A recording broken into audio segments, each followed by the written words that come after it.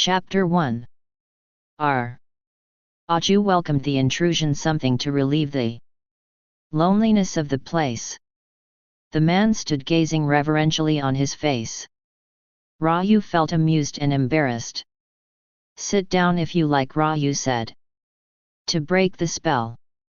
The other accepted the suggestion with a grateful nod and went down the river steps to wash his feet and face, came up, wiping himself dry with the end of a checkered yellow towel on his shoulder, and took his seat 2 steps below the granite slab on which Raju was sitting, cross-legged as if it were a throne, beside an ancient shrine.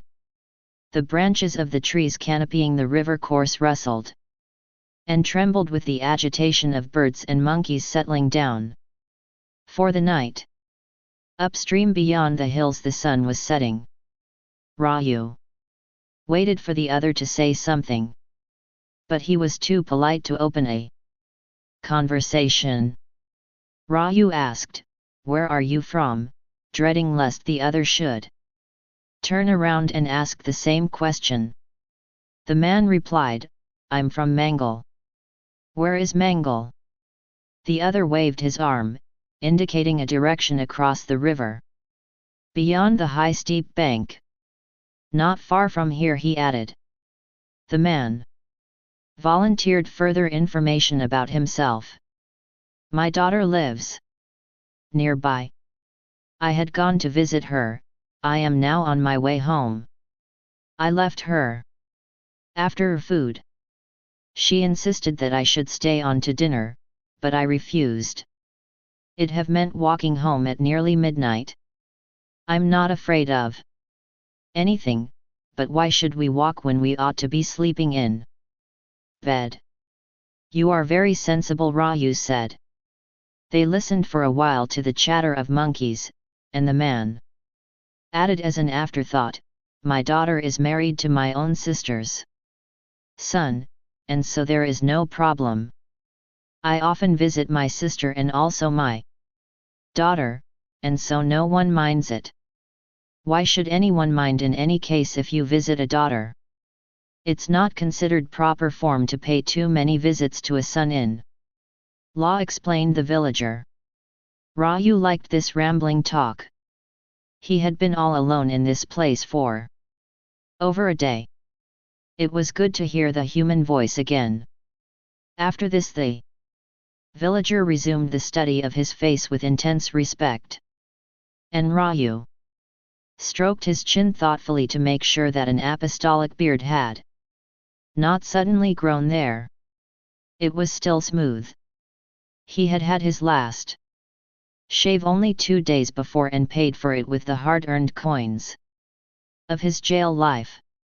Loquacious as usual and with the sharp blade scraping the soap, the barber had asked, "Coming out, I suppose?" Raju rolled his eyes and remained silent. He felt irritated at the question, but did not like to show it with the fellow holding the knife. "Just coming out," repeated the barber obstinately. Raju felt it would be no use being angry with such a man. Here he was in the presence of experience. He asked, "How do you know?" "I have spent 20 years shaving people here. Didn't you observe that this was the first shop as you left the jail gate? Half the trick is to have your business in the right place. But that raises other people's jealousies," he said, waving off an army of jealous barbers. "Don't you attend to the inmates?" "Not until they come out. It is my brother's son who is on duty there. I don't want to compete with him and I don't want to enter the jail gates every day." "Not a bad place," said Raju through the soap. "Go back then," said the barber and asked, "What was it? What did the police say?" "Don't talk of it," snapped Raju and tried to maintain a sullen, forbidding silence for the rest of the shave. But the barber was not to be cowed so easily. His lifelong contact with tough men had hardened him. he said, 18 months or 24? I can bet it's one or the other. Raju felt admiration for the man.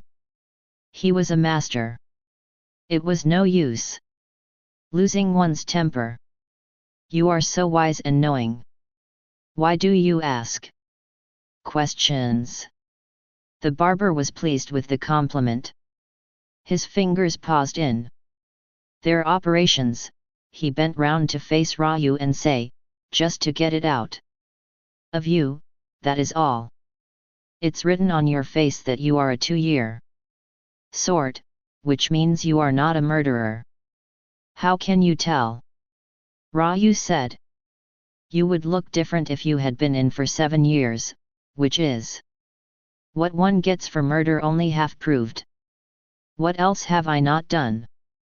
Raju asked. You have not cheated in any big way, but perhaps only in a small, petty manner. Go on. What next? You have not abducted or raped anyone, or set fire to a house.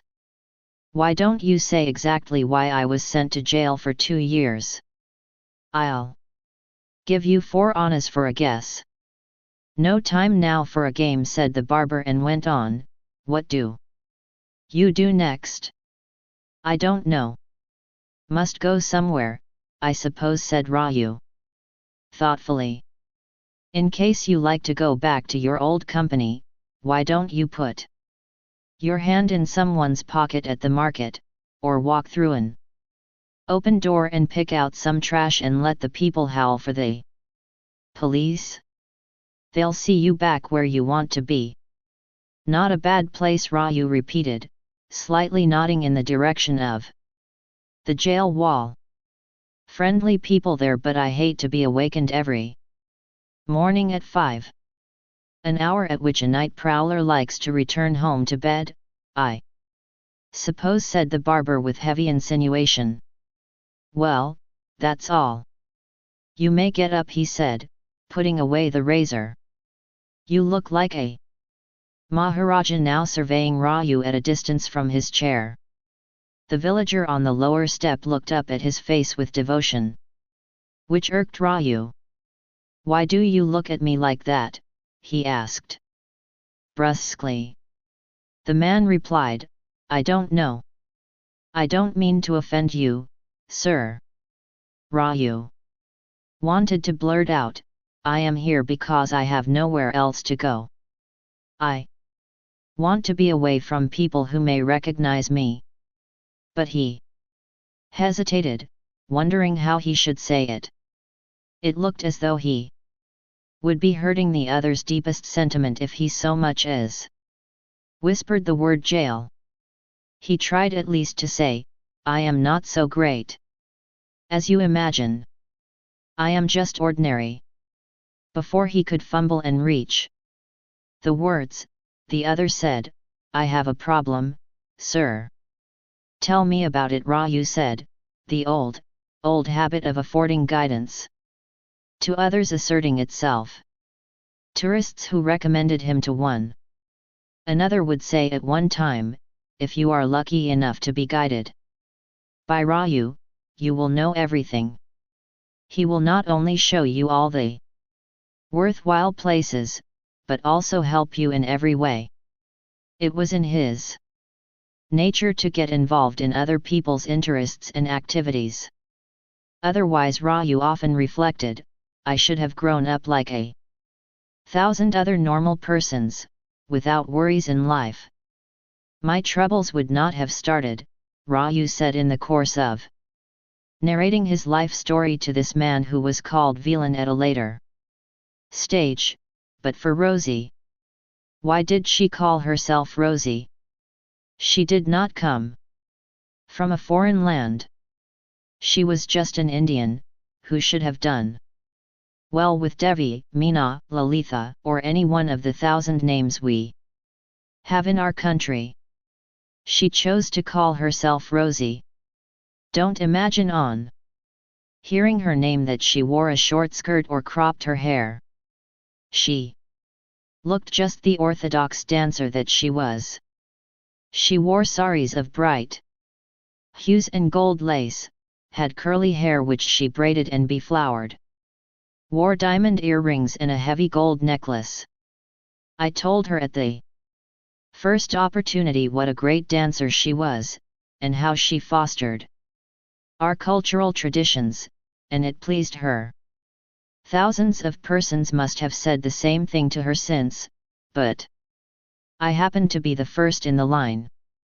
Anyone likes to hear flattering sentiments, and more than others, I suppose, dancers.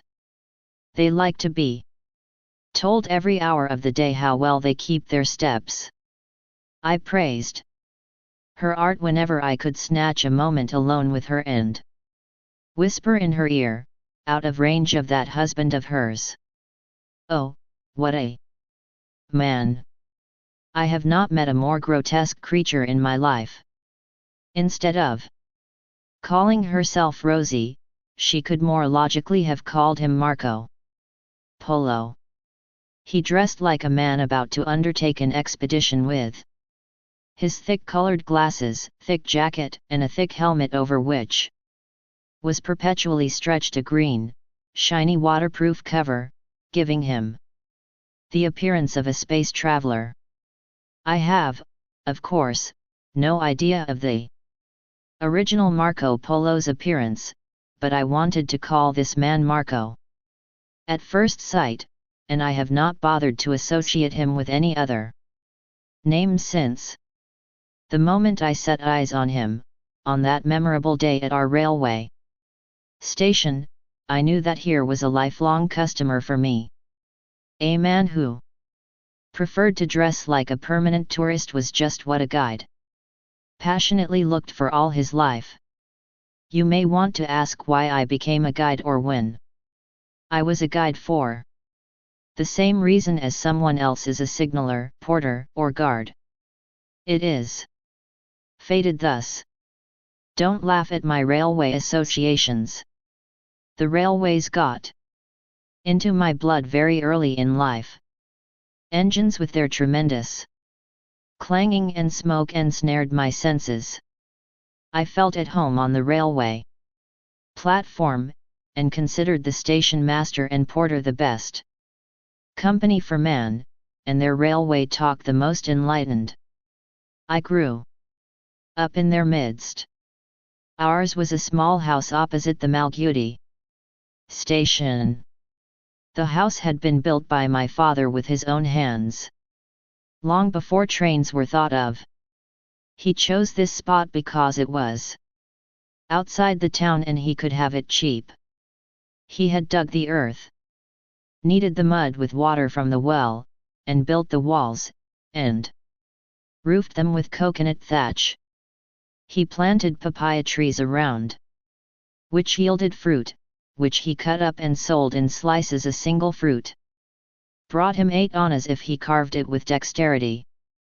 My father had a small shop built of dealwood planks and gunny sack, and all day he sat there selling peppermint, fruit, tobacco, betel leaf, parched gram, which he measured out of tiny bamboo cylinders, and whatever else the wayfarers on the trunk road demanded.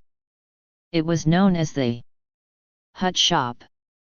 A crowd of peasants and drivers of bullock wagons were always gathered in front of his shop. A very busy man indeed.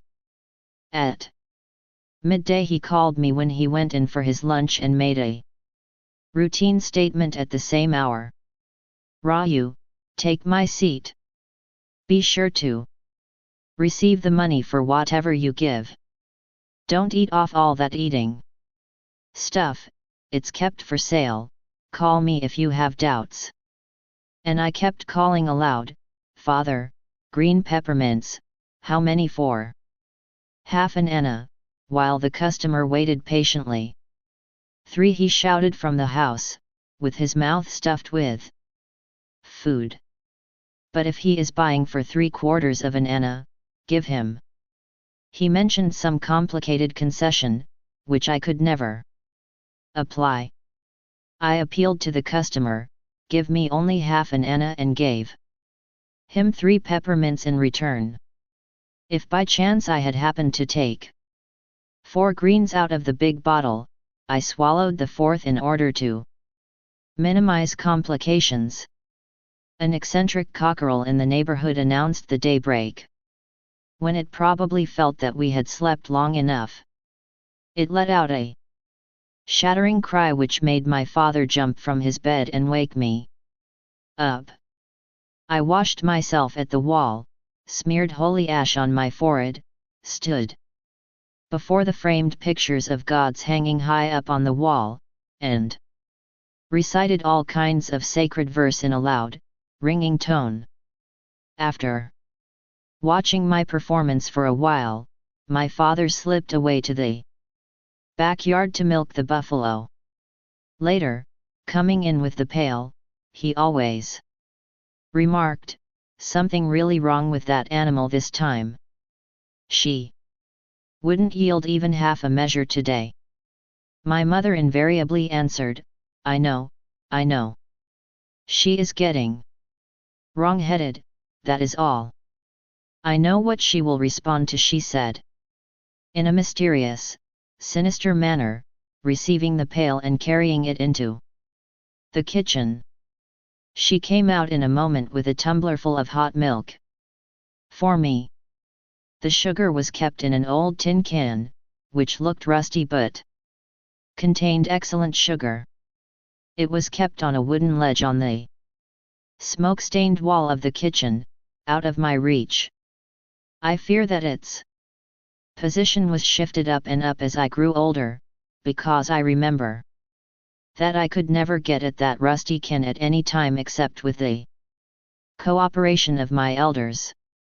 When the sky lightened, my father was ready for me on the pile. There he sat with a thin broken twig at his side. The modern notions of child psychology were unknown then. The stick was an educator's indispensable equipment. "The unbeaten brat will remain unlearned," said my father, quoting an old proverb. He taught me the Tamil alphabet. He wrote the first 2 letters on each side of my slate at a time.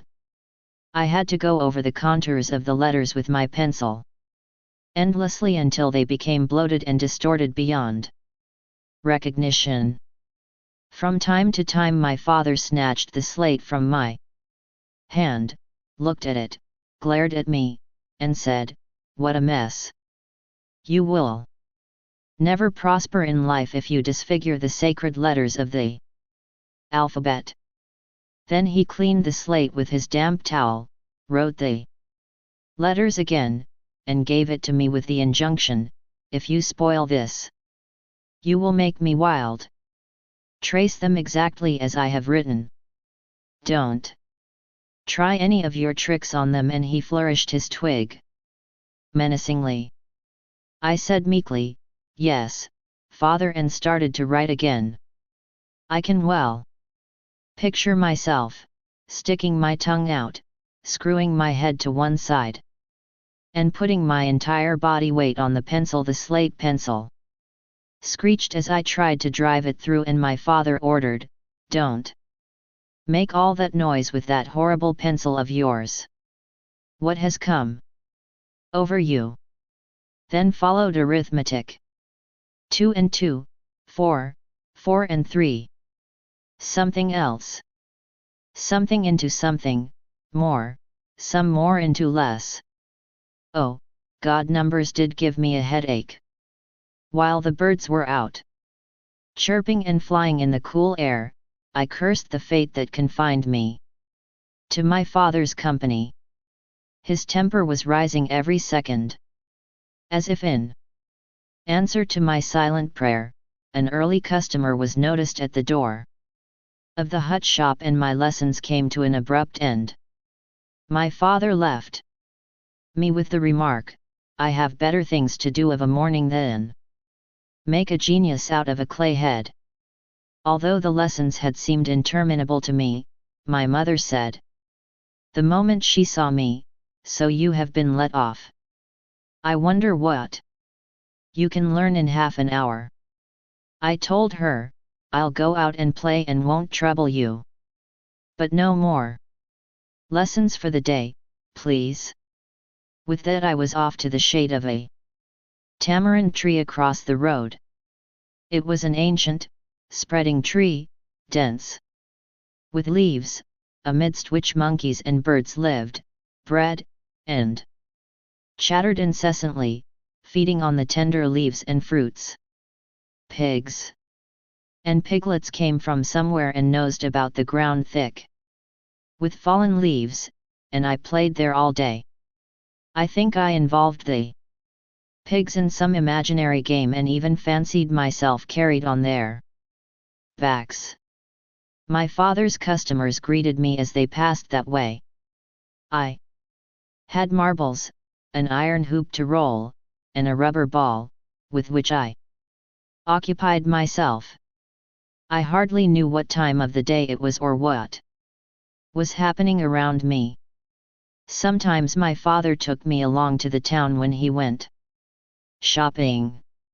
He stopped a passing bullock cart for the trip. I hung about anxiously with an appealing look in my eyes.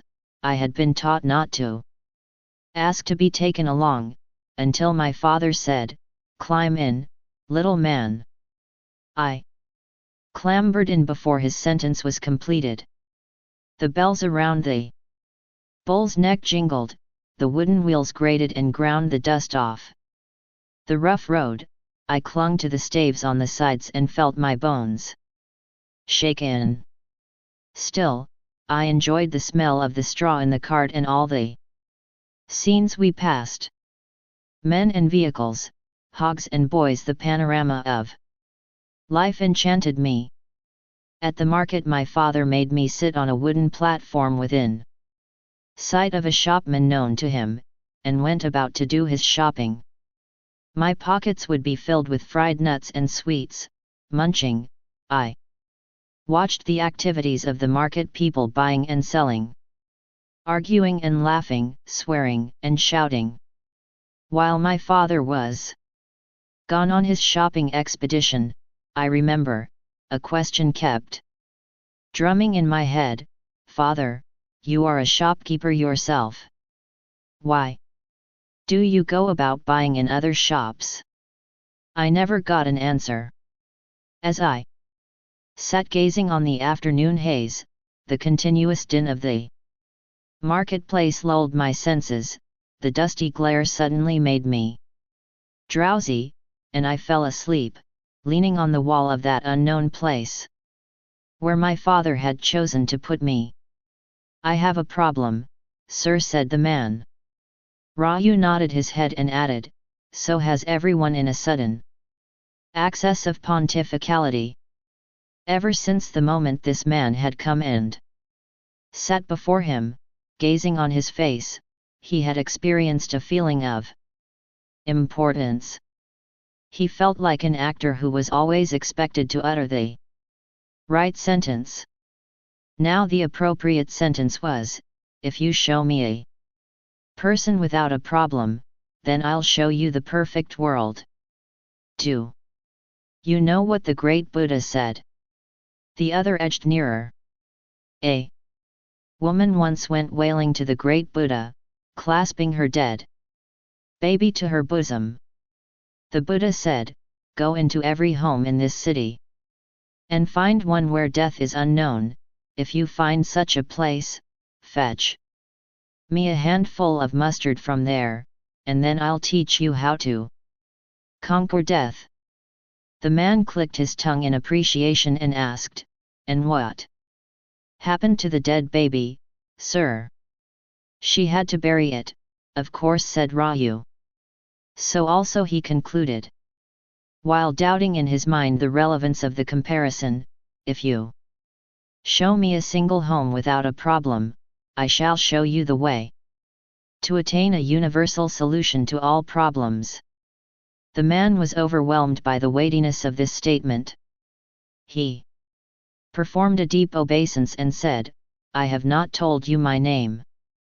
"Sir, I am Velan. My father in his lifetime married thrice. I am the first son of his first wife. The youngest daughter of his last wife is also with us. As the head of the family, I have given her every comfort at home, provided her with all the jewelry and clothes a girl needs, but... He paused slightly before bringing out the big surprise. But Raju completed the sentence for him, the girl shows no gratitude. Absolutely, sir, said the man. And she will not accept your plans for her marriage. Oh, too true, Sir Velan said, wonderstruck. My cousin's son is a fine boy. Even the date of the wedding was fixed, but do you know, sir, what the girl did? Ran away from the whole thing, said Raju, and asked, how did you bring her back? I searched for her 3 days and nights and spotted her in a festival crowd in a distant village. They were pulling the temple chariot around the streets, and the population of 50 villages was crowded into one. I searched every face in the crowd and at last caught her while she was watching a puppet show. Now, do you know what she does? Raju decided to let the other have the satisfaction of saying things himself, and Velan ended his story with, she sulks in a room all day. I do not know what to do. It is possible that she is possessed. If I could know what to do with her, it'd be such a help, sir. Raju said with a philosophic weariness, such things are common in life. One should not let oneself be bothered unduly by anything. What am I to do with her, sir? Bring her over, let me speak to her, Raju said grandly. Velan rose, bowed low, and tried to touch Raju's feet. Raju recoiled at the attempt. I'll not permit anyone to do this. God alone is entitled to such a prostration. He will destroy us if we attempt to usurp his rights. He felt he was attaining the stature of a saint. Velan went down the steps meekly, crossed the river, climbed the opposite bank, and was soon out of sight. Raju ruminated. I wish I had asked him what the age of the girl was. Hope she is uninteresting. I have had enough trouble in life. He sat there for a long time, watching the river flow into the night. The rustle of the people and banyan trees around was sometimes loud and frightening. The sky was clear. Having nothing else to do, he started counting the stars. He said to himself, I shall be rewarded for this profound service to humanity. People will say, here is the man who knows the exact number of stars in the sky. If you have any trouble on that account, you had better consult him. He will be your night guide for the skies. He told himself, the thing to do is to start from a corner and go on patch by patch. Never work from the top to the horizon, but always the other way. He was evolving a theory. He started the count from above a fringe of palmyra trees on his left-hand side, up the course of the river, over to the other side. 1255. He suddenly realized that if he looked deeper, a new cluster of stars came into view. By the time he assimilated it into his reckoning, he realized he had lost sight of his starting point and found himself entangled in hopeless figures. He felt exhausted. He stretched himself on the stone slab and fell asleep. Under the open sky, the 8 o'clock sun shone fully on his face. He opened his eyes and saw Velan standing respectfully away on a lower step. I have brought my sister, he said, and thrust up a young girl of 14, who had tightly braided her hair and decorated herself with jewelry.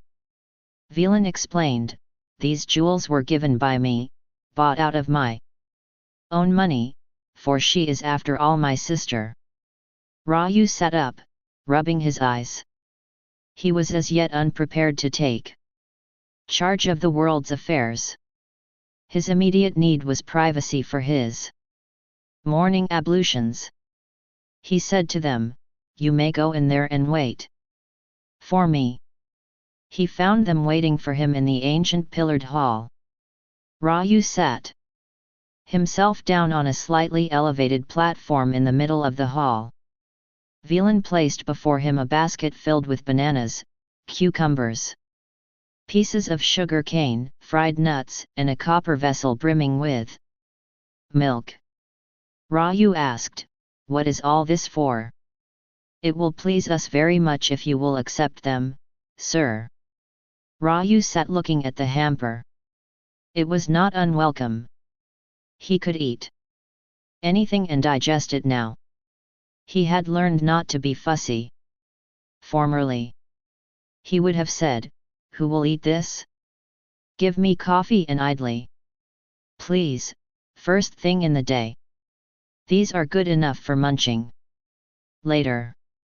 But prison life had trained him to swallow anything at any time. Sometimes a colleague in the cell, managing to smuggle in, through the kindness of a warder, something unpalatable like mutton puff made 6 days ago, with its oil going rancid, shared it with Raju, and Raju remembered how he ate it with gusto at 3 in the morning, a time chosen before the others could wake up and claim a share. Anything was welcome now. He asked, "Why do you do all this for me? They are grown in our fields and we are proud to offer them to you." Raju did not have to ask further questions.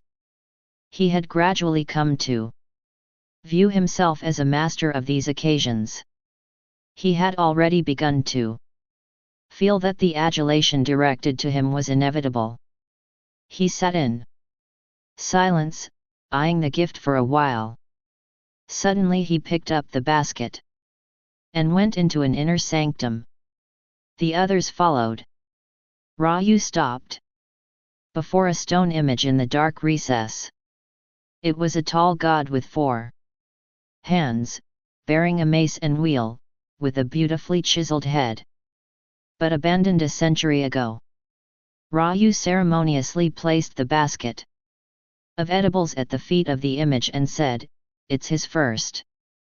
Let the offering go to him, first, and we will eat the remnant." By giving to God, do you know how it multiplies, rather than divides? Do you know the story? He began narrating the story of Devaka, a man of ancient times who begged for alms at the temple gate every day and would not use any of his collections without first putting them at the feet of the god. Halfway through the story he realized that he could not remember either its course or its purport. He lapsed into silence. Vilan patiently waited for the continuation. He was of the stuff disciples are made of, an unfinished story or an incomplete moral. Never bothered him, it was all in the scheme of life. When Raju turned and strode majestically back to the river step, Vilan and his sister followed him mutely. "How could I recollect the story heard from my mother so long ago? She told me a story every evening while we waited for father to close the shop and come home. The shop remained open till midnight. Bullock carts in long caravans arrived late in the evening from distant villages, loaded with coconut, rice, and other commodities for the market. The animals were unyoked under the big tamarind tree for the night, and the cartmen drifted in 2s and 3s to the shop, for a chat or to ask for things to eat or smoke. How my father loved to discuss with them the price of grain, rainfall, harvest, and the state of irrigation channels. Or they talked about old litigations. One heard repeated references to magistrates, affidavits, witnesses in the case, and appeals, punctuated with roars of laughter. Possibly the memory of some absurd legality or loophole tickled them. My father ignored food and sleep when he had company. My mother sent me out several times to see if he could be made to turn in. He was a man of uncertain temper, and one could not really guess how he would react to interruptions, and so my mother coached me to go up, watch his mood, and gently remind him of food and home. I stood under the shop awning, coughing and clearing my throat, hoping to catch his eye. But the talk was all absorbing and he would not glance in my direction, and I got absorbed in their talk, although I did not understand a word of it. After a while my mother's voice came gently on the night air, calling, "Raju, Raju," and my father interrupted his activities to look at me and say, "Tell your mother not to wait for me. Tell her to place a handful of rice and buttermilk in a bowl, with just one piece of lime pickle, and keep it in the oven for me. I'll come in later." It was almost a formula with him 5 days in a week. He always added, "Not that I'm really hungry tonight." And then I believe he went on to discuss health problems with his cronies.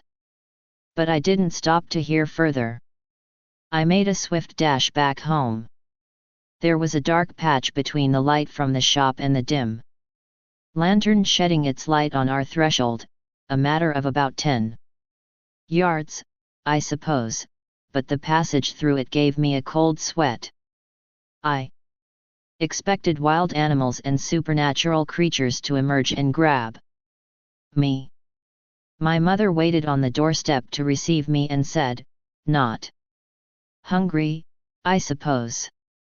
That'll give him an excuse to talk to the village folk all night, and then come in for an hour's sleep and get up with the crowing of that foolish cock somewhere. He will spoil his health." I followed her into the kitchen. She placed my plate and hers side by side on the floor, drew the rice pot within reach, and served me and herself simultaneously, and we finished our dinner by the sooty tin lamp stuck on a nail in the wall. She unrolled a mat for me in the front room, and I lay down to sleep.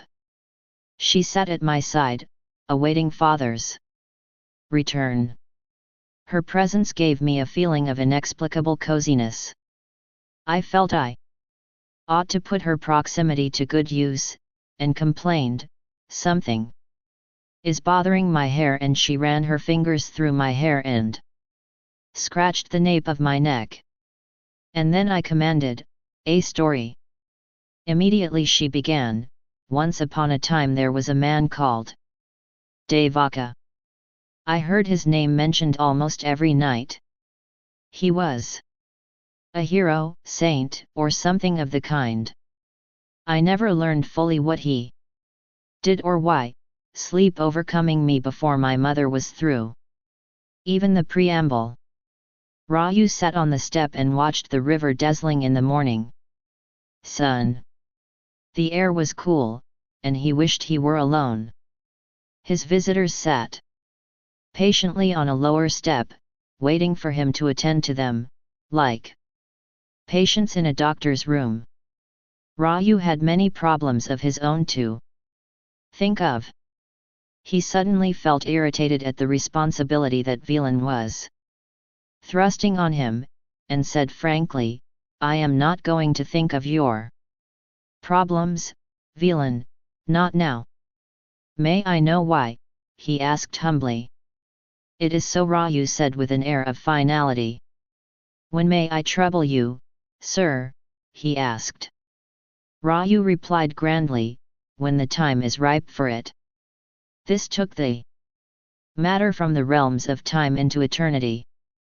Velan accepted his answer with resignation and rose to go. It was rather touching.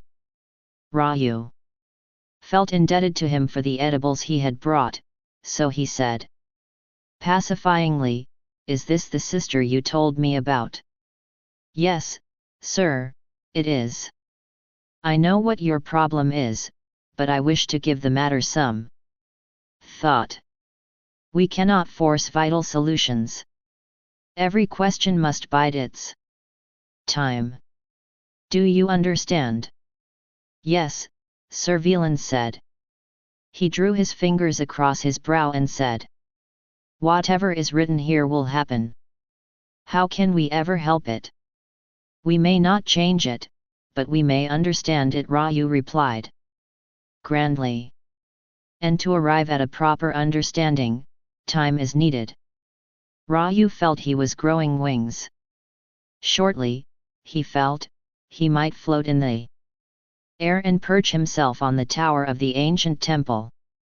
Nothing was going to surprise him. He suddenly found himself asking, "Have I been in a prison or in some sort of transmigration?" Velan looked relieved and proud to hear so much from his master. He looked significantly at his difficult sister, and she bowed her head in shame. Raju declared, fixedly looking at the girl, "What must happen? Must happen. No power on earth or in heaven can change its course. Just as no one can change the course of that river." They gazed on the river, as if the clue to their problems lay there, and turned to go. Raju watched them cross the river and climb the opposite bank. Soon they were out of sight. Chapter 2. We noticed much activity in the field in front of our house.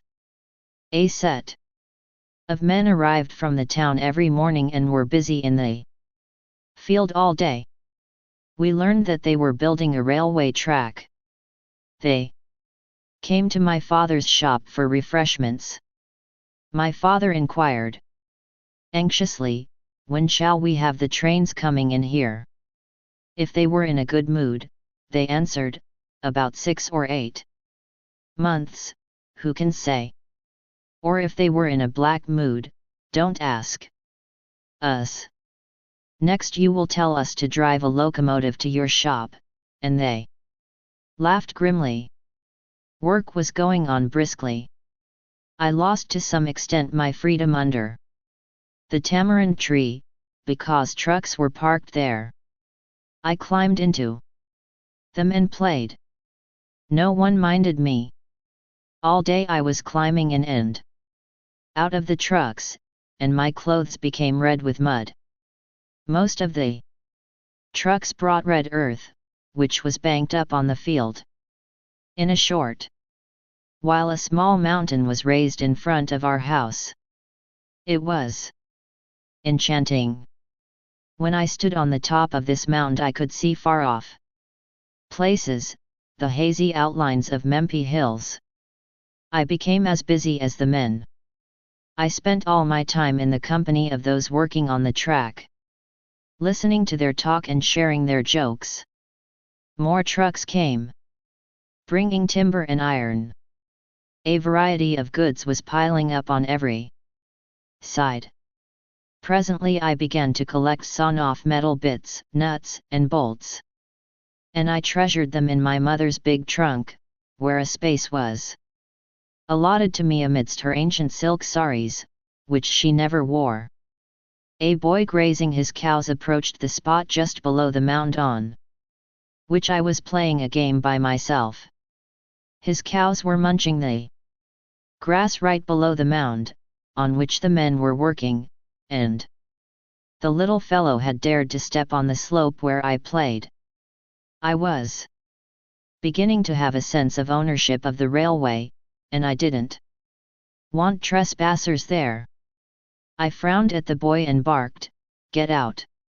"Why?" he asked. "My cows are here, I'm watching them." "Begone with your cows," I said. otherwise they will be run over by the train, which will be here shortly. Let them be. What do you care, he said, which irritated me so much that I let out a yell and pounced on him with "you son of a" and a variety of other expressions recently picked up. The boy, instead of knocking me down, ran screaming to my father. "Your son is using bad language." My father sprang up on hearing this. Just my misfortune. He came rushing toward me as I was resuming my game and asked, "What did you call this boy?" I had the good sense not to repeat it. I blinked wordlessly, at which the boy repeated exactly what I had said. This produced an unexpectedly violent effect on my father. He grabbed my neck within the hollow of his hand, and asked, "Where did you pick that up?" I pointed at the men working on the track. He looked up, remained silent for a second, and said, "Oh, that is so, is it? You will not idle about picking up bad words anymore. I will see to it. You will go to a school tomorrow and every day." "Father!"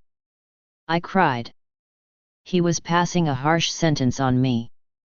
To be removed from a place I loved to a place I loathed. A tremendous fuss was made before I started for my school each day. My mother fed me early and filled up a little aluminum vessel with refreshment for the afternoon. She carefully put my books and slate into a bag and slung it across my shoulder.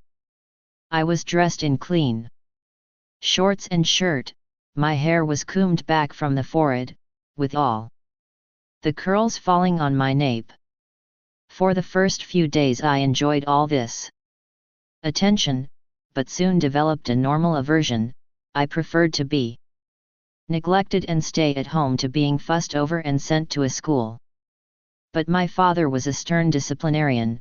Perhaps he was a snob who wanted to brag before others that his son was going to a school.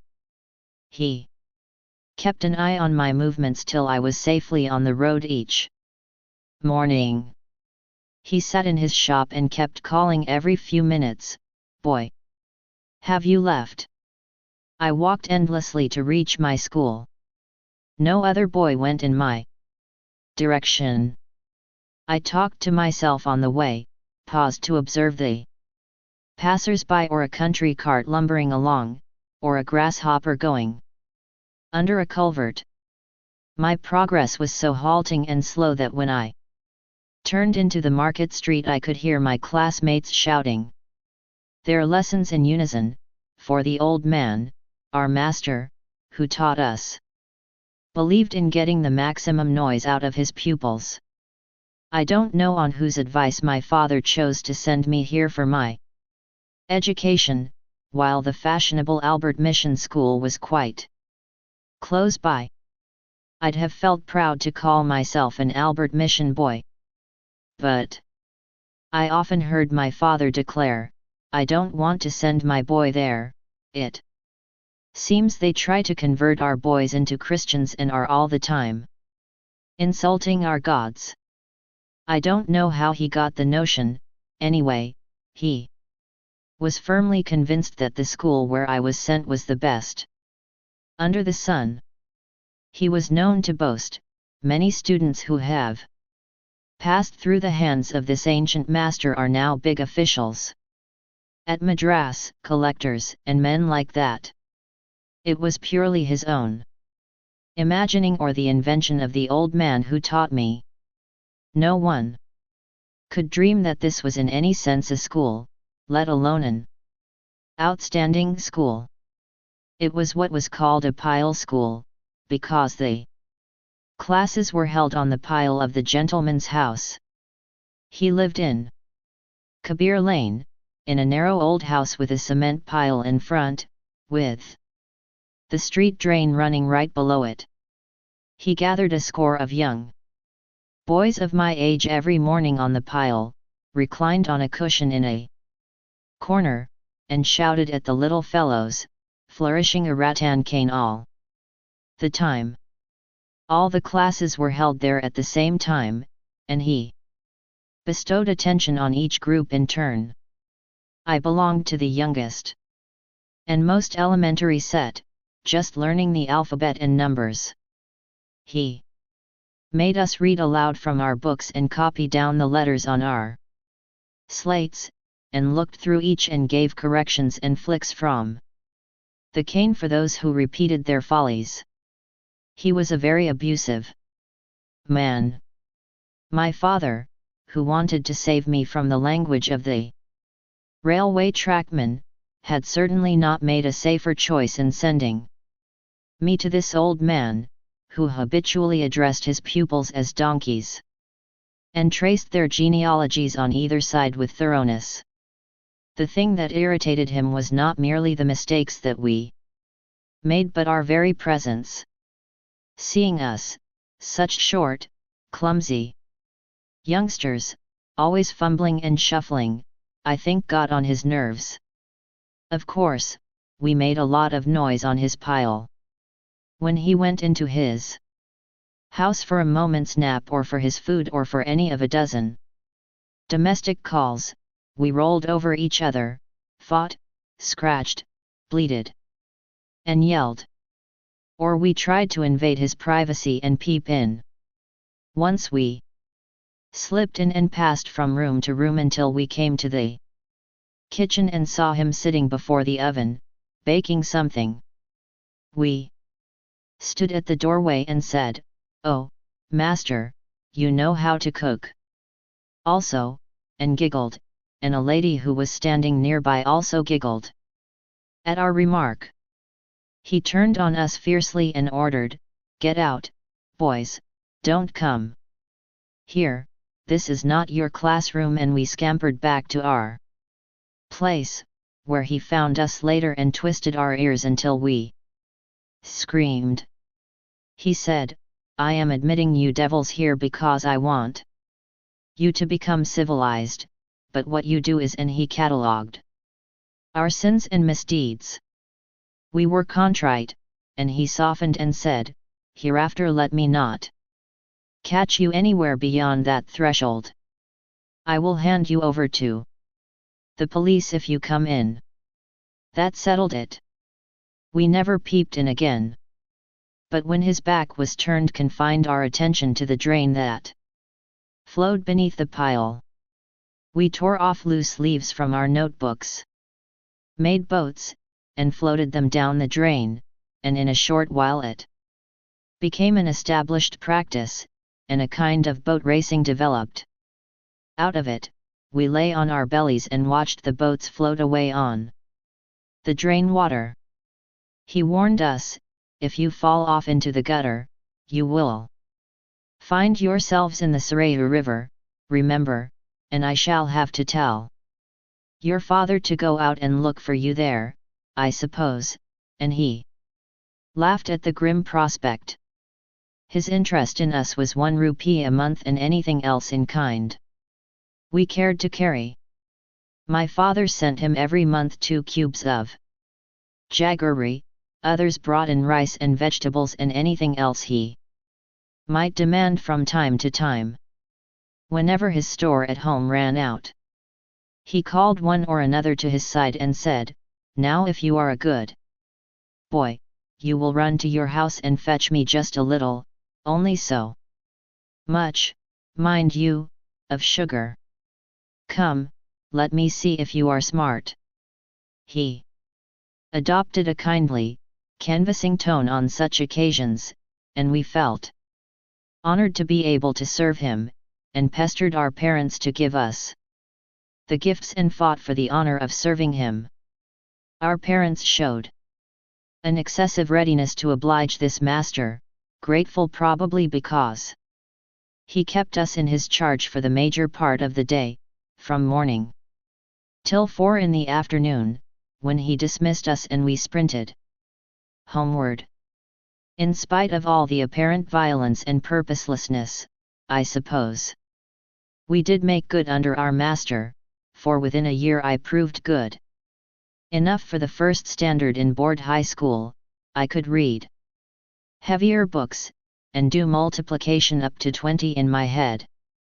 The old master himself escorted me to the board school, which had just established itself, and admitted me there. He saw me off in my new class, seated me and 2 others, and blessed us before taking leave of us. It was a pleasant surprise for us that he could be so kind. Villain was bursting with news of a miracle. He stood before Raju with folded hands, and said, "Sir, things have turned out well. I'm so happy how my sister came before our family gathering and admitted her follies. She has agreed." He went on to explain. The girl had all of a sudden appeared before the assembled family that morning. She faced everyone straight and said, "I have behaved foolishly all these days. I will do what my brother and the other elders at home tell me to do. They know what is best for us." I could hardly believe my ears, explained Villain. I pinched myself to see whether I was dreaming or awake. This girl's affair had cast a gloom on our home. If you left out our partition suit and all the complications arising from it, we had no worry to equal this. You see, we are fond of the girl, and it pained us to watch her sulk in a dark room, without minding her appearance or dress or caring for food. We did our best to make her cheerful and then had to leave her alone. We had all been very miserable on account of her, and so we were surprised this morning when she came before us with her hair oiled and braided, with flowers in it.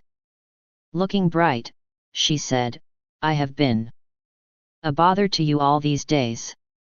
Forgive me, all of you. I shall do whatever my elders order me to do." Naturally, after we got over the surprise, we asked, "Are you prepared to marry your cousin?" She did not answer at once, but stood with bowed head. My wife took her aside and asked whether we might send word to the other family, and she agreed. We have sent the happy message around, and there will soon be a marriage in our house. I have money, jewelry, and everything ready. I will call the pipers and drummers tomorrow morning and get through it all quickly. I have consulted the astrologer already, and he says that this is an auspicious time. I do not want to delay even for a second the happy event, for fear that she may change her mind once again." Raju asked.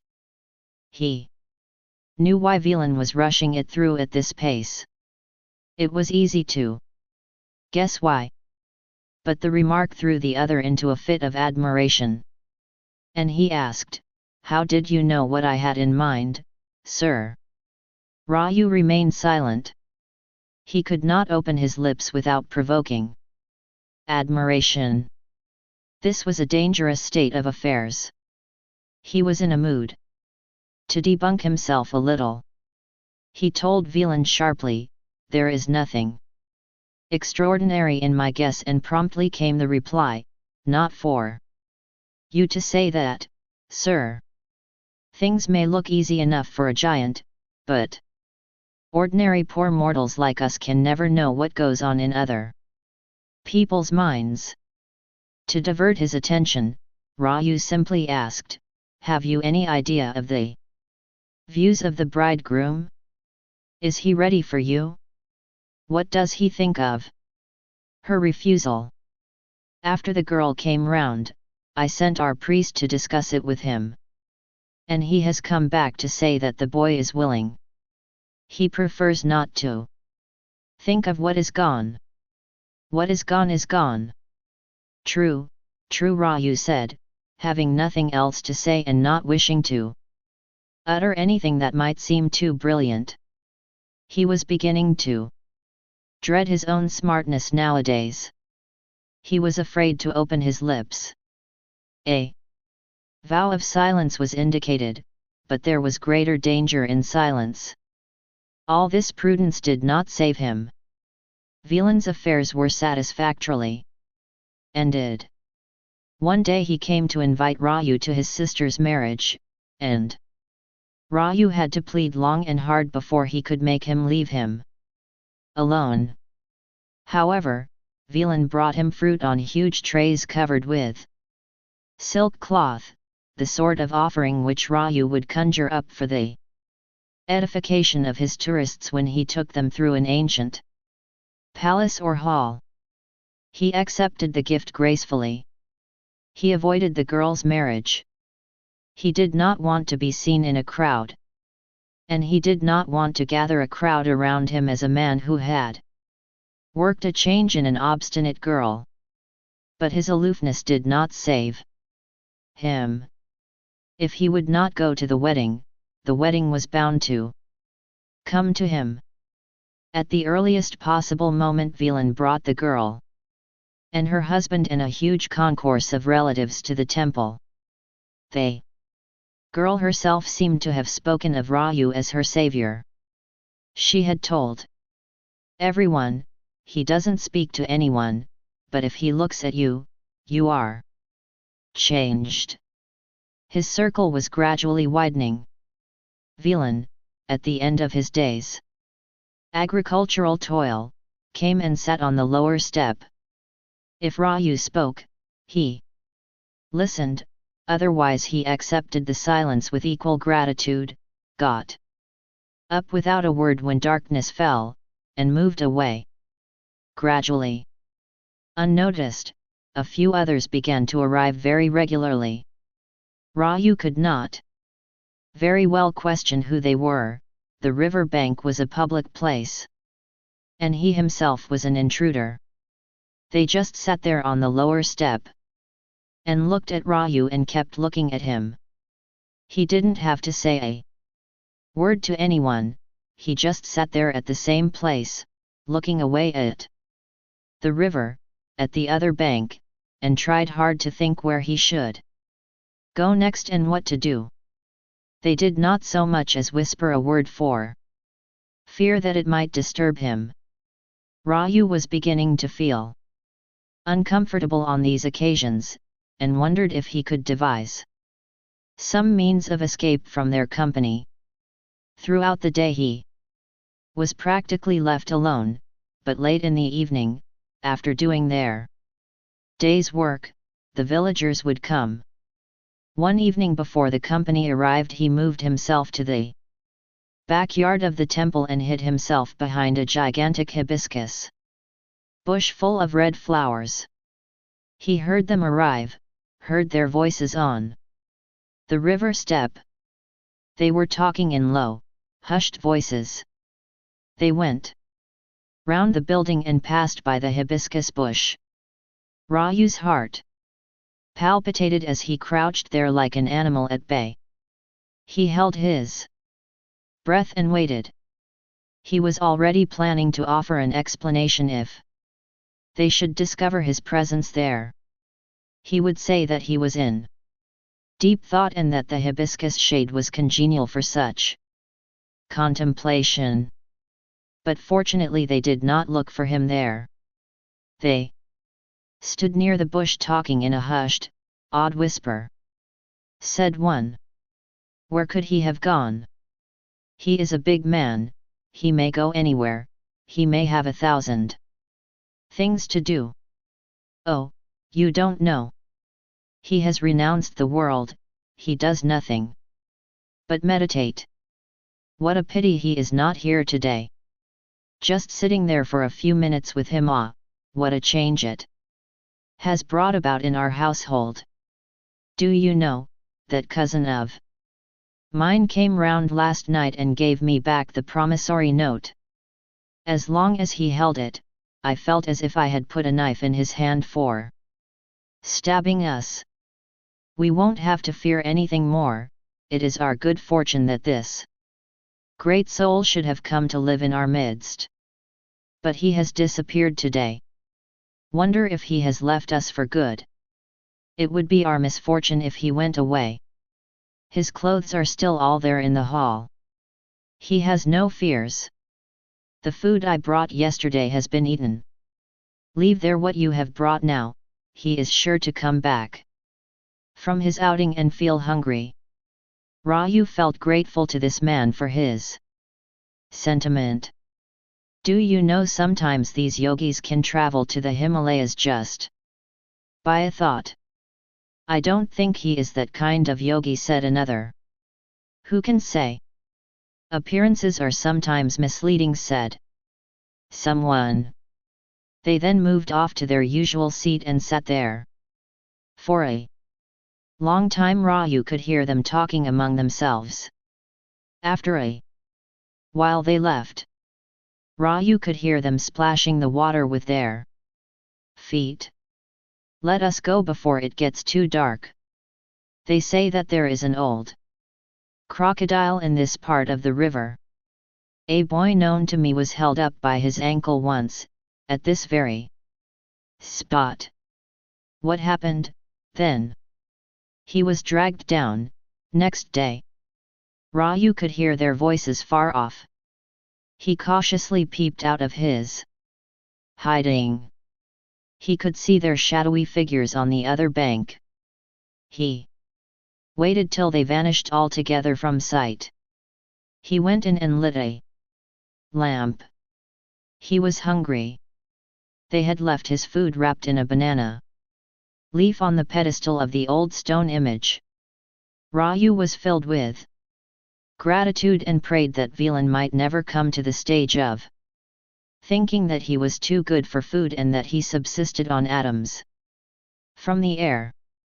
Next morning he rose early and went through his ablutions, washed his clothes in the river, lit the stove, made himself coffee, and felt completely at ease with the world. He had to decide on his future.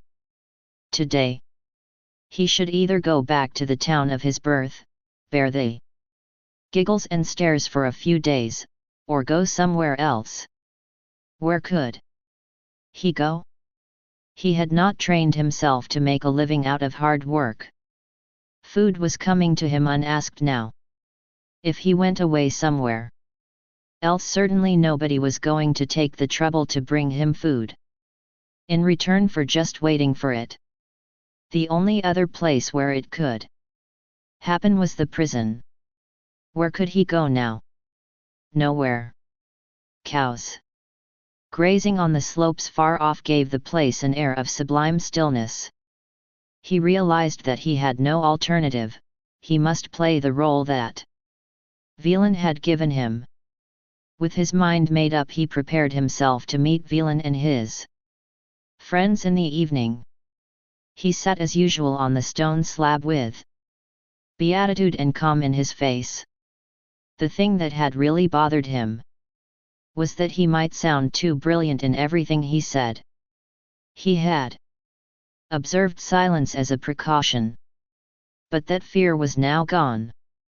He decided to look as brilliant as he could manage, let drop gems of thought from his lips, assume all the radiance available, and afford them all the guidance they required without stint.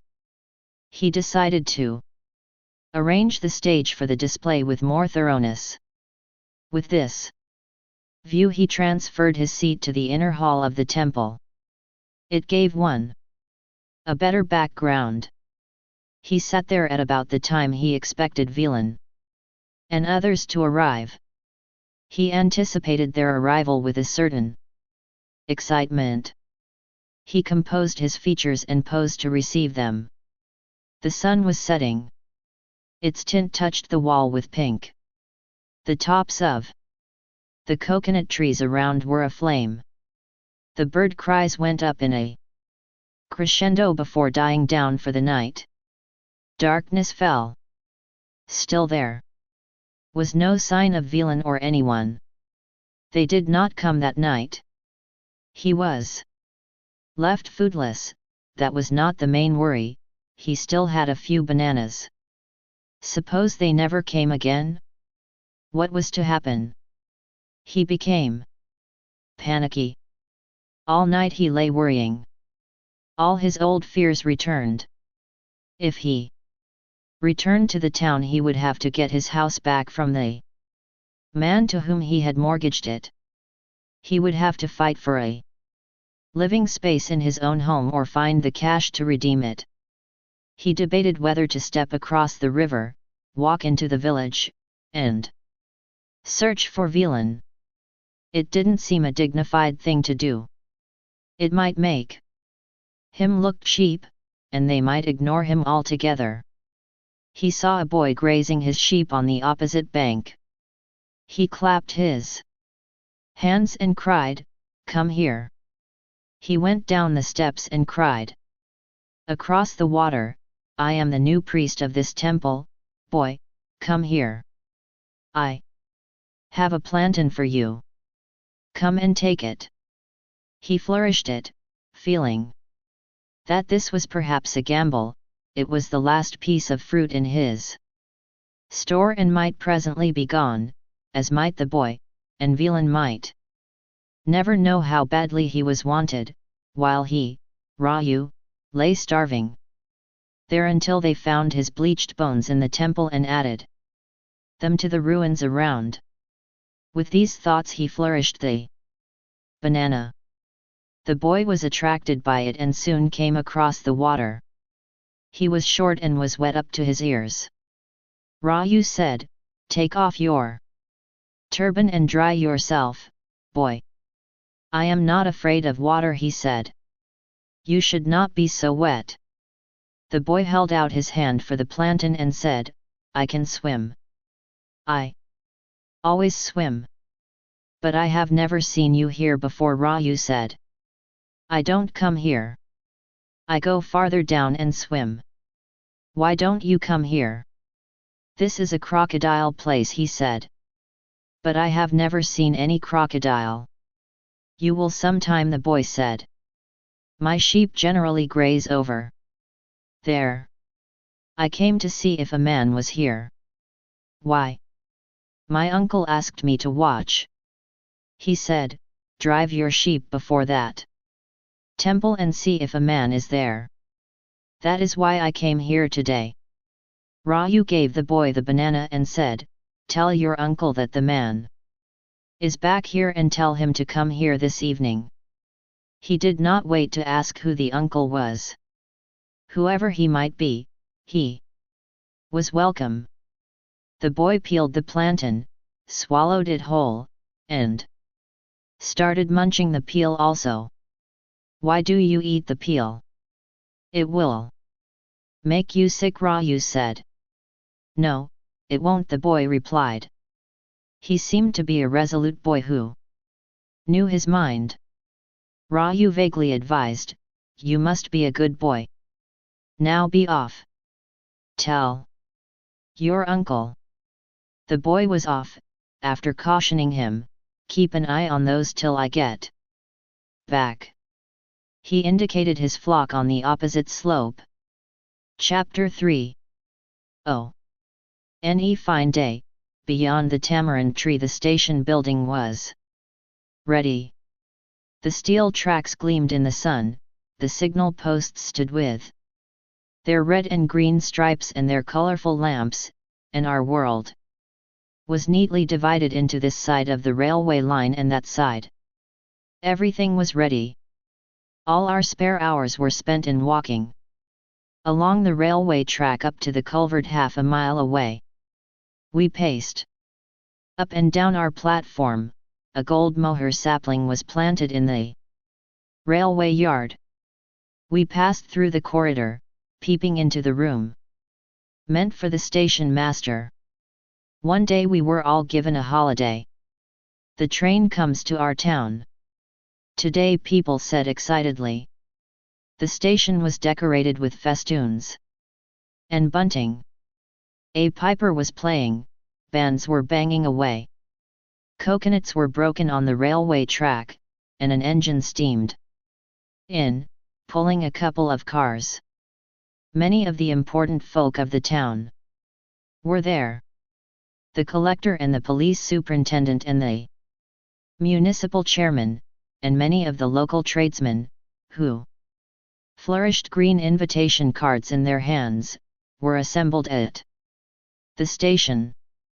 The police guarded the platform and did not allow the crowds in. I felt cheated by this. I felt indignant that anyone should prohibit my entry to the platform. I squeezed myself through the railings at the farthest end, and by the time the engine arrived I was there to receive it. I was probably so small that no one noticed my presence. Tables were laid and official gentlemen sat around refreshing themselves, and then several men got up and lectured. I was aware only of the word Malgudi recurring in their speeches. There was a clapping of hands. The band struck up, the engine whistled, the bell rang, the guard blew his whistle, and the men who had been consuming refreshments climbed into the train. I was half inclined to follow their example, but there were many policemen to stop me. The train moved and was soon out of sight. A big crowd was now allowed to come onto the platform. My father's shop had record sales that day. By the time a station master and a porter were installed in their little stone house at the back of the station, facing our house, my father had become so prosperous that he acquired a jutka and a horse in order to go to the town and do his shopping. My mother had been apathetic. Why should you have all this additional bother in this household, horse and horsegram and all that, while the buffalo pair is a sufficient bother? He did not answer her in any detail, just swept off her objections with, "You know nothing about these things. I have so much to do every day in the town. I have to visit the bank so often." He uttered the word bank with a proud emphasis, but it did not impress my mother. And so there was an addition of a thatch-roofed shed to our yard, in which a brown pony was tied up, and my father had picked up a groom to look after it. We became the talk of the town with this horse and carriage, but my mother never reconciled herself to it. She viewed it as an extraordinary vanity on my father's part, and no amount of explanation from him ever convinced her otherwise. Her view was that my father had overestimated his business, and she nagged him whenever he was found at home and the horse and carriage were not put to proper use. She expected him to be always going round the streets in his vehicle. He had not more than an hour's job any day in the town, and he always came back in time to attend to his shop, which he was now leaving in charge of a friend for a few hours in the day. My mother was developing into a successful nagger, I suppose, for my father was losing much of his aggressiveness and was becoming very apologetic about his return home whenever the horse and the carriage were left unused under the tamarind tree. "You take it and go to the market, if you like," he often said, but my mother spurned the offer, explaining, "Where should I go every day? Someday it may be useful for going to the temple on a Friday. But ought you to maintain an extravagant turnout all through the year, just for a possible visit to the temple? Horsegram and grass, do you know what they cost?"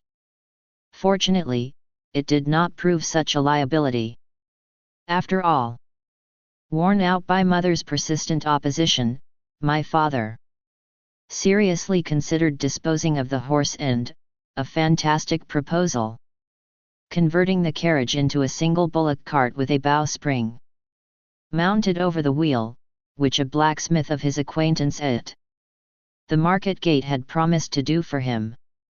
The groom who minded the horse laughed at the idea and said that it was an impossible proposition, convincing my father that the blacksmith would reduce the carriage to a piece of furniture fit for lounging under the tamarind tree. You could as well listen to a promise to turn the horse into a bullock, he said, and then he made a proposal which appealed to my father's business instinct.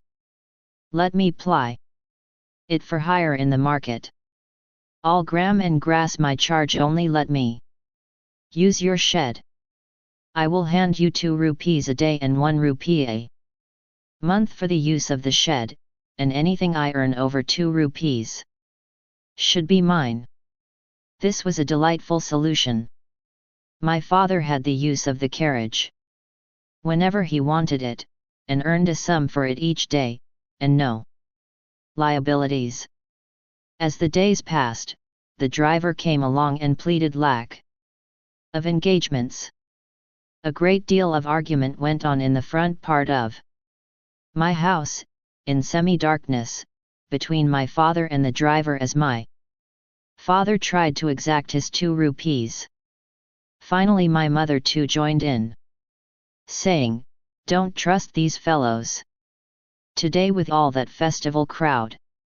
He says he has not made any money. How can we believe him?" My mother was convinced that the cart driver drank his earnings. My father retorted, "What if he drinks? It is none of our business." Every day this went on. Every night the man stood under the tree and cringed and begged for remission. It was evident that he was misappropriating our funds. For within a few weeks the man came and said, "This horse is growing bony and will not run properly, and is becoming wrong-headed. It is better we sell it off soon and take another, because all the passengers who get into this jutka complain and pay less at the end because of the discomfort suffered. And the springs over the wheels must also be changed." The man was constantly suggesting that the turnout had better be sold off and a new one taken. Whenever he said it within my mother's hearing, she lost her temper and shouted at him, saying that 1 horse and carriage were sufficient expense. This reduced my father to viewing the whole arrangement as a hopeless liability, until the man hinted that he had an offer of 70 rupees for both horse and carriage. My father managed to raise this to 75, and finally the man brought the cash and drove off the turnout himself. Evidently he had saved a lot of our own money for this enterprise. Anyway, we were glad to be rid of the thing. This was a nicely calculated transaction, for as soon as the trains began to arrive regularly at our station we found our jutka doing a brisk business carrying passengers to the town. My father was given the privilege of running a shop at the railway station. What a shop it was! It was paved with cement, with shelves built in. It was so spacious that when my father had transferred all the articles from the hut shop, the place was only 1/4 filled. There were so many blank spaces all along the wall that he felt depressed at the sight of it. For the first time he was beginning to feel that he had not been running a very big business after all. My mother had come out to watch the operation and taunted him. "With this stock you think of buying motor cars and whatnot." He had not at any time proposed buying a motor car, but she liked to nag him. Father said, rather weakly, "Why drag in all that now?" He was ruminating. "I shall need at least another 500 rupees worth of articles to fill up all this space." The station master, an old man wearing a green turban round his head and silver-rimmed spectacles, came along to survey the shop. My Father became extremely deferential at the sight of him. Behind him stood Korea the porter in his blue shirt and turban. My mother withdrew unobtrusively and went back home. The station master viewed the shop from a distance with his head on one side as if he were an artist viewing a handiwork. The porter, ever faithful, followed his example, keeping himself in readiness to agree with whatever he might say. The station master said, "Fill up all that space, otherwise the ATS might come round and ask questions, poking his nose into all our affairs. It has not been easy to give you this shop." My father sat me in the shop and went over to the town to make the purchases. "Don't display too much rice and other stuff, keep the other shop for such things," advised the station master.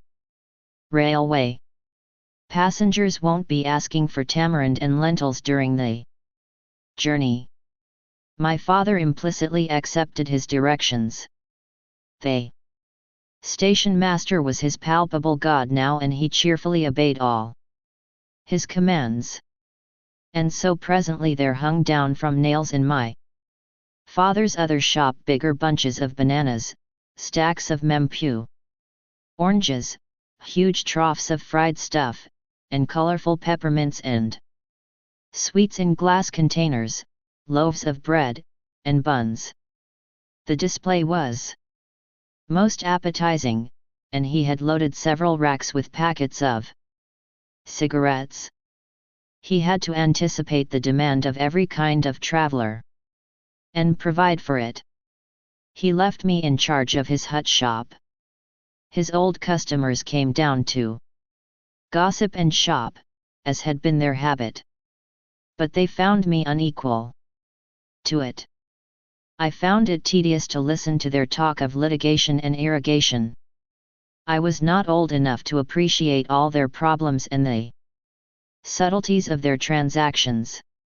I listened to them without response. And soon they discovered that I was no good companion for them. They left me in peace and wandered off to the other shop, seeking my father's company. But they found it untenable. They felt strange there. It was too sophisticated a surrounding for them. Very soon, unobtrusively, my father was back in his seat at the hut shop, leaving me to handle the business in the new shop.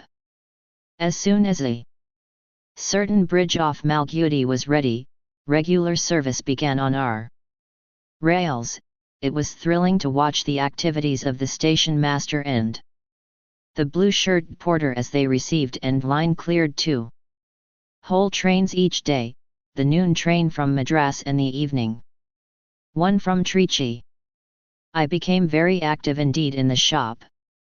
As you might have guessed, all this business expansion in our family helped me achieve a very desirable end, the dropping off of my school. Unobtrusively. Chapter 4. T. He Banana worked a miracle. The boy went from house to house, announcing that the saint was back at his post. Men, women, and children arrived in a great mass. All that they wanted was to be allowed to look at him and watch the radiance on his face. They children stood around and gazed in awe. Raju tried to manage the situation by pinching a few cheeks and saying some inanities, or even indulging in baby talk in order to soften the awkwardness of the situation. He went up to young boys and asked, "What are you studying?" in the manner of big men he had seen in cities. But it was stupid to imitate that question here, because the boys giggled, looked at one another, and said, "No school for us." "What do you do all day?" he asked, without any real interest in their problems. One of the elders interposed to say, "We cannot send our boys to the school as you do in towns, they have to take the cattle out for Grazing. Raju clicked his tongue in disapproval. He shook his head. They. Gathering looked pained and anxious. Raju explained grandly, boys must read, first. They must, of course, help their parents, but they must also find the time to study. He added on an inspiration, if they cannot find the time to read during the day, why should they not gather in the evenings and learn? Where? Asked someone. Maybe here. Raju added, pointing at the vast hall. Maybe you could ask one of your masters. Is there no schoolmaster in your midst? Yes, yes, several voices cried in unison. Ask him to see me, Raju commanded authoritatively, with the air of a president summoning a defaulting assistant master. Next afternoon a timid man, who wore a short tuft with a turban over it, turned up at the temple hall. Raju had just finished his repast and was enjoying a siesta in the hall, stretching himself on its cool granite floor. The timid man stood beside an ancient pillar and cleared his throat. Raju opened his eyes and looked at him blankly. It was not the custom there, in that society, to ask who or why, when so many came and went. Raju flourished an arm to indicate to the other to sit down, and resumed his sleep. When he awoke later, he saw the man sitting close to him. I'm the teacher, the man said, and in the muddled state of half-sleep. Raju's old fears of school teachers returned. He forgot for a split second that he had left all those years behind. He sat up. The master was rather surprised. He said, "Don't disturb yourself. I can wait." "That's all right," said Raju, recovering his composure and understanding his surroundings better. "You are the schoolmaster?" he asked patronizingly. He brooded for a moment, then asked in a general way, "How is everything?" The other merely replied, "No different from what it used to be." "How do you like it?" "What does it matter?" the other said. "I only try to do my best and do it sincerely. Otherwise, what's the use of doing anything at all?" asked Raju. He was marking time. He was not very clear-headed yet after the deep sleep, and the problem of boys' education was not uppermost in his mind at the moment. He said tentatively, "After all, one's duty." "I do my utmost," said the other defensively, not wishing to give way. After these parleys, which lasted for half an hour, the village master himself clarified the position. "It seems you suggested that the boys should be assembled here and taught at nights." "Oh. Raju said. "Yes, I did, of course, but it's a matter in which the decision should be purely yours. After all, self-help is the best help. I may be here today and gone tomorrow. It's up to you to arrange it. I meant that if you want a place you can have it." He swept his arm about with the air of one conferring a gift on a whole community. The teacher looked thoughtful for a moment and began, "I'm not sure. However." But Raju suddenly became argumentative and definite. He said with a lot of authority, "I like to see young boys become literate and intelligent." He added with fervor because it sounded nice, "It's our duty to make everyone happy and wise." This overwhelming altruism was too much for the teacher. "I'll do anything," he said, "under your guidance." Raju admitted the position with, "I'm but an instrument accepting guidance myself." The result was that the teacher went back to the village a changed man. Next day he was back at the pillared hall with a dozen children of the village. They had their foreheads smeared with sacred ash, and their slates creaked in the silent night, while the teacher lectured to them, and Raju, seated on his platform, looked on benignly. The teacher was apologetic about the numbers. He could muster only about a dozen boys. They are afraid of crossing the river in the dark. They have heard of a crocodile hereabouts. What can a crocodile do to you if your mind is clear and your conscience is untroubled? Raju said grandly. It was a wonderful sentiment to express. He was surprised at the amount of wisdom welling from the depths of his being. He said to the teacher, "Don't be dispirited that there are only a dozen. If you do your work sincerely, by a dozen, it'll be equivalent, really, to serving 100 times that number."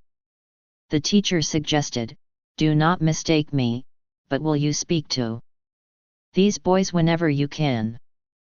This gave Raju a chance to air his views on life and eternity before the boys. He spoke to them on godliness, cleanliness, spoke on Ramayana, the characters in the epics. He addressed them on all kinds of things. He was hypnotized by his own voice. He felt himself growing in stature as he saw the upturned faces of the children shining in the half-light when he spoke. No one was more impressed with the grandeur of the whole thing than Raju himself. Now that I reflect upon it, I am convinced I was not such a dud after all. It seems to me that we generally do not have a correct measure of our own wisdom. I remember how I was equipping my mind all the time. I read a certain amount of good stuff in my railway shopkeeping days. I sat in that shop, selling loaves of bread and aerated water. Sometimes schoolboys left their books with me for sale. Though my father thought very highly of our shop, I could not share his view. Selling bread and biscuits and accepting money in exchange seemed to me a tame occupation. I always felt that I was too good for the task. My father died during the rainy part of that year. His end was sudden. He had been selling and talking to his cronies in his hut shop till late at night, then he counted the cash, came into the house, consumed his rice and buttermilk, laid himself down to sleep, and never woke again. My mother adjusted herself to the status of a widow. My father left her enough to live on comfortably. I gave her as much of my time as possible. With her consent, I closed down my father's shop and set up at the railway station. It was then that I began to develop new lines. I stocked old magazines and newspapers, and bought and sold school books. Of course my customers were not many, but the train brought in more and more school-going population, and the 10:30 local was full of young men going off to Albert Mission College, which had just been started at Malgudi. I liked to talk to people. I liked to hear people talk. I liked customers who would not open their mouths merely to put a plantain in, and would say something on any subject except the state of crops, price of commodities, and litigation. I am afraid, after my father's death, his old friends wilted away and disappeared one by one, chiefly for want of an audience. Students gathered at my shop while they waited for the trains. Gradually books appeared where there were coconuts before. People dumped old books and stolen books and all kinds of printed stuff on me. I bargained hard, showed indifference while buying and solicitude while selling. Strictly speaking, it was an irregular thing to do. But the station master was a friendly man who not only obtained unlimited credit for anything he and his children took from my shop, but also enjoyed the privilege of drawing his reading material from the stack growing in front of my shop. My book-selling business was an unexpected offshoot of my search for old wrapping paper. When people bought something I hated to see them carry it off in their hands, I liked to wrap it up nicely, as well as I could, but as long as my father was in control, he said, if anyone brings a piece of paper, he is welcome to wrap up anything, but I can't do it for him. Profit being what it is, we can't afford to spend it on wrapping paper. If a man buys oil, let him bring a pot to carry it in. Do we provide him with that? While he practiced this philosophy, it was impossible for anyone to find even a scrap of paper in our shop. After his death, I adopted a new policy. I made it known far and wide that I was looking for old paper and books, and soon gathered a big dump. In my off hours I sat sorting it out. During the interval between trains, when the platform became quiet, there was nothing more pleasing than picking up a bundle of assorted books and lounging in my seat and reading, occasionally breaking off to watch through the doorway the immense tamarind tree in the field. I read stuff that interested me, bored me, baffled me, and dozed off in my seat. I read stuff that pricked up a noble thought, a philosophy that appealed. I gazed on pictures of old temples and ruins and new buildings and battleships and soldiers and pretty girls around whom my thoughts lingered. I learned much from scrap. The children were enchanted by the talk they had had in their class. From Raju, even their master sat absorbed in open-mouthed wonder. They went home and described the wonders they had been told about. They were impatient to be back on the following evening and listen to more. Very soon the parents joined their children. They explained apologetically, children come home rather late, you see, master, and are afraid to return home, especially crossing the river at night. Excellent, excellent, Raju said. I wanted to suggest it myself. I'm glad you have thought of it. There is no harm. In fact, you may also benefit by keeping your ears open. Keep your ears open and mouth shut, that'll take you far, he said, hitting upon a brilliant aphorism. A circle formed around him. They sat there looking on. The children sat there looking on. The master sat there looking on. The pillared hall was bright with the lanterns the villagers had brought with them. It looked like a place where a great assembly was about to begin. Raju felt like an actor who had come on the stage, and, while the audience waited, had no lines to utter or gestures to make. He said to the master, I think you may take the children away to their corner for their usual lessons, take one of the lamps with you. Even as he said it, he could not help thinking how he was issuing an order about the boys who were not his, to the teacher who need not obey him, pointing to a lamp which again was not his. The teacher started to obey him, but the boys lingered on. He said, you must read your lessons first and then I will come and speak to you. Now I will first speak to your elders. What I say to them will not interest you. And the children got up and went away with the teacher to a farther corner of the pillared hall. Velan ventured to suggest, give us a discourse, sir. And as Raju listened without showing any emotion, but looking as if he were in deep contemplation. Villain added, so that we may have the benefit of your wisdom. The others murmured a general approval.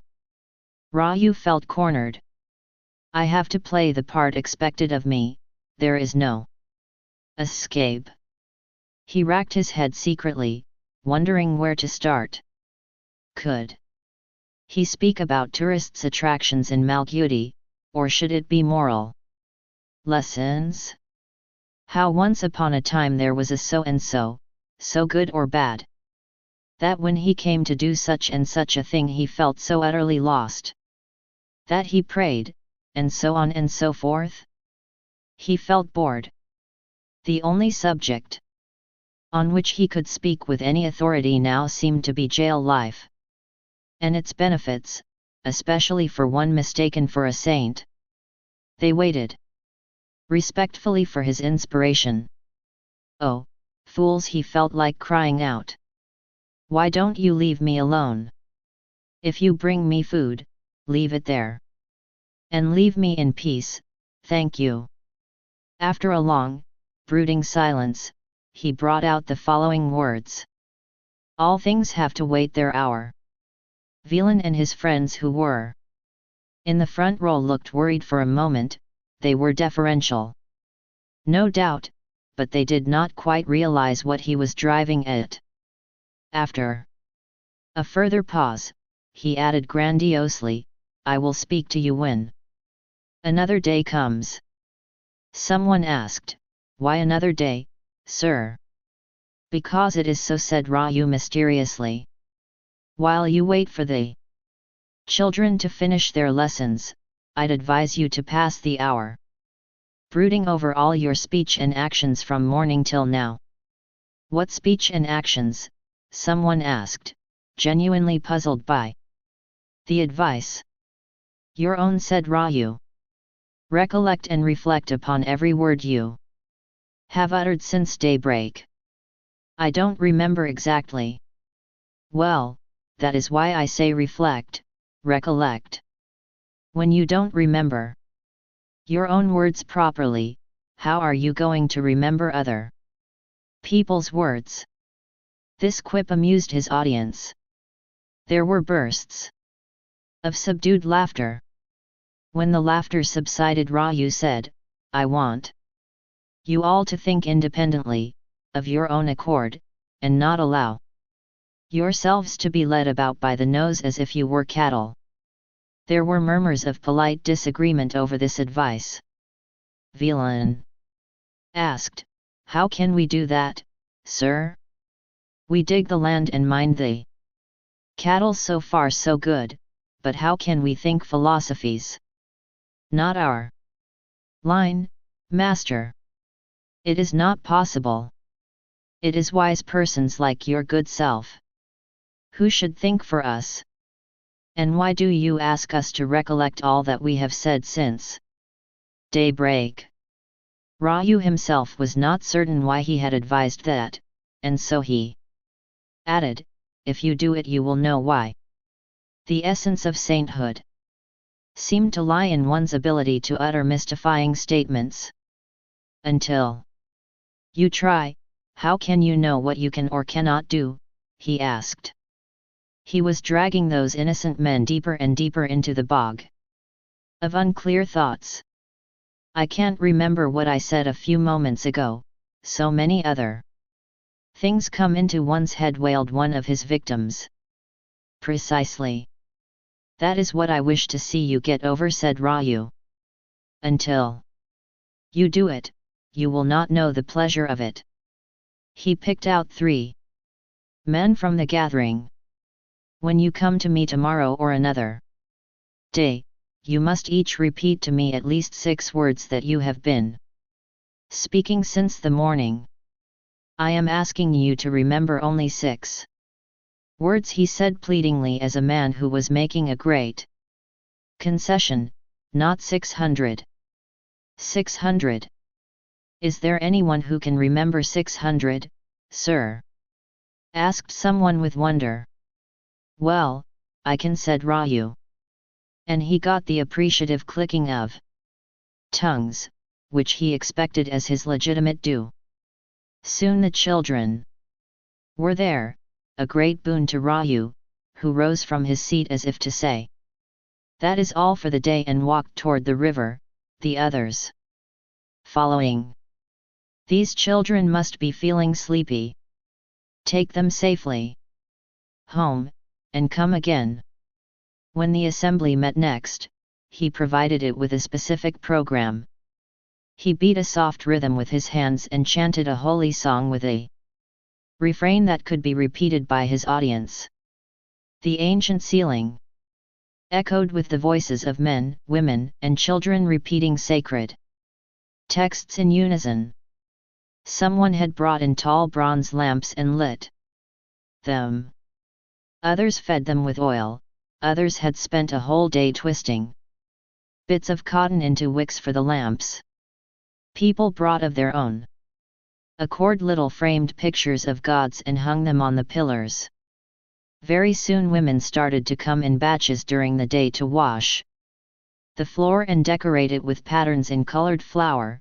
They hung up flowers and greenery and festoons everywhere. The pillared hall was transformed. Someone had also covered the platform in the middle of the hall with a soft colored carpet. Mats were rolled out for the assembly to sit on.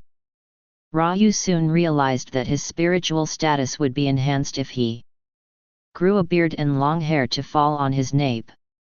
A clean-shaven, close-haired saint was an anomaly. He bore the various stages of his make-up with fortitude, not minding the prickly phase he had to pass through before a well-authenticated beard could cover his face and come down his chest. By the time he arrived at the stage of stroking his beard thoughtfully, his prestige had grown beyond his wildest dreams. His life had lost its personal limitations, his gatherings had become so large that they overflowed into the outer corridors and people sat right up to the river's edge.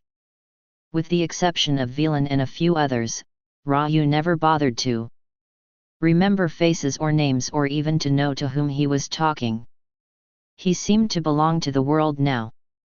His influence was unlimited. He not only chanted holy verses and discoursed on philosophy, he even came to the stage of prescribing medicine. Children who would not sleep peacefully at night were brought to him by their mothers. He pressed their bellies and prescribed a herb, adding, "If he still gets no relief, bring him again to me."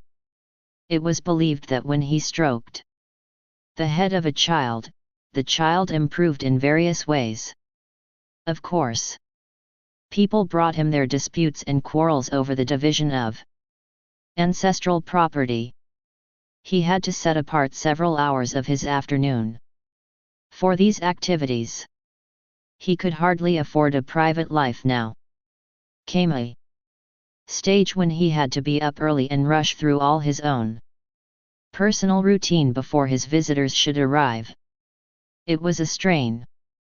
He sighed a deep sigh of relief and turned to be himself, eat like an ordinary human being, shout and sleep like a normal man, after the voices on the river had ceased for the night. Chapter 5. I came to be called Railway Raju. Perfect strangers, having heard of my name, began to ask for me when their train arrived at the Malgudi railway station. It is written on the brow of some that they shall not be left alone. I am one such, I think. Although I never looked for acquaintances, they somehow came looking for me. Men who had just arrived always stopped at my shop for a soda or cigarettes and to go through the book stack, and almost always they asked, "How far is? Or which way does one go to reach? Or are there many historical spots here? Or I heard that your river Sarayu has its source somewhere on those hills and that it is a beauty spot." This sort of inquiry soon led me to think that I had not given sufficient thought to the subject. I never said, "I don't know." Not in my nature. I suppose. If I had the inclination to say I don't know what you are talking about, my life would have taken a different turn. Instead, I said, "Oh, yes, a fascinating place. Haven't you seen it? You must find the time to visit it, otherwise your whole trip here would be a waste." I am sorry I said it, an utter piece of falsehood. It was not because I wanted to utter a falsehood, but only because I wanted to be pleasant. Naturally, they next asked me the way. I said, "If you just go that way down to the market square and ask one of those taxi drivers." This was not a very satisfactory direction. Soon a man wanted me to show him the way to the market square and the taxi. There was a young son of the porter doing points signaling duty whenever a train was about to arrive, who had no specified work to do at other times. I asked the young fellow to mind the shop while I helped the traveler to find a taxi. At the market fountain stood the old shark Gaffurer, looking for a victim. He made a specialty of collecting all the derelict vehicles in the country and rigging them up. He breathed new life into them and ran them on the mountain roads and into the forests. His usual seat was on the parapet of the fountain, while his car basked on the roadside beside the gutter. "Gaffurer," I called out. "Here is a very good gentleman, a friend of mine. He wants to see you. Must take him out and bring him back safely. That is why I have brought him to you personally, although this is not an hour when I should be away from my shop." We haggled over the prices. I allowed the customer to mention his figure and always tried to beat Gaffurer down to it. When he demurred at the sight of the vehicle, I took up Gaffurer's brief and explained, "Gaffurer is no fool to have this kind of car. He searched far and wide to find this particular model. This is the only car which can go up to all those places where in some parts there are no roads at all. But Gaffurer will take you there and bring you back in time for dinner tonight. Can't you, Gaffurer?" "Well," he drawled, "it is 70 miles each way, it is 1 o'clock. Now, if we leave at once and if there are no punctures on the way." But I hustled him so much that Gaffurer never really completed his sentence. When they returned, it could not exactly be called dinner time, unless you stretched it to include midnight, but Gaffurer did bring him back intact, honked his car to wake me up, took his cash, and departed. The next train for the man would be at 8 on the following morning. He had to stretch himself under the awning on the platform of my shop and spend the night thus. If he felt hungry, I opened my store and sold him fruits and such things. Travelers are an enthusiastic lot. They do not mind any inconvenience, as long as they have something to see. Why anyone should want to forego food and comfort and jolt 100-odd miles to see some place, I could never understand, but it was not my business to ask for reasons, just as I did not mind what people ate or smoked in my shop.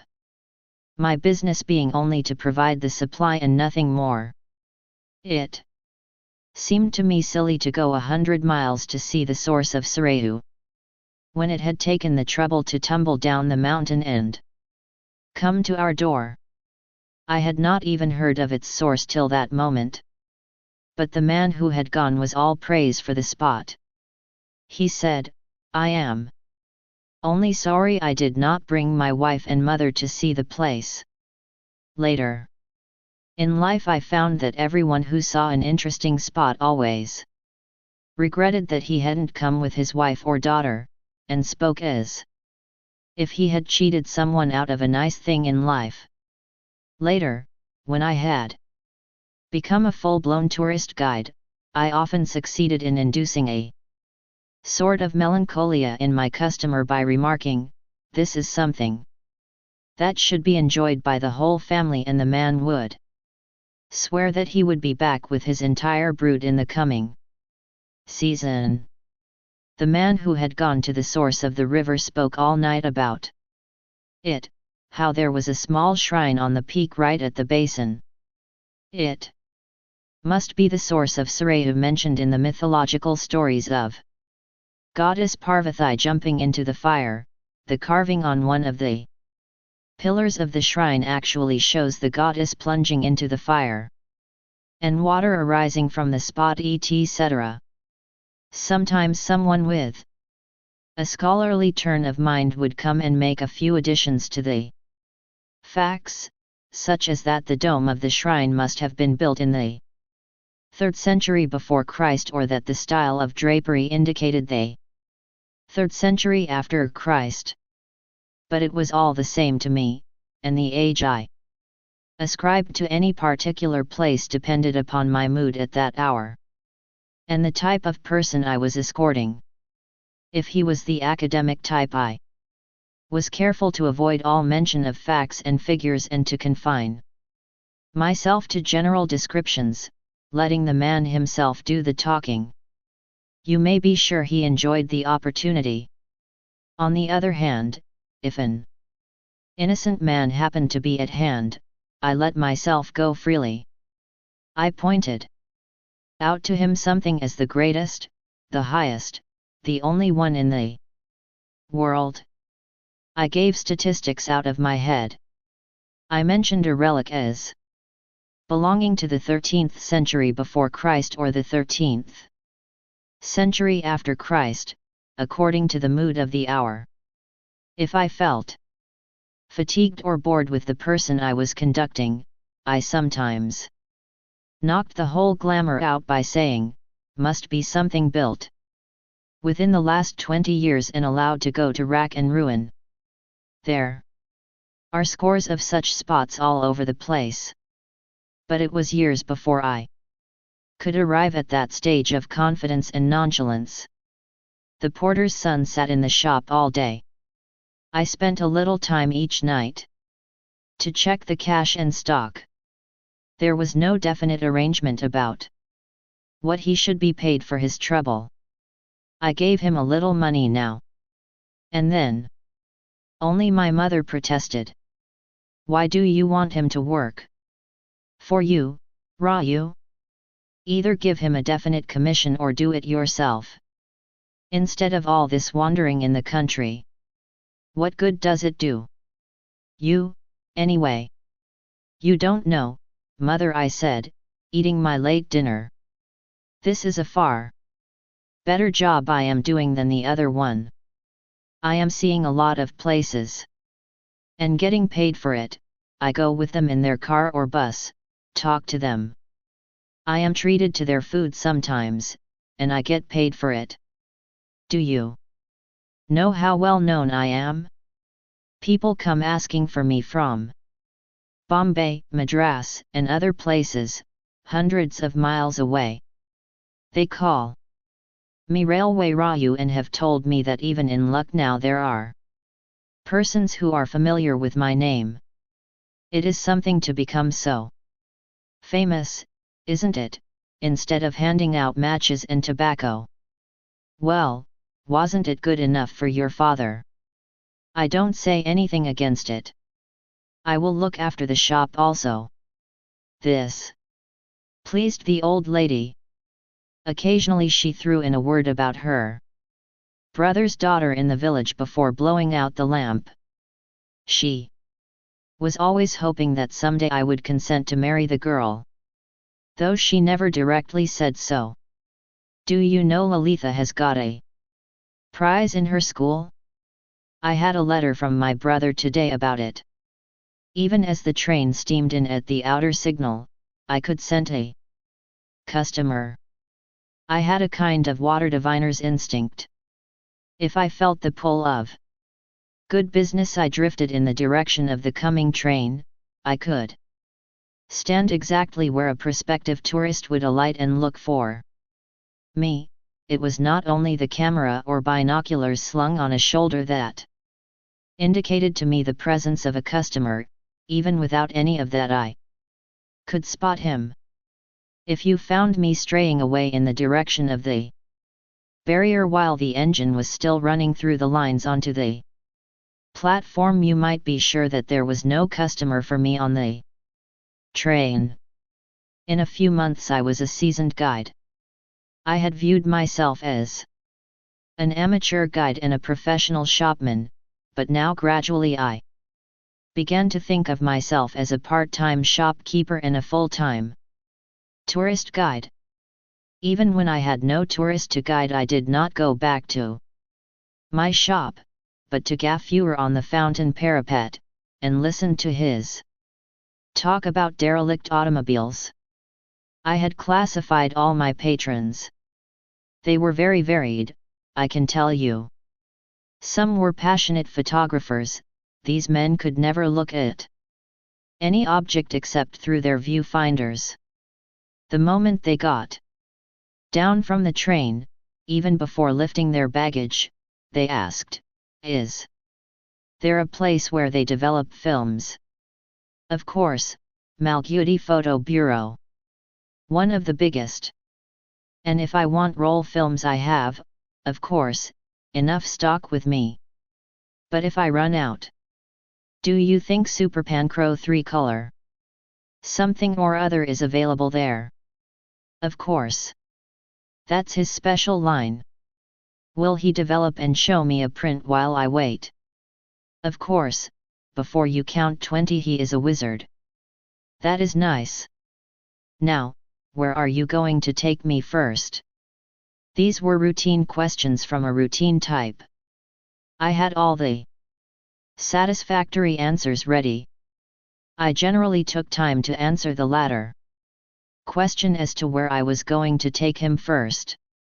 It depended. I awaited the receipt of certain data before venturing to answer. They data were how much time and money he was going to spend. Malgudi and its surroundings were my special show. I could let a man have a peep at it or a whole panorama. It was adjustable. I could give them a glimpse of a few hours or soak them in mountain and river scenery or archaeology for a whole week.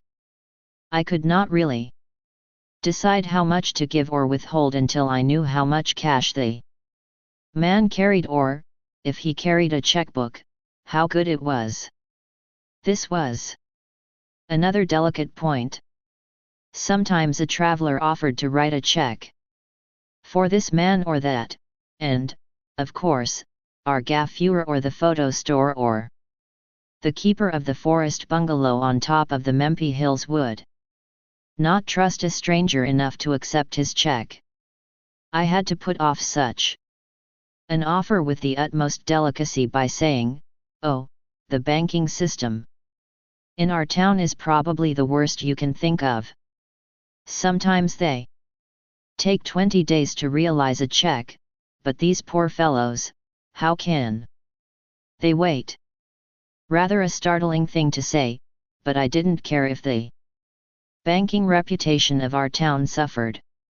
As soon as a tourist arrived, I observed how he dealt with his baggage, whether he engaged a porter at all or preferred to hook a finger to each piece.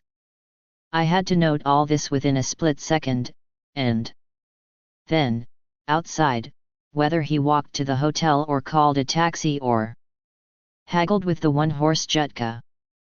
Of course, I undertook all this on his behalf, but always with detachment.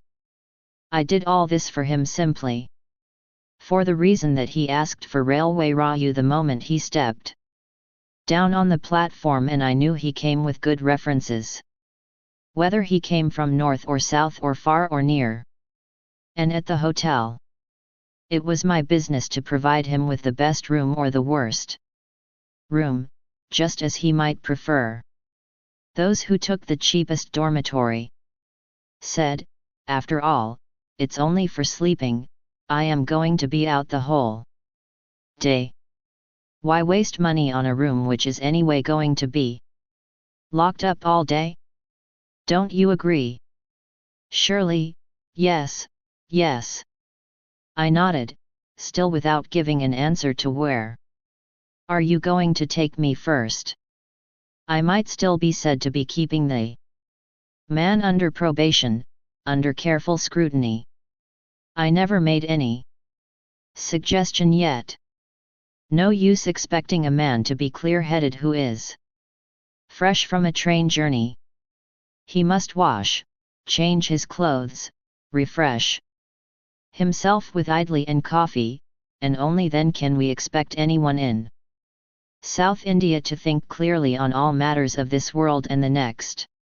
If he offered me any refreshment, I understood that he was a comparatively liberal sort, but did not accept it until we were a little further gone in friendship. In due course, I asked him point blank, "How much time do you hope to spend in this town?" 3 days at the most. Could we manage everything within the time? Certainly, although it all depends upon what you most wish to see. And then I put him in the confessional, so to speak. I tried to draw out his interests. Malgudi, I said, had many things to offer, historically, scenically, from the point of view of modern developments, and so on. And so forth, or if one came as a pilgrim I could take him to a dozen temples all over the district within a radius of 50 miles, I could find holy waters for him to bathe in all along the course of the Sarayu. Starting, of course, with its source on Mempi peaks. One thing I learned in my career as a tourist guide was that no two persons were interested in the same thing. Tastes, as in food, differ. Also in sightseeing. Some people want to be seeing a waterfall, some want a ruin. Oh, they grow ecstatic when they see cracked plaster, broken idols, and crumbling bricks. Some want a god to worship. Some look for a hydroelectric plant, and some want just a nice place, such as the bungalow on top of Mempi with all glass sides, from where you could see 100 miles and observe wild game prowling around. Of those again there were two types, one the poet, who was content to watch and return, and the other who wanted to admire nature and also get drunk there. I don't know why it is so. A fine poetic spot like the Mempi Peak House excites in certain natures unexpected reactions. I know some who brought women there. A quiet, wooded spot looking over a valley one would think fit for contemplation or poetry, but it only acted as an aphrodisiac. Well, it was not my business to comment. My business stopped with taking them there, and to see that Gaffuer went back to pick them up at the right time. I was sort of scared of the man who acted as my examiner, who had a complete list of all the sites and insisted on his money's worth. What is the population of this town? What is the area? Don't bluff. I know when exactly that was built. It is not 2nd century, but the 12th. Or he told me the correct pronunciation of words. Rout is not. I was meek, self-effacing in his presence and accepted his corrections with gratitude, and he always ended up by asking, "What is the use of your calling yourself a guide if you do not know, etc., etc. You may well ask what I made out of all this? Well, there is no fixed answer to it. It depended upon the circumstances and the types of people I was escorting.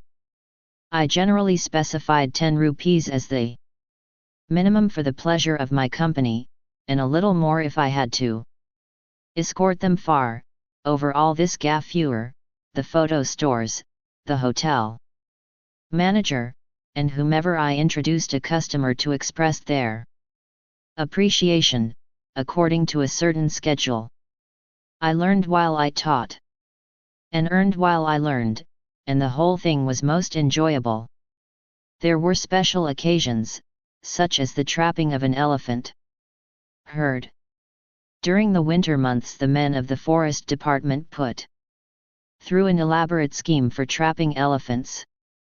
They watched, encircled, and drove a whole herd into stockades, and people turned up in great numbers to watch the operation. On the day fixed for the drive, people poured in from all over the country and applied to me for a ringside seat in the spacious bamboo jungles of Mempi. I was supposed to have special influence with the men who were in charge of the drive.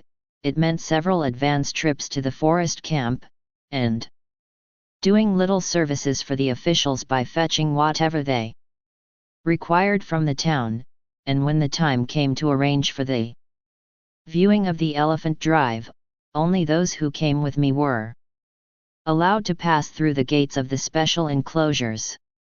It kept all of us happy and busy and well paid. I escorted visitors in bunches and went hoarse repeating, "You see, the wild herd is watched for months," and so forth. Don't imagine that I cared for elephants. Personally, anything that interested my tourists was also my interest. The question of my own preferences was secondary. If someone wanted to see a tiger or shoot one, I knew where to arrange it.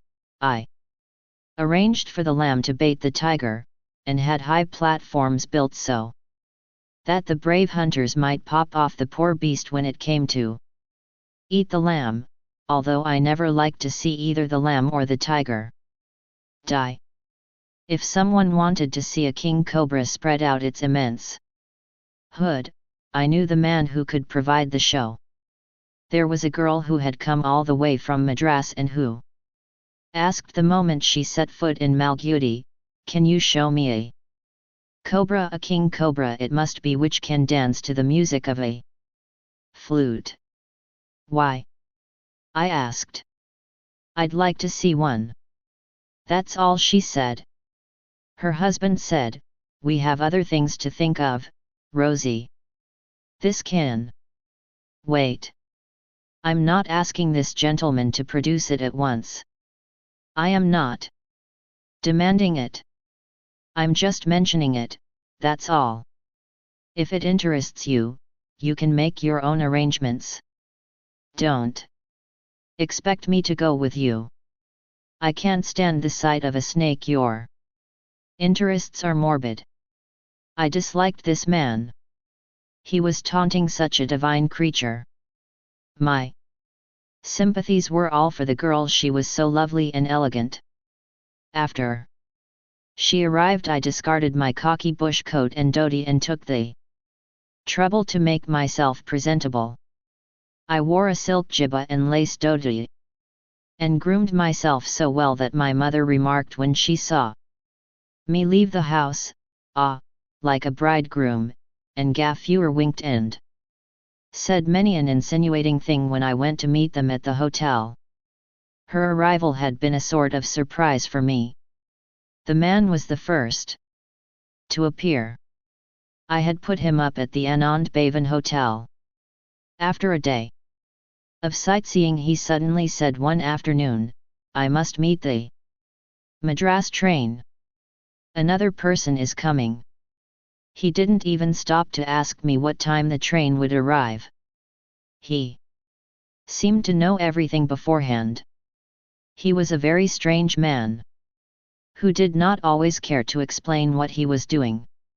If he had warned me that he was going to meet such an elegant creature at our station I should perhaps have decorated myself appropriately.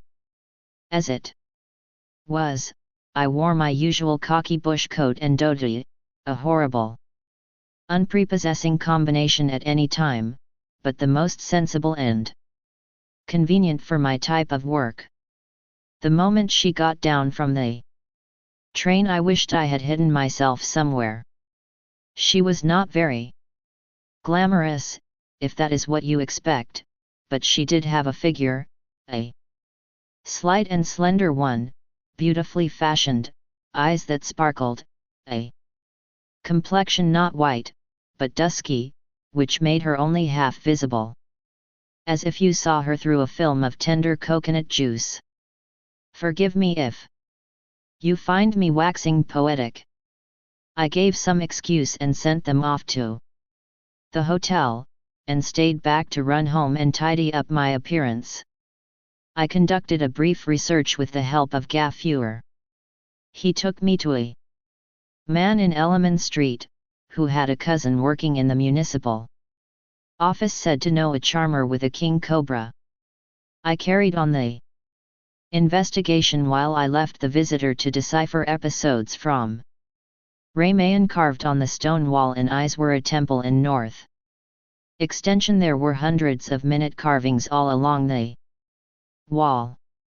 They kept the man fully occupied as he stooped and tried to study each bit. I knew all those panels and could repeat their order. Blindfolded, but he spared me the labor, he knew all about it.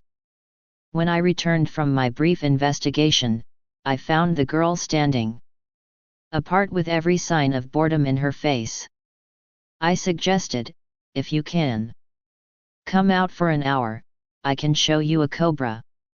She looked delighted. She tapped the man on the shoulder as he was stooping over the frieze and asked, "How long do you want to be here?" "At least 2 hours," he said without turning. "I'll go out for a while," she said. "Please yourself," he said. Then to me, "Go to the hotel direct. I'll find my way back." We picked up our guide at the municipal office. The car rolled along the sand, crossed the stretch at Nalapa's Grove, and climbed the opposite bank, the entire route carved by the wheels of wooden bullock carts. Gaffurer looked sourly at the man sitting by his side. "Do you want me to reduce this to a bullock cart, dragging us about these places? Where are we going?" "I see no other place than the cremation ground there," he said, pointing at the smoke above a forlorn walled area on the other side of the river. I didn't like such inauspicious words to be uttered before the angel in the back seat. I tried to cover them up hastily by saying something else aloud.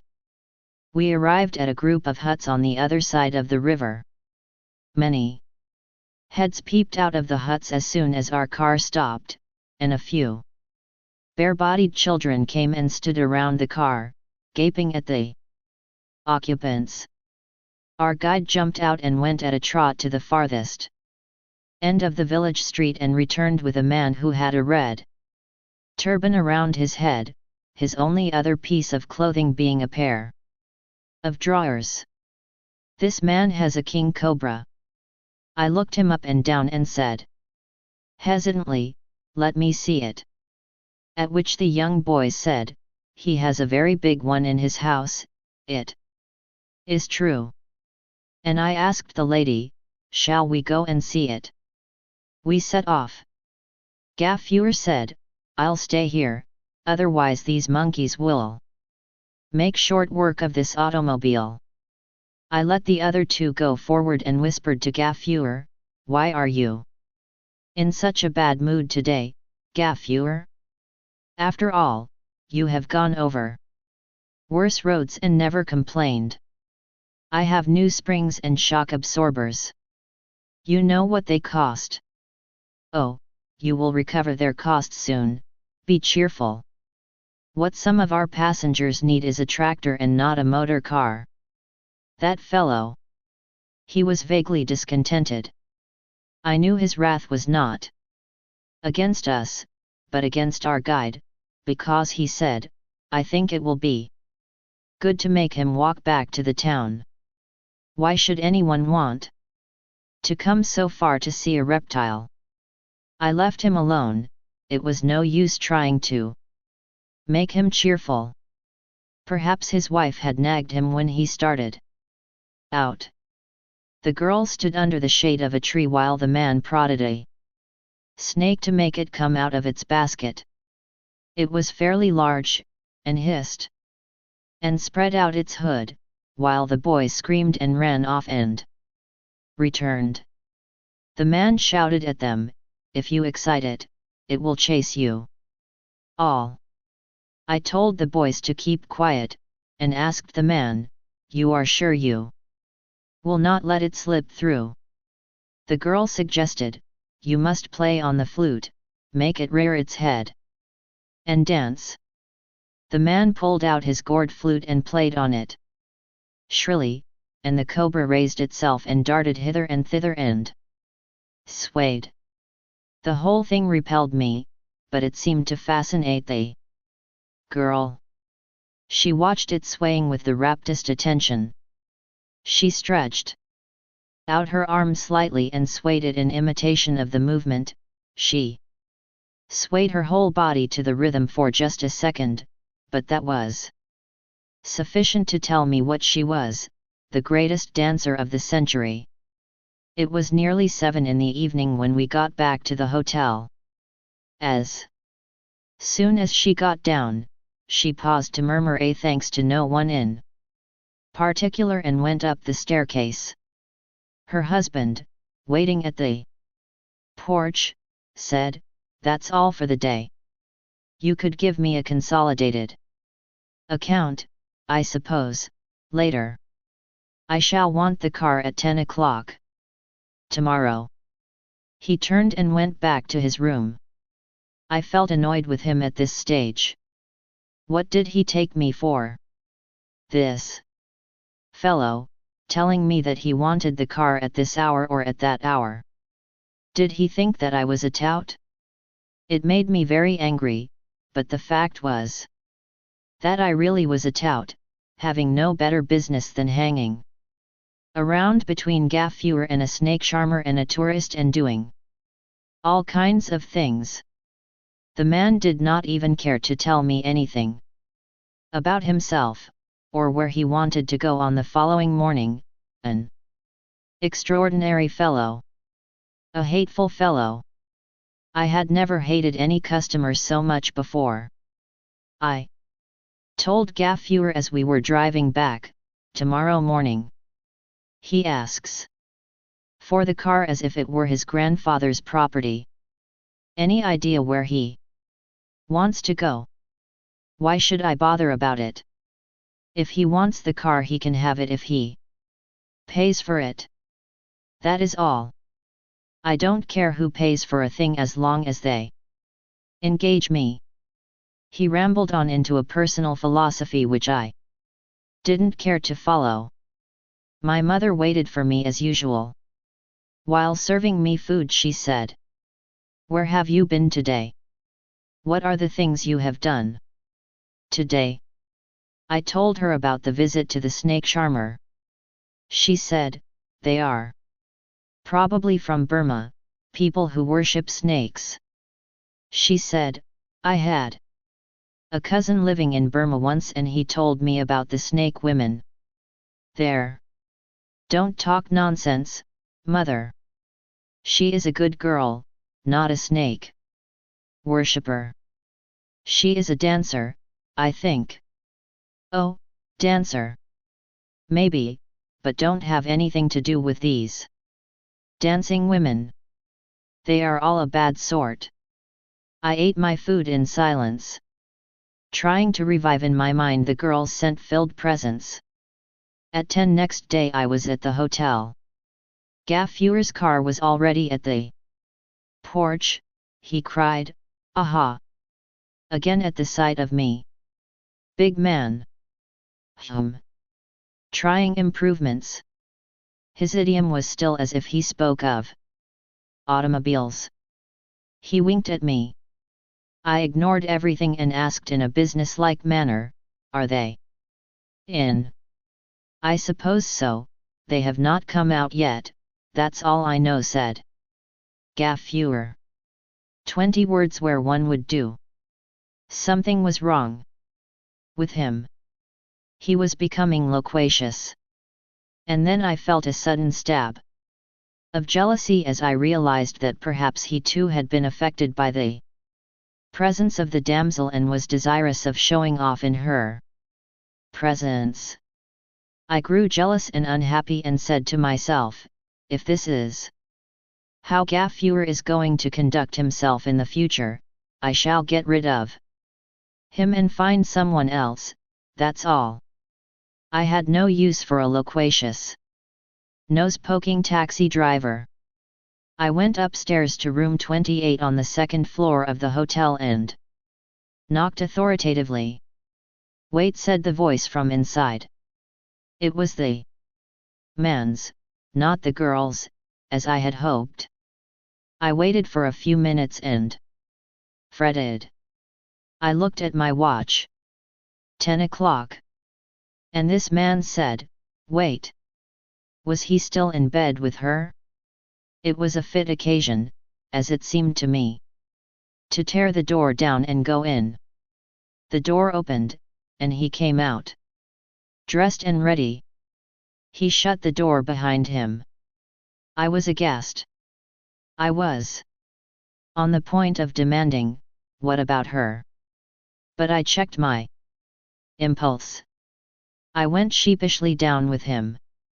He gave me a look of approval, as if I had dressed to please him. Before getting into the car he said, "Today I want to study those phrases again for a short while." All right, I thought, study the phrases or whatever else you like. Why do you want me for that? As if in answer to my thoughts, he said, after that he took out of his pocket a piece of paper and read. This man would go on wall gazing all his life and leave her to languish in her hotel room. Strange man. Why did he not bring her along with him? Probably he was absent-minded. I asked, "Is no one else coming?" "No," he replied curtly, as if understanding my mind. He looked at the paper in his hand and asked, "Are you aware of the existence of cave paintings in these parts?" I laughed off the question.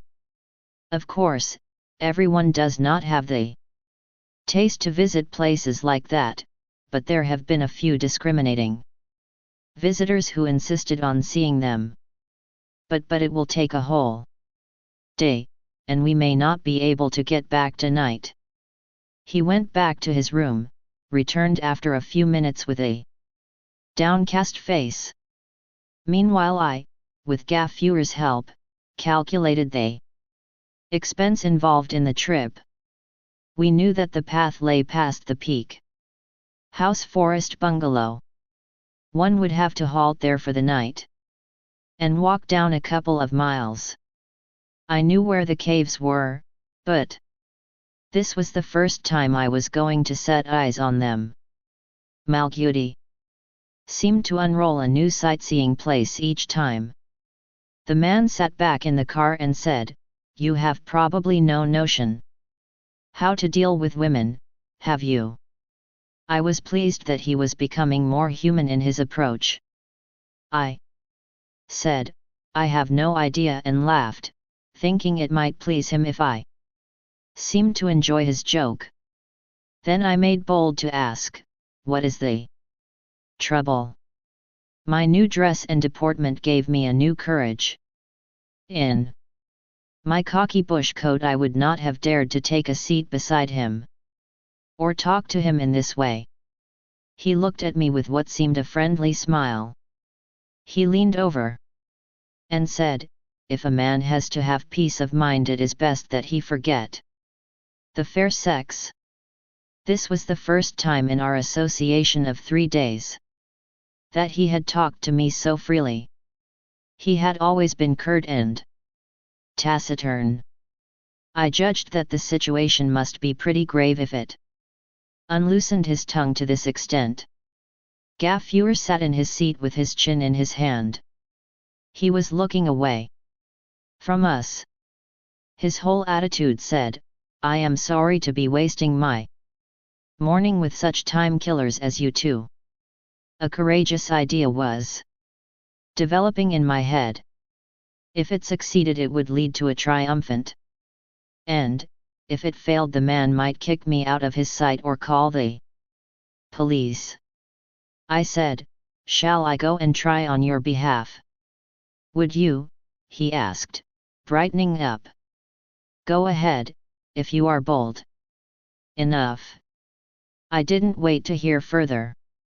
I jumped out of the car and went up the steps 4 at a time. I paused at number 28 to regain normal breath and knocked. "Don't trouble me, I don't want to come with you. Leave me alone," came the girl's voice from within. I hesitated, wondering how to speak. This was my first independent speech with the divine creature. I might either make a fool of myself or win the heavens. How should I announce myself? Would she know my famous name? I said, "It's not he, but me." "What?" asked the sweet voice, puzzled and irritated. I repeated, "It is not him, but me. Don't you know my voice? Didn't I come with you yesterday to that cobra man? All night I didn't sleep," I added, lowering my voice, and whispered through a chink in the door. "The way you danced, your form and figure haunted me all night." Hardly had I finished my sentence when the door half opened and she looked at me. "Oh, you," she said, her eyes lighting up with understanding. "My name is Raju," I said. She scrutinized me thoroughly. "Of course, I know you." I smiled affably, my best smile, as if I had been asked for it by a photographer. She said, "Where is he?" "Waiting in the car for you. Won't you get ready and come out?" She looked disheveled, her eyes were red with recent tears, and she wore a faded cotton sari, no paint or perfume, but I was prepared to accept her as she was. I told her, "You may come out as you are and no one will mind it." And I added, "Who would decorate a rainbow?" She said, "You think you can please me by all this? You think you can persuade me to change my mind?" "Yes," I said. "Why not?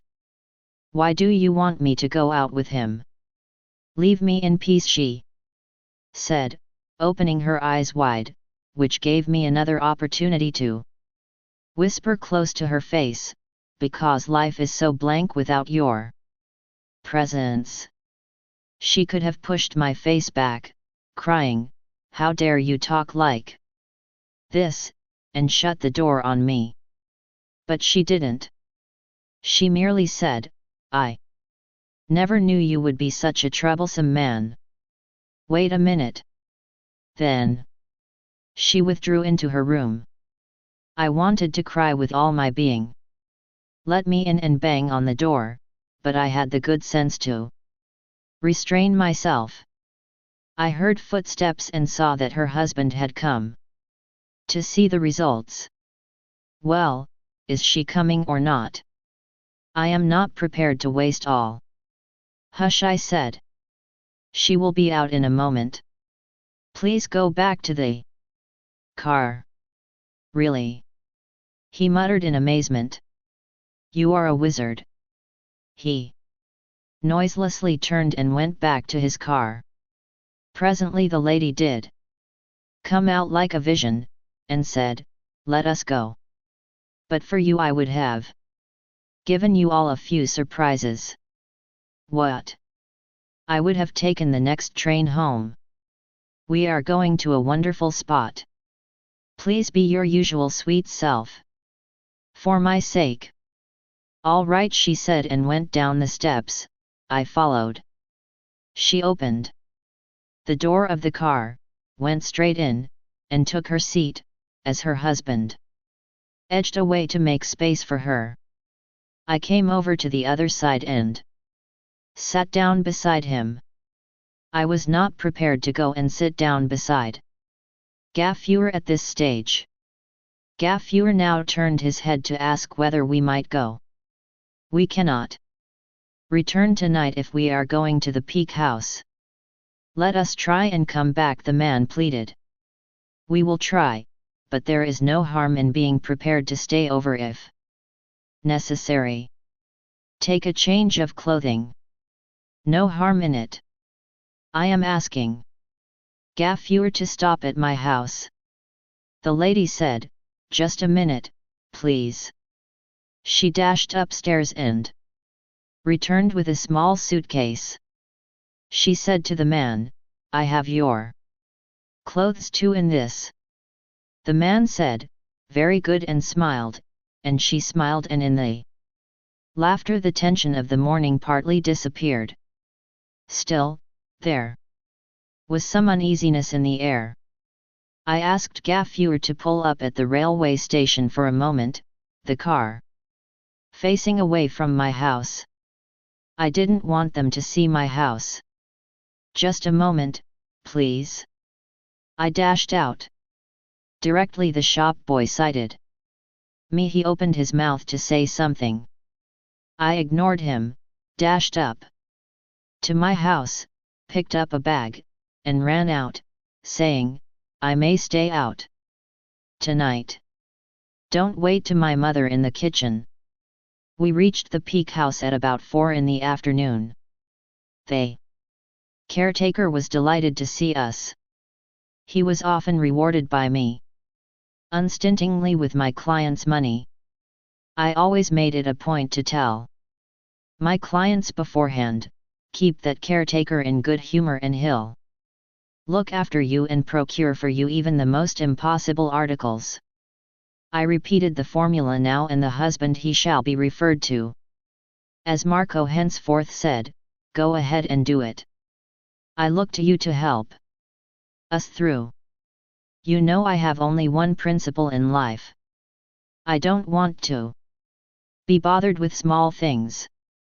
I don't mind the expense. I told Joseph, the caretaker, to get us food and foodstuffs from his village, 2 miles away. I asked Marco, will you leave some cash with me? I'll render accounts later. I need not worry you again and again for small payments. One could not foresee how he would react to such a request. He was unsteady sometimes, he announced aloud his indifference to money. Next minute he'd suddenly show every symptom of miserliness and behave like an auditor, but ultimately he'd pay for everything if, as I discovered, he got a voucher for payments. He would not yield an anna without a voucher, whereas if you gave him a slip of paper you could probably get him to write off his entire fortune. Now I knew the trick. As I found him stumbling for words, I said, I'll see that you get proper receipts for every payment. It pleased him. He opened his purse. I had to dispose of the taxi. Gaffuer would come back on the following afternoon. I made Gaffuer sign a receipt, and then gave some money to Joseph to fetch us food from a hotel in the village. Now that I was in charge of the arrangements, I had not much time to gaze on my beloved's face, although I was darting glances in her direction. The caves are a mile off, down that way, Joseph said. We can't go there now. Tomorrow morning. If you leave after breakfast, you can come back for lunch. The peak house was perched on the topmost cliff on Mempi Hills. The road ended with the house. There was a glass wall covering the north veranda, through which you could view the horizon 100 miles away. Below us the jungle stretched away down to the valley. And on a clear day you might see also the Sarayu sparkling in the sun, and pursuing its own course far away. This was like heaven to those who loved wild surroundings and to watch the game, which prowled outside the glass wall at nights. The girl was in ecstasy. Our house was surrounded with rich vegetation. She ran like a child from plant to plant with cries of joy, while the man looked on with no emotion. Anything that interested her seemed to irritate him. She suddenly halted, gazing on the sun-bathed plains thousands of feet below. I feared that when night came on she might get scared. We heard the jackals howling, and all kinds of grunts and roars. Joseph brought a hamper of food for us and left it on a table. He brought milk, coffee, and sugar for the morning, and showed me where the coal stove was. The lady cried, "Nobody should get up till I call. I'll have coffee ready for everyone." Joseph said, "Please lock the door inside," and added, "If you sit up on that veranda, you can watch tigers and others animals prowling about. But you must not make any noise, that's the secret of it." We watched Joseph pick up a lantern and go down the steps. We could see his lantern faintly light the foliage on the way and disappear.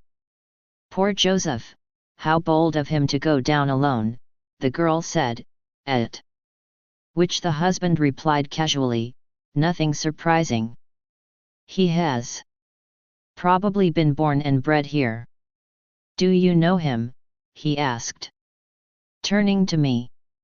"Yes, he was born in that village and came to mind this place as a boy.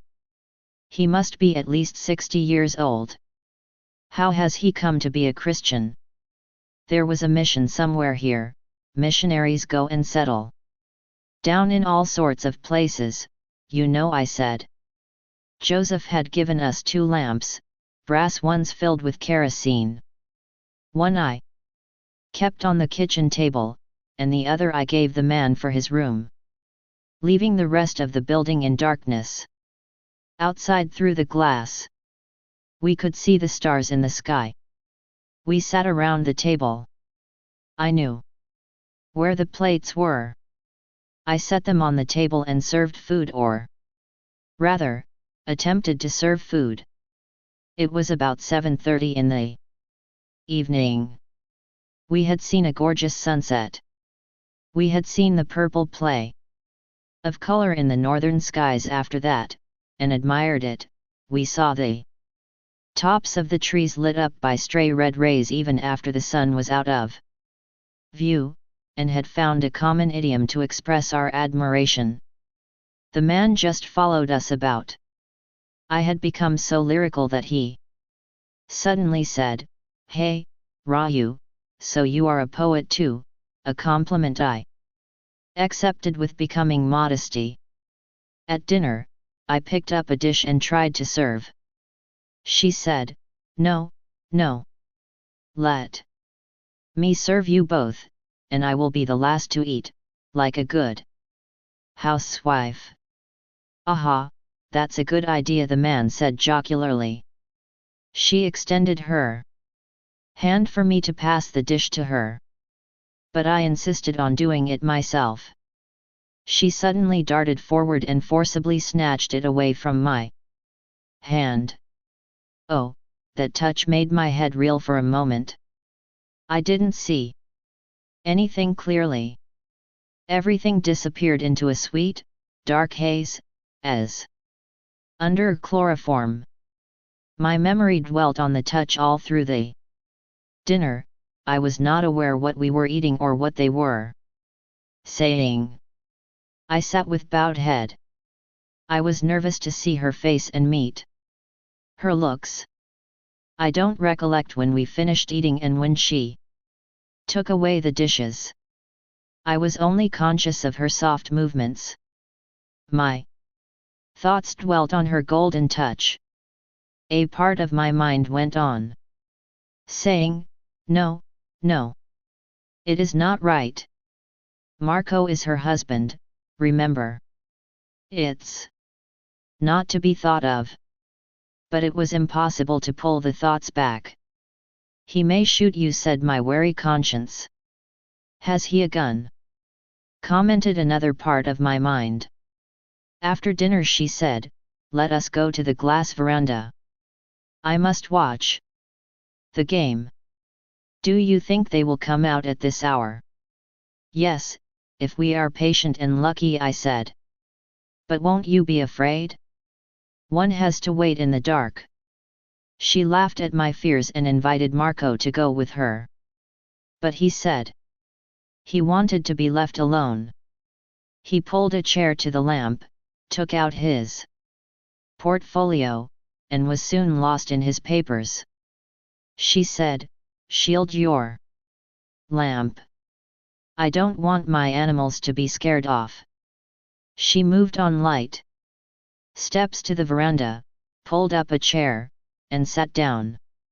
On the way she had said to me, have you documents to see to?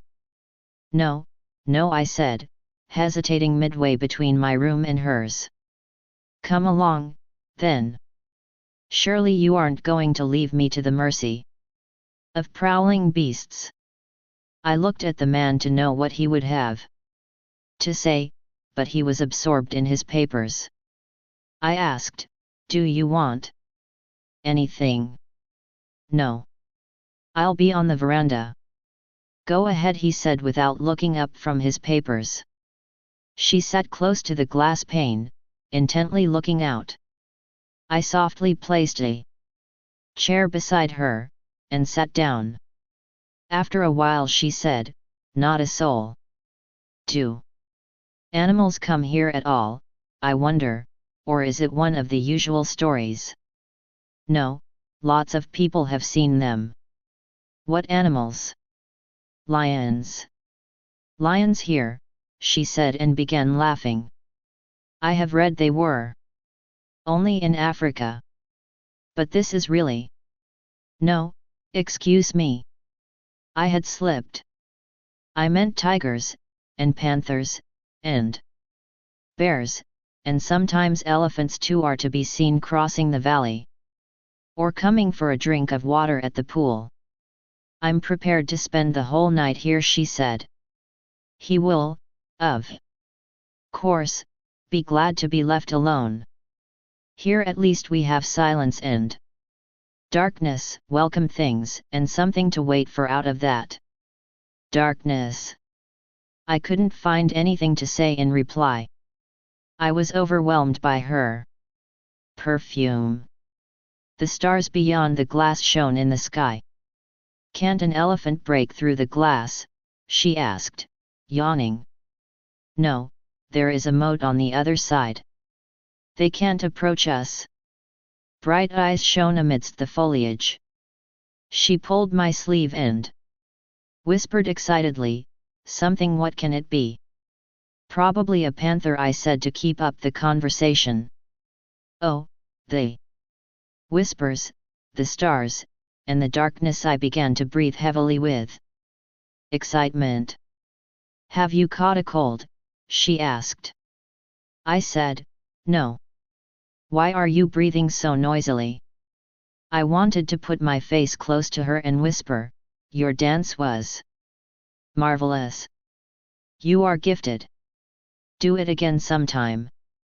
God bless you. Won't you be my sweetheart? But fortunately I restrained myself. Turning back, I saw that Marco had come on soft steps. What luck? He asked in a whisper. Something came, but it's gone. Sit down, won't you? I said, giving him the chair. He sat down, peering through the glass. Next morning I found the atmosphere once again black and tense. All the vivacity of the previous evening was gone. When their room opened, only he came out, fully dressed and ready. I had made the coffee on the charcoal stove. He came over and mechanically held his hand out as if I were the man on the other side of a coffee bar. I poured him a cup of coffee. Joseph has brought tiffin. Will you not taste it? No, let us be going. I'm keen on reaching the caves. What about the lady? I asked. Leave her alone, he said petulantly. I can't afford to be fooling around, wasting my time. In the same condition as yesterday. This seemed to be the spirit of their morning every day. How cordially he had come over and sat beside her last night in the veranda. How cordially they had gone into the hotel on that night. What exactly happened at night that made them want to tear at each other in the morning?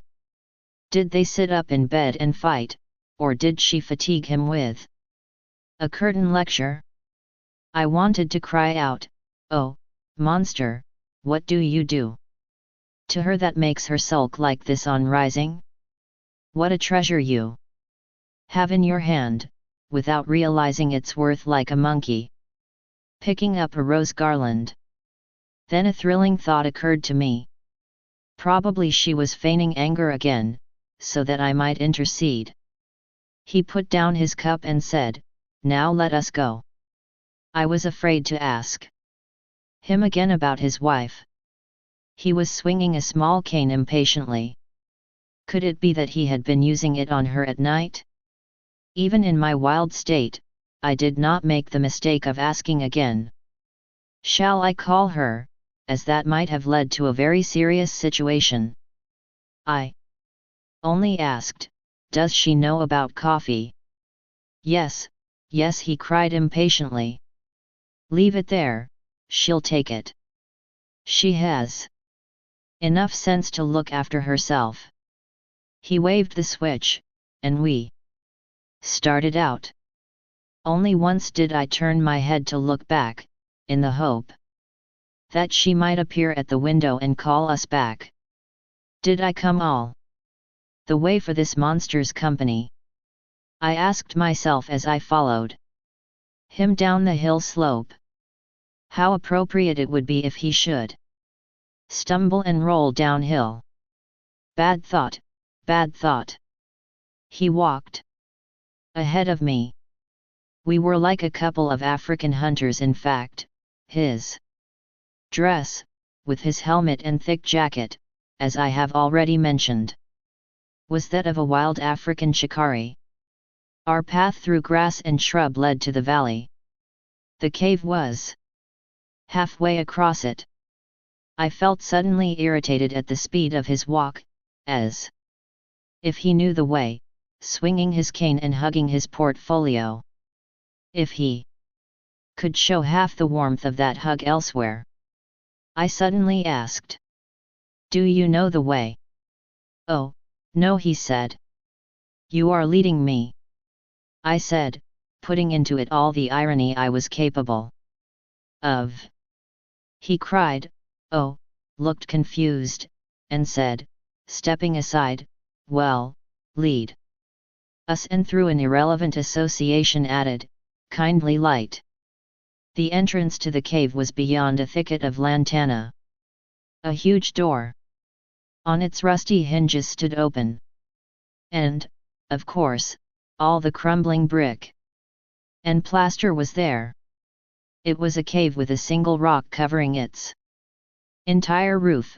Why any man should have taken the trouble to build a thing like this in a remote spot was more than I could understand. He stood outside and surveyed the entrance. "You see, this entrance must have been a later improvisation. The cave itself, I know, must have been about 1st century AD. The entrance and the door are of a later date." You see, that kind of tall entrance and the carved doorway became a current fashion in the 7th or 8th century, when the South Indian rulers became fond of. He went on talking. Dead and decaying things seemed to unloosen his tongue and fire his imagination, rather than things that lived and moved and swung their limbs. I had little to do as a guide, he knew so much more of everything. When he passed in, he completely forgot the world outside and its inhabitants. The roof was low, but every inch of the wall space was covered with painted figures. He flashed a torch on the walls. He took out of his pocket a mirror and placed it outside to catch the sunlight and throw a beam on the paintings. Bats were whirring about, the floor was broken and full of holes. But he minded nothing. He became busy measuring, writing down, photographing, all the time keeping up a chatter, not bothered in the least whether I listened or not. I was bored with his ruin collecting activities. The wall painting represented episodes from the epics and mythology, and all kinds of patterns and motifs, with men, women, and kings and animals, in a curious perspective and proportion of their own, and ancient like the rocks. I had seen hundreds like them, and I saw no point in seeing more. I had no taste for them, just as he had no taste for other things. Be careful, I said. There may be reptiles in those cracks. Oh, no, he said indifferently, reptiles don't generally come to such interesting places. Moreover, I have this. He flourished his stick. I can manage. I'm not afraid. I suddenly said, I seem to hear the sound of a car. If it's Gaffeur, I'd like to be there at the bungalow, so do you mind if I go?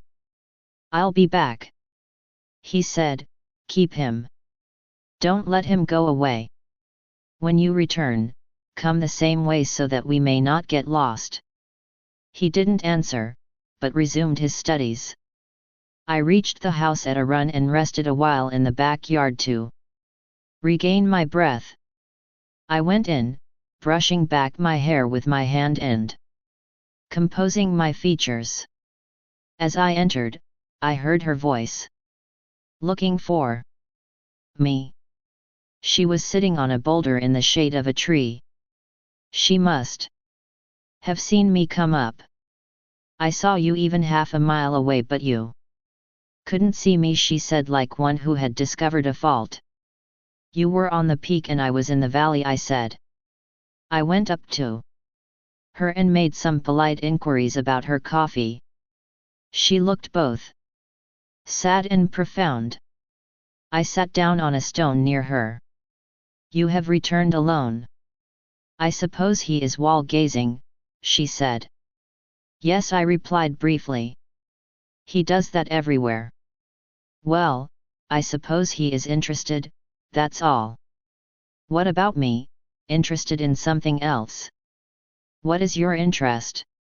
Anything except cold, old stone walls, she said. I looked at my watch. I had already been away from him for nearly an hour. I was wasting time. Time was slipping through my fingers. If I were to make good, I should utilize this chance. Every night you generally sit up and quarrel, do you? I asked boldly. When we are alone and start talking, we argue and quarrel over everything. We don't agree on most matters, and then he leaves me alone and comes back and we are all right, that's all. Until it is night again, I said. Yes, yes. It's unthinkable that anyone should find it possible to quarrel or argue with you. Being with you must be such bliss. She asked sharply, what do you mean? I explained myself plainly. I was prepared to ruin myself today if need be, but I was going to talk and tell her. If she wanted to kick me out, she could do it after listening to me. I spoke my mind. I praised her dancing. I spoke out my love, but sandwiched it conveniently between my appreciations of her art. I spoke of her as an artist in one breath, and continued in the next as a sweetheart. Something like, "What a glorious snake dance. Oh, I keep thinking of you all night. World's artist number one. Don't you see how I am pining for you? Every hour." It worked. She said, "You are a brother to me." Oh, no, I wanted to cry, and I'll tell you what happens. She gave me an account of their daily quarrels. "Why did you marry at all?" I asked recklessly.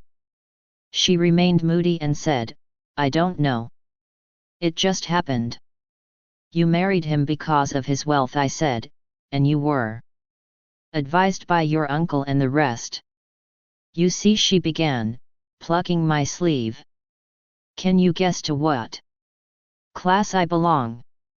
I looked her up and down and ventured, "The finest, whatever it may be, and I don't believe in class or caste." "You are an honor to your caste, whatever it may be." "I belong to a family traditionally dedicated to the temples as dancers. My mother, grandmother, and, before her, her mother. Even as a young girl, I danced in our village temple. You know how our caste is viewed. It's the noblest caste on earth," I said. "We are viewed as public women," she said plainly, and I was thrilled to hear the words. "We are not considered respectable, we are not considered civilized." All that narrow notion may be true of old days, but it's different now. Things have changed. There is no caste or class today. A different life was planned for me by my mother. She put me to school early in life. I studied well. I took my master's degree in economics.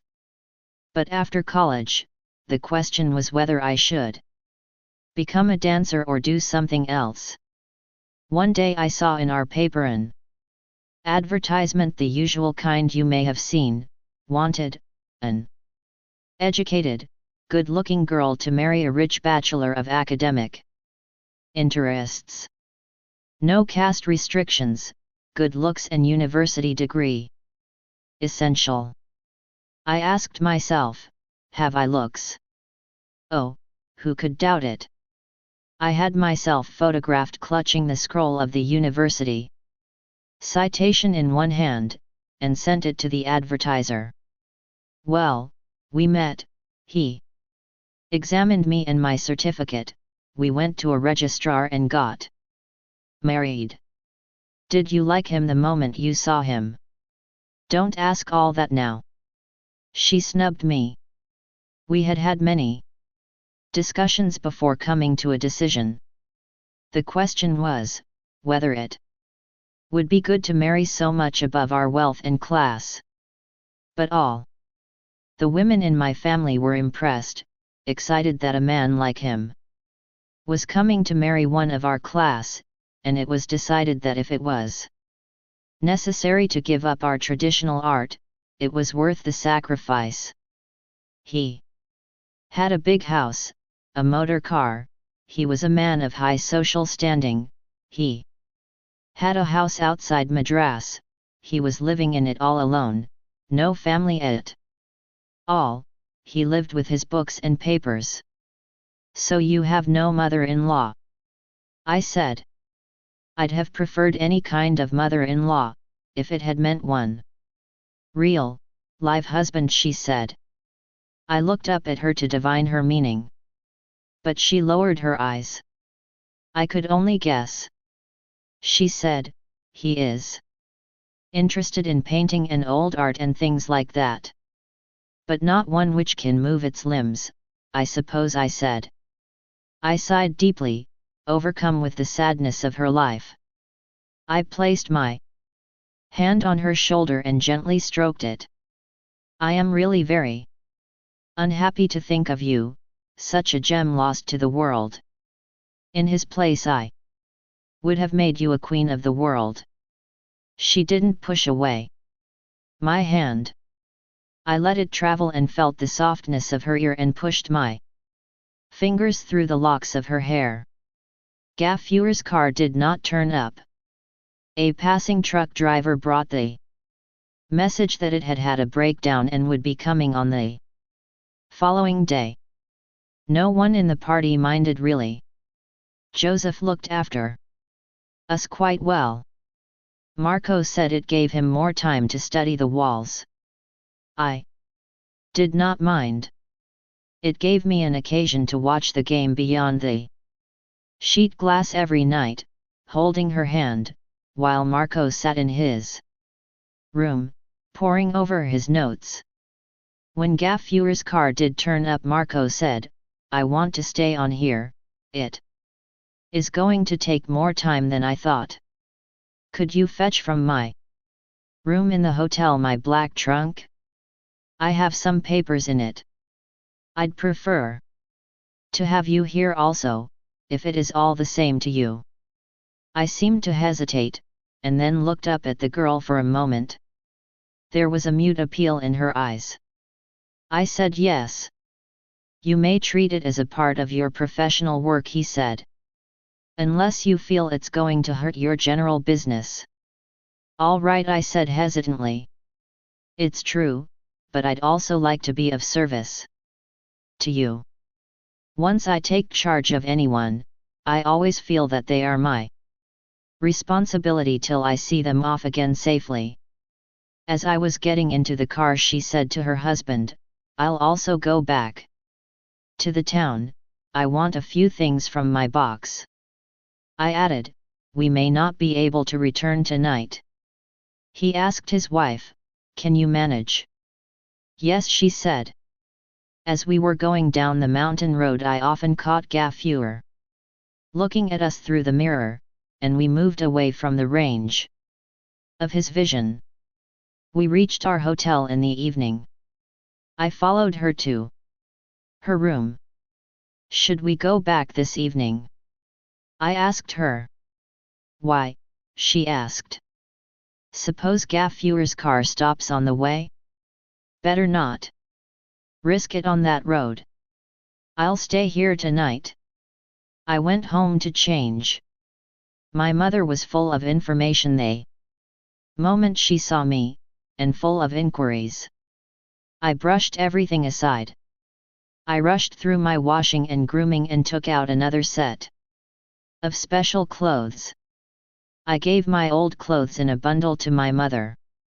Will you tell that shop boy to take them to the Dobie and have them washed and ironed neatly?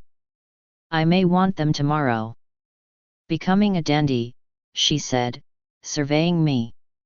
Why are you always on the run now? I gave her some excuse and started out again. I engaged Gaffure for my own rounds that day. I was a true guide. Never had I shown anyone the town with greater zest. I took Rosie all over the place, showed her the town hall tower, showed her Sarayu. And we sat on the sands and munched a large packet of salted nuts. She behaved like a baby, excited, thrilled, appreciative of everything. I took her through the suburban stores and told her to buy anything she liked.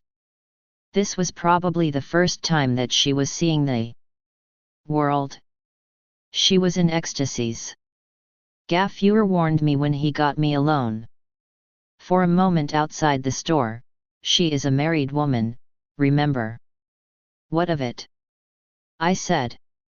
Why do you tell me this? Don't be angry, sir, he said. Go slow, that is all I can say. You are unhealthy-minded, Gaffure. She is like a sister to me, I said. And tried to shut him up. All he said was, you are right. What is it to me? After all, that man is there, who has really married her. And I've my own wife to bother about. I left him and went back to the store. She had picked up a silver brooch, painted over and patterned like a peacock. I paid for it and pinned it on her sari. We dined on the terrace of the Taj, from where she could have a view of the river Saraya winding away. When I pointed it out to her, she said, "It's good. But I have had views of valleys, trees, and brooks to last me a lifetime." We laughed. We were getting into a state of perpetual giggling. She liked to loaf in the market, eat in a crowded hotel, wander about, see a cinema. These common pleasures seemed to have been beyond her reach all these days. I had dismissed the car at the cinema. I did not want Gaffuer to watch my movements. We walked to the hotel. After the picture, we had hardly noticed what it was. I had taken a box. She wore a light yellow crepe sari which made her so attractive that people kept looking at her. Her eyes sparkled with vivacity and gratitude. I knew I had placed her in my debt. It was nearing midnight. The man at the hotel desk watched us pass without showing any interest. Desk men at hotels learn not to be inquisitive. At the door of number 28 I hesitated. She opened the door, passed in, and hesitated, leaving the door half open. She stood looking at me for a moment, as on the first day. "Shall I go away?" I asked in a whisper. "Yes." "Good night," she said feebly. "May I not come in?" I asked, trying to look my saddest. "No, no. Go away," she said. But on an impulse I gently pushed her out of the way, and stepped in and locked the door on the world. Chapter 6. Raju lost count of the time that passed in these activities, one day being like another and always crowded. Several months, or perhaps years, had passed. He counted the seasons by the special points that jutted out, such as the harvest in January, when his disciples brought him sugarcane and jaggery cooked with rice. When they brought him sweets and fruits, he knew that the Tamil New Year was on. When Dasara came, they brought in extra lamps and lit them. And the women were busy all through the 9 days, decorating the pillared hall with colored paper and tinsel, and for Deepavali they brought him new clothes and crackers, and he invited the children to a special session and fired the crackers. He kept a rough count of time. Thus, from the beginning of the year to its end, through its seasons of sun, rain, and mist, he kept count of 3 cycles and then lost count. He realized that it was unnecessary to maintain a calendar. His beard now caressed his chest, his hair covered his back, and round his neck he wore a necklace of prayer beads. His eyes shone with softness and compassion, the light of wisdom emanated from them. The villagers kept bringing in so many things for him that he lost interest in accumulation. He distributed whatever he had to the gathering at the end of the day. They brought him huge chrysanthemum garlands, jasmine and rose petals in baskets. He gave them all back to the women and children. He protested to Velan one day, "I'm a poor man and you are poor men, why do you give me all this? You must stop it." But it was not possible to stop the practice. They loved to bring him gifts. He came to be called Swami by his congregation, and where he lived was called the temple. It was passing into common parlance. The Swami said, "This or that, or I am on my way to the temple." People loved this place so much that they limewashed its walls and drew red bands on them. In the first half of the year they had evening rains, which poured down fussily for a couple of hours to the tune of tremendous thunder. Later in the year they had a quieter sort of rain, steadily pattering down. But no rain affected the assembly. People came shielding themselves with huge bamboo mats or umbrellas or coconut thatch. The hall became more packed during the wet season, since the people could not overflow into the outer courtyard. But it made the gathering cozy, interesting, and cool, and the swish of rain and wind in the trees, and the swelling river, which made them carry their children aloft on their shoulders and cross the river only at certain shallow points, lent a peculiar charm to the proceedings. Raju loved this season, for its greenness everywhere, for the variety of cloud play in the sky, which he could watch through the columned halls. But he suddenly noticed at the end of the year that the skies never dimmed with cloud. The summer seemed to continue. Raju inquired, "Where are the rains?" Velan pulled a long face. "The first rains have totally kept off, Swamiji, and the millet crop, which we should have harvested by now, is all scorched on the stalks. It's a big worry." "1,000 banana seedlings are dead," said another. "If it continues, who knows?" They looked anxious. Raju, ever a soothsayer, said consolingly, "Such things are common. Don't worry too much about them. Let us hope for the best." They became argumentative. "Do you know, Swamiji, our cattle, which go out to graze, knows about the mud and dirt and come back having no grass to eat." Raju had some soothing remark for every complaint. They went home satisfied. "You know best, master," they said, and left. Raju recollected that for his bath nowadays he had to go down 3 more steps to reach the water. He went down and stood looking along the river course. He looked away to his left, where the river seemed to wind back to the mountain ranges of the Mempi, to its source, where he had often conducted tourists. Such a small basin, hardly 100 square feet, with its little shrine. What had happened there to make this river shrink so much here?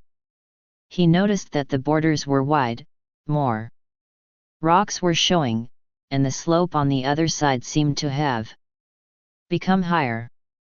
Other signs too were presently to be noticed. At the harvest festival, the usual jubilation was absent. Sugar canes have completely wilted. With difficulty we have brought in this bit. Please accept it. Give it to the children, Raju said. Their gifts were shrinking in size and volume. The astrologer says that we shall have very early rains in the coming year, someone said. The talk was always about the rains. People listened to discourses and philosophy with only half interest. They sat around, expressing their fears and hopes. Is it true, Swami, that the movement of airplanes disturbs the clouds and so the rains don't fall? Too many airplanes in the sky. Is it true, Swami, that the atom bombs are responsible for the drying up of the clouds? Science, mythology, weather reports, good and evil, and all kinds of possibilities were connected with the rain. Raju gave an explanation for each in the best manner he could manage, but he found his answers never diverted their minds. He decreed, "You must not think too much of it. The rain god sometimes teases those who are obsessed with thoughts of him. How would you feel if someone went on mentioning and repeating your name all hours of the day and night for days and days on end? They enjoyed the humor of the analogy, and went their ways. But a situation was developing which no comforting word or discipline of thinking could help. Something was happening on a different plane, over which one had no control or choice, and where a philosophical attitude made no difference. Cattle were unable to yield milk, they lacked the energy to drag the plow through the furrows, flocks of sheep were beginning to look scurvy and piebald, with their pelvic bones sticking out. The wells in the villages were drying up. Huge concourses of women with pitchers arrived at the river, which was fast narrowing. From morning to night they came in waves and took the water. Raju watched their arrival and departure as they passed in files on the high ground opposite, looking picturesque, but without the tranquility inherent in a picture. They quarreled at the waterhole for priorities, and there were fear, desperation, and lamentation in their voices. The earth was fast drying up. A buffalo was found dead on a foot track. The news was brought to the Swami early one morning by Villain. He stood above him as he slept and said, "Swami, I want you to come with us." "Why?" "Cattle have begun to die," he said with quiet resignation. "What can I do about it?" Raju felt like asking, sitting up in his bed. But he could not say such a thing. He said soothingly, "Oh, no, it can't be. A buffalo was found dead on the forest path beyond our village." "Did you see it yourself?" "Yes, Swami, I come from there." "Can't be as bad as that, Villain. It must have died of some other disease. Please come along and see it, and if you can tell us why it is dead, it will relieve our minds. A learned man like you should see and tell." They were clearly losing their heads. They were entering a nightmare phase. The Swami knew so little of cattle, dead or alive, that it was of no practical use his going to see this one, but since they wanted it, he asked Villain to be seated for a few moments, and went down with him. The village street looked deserted. Children played about in the road dust, because the master had gone to town with a petition for relief addressed to the revenue authorities, and so the day school was closed. Women were moving about with water pots on their heads. In passing, "Could hardly get half a pot today," said some. "What's the world coming to? You must show us the way, Swami." Raju merely raised a hand and waved it as if to say, "Be peaceful. Everything will be all right, I will fix it with the gods." A small crowd followed him and Villain to the forest path, saying the same thing over and over again. Someone reported worse happenings in the next village. Cholera was breaking out and thousands were dying, and so forth. He was snubbed by the rest as a scaremonger. Raju paid little attention to the jabber around him. There it was outside the village, on a rough foot track that led into the forest, a buffalo with bones sticking out. Crows and kites, already hovering about, flew off at the approach of men. There was a sickening odor, and henceforth Raju began to associate the season with it. It could not be mitigated with soothsaying. He held his upper cloth to his nostrils and gazed at the carcass for a while. "Whose was this?" he asked. They looked at one another. Not ours, someone said. It belonged to the next village. There was some relief at this thought. If it was one from the next village, it was far removed. Anything, any explanation, any excuse served to console people now. It belonged to no one, said another. It looks like a wild buffalo. This was even better. Raju felt relieved at the possibility of there being other solutions and explanations. He added, peering at it again, it must have been bitten by a poisonous insect. This was a comforting explanation, and he turned back without letting his eye dwell on the barren branches of trees, and the ground covered with bleached mud, without a sign of green. This piece of interpretation by the Swamiji pleased the public. It brought them untold comfort. The air of tension suddenly relaxed.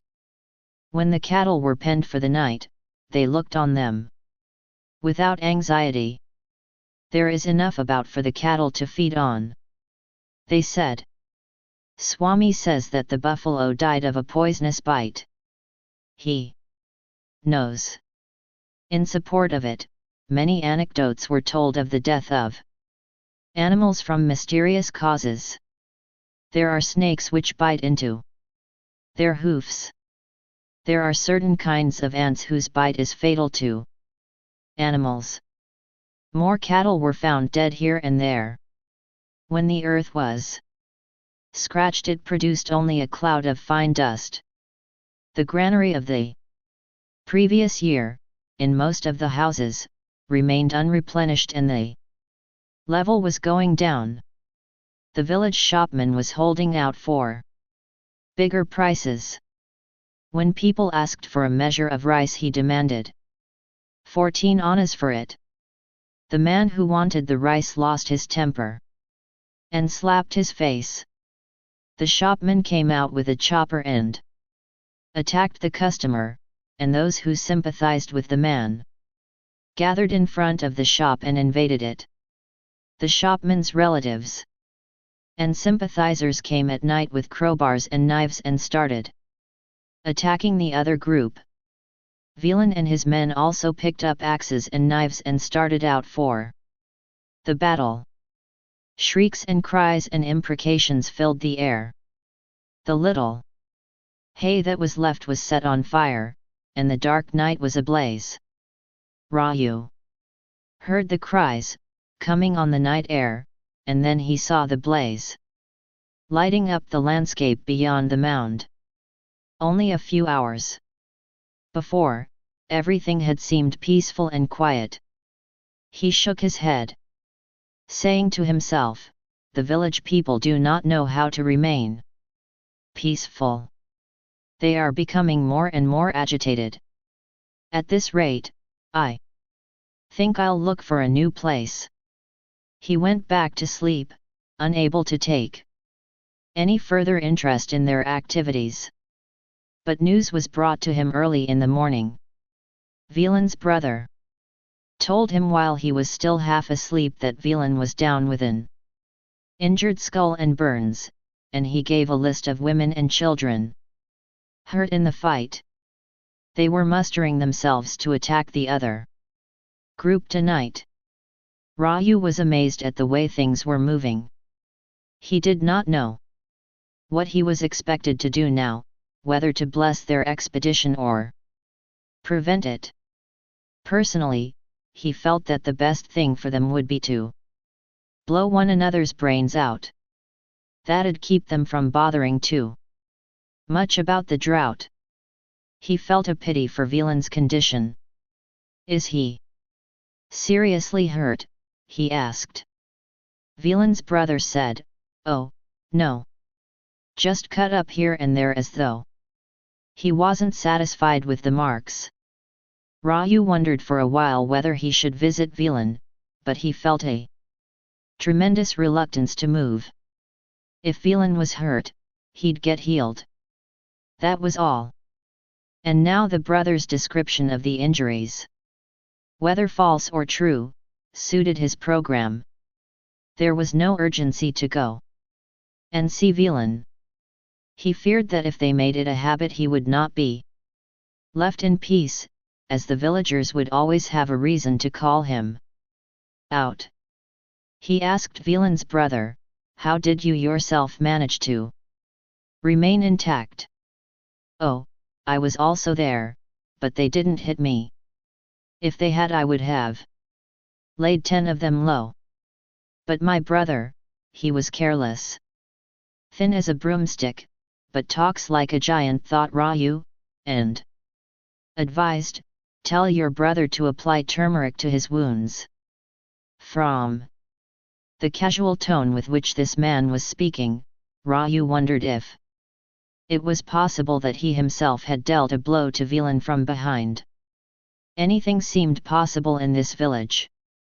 All the brothers in the place were involved in litigation against one another, and anyone might do anything in the present sensational developments. Velan's brother rose to go. Raju said, "Tell Velan to rest in bed completely." "Oh, no, master. How can he rest? He is joining the party tonight and he will not rest till he burns their houses."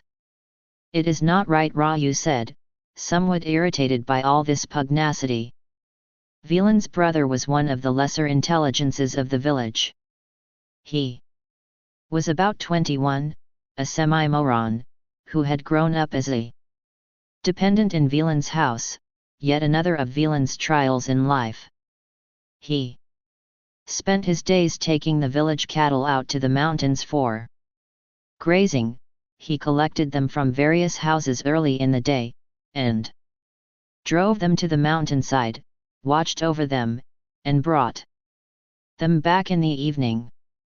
All day he lounged under a tree shade, eating a ball of boiled millet when the sun came overhead, and watching for the sun to slant westward to drive the cattle homeward. He had hardly anyone to speak to except his cattle the whole day, and he spoke to them on equal terms and abused them and their genealogy unreservedly.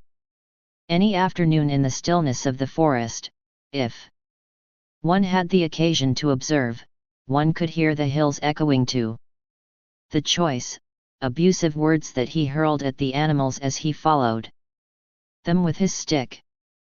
He was considered well equipped for this single task, and from each house was given 4 annas a month. They did not trust him with any more responsible tasks. He was one of those rare men in the village who never visited the Swamiji, but preferred to sleep at home at the end of the day.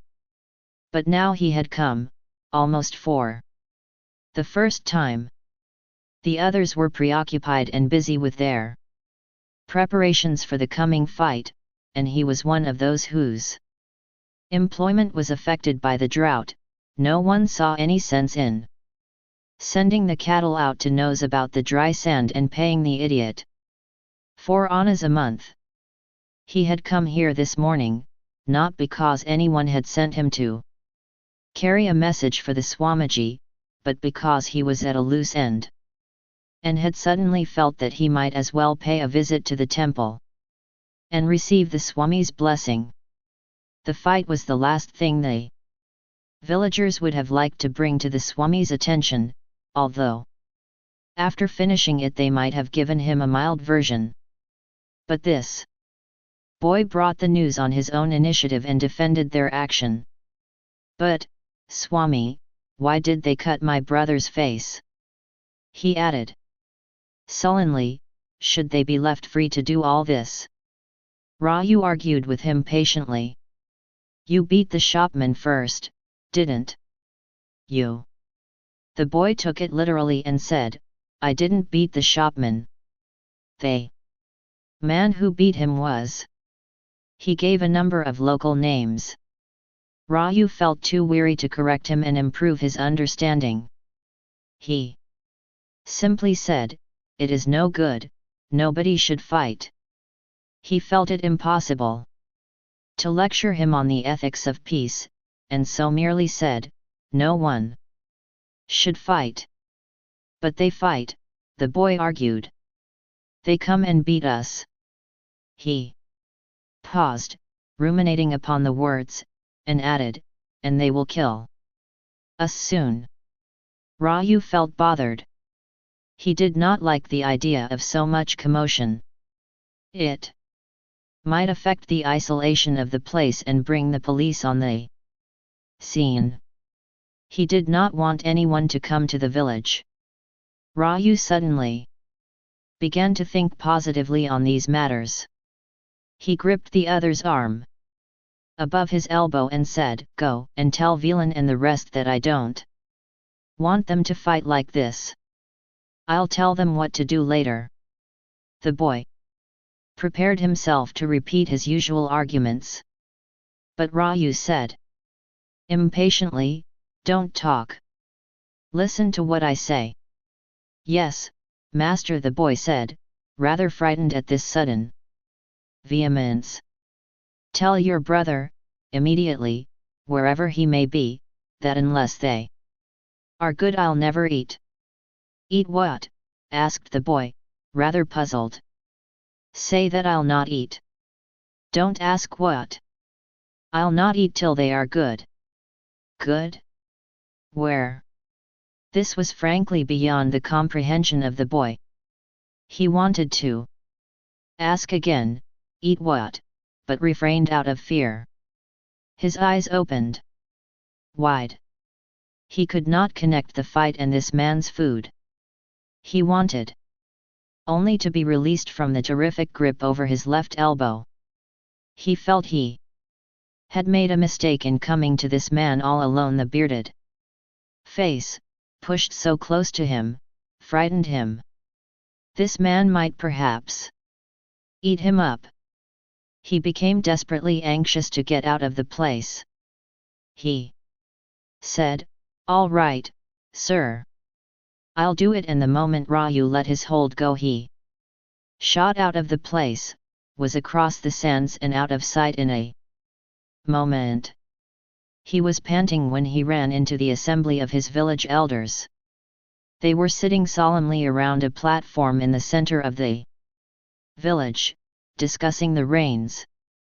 There was a brick platform built around an ancient peepal tree, at whose root a number of stone figures were embedded, which were often anointed with oil and worshipped. This was a sort of town hall platform for Mongala. It was shady and cool and spacious. There was always a gathering of men on one side, conferring on local problems, and on the other women who carried loaded baskets on their heads and rested. Children chased each other, and the village dogs slumbered.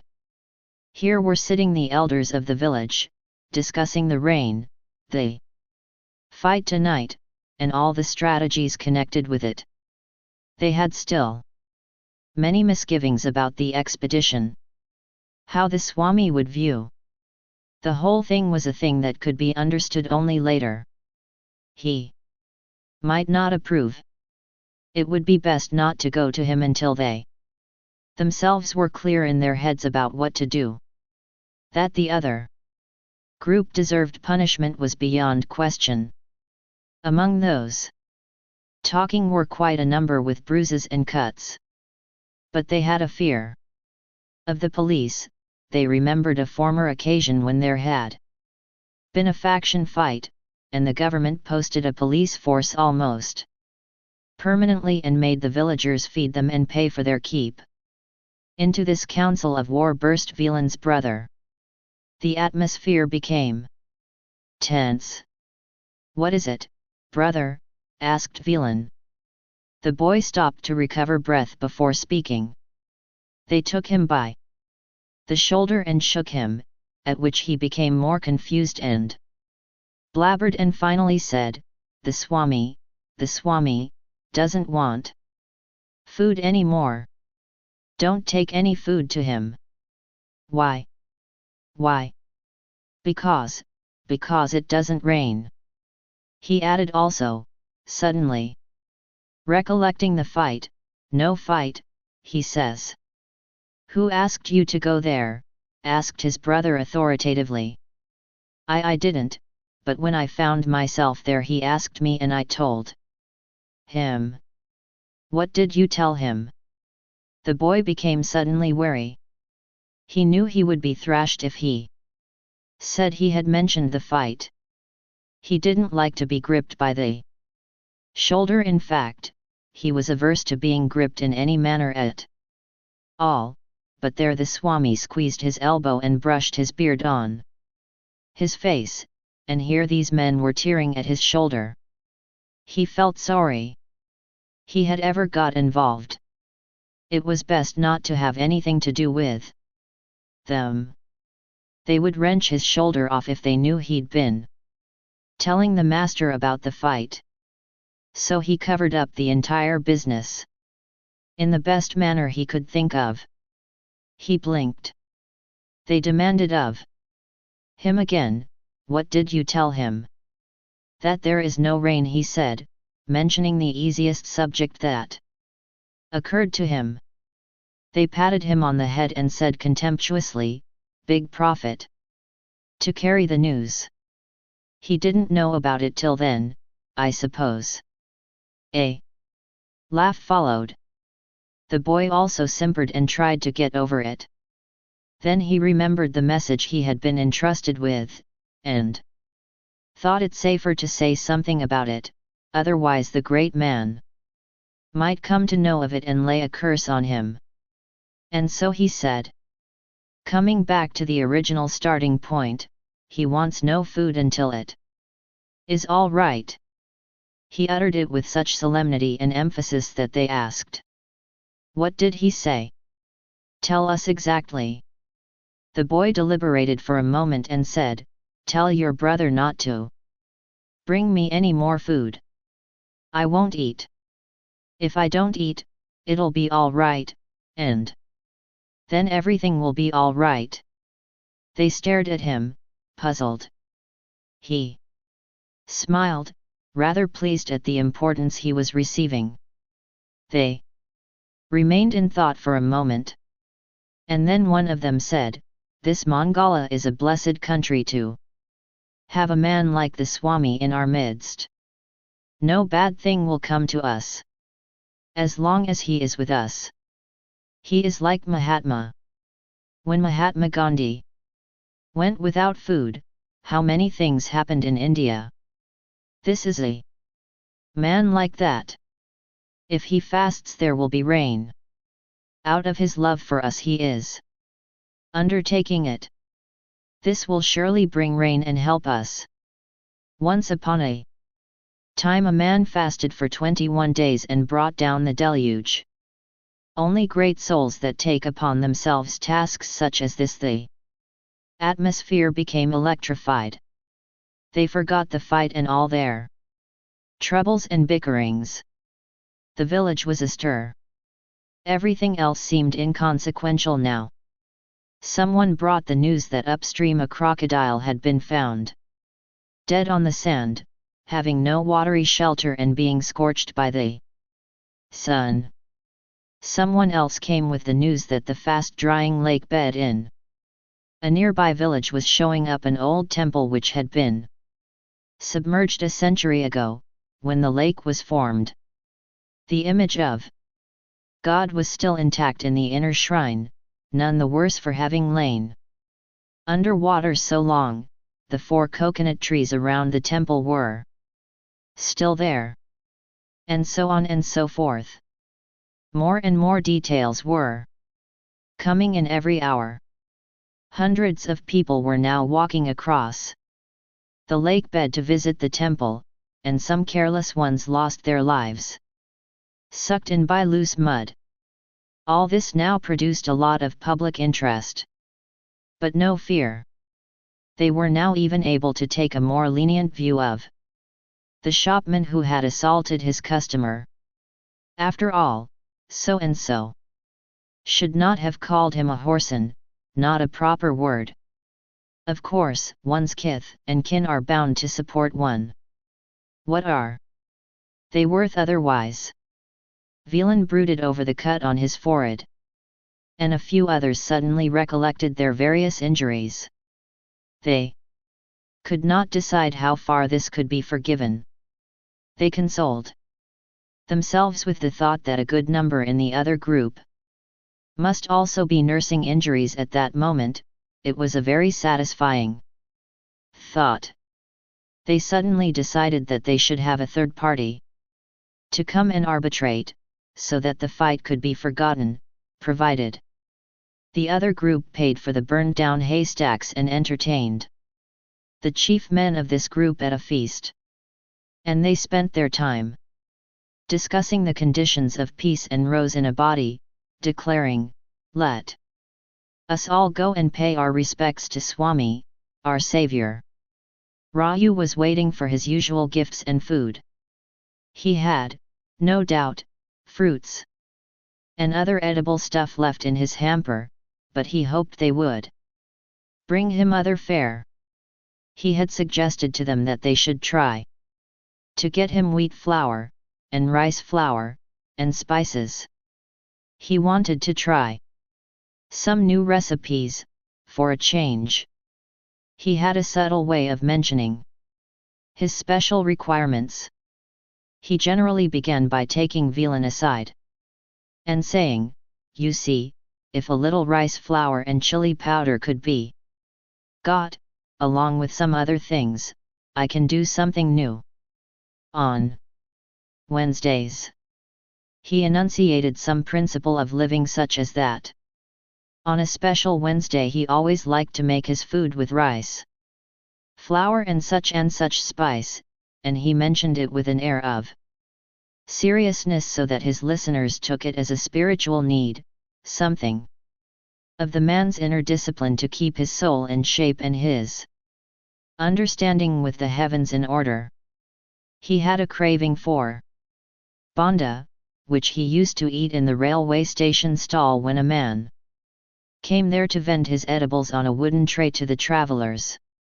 It was composed of flour, potato, a slice of onion, a coriander leaf, and a green chili, and oh, how it tasted, although he probably fried it in anything. He was the sort of vendor who would not hesitate to fry a thing in kerosene, if it worked out cheaper. With all that, he made delicious stuff, and when Raju used to ask the vendor how he made it, he gave him a recipe starting with just a small piece of ginger, and then it went on to this and that. While discoursing on Bhagavad Gita to his audience the other evening, Raju had had a sudden craving to try this out himself. He was now equipped with a charcoal stove and frying pan, and what could be more musical than well-needed dough dropping into boiling oil?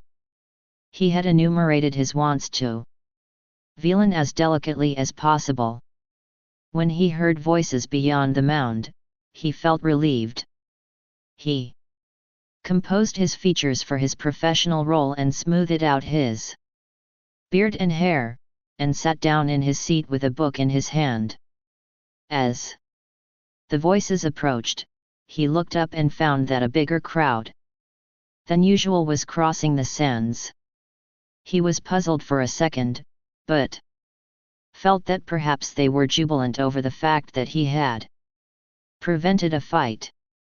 He felt happy that he had after all achieved something, and saved the village. That idiot brother of Velan did not seem so bad after all. He hoped that they had the flour in a bag. It'd be improper to ask for it at once, they were bound to leave it in the kitchen. They softened their steps and voices as they came near the pillared hall. Even the children hushed their voices when they approached the august presence. They sat around in a silent semicircle as before, each in his place. The women got busy at once sweeping the floor and filling the mud lamps with oil. For 10 minutes Raju neither looked at them nor spoke, but turned the leaves of his book. He felt curious to see how much of Villain's person was intact. He stole a glance across, and saw the scars on his forehead, and threw a swift look around and found that actually there was less damage than he had pictured in his mind. He resumed his studies, and only after he had gone through 10 minutes of reading did he look up as usual and survey the gathering. He looked at his flock, fixed his eyes on Villain in particular, and said, "Lord Krishna says here." He adjusted his page to the light and read a passage. "Do you know what it means?" He entered into a semi-philosophical discourse on a set of rambling themes, starting with the eating of good food and going on to absolute trust in God's goodness. They listened to him without interrupting him, and only when he paused for breath at the end of nearly an hour did Villain say, "Your prayers will surely be answered and save our village. Every one of us in the village prays night and day that you come through it safely." Raju was puzzled by what he heard, but he thought that such high and bombastic well-wishing was their habit and idiom, and that they were only thanking him for putting enough sense into their heads not to go on with their fight. The assembly grew very loquacious and showered praise on him from all directions. A woman came up and touched his feet. Another followed. Raju cried, "Have I not told you that I'll never permit this? No human being should ever prostrate before another human being." 2 or 3 men came up, one of them saying, "You are not another human being. You are a Mahatma. We should consider ourselves blessed indeed to be able to touch the dust of your feet." "Oh, no. Don't say that." Raju tried to withdraw his feet, but they crowded round him. He tried to cover his feet. He felt ridiculous playing this hide and seek with his feet. He could find no place to put them. They tugged at him from various sides and they seemed ready to tickle his sides, if it would only give them his feet. He realized that there was really no escape from this demonstration and that it would be best to let them do what they liked. Almost everyone in the crowd had touched his feet and withdrawn, but not too far away. They surrounded him and showed no signs of moving. They gazed on his face and kept looking up in a new manner. There was a greater solemnity in the air than he had ever known before. Villain said, "Your penance is similar to Mahatma Gandhi's. He has left us a disciple in you to save us." In their own rugged idiom, in the best words they could muster, they were thanking him. Sometimes they all spoke together and made a confused noise.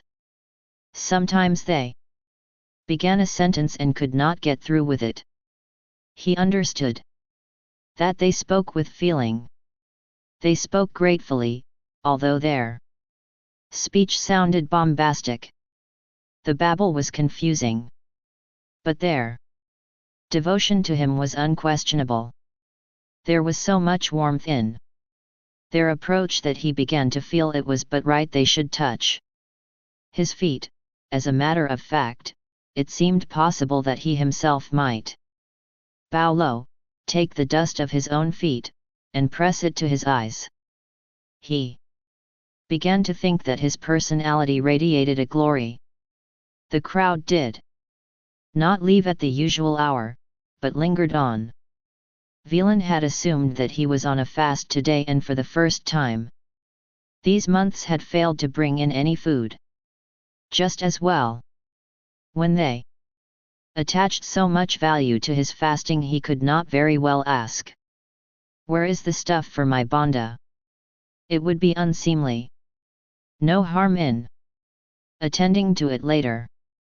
They had assumed that he was fasting in order to stop their fight, and he was not going to announce to them that he had already had 2 meals during the day.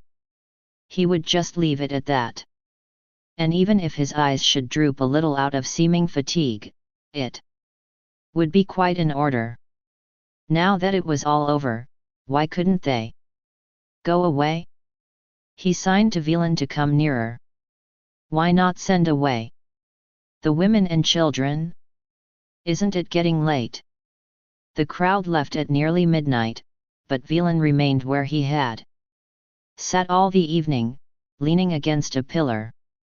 Don't you feel sleepy? Raju asked. No, sir.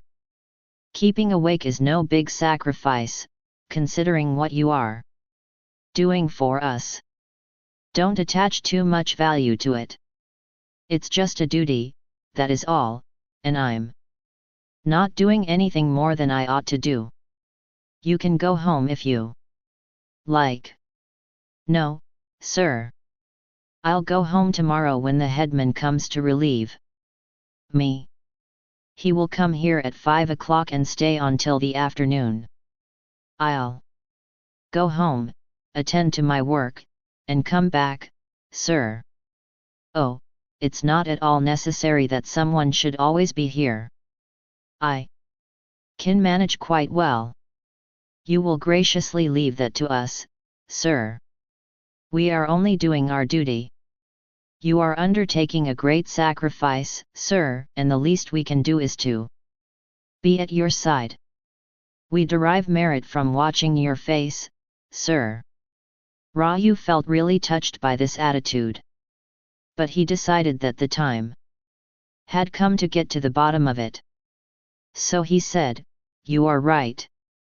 1. Who serves the performer of a sacrifice derives the same merit, says our scripture, and you are not wrong.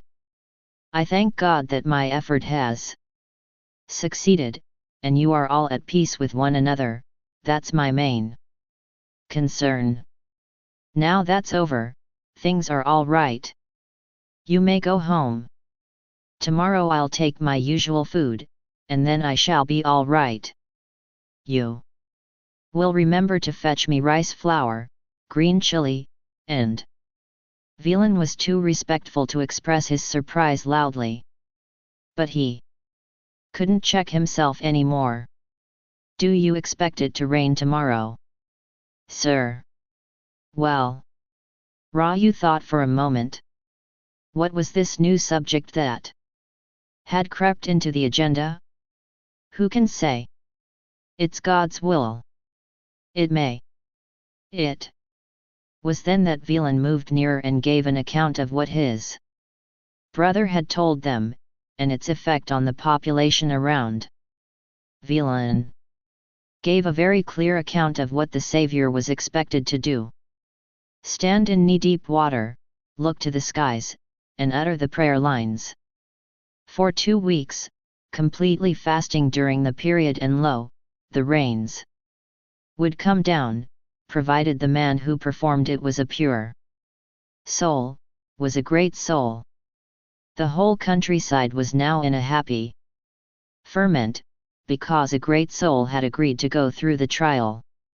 The earnestness with which he spoke brought the tears to Raju's eyes. He remembered that not long ago he had spoken to them of such a penance, its value and technique. He had described it partly out of his head and partly out of traditional accounts he had heard his mother narrate. It had filled an evening's program and helped him divert his audience's mind from the drought. He had told them, when the time comes, everything will be all right. Even the man who would bring you the rain will appear, all of a sudden. They interpreted his words and applied them now to the present situation. He felt that he had worked himself into a position from which he could not get out. He could not betray his surprise. He felt that after all the time had come for him to be serious, to attach value to his own words. He needed time and solitude to think over the whole matter.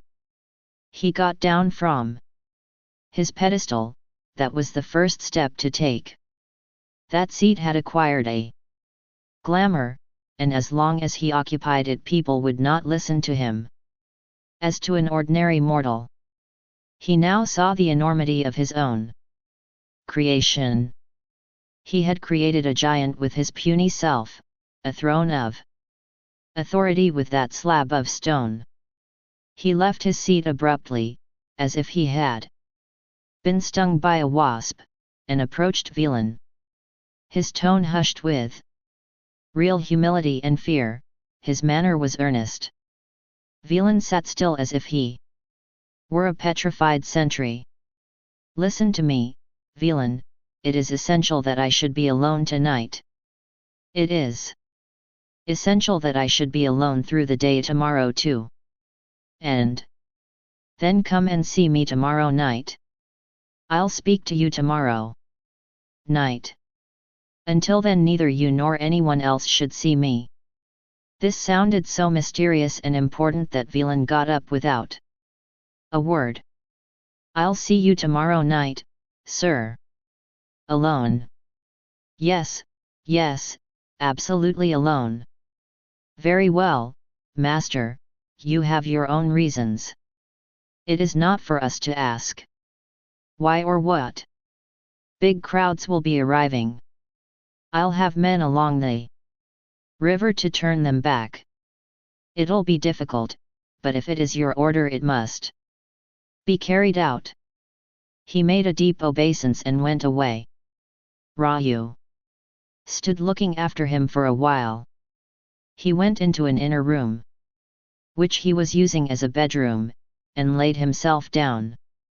His body was aching from too much sitting up the whole day, and he felt exhausted by the numerous encounters. In that dark chamber, as the bats whirred about and the far-off sounds of the village ceased, a great silence descended. His mind was filled with tormenting problems. He tried to sleep. He had a fitful, nightmare-ridden thought-choked 3 hours. Did they expect him to starve for 15 days and stand in knee-deep water 8 hours? He sat up. He regretted having given them the idea. It had sounded picturesque. But if he had known that it would be applied to him, he might probably have given a different formula. That all villages should combine to help him eat bonda for 15 days. Without a break. Up to them to see that the supply was kept up. And then the saintly man would stand in the river for 2 minutes a day. And it should bring down the rain sooner or later. His mother used to say, if there is one good man anywhere, the rains would descend for his sake and benefit the whole world, quoting from a Tamil poem. It occurred to him that the best course for him would be to run away from the whole thing. He could walk across, catch a bus somewhere, and be off to the city, where they would not bother too much about him. Just another bearded sadhu about, that was all. Velan and the rest would look for him and conclude that he had vanished to the Himalayas. But how to do it? How far could he go? Anyone might spot him within half an hour. It was not a practical solution. They might drag him back to the spot and punish him for fooling them.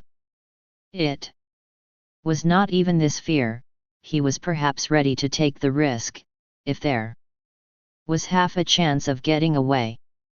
But he felt moved by the recollection of the big crowd of women and children touching his feet. He felt moved by the thought of their gratitude.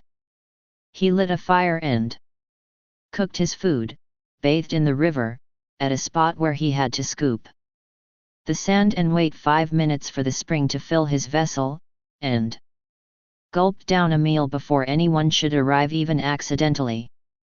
He kept a reserve of food, concealed in an inner sanctum, for a second meal at night. He thought suddenly that if they would at least leave him alone at night, he could make some arrangement and survive the ordeal. The ordeal then would be only standing knee-deep in water, if they could find it, muttering the litany for 8 hours. This he could suitably modify in actual practice. It might give him cramps, but he'd have to bear it for a few days, and then he believed the rains would descend in their natural course sooner or later. He would not like to cheat them altogether about the fast if he could help it. When Velan arrived at night, he took him into his confidence. He said, "Velan, you have been a friend to me. You must listen to me now. What makes you think that I can bring the rain? That boy told us so. Did you not tell him so?" Raju hesitated without giving a direct reply. Perhaps even at this point he might have rectified the whole thing with a frank statement. Raju hesitated for a moment. By habit, his nature avoided the direct and bald truth even now. He replied dodgingly, "It's not that I am asking. I want to know what has made you think so about me." Velan blinked helplessly. He did not quite understand what the great man was implying. He felt that it must mean something very noble, of course, but he was unable to answer the question. He said, "What else should we do? Come nearer. Sit down and listen to me. You may sleep here. I'm prepared to fast for the sake of your people and do anything if I can help this country, but it is to be done only by a saint. I am no saint." Velan uttered many sounds of protest. Raju felt really sorry to be shattering his faith, but it was the only way in which he could hope to escape the ordeal. It was a cool night. Raju asked Velan to go up with him to the river step. He took his seat on it, and Velan sat on a step below. Raju moved down to his side. "You have to listen to me, and so don't go so far away, Velan. I must speak into your ears. You must pay attention to what I am going to say. I am not a saint, Velan, I'm just an ordinary human being like anyone else. Listen to my story. You will know it yourself." The river, trickling away in minute driblets, made no noise. The dry leaves of the peepal tree rustled. Somewhere a jackal howled, and Raju's voice filled the night. Velan listened to him without uttering a word of surprise or interjection, in all humility. Only he looked a little more serious than usual, and there were lines of care on his face. Chapter 7. I was accepted by Marco as a member of the family. From guiding tourists I seemed to have come to a sort of concentrated guiding of a single family. Marco was just impractical, an absolutely helpless man. All that he could do was to copy ancient things and write about them. His mind was completely in it.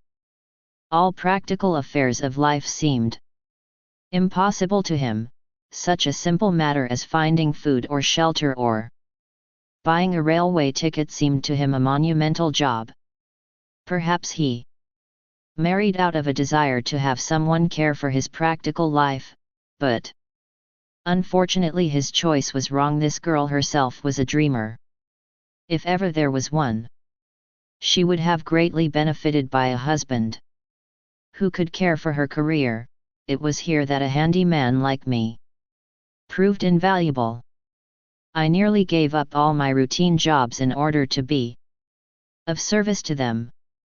He stayed for over a month at Peak House and I was in entire charge of all his affairs. He never stinted any expense as long as a voucher was available. They still kept their room in the hotel. Gaffeur's car was permanently engaged, almost as if Marco owned it. The car did at least one trip a day between the Peak House and the town. Joseph looked after Marco so well that it was unnecessary for anyone else to bother about him. It was understood that I should devote a lot of time to looking after him and his wife, without sacrificing any other job I might have. He paid me my daily rate and also let me look after my routine jobs. My so-called routine jobs now sounded big, but actually reduced themselves to keeping Rosie company and amusing her. Once in 2 days she went up to see her husband. She was showing extra solicitude for him nowadays. She fussed a great deal over him. It was all the same to him. His table was littered with notes and dates, and he said, "Rosie, don't go near it. I don't want you to mess it up. It is just coming to a little order." I never cared to know what exactly he was doing. It was not my business. Nor did his wife seem to care for the task he was undertaking. She asked, "How is your food?" She was trying a new technique on him, after the inauguration of our own intimacy. She arranged his room. She spoke to Joseph about his food. Sometimes she said, "I'll stay on here and keep you company." And Marco acknowledged it in an absent-minded, casual manner. "All right. If you like." "Well, Raju, are you staying on or going back?"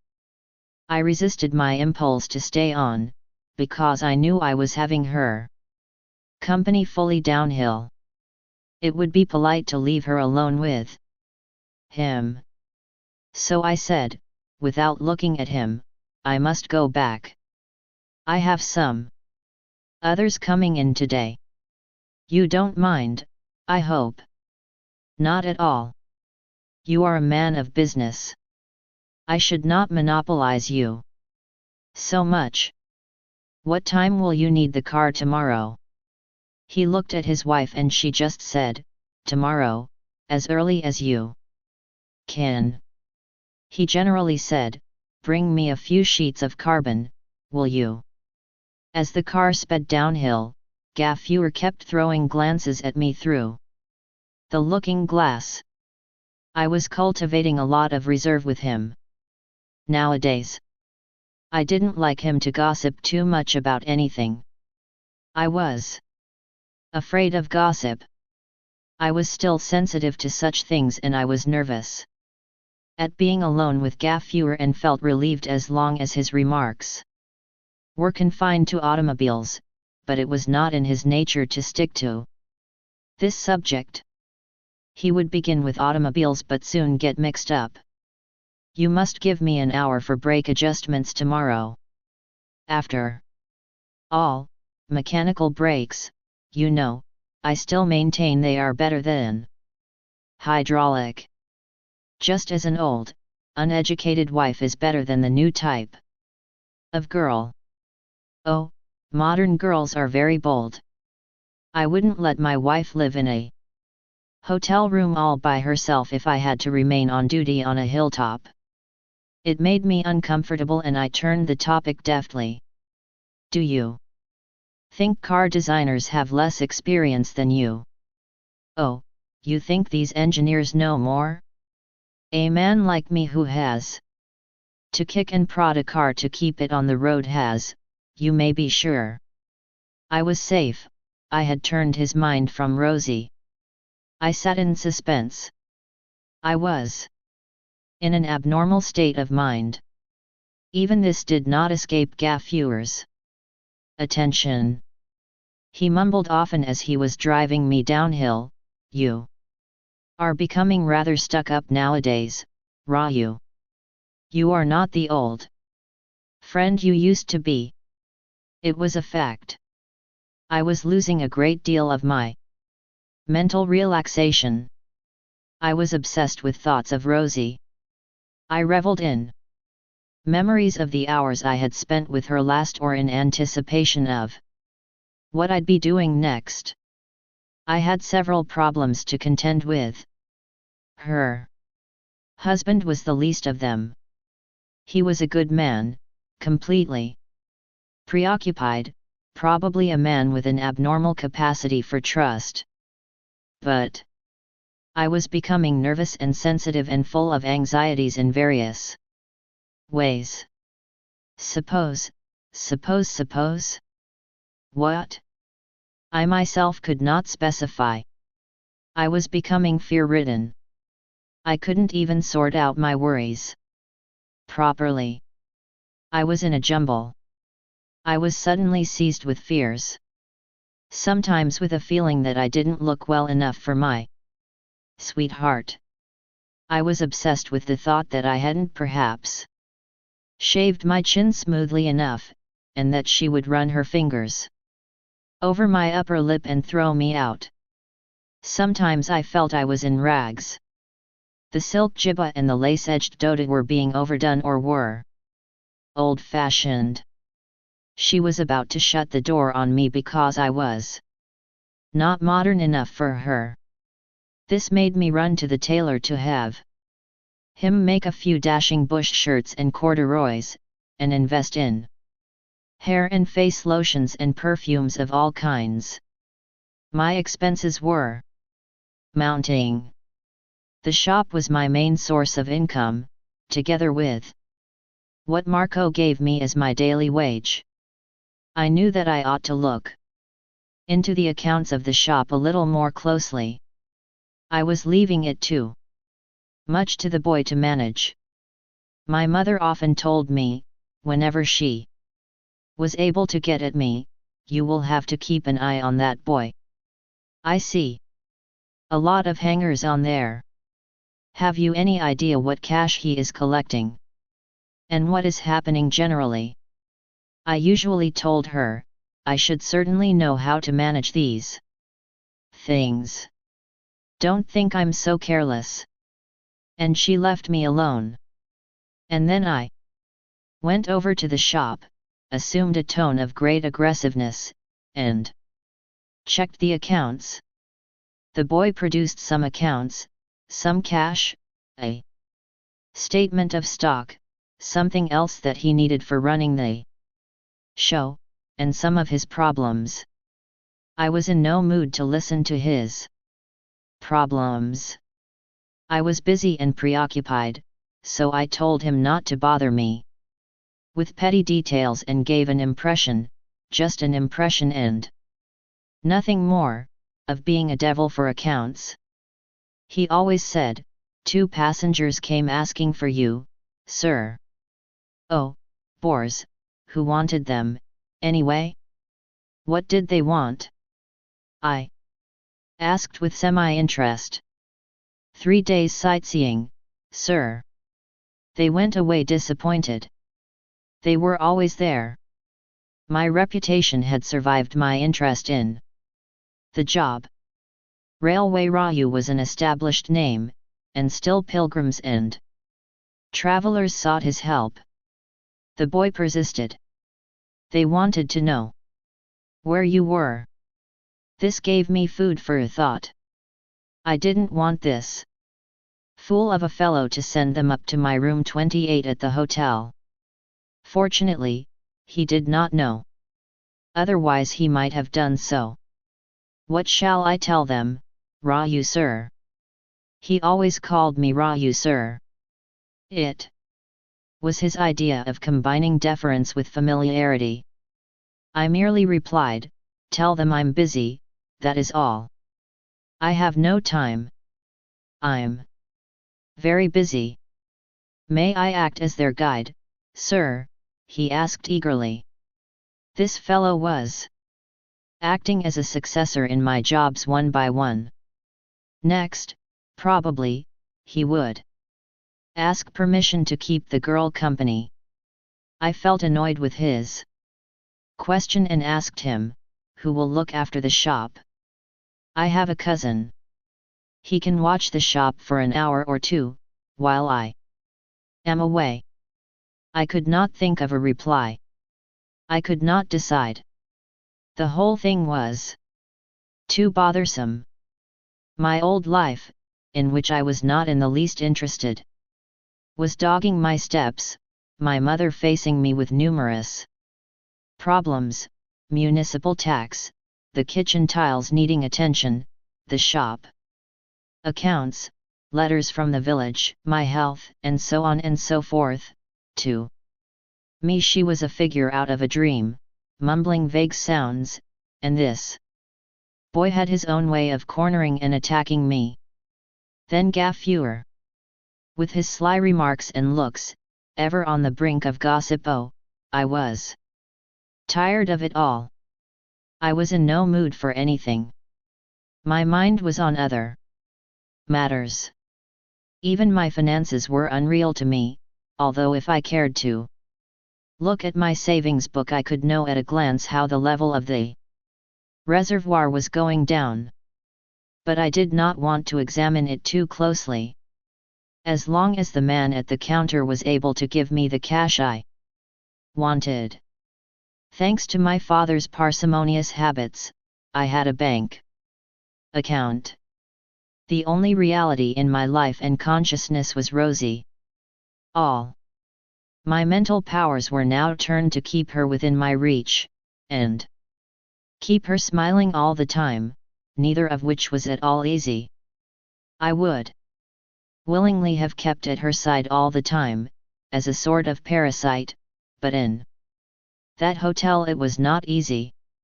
I was always racked with the thought that the man at the desk and the boys at the hotel were keeping an eye on me and were commenting behind my back. I did not want to be observed going to room 28. I was becoming self-conscious about it. I very much wished that the architecture of the place could be altered so that I might go up without having the desk man watch me. I was sure he was noting down the hour of my arrival with Rosie, and of my departure. His morbid, inquisitive mind, I was sure, must have been working on all the details of my life behind the closed doors of room 28. I didn't like the way he looked at me. Whenever I passed, I didn't like the curve of his lip. I knew he was smiling at an inward joke at my expense. I wished I could ignore him. But he was an early associate of mine, and I owed him a general remark or two. While passing him, I tried to look casual, and stopped to say, "Did you see that Nehru is going to London, or the new taxes will kill all initiative?" And he agreed with me and explained something, and that was enough. Or we discussed the government of India's tourist plans or hotel arrangements, and I had to let him talk. The poor fellow never suspected how little I cared for tourism or taxes. Or anything now. I sometimes toyed with the thought of changing the hotel. But it was not easy. Both Rosie and her husband seemed to be deeply devoted to this hotel. He was somehow averse to changing, although he never came down from his heights, and the girl seemed to have got used to this room with its view of a coconut grove outside, and people irrigating it from a well. It was a fascination that I could not easily understand or explain. In other ways too I found it difficult to understand the girl. I found as I went on that she was gradually losing the free and easy manner of her former days. She allowed me to make love to her, of course, but she was also beginning to show excessive consideration for her husband on the hill. In the midst of my caresses, she would suddenly free herself and say, "Tell Gaffuer to bring the car. I want to go and see him." I had not yet reached the stage of losing my temper or speaking sharply to her. So I calmly answered, Gaffurer will not come till this time tomorrow. You were up only yesterday. Why do you want to go again? He expects you there only tomorrow. Yes, she would say and remain thoughtful. I didn't like to see her sit up like that on her bed and brood, her hair unattended, her dress all crinkled. She clasped her knees with her hands. What is troubling you? I had to ask her. Won't you tell me? I will always help you. She would shake her head and say, after all, he is my husband. I have to respect him. I cannot leave him there. My knowledge of women being poor and restricted to one, I could not decide how to view her statements. I could not understand whether she was pretending, whether her present pose was pretense, or whether her account of all her husband's shortcomings was false, just to entice me. It was complex and obscure. I had to tell her, Rosie, you know very well that even if Gaffurer came, he couldn't drive uphill at this hour. Yes, yes, I understand, she would reply and lapse into a mysterious silence again. What is troubling you? She started crying. After all, is this right what I am doing? After all, he has been so good to me, given me comfort and freedom. What husband in the world would let his wife go and live in a hotel room by herself, 100 miles away? It is not 100 miles, but 58 only, I corrected. Shall I order you coffee or anything to eat? No, she would say point blank, but continue the train of her own thoughts. As a good man he may not mind, but is it not a wife's duty to guard and help her husband, whatever the way in which he deals with her? This last phrase was to offset in advance any reminder I might make about his indifference to her. It was a confusing situation. Naturally, I could take no part in this subject. There was nothing I could add to or subtract from what she was saying. Distance seemed to lend enchantment to her view now. But I knew that she would have to spend only a few hours with him, to come downhill raging against him, saying the worst possible things. Sometimes I heartily wished that the man would descend from his heights, take her, and clear out of the place. That would at least end this whole uncertain business once for all and help me to return to my platform duties. I could possibly try to do that even now. What prevented me from leaving the girl alone? The longer Marco went on with his work, the longer this agony was stretched. But he seemed to flourish in his solitude. That's probably what he had looked for all his life. But why could he not do something about his wife? A blind fellow. Sometimes I felt angry at the thought of him. He had placed me in a hopeless predicament. I was compelled to ask her, why don't you stay up with him, then? She merely replied, he sits up all night writing, and if he sits up all night writing, during the day you should talk to him, I would say with a look of innocence. But all day he is in the cave. Well, you may go and see it too. Why not? It ought to interest you. While he is copying, no one may talk to him. Don't talk to him, but study the objects yourself. A good wife ought to be interested in all her husband's activities. True, she said, and merely sighed. This was a thoroughly inexperienced and wrong line for me to take. It led us nowhere, but only made her morose. Her eyes lit up with a new hope when I spoke about the dance.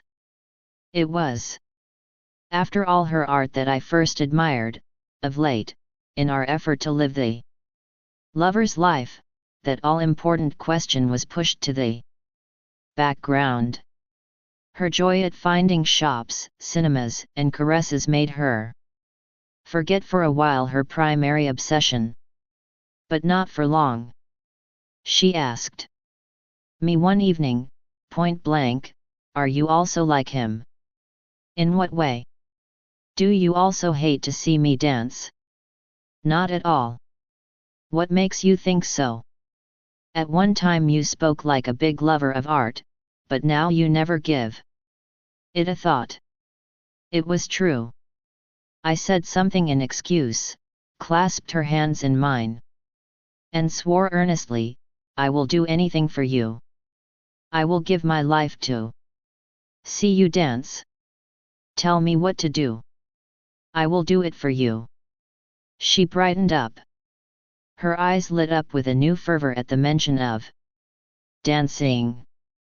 So I sat up with her, helping her to daydream. I found out the clue to her affection and utilized it to the utmost. Her art and her husband could not find a place in her thoughts at the same time. One drove the other out. She was full of plans. At 5 in the morning she'd start her practice and continue for 3 hours. She would have a separate hall, long enough and wide enough for her to move in. It must have a heavy carpet, which would be neither too smooth under the feet nor too rough, and which would not fold while she practiced her steps on it. At one corner of the room she'd have a bronze figure of Nataraja, the god of dancers, the god whose primal dance created the vibrations that set the worlds in motion. She would have a long incense holder, in which at all times she would have incense sticks burning. After her morning practice, she would call up the chauffeur. "Are you going to have a car?" I asked. "Naturally, otherwise how can I move about? When I have so many engagements, it will be necessary for me to have a car. It'll be indispensable, don't you think?" "Surely. I'll remember it." She would then spend an hour or two in the forenoon studying the ancient works on the art, Natya Shastra of Bharat Muni, 1,000 years old, and various other books, because without a proper study of the ancient methods it would be impossible to keep the purity of the classical forms. All the books were in her uncle's house, and she would write to him to send them on to her by and by. She would also want a pundit to come to her to help her to understand the texts, as they were all written in an old, terse style. "Can you get me a Sanskrit pundit?" she asked. "Of course I can. There are dozens of them.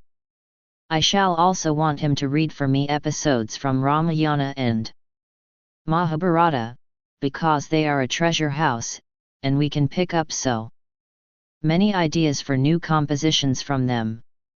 A little rest after lunch, and at 3 o'clock she would go out and do shopping, and a drive and return home in the evening or see a picture, unless, of course, there was a performance in the evening. If there was a performance, she would like to rest till 3 in the afternoon and reach the hall only half an hour before the show. That would be enough, because I shall do all the makeup and dressing before I leave the house. She thought of every detail, and dreamed of it night and day. Her immediate need would be a party of drummers and musicians to assist her morning practice. When she was ready to appear before the public, she would tell me, and then I could fix her public engagements. I felt rather baffled by her fervor. I wished I could keep pace at least with her idiom. I felt that I ought immediately to pick up and cultivate the necessary jargon. I felt silly to be watching her and listening to her, absolutely tongue-tied. There were, of course, two ways open: to bluff one's way through and trust to luck, or to make a clean breast of it all. I listened to her talk for 2 days and finally confessed to her, I am a layman, not knowing much of the technicalities of the dance. I'd like you to teach me something of it. I didn't want her to interpret it as an aversion on my part to the art. That might drive her back into the arms of her husband, and so I took care to maintain the emphasis on my passion for the art. It gave us a fresh intimacy. This common interest brought us close together. Wherever we were, she kept talking to me on the various subtleties of the art, its technicalities, and explaining as to a child its idioms. She seemed to notice our surroundings less and less. In Gaffure's car as we sat, she said, "You know what a pallavi is? The time scheme is all important in it. It does not always run in the simple style of 1-2. 1-2, it gets various odds thrown in, and at a different tempo." She uttered its syllables, ta-ka ta-ki-ta, ta-ka. It amused me. You know, to get the footwork right within those 5 or 7 beats requires real practice, and when the tempo is varied. This was something that Gaffure could safely overhear, as we went up the hill, as we came out of a shop, as we sat in a cinema. While seeing a picture, she would suddenly exclaim, "My uncle has with him a very old song written on a palm leaf. No one has seen it." My mother was the only person in the whole country who knew the song and could dance to it. "I'll get that song too from my uncle. I'll show you how it goes. Shall we go back to our room? I don't want to see more of this picture. It looks silly." We immediately adjourned to room 28, where she asked me to remain seated, and went into the anteroom and came back with her dress tucked in and tightened up for the performance. She said, "I'll show you how it goes. Of course, I'm not doing it under the best of conditions. I need at least a drummer. Move off that chair, and sit on the bed. I want some space here." She stood at one end of the hall and sang the song lightly, in a soft undertone, a song from an ancient Sanskrit composition of a lover and lass on the banks of Jamuna, and it began with such a verve. When she lightly raised her foot and let it down, allowing her anklets to jingle, I felt thrilled. Though I was an ignoramus, I felt moved by the movements, rhythm, and time, although I did not quite follow the meaning of the words. She stopped now and then to explain, "Nari means girl and Mani is a jewel.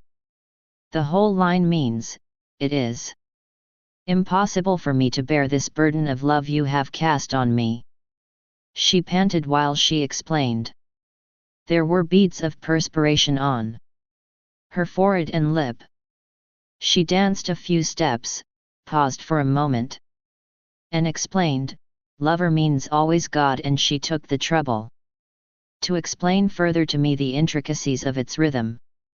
The floor resounded with the stamping of her feet. I felt nervous that those on the floor below might ask us to stop, but she never cared, never bothered about anything. I could see, through her effort, the magnificence of the composition, its symbolism, the boyhood of a very young god, and his fulfillment in marriage, the passage of years from youth to decay, but the heart remaining ever fresh like a lotus on a pond. When she indicated the lotus with her fingers, you could almost hear the ripple of water around it. She held the performance for nearly an hour. It filled me with the greatest pleasure on earth. I could honestly declare that, while I watched her perform, my mind was free, for once, from all carnal thoughts.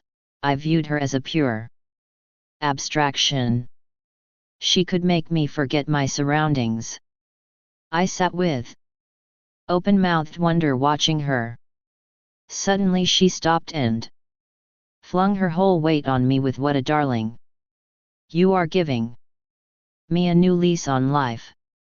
Next time we went up the hill our strategy was ready. I would drop her there and come back to town.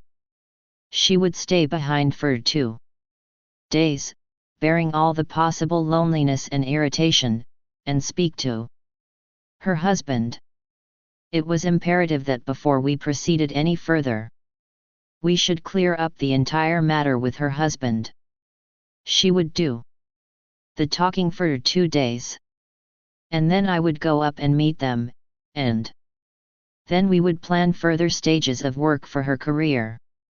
She had suddenly become very optimistic about her husband, and often leaned over to whisper, "I think he will agree to our proposal so that Gaffuer should not know," or reveled in further wishful thoughts.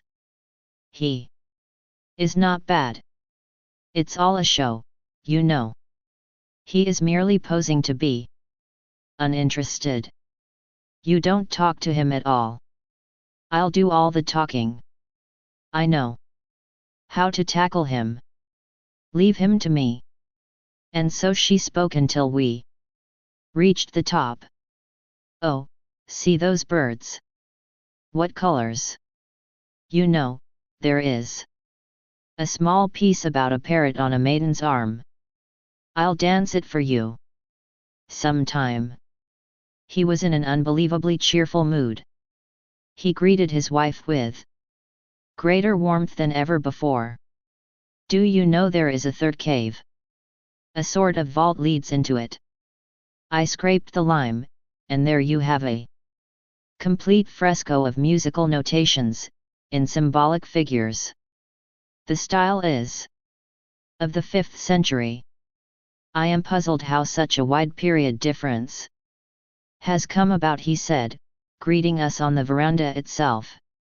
He had pulled up a chair and was watching the valley, with papers on his lap. He held up his latest discovery. His wife looked at it with due ecstasy, and cried, "Musical notations! What wonderful things! Do take me to see them, will you?" "Yes, come with me tomorrow morning. I'll explain it to you." "Oh, wonderful!" And she cried, in a highly affected voice, "I'll try and sing them to you." "I doubt if you can. It's more difficult than you imagine." She looked fevered and anxious about pleasing him. It seemed to bode no good. This all-round cheeriness somehow did not please me. He turned and asked, "What about you, Raju? Would you like to see my discovery?" "Of course, but I have to get back to town as soon as possible. I just came to leave the lady here, because she was so anxious, and to know if you want anything and if things are quite satisfactory." "Oh, perfect, perfect," he cried. "That Joseph is a wonderful man. I don't see him, I don't hear him, but he does everything for me at the right time. That's how I want things to be, you know. He moves on ball bearings, I think. That's what I thought when I saw Rosie demonstrate to me in her hotel room, her whole movement being so much against the fixed factors of bone and muscle, walls and floor." Marco continued his rhapsody on Joseph. "I can never thank you. Enough for finding me a place like this in a man like Joseph. He's really a wonder. What a pity he should be wasting his talent on this hilltop. You are very appreciative, I said. I'm sure he'll be elated to know your opinion. Oh, I have told him that without any reserve. I have also invited him to join my household any time he wishes to come and settle in the plains. He was unusually loquacious and warm. His nature flourished on solitude and cave frescoes. How happy he'd have been, I thought, to have had Joseph for a wife. My mind was busy with these thoughts as he was talking. Rosie went on like a good wife, saying, I hope there is food to eat, and everything is okay. If there is milk, may I give you all coffee? She ran in and returned to say, yes, there is milk. I'll make coffee for all of you. I won't take more than 5 minutes. I was somehow feeling not quite at ease today. There was a lot of suspense and anxiety at the back of my mind.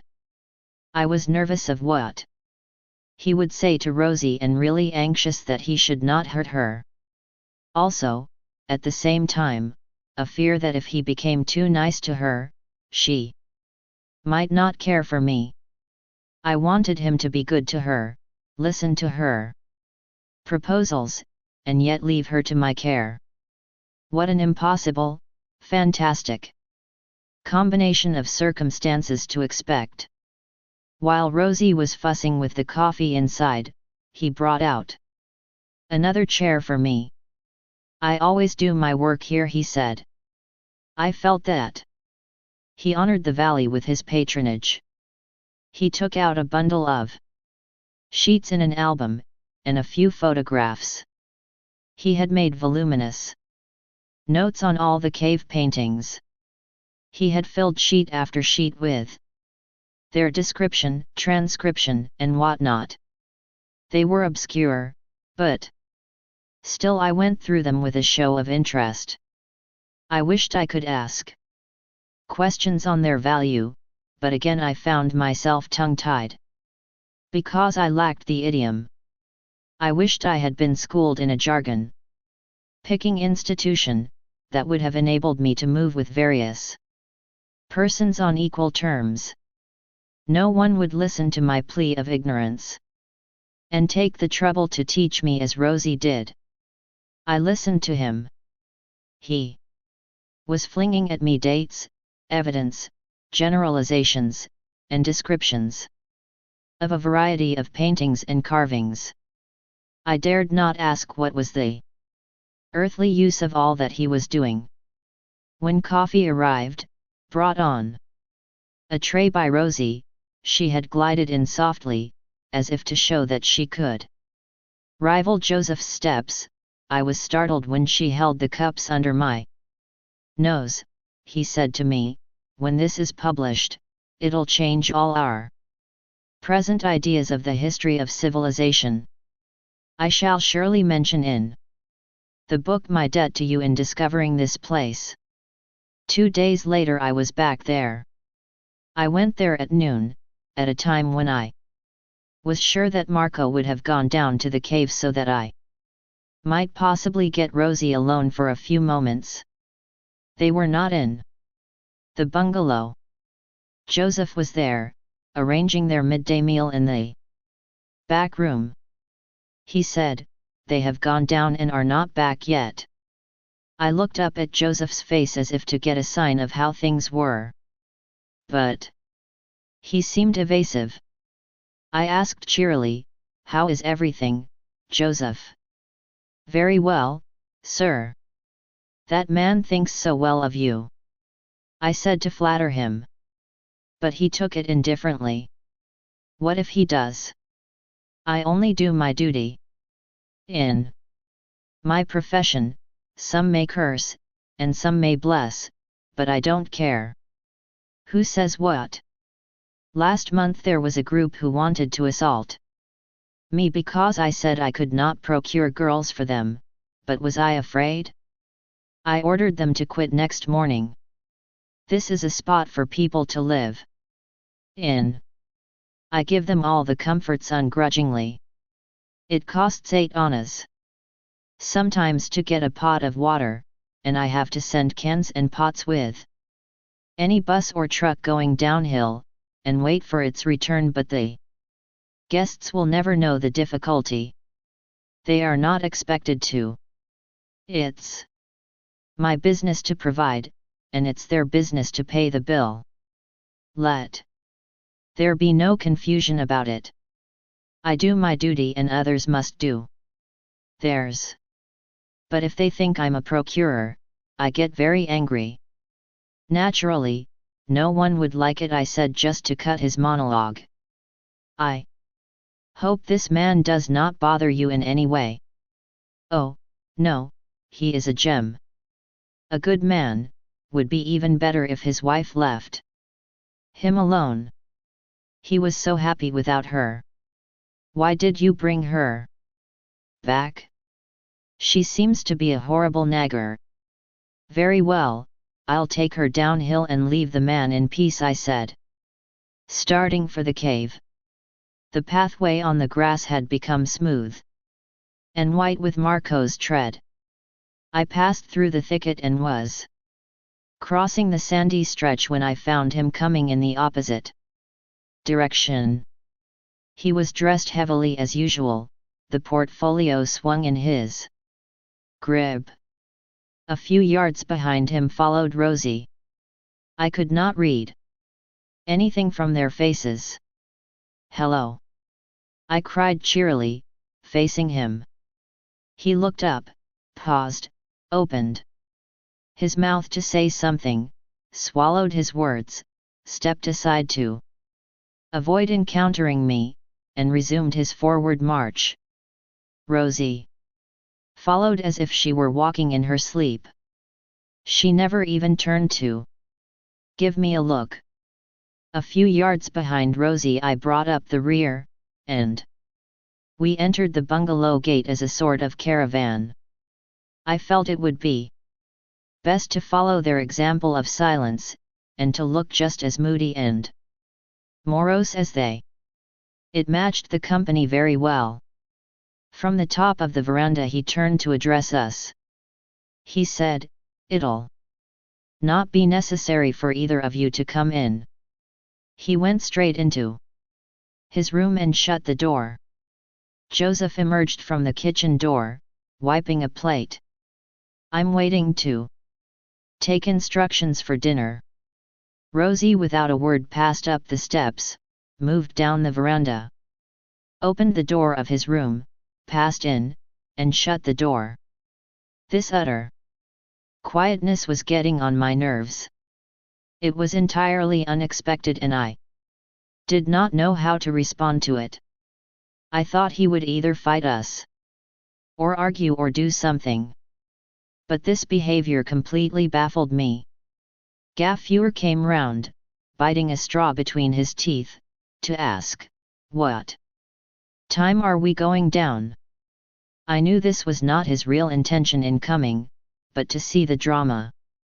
He must have whiled away his time gossiping with Joseph, and they must have pooled their information about the girl. I said, "Why are you in a hurry, Gaffuer?" and added with bitterness, "when you can stay on and see a nice show." He came close to me and said, "Raju, this is not at all good. Let us get away. Leave them alone. After all, they are husband and wife, they'll know how to make it up. Come on.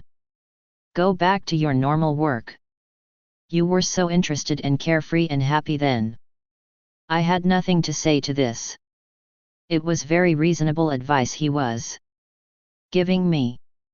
Even at that moment, it would have been all different if God had given me the sense to follow Gaffuer's advice.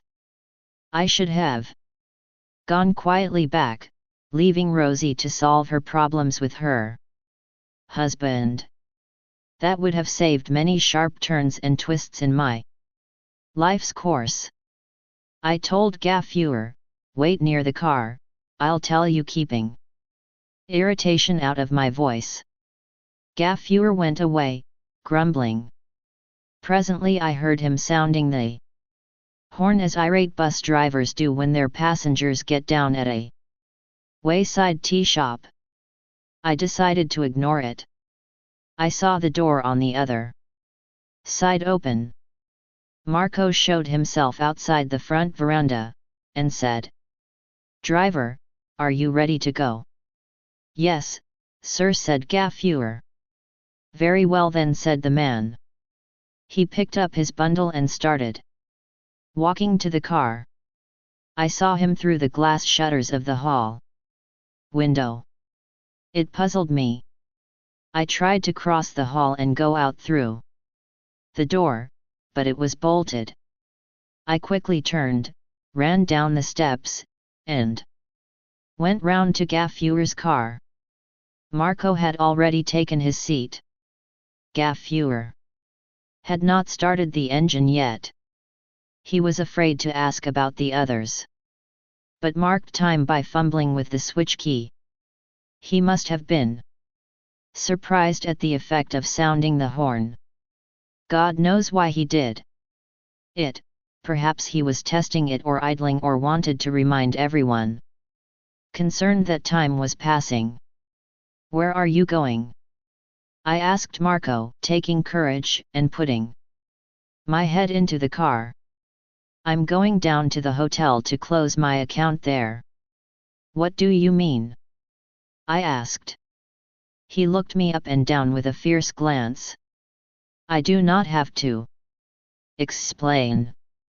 I took the room and I am closing the account, that is all." "Driver, you may present me your bill direct. Have a receipt ready when you want payment." "Is no one else coming?" ventured Gaffurer, looking in the direction of the bungalow.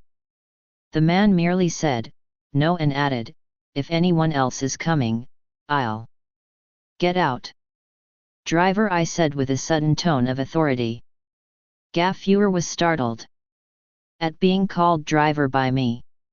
"Take that man wherever he may want to go and bring me back the car tomorrow, and you will make complete settlement of all your bills with him. Keep a separate account for my own trips." I could have made a further demonstration of arrogance by saying I had brought the car for my own business and so forth, but I saw no point in all that. As I stood watching Marco, a sudden impulse moved me even without my knowledge. I opened the door of the car and pulled him out of it. For all the heavy helmet and glasses that he wore, he was frail too. Much freeze-gazing and cave visiting had emaciated him. "What are you attempting to manhandle me?" he shouted. "I want to talk to you." "I want you to talk. You can't just go away like this." I found his breath coming and going sharply. I calmed down and said, softening my style, "Come in and have your food and speak out. Let us talk, discuss things, and then do what you like. You can't abandon a wife in this place and go away." I looked at Gaffurer and said, "You are not in a hurry, are you?" "No, no. Have your food and come, sir. Plenty of time still." "I'll ask Joseph to give you food," I added. I felt sorry that I had not taken charge of the situation earlier. "Who are you?" Marco asked suddenly. "What is your business with me?" "A great deal. I have helped you. I have given a lot of time to your business. I undertook a lot of responsibility for you, these several weeks. And I dispense with your service from this minute," he cried. "Give me your bill and be done with it." Even in his most excited, emotional state, he would not forget his vouchers. I said, had we better not go into it calmly, sitting down and calculating? I have with me some money that you left with me before. Very well. He grunted. Let us be done with everything, and then you get out of my sight. Easily done, I said. But look here, this bungalow has 2 suites of rooms, and I can engage one perfectly legitimately. Joseph appeared on the steps. Will you be wanting a dinner tonight? No, he said. Yes, I may, I said. You may leave, Joseph, if you are in a hurry. If I am staying, I'll send for you. Open the other suite and account it to me. Yes, sir. He unlocked another door and I strode into it with the air of a proprietor. I left the door open. It was my room and I was free to leave the door ajar if I chose. I looked out of the window. The sun's rays from the west were touching the tops of trees with gold. It was a breathtaking sight. I wished Rosie could see it. She was inside. I had lost the privilege of walking into their room. I sat down in the wooden chair in my suite and wondered what to do. What was it that I had done now? I had no clear program. I had no doubt successfully pulled him out of the car. But that took us nowhere. He had gone and bolted himself in his room, and I was in mine. If I had let him go, I might at least have had a chance to bring Rosie round and get her to talk about herself. Now I had made a mess. Could I go out and ask Gaffuer to sound the horn again so that the man might emerge from his room? Half an hour passed thus. There was absolutely no sign of any speech or movement. I tiptoed out of my room. I went to the kitchen. Joseph was gone. I lifted the lids of the vessels. Food was there. No one seemed to have touched it. Heaven knew they were both starving. I felt a sudden pity for the man. Rosie must have completely faded out. It was her habit to ask for something to eat every 2 hours. At the hotel I constantly ordered a tray for her. If we were out I would stop all along the way to buy fruit or refreshment. Now the poor girl must be exhausted and add to it the walk up and down to the cave. I felt suddenly angry at the thought of her. Why couldn't she eat or tell me what was what instead of behaving like a deaf mute?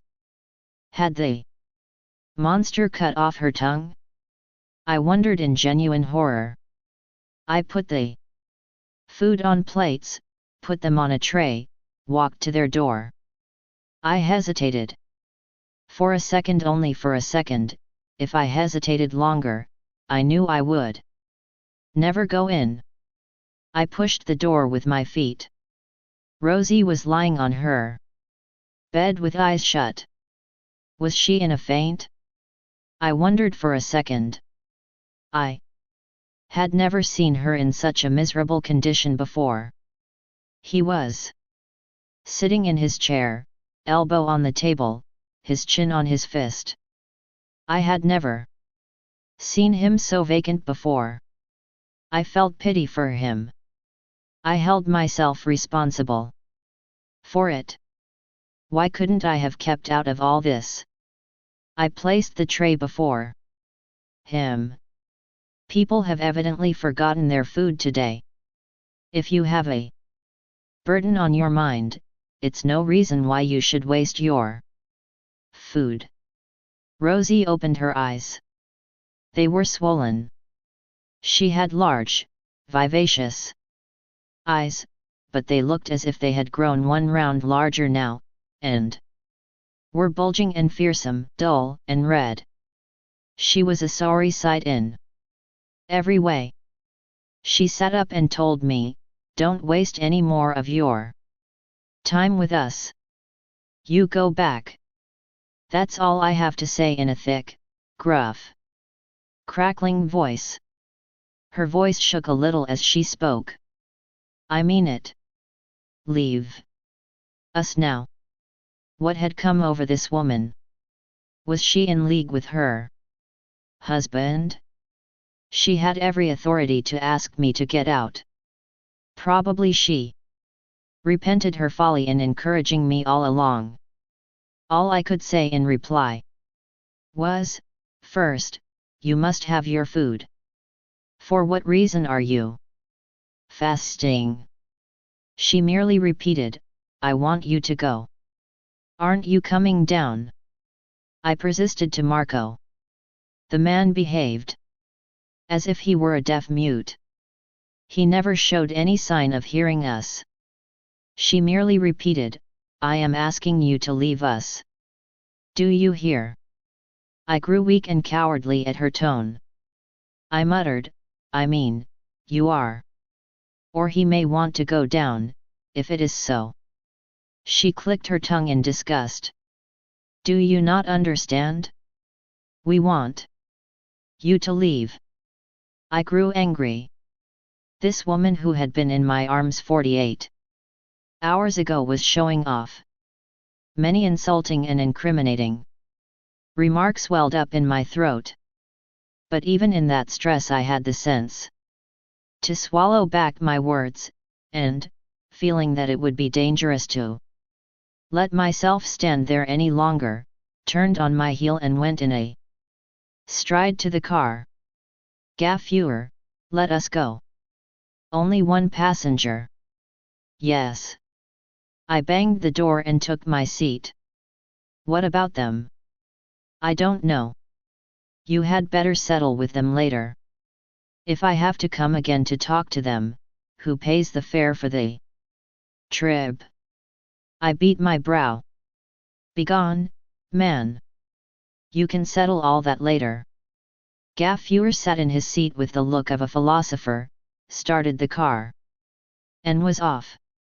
I had a hope, as I turned to look, that she might watch me from the window. But no such luck. The car sped downward. Gaffurer said, "It's time your elders found a bride for you." I said nothing in reply, and he said, through the gathering darkness, "Raju, I'm senior in years. I think this is the best thing you have done.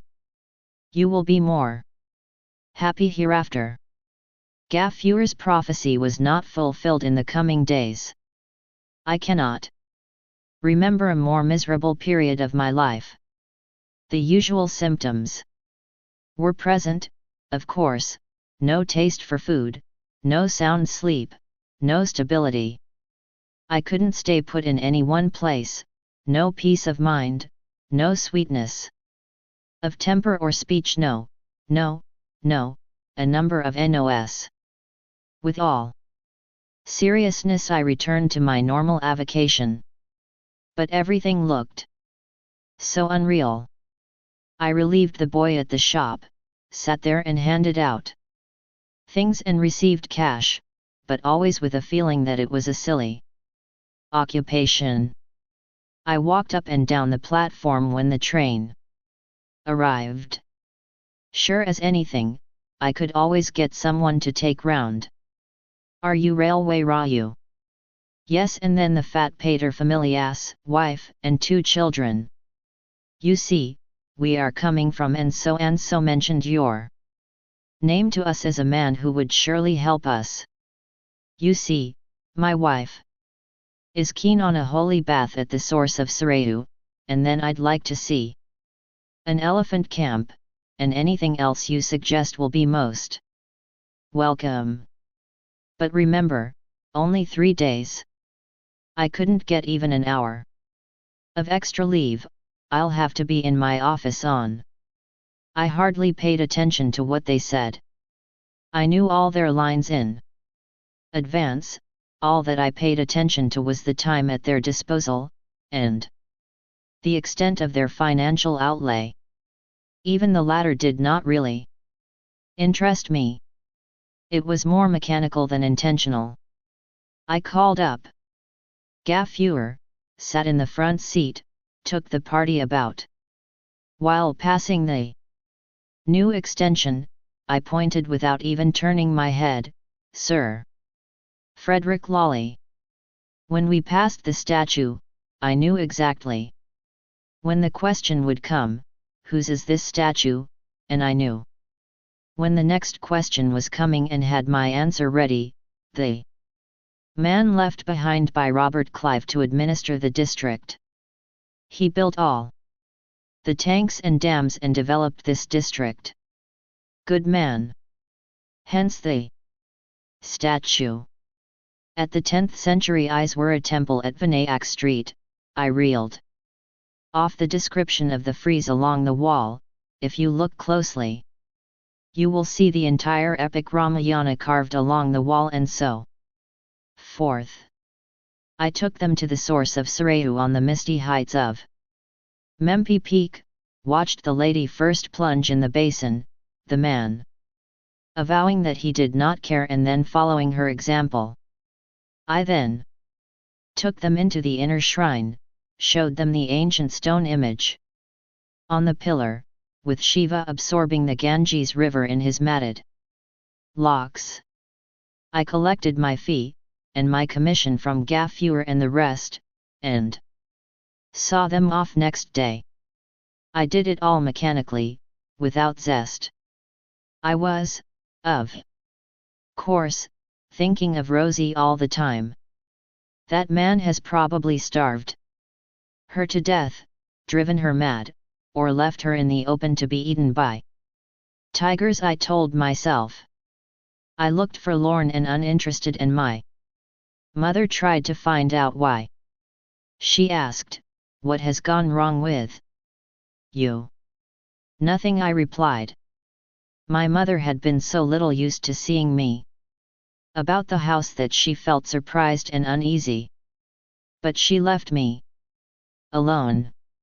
I ate, slept, hung about the railway platform, conducted visitors about, but I was never at peace with myself. My mind was all the while troubled. It was a natural obsession. I didn't even know what had happened, what all the silence and unnatural calm meant. This was a most unexpected development. As I had visualized, I had thought in my dreamy happy way that he'd present me with his wife and say, "I'm happy you are going to look after her and her art. I'd like to be left alone to pursue my cave studies.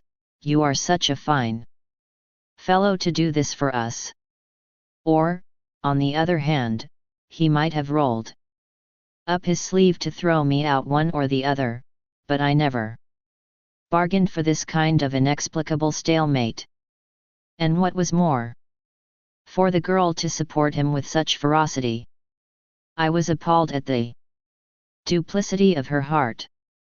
I agonized over and over again, piecing together the data and reading their meaning. I deliberately refrained from opening the subject with Gaffurer. He respected my sentiment and never mentioned it again, although I was hoping desperately each day that he would say something about them. On certain days when I wanted him, he was not available.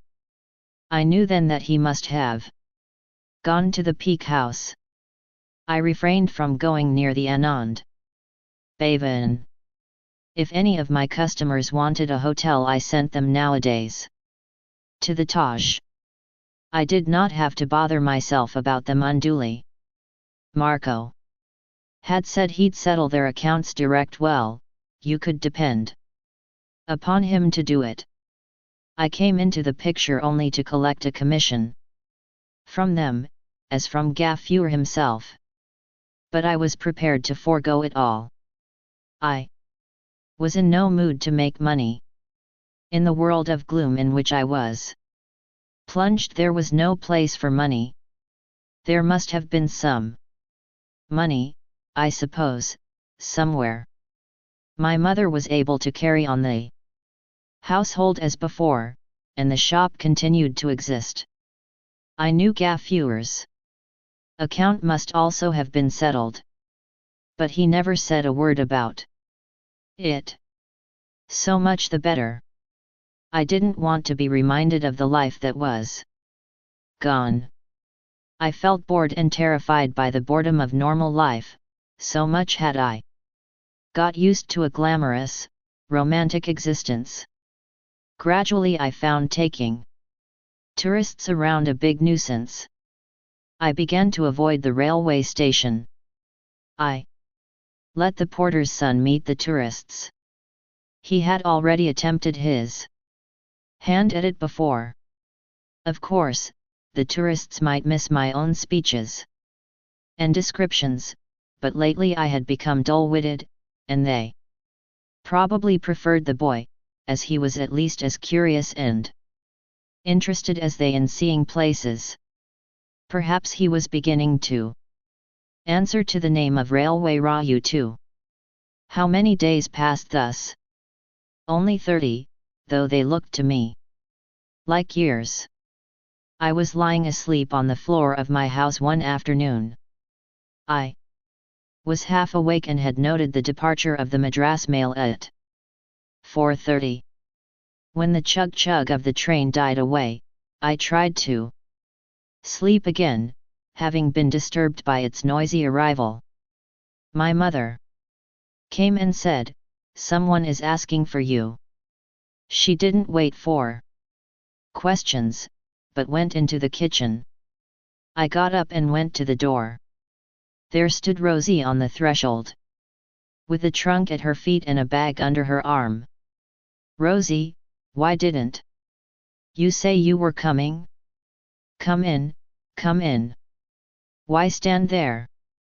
That was only my mother. I carried her trunk in. I could guess a great many things about her. I didn't want to ask her any questions. I didn't feel like knowing anything. I fussed about her, lost my head completely. "Mother!" I cried. "Here is Rosie. She is going to be a guest in our house." My mother came out of the kitchen formally, smiled a welcome, and said, "Be seated on that mat." "What's your name?" she asked kindly, and was rather taken aback to hear the name Rosie. She expected a more orthodox name. She looked anguished for a moment, wondering how she was going to accommodate a Rosie in her home. I stood about awkwardly. I had not shaved since the morning, I had not combed my hair, my dhoti was discolored and rumpled, the vest I wore had several holes on the back and chest. I folded my arms across my chest to cover the holes. I could not have made a worse impression if I had tried hard. I was ashamed of the torn mat. It had been there since we built the house, the dark hall with the smoky walls and tiles. All the trouble I used to take to create an impression on her was gone in a moment. If she realized that this was my normal setting, God knew how she would react. I was glad at least I was wearing my torn vest instead of being bare-bodied, as was my habit at home. My mother hardly ever noticed the hairiness of my chest, but Rosie, oh! My mother was busy in the kitchen, but she managed to come out for a moment to observe the formality of receiving a guest. A guest was a guest, even though she might be a Rosie. So my mother came up and sat down on the mat with an air of settling down to a chat.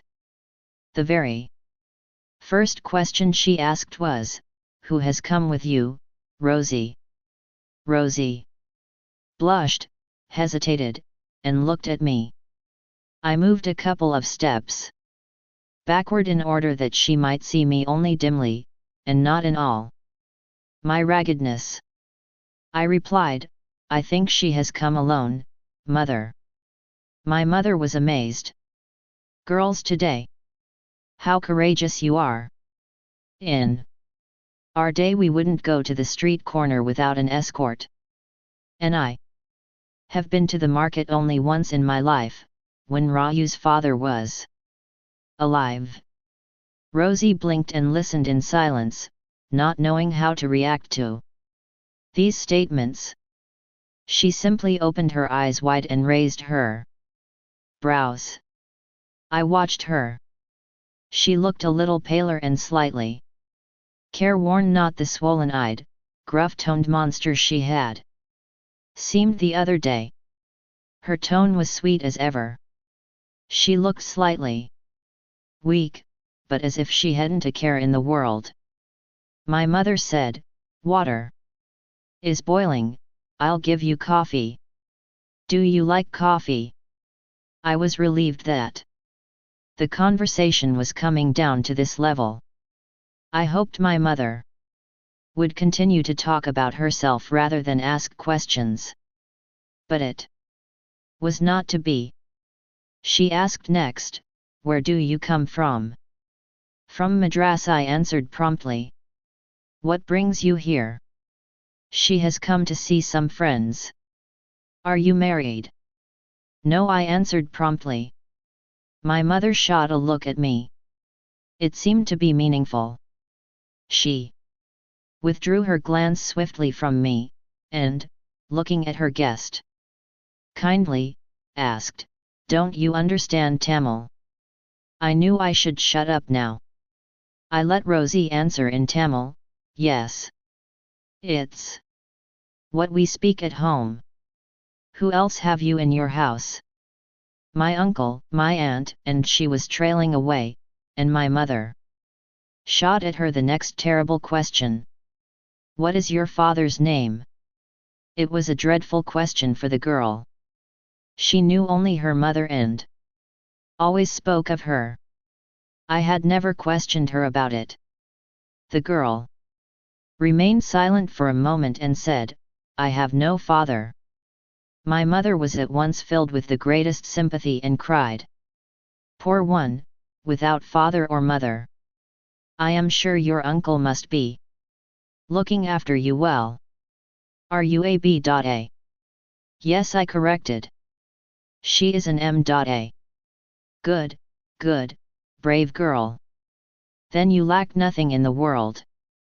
You are not like us uneducated women. You will get on anywhere. You can ask for your railway ticket, call a policeman if somebody worries you, and keep your money. What are you going to do? Are you going to join government service and earn?" Brave girl. My mother was full of admiration for her. She got up, went in, and brought her a tumbler of coffee. The girl drank it off gratefully. I was wondering how best I could sneak out and groom myself properly. But there was no chance. My father's architectural sense had not gone beyond building a single large hall and a kitchen. Of course, there was the front pile on which visitors and menfolk generally sat. But how could I ask Rosie to move there? It was too public. The shop boy and all his visitors would come round, gape at her and ask if she was married. This was a little difficult situation for me. We had got used to a common living in that hall. It had never occurred to us to be otherwise. We never wanted anything more than this. My father lived in his shop, I played under the tree, and we received male visitors on the outside pile and left the inner room for mother or any lady that might come. When we slept, we went in. If it was warm, we slept on the pile. The hall was a passage, a dressing room, drawing room, study, everything combined. My shaving mirror was on a nail, my finest clothes hung on a peg. For a bath I dashed to a chamber in the backyard, half open to the sky, and poured over my head water drawn straight from the well. I ran up and down and conducted my toilet while my mother came into or out of the kitchen or slept or sat moping in the hall. We had got used to each other's presence and did not mind it in the least. But now with Rosie there, my mother, as if understanding my predicament, said to the girl, "I'm going to the well. Will you come with me? You are a city girl. You must know something of our village life too." The girl quietly rose and followed her. I hoped she'd not be subjected to an inquisition at the well. The minute their backs were turned I got busy, ran hither and hither, scraped my chin in a hurry, cut myself a little, bathed, groomed myself, and changed into better clothes, and by the time they were back from the well I was in a condition to be viewed by the princesses of the earth. I went over to the shop and sent the boy to fetch Gaffurer. "Rosie, if you would like to wash and dress, go ahead. I'll wait outside. We'll go out after that." It was perhaps an unwarranted luxury to engage Gaffurer for an outing, but I saw no other way. I could not talk to her in our home, and I could not make her walk through the streets. Although I had done it before, today it seemed different. I felt a little abashed to be seen with her. I told Gaffurer, "She is back." He said, "I know it. They were here at the hotel, and he went by the Madras train. You never told me anything." "Why should I? You were going to know anyway." What has happened?" "Ask the lady herself, now that you have her in your pocket." He sounded resentful. I told him placatingly, "Oh, don't be sour, Gaffurer. I want the car for the evening. I'm at your service, sir. What do I have the taxi for unless it is to drive you where you command?" He winked and I was relieved to see him back in his old cheerful mood. When Rosie appeared at the door I went and told my mother, "We will come back, mother, after a little outing." "Where?" asked Gaffurer, looking at us through the glass. As we hesitated he asked puckishly, "Shall I drive to the Peak House?" "No, no," Rosie cried, becoming very alert at the mention of it. "I have had enough of it." I didn't pursue the subject. As we passed the Taj I asked, "Would you like to eat there?" "Your mother gave me coffee, that is enough." "What a fine mother you have. The only trouble is she asks you about marriage." We laughed nervously at this joke. "Gaffurer, drive on to the river," I said. He drove through the market road, honking his horn impatiently through the crowd. It was a crowded hour. Lots of people were moving around. The lights were up. Shop lights sparkled and lit up the thoroughfare. He took a sharp turn at Elliman Street, that narrow street in which oil merchants lived, the oldest street in the city, with children playing in it, cows lounging, and donkeys and dogs blocking the passage so narrow that any passing car almost touched the walls of the houses. Gaffurer always chose this way to the river, although there was a better approach. It gave him some sort of thrill to honk his car and scatter the creatures in The road in a fright. Elliman Street ended with the last lamp on the road, and the road imperceptibly merged into the sand.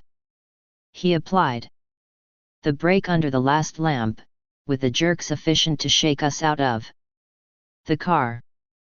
He was in an unusually jovial mood today. He was given to his own temperaments and moods, and no one could predict how he would behave at a given moment. We left him under the lamp. I said, "We want to walk about." He winked at me mischievously in reply. The evening had darkened. There were still a few groups sitting here and there on the sand. Some students were promenading. Children were playing and running in circles and shouting. On the river step, some men were having their evening dip. Far off at Nalapa's Grove, cattle were crossing the river with their bells tinkling. The stars were out. The taluk office gong sounded 7. A perfect evening as it had been for years and years. I had seen the same scene at the same hour for years and years. Did those children never grow up? I became a little sentimental and poetic, probably because of the companion at my side. My feelings and understanding seemed to have become suddenly heightened. I said, "It's a beautiful evening to start a conversation." She briefly said, "Yes." We sought a secluded place, away from the route of promenading students. I spread out my handkerchief, and said, "Sit down, Rosie."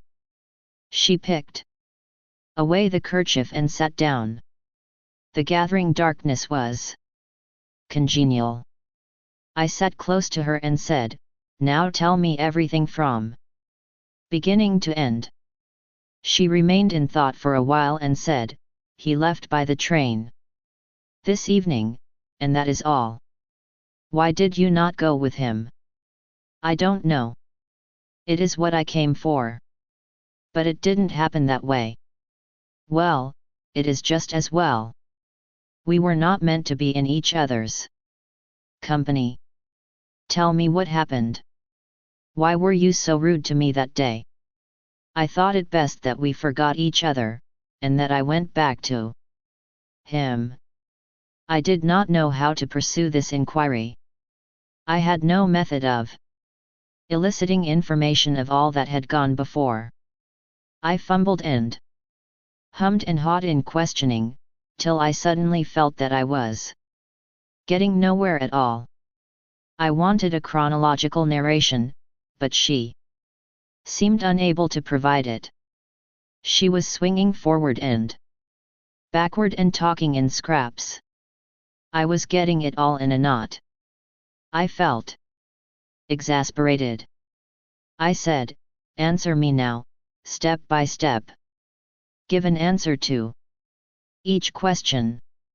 "I left you with him to speak about the proposal we had discussed."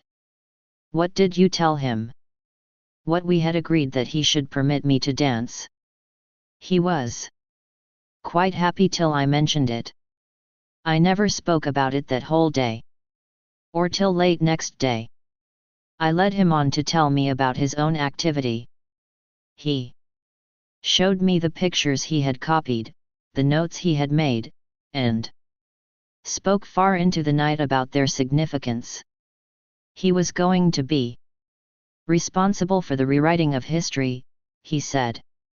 He was talking about his plans for publishing his work. He said later he would go to Mexico, and to some of the Far Eastern countries to study similar subjects and add them on to his work.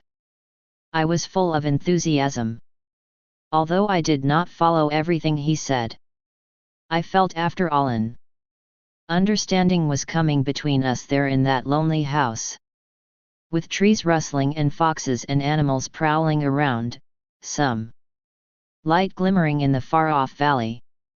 Next morning I went with him to the cave to have a look at the musical notations he had discovered.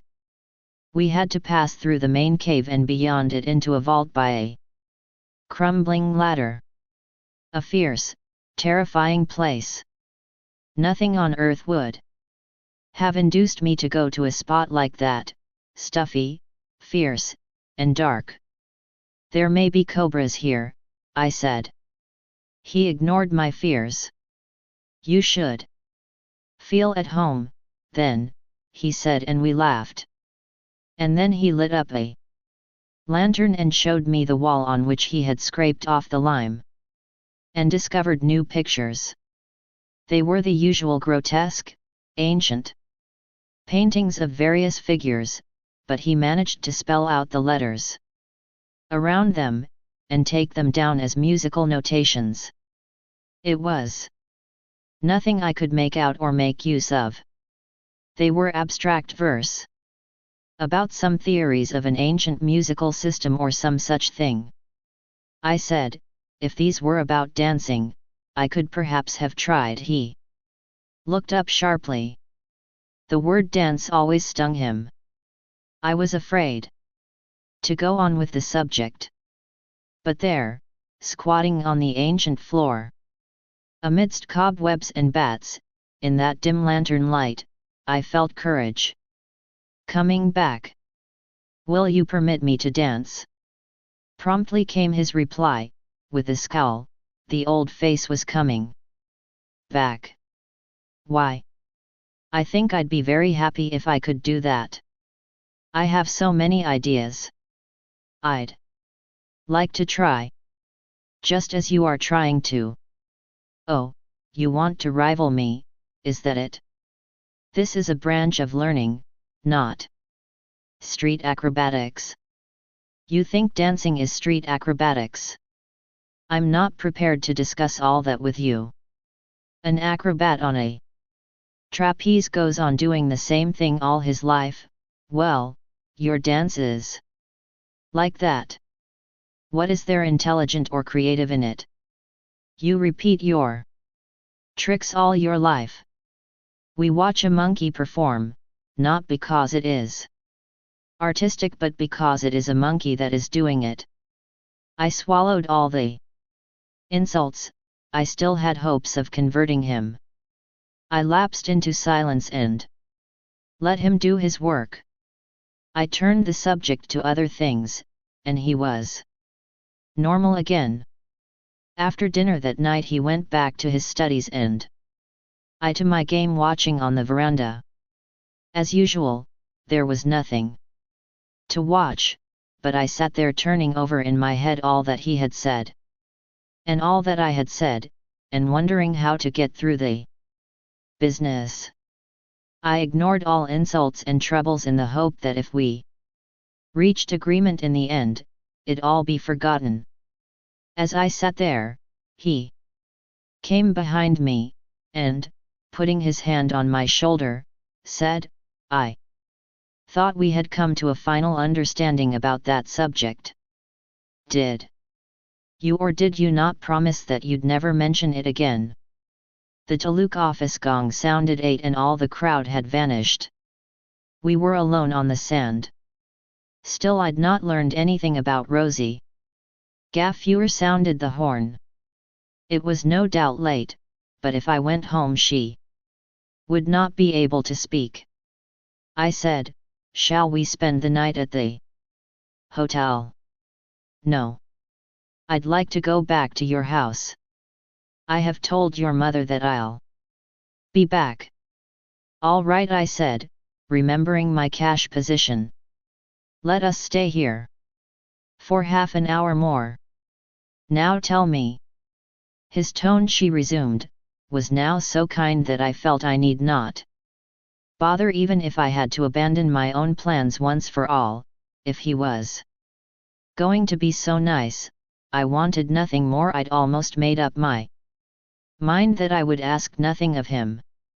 Yet as a last trick I said, encouraged by his tone, I want you to see just one small bit which I generally do as a memento of my mother. It was her piece, you know. I got up and pulled him by his hand to our room. I pushed aside the chair and other things. I adjusted my dress. I pushed him down to sit on the bed, as I had done with you. I sang that song about the lover and his girl on the banks of Jamuna and danced the piece for him. He sat watching me coldly. I had not completed the fifth line when he said, "Stop, I have seen enough." I stopped, abashed. I'd been certain that he was going to be captivated by it and tell me to go ahead and dance all my life. But he said, "Rosie, you must understand, this is not art. You have not sufficient training. Leave the thing alone." But here I committed a blunder. I said haughtily, "Everyone except you likes it. For instance." Well, Raju saw me do it, and he was transported. Do you know what he said? "Raju, where did you do it for him?" "At the hotel." And then he said, "Come and sit here," pointing at the chair, like an examining doctor. He subjected me to a close questioning. I think it went on all night. He asked details of our various movements ever since we came here, what time you came to the hotel each day, when you left, where you kept yourself in the room, and how long, and so on, all of which I had to answer. I broke down and cried. He got from my answers enough indication of what we had been doing. Finally he said, "I didn't know that that hotel catered to such fervid art lovers. I was a fool to have taken too much decency for granted." Till dawn we sat there. He on the bed, and I on the chair. I was overcome with sleep and put my head on the table. And when I awoke he was gone to the caves. Joseph had left some coffee for me. I tidied myself up and went down in search of him. I felt I had made the capital blunder of my life. I had been indiscreet in talking to him as I had been indiscreet and wrong in all my actions. I realized I had committed an enormous sin. I walked as in a dream down to the cave. My mind was greatly troubled. I didn't want anything more in life than to make my peace with him. I did not want to dance. I felt lost. I was in terror. I was filled with some sort of pity for him too, as I remembered how he had sat up unmoving on the bed all night while I sat in the chair. The look of despair and shock in his face haunted me. I walked down the valley hardly noticing my surroundings. If a tiger had crossed my path, I'd hardly have noticed it. I found him sitting in his cave, on his usual folding stool, sketching out his copies. His back was turned to the entrance when I went in. But as I got into the narrower entrance, the light was blocked and he turned. He looked at me coldly. I stood like a prisoner at the bar. "I have come to apologize sincerely. I want to say I will do whatever you ask me to do. I committed a blunder." He returned to his work without a word. He went on as if he had been alone. I waited there. Finally, when he had finished his day's work, he picked up his portfolio and papers and started out. He put on his helmet and spectacles and went past me as if I had not existed. I had stood there for nearly 3 hours, I think. He had measured, copied, noted down, and examined with a torch, but without paying the slightest attention to me. When he went back to the bungalow, I followed him. "That's where you saw us?" I went to his room.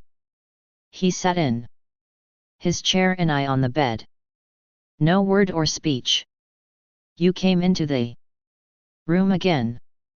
I sincerely hoped you would leave us and go away, and that we could be peaceful between ourselves. Day after day it went on. I stayed on hopefully. I found that he would not eat the food I touched. So I let Joseph serve him. I ate my food alone in the kitchen. If I lay on the bed, he slept on the floor.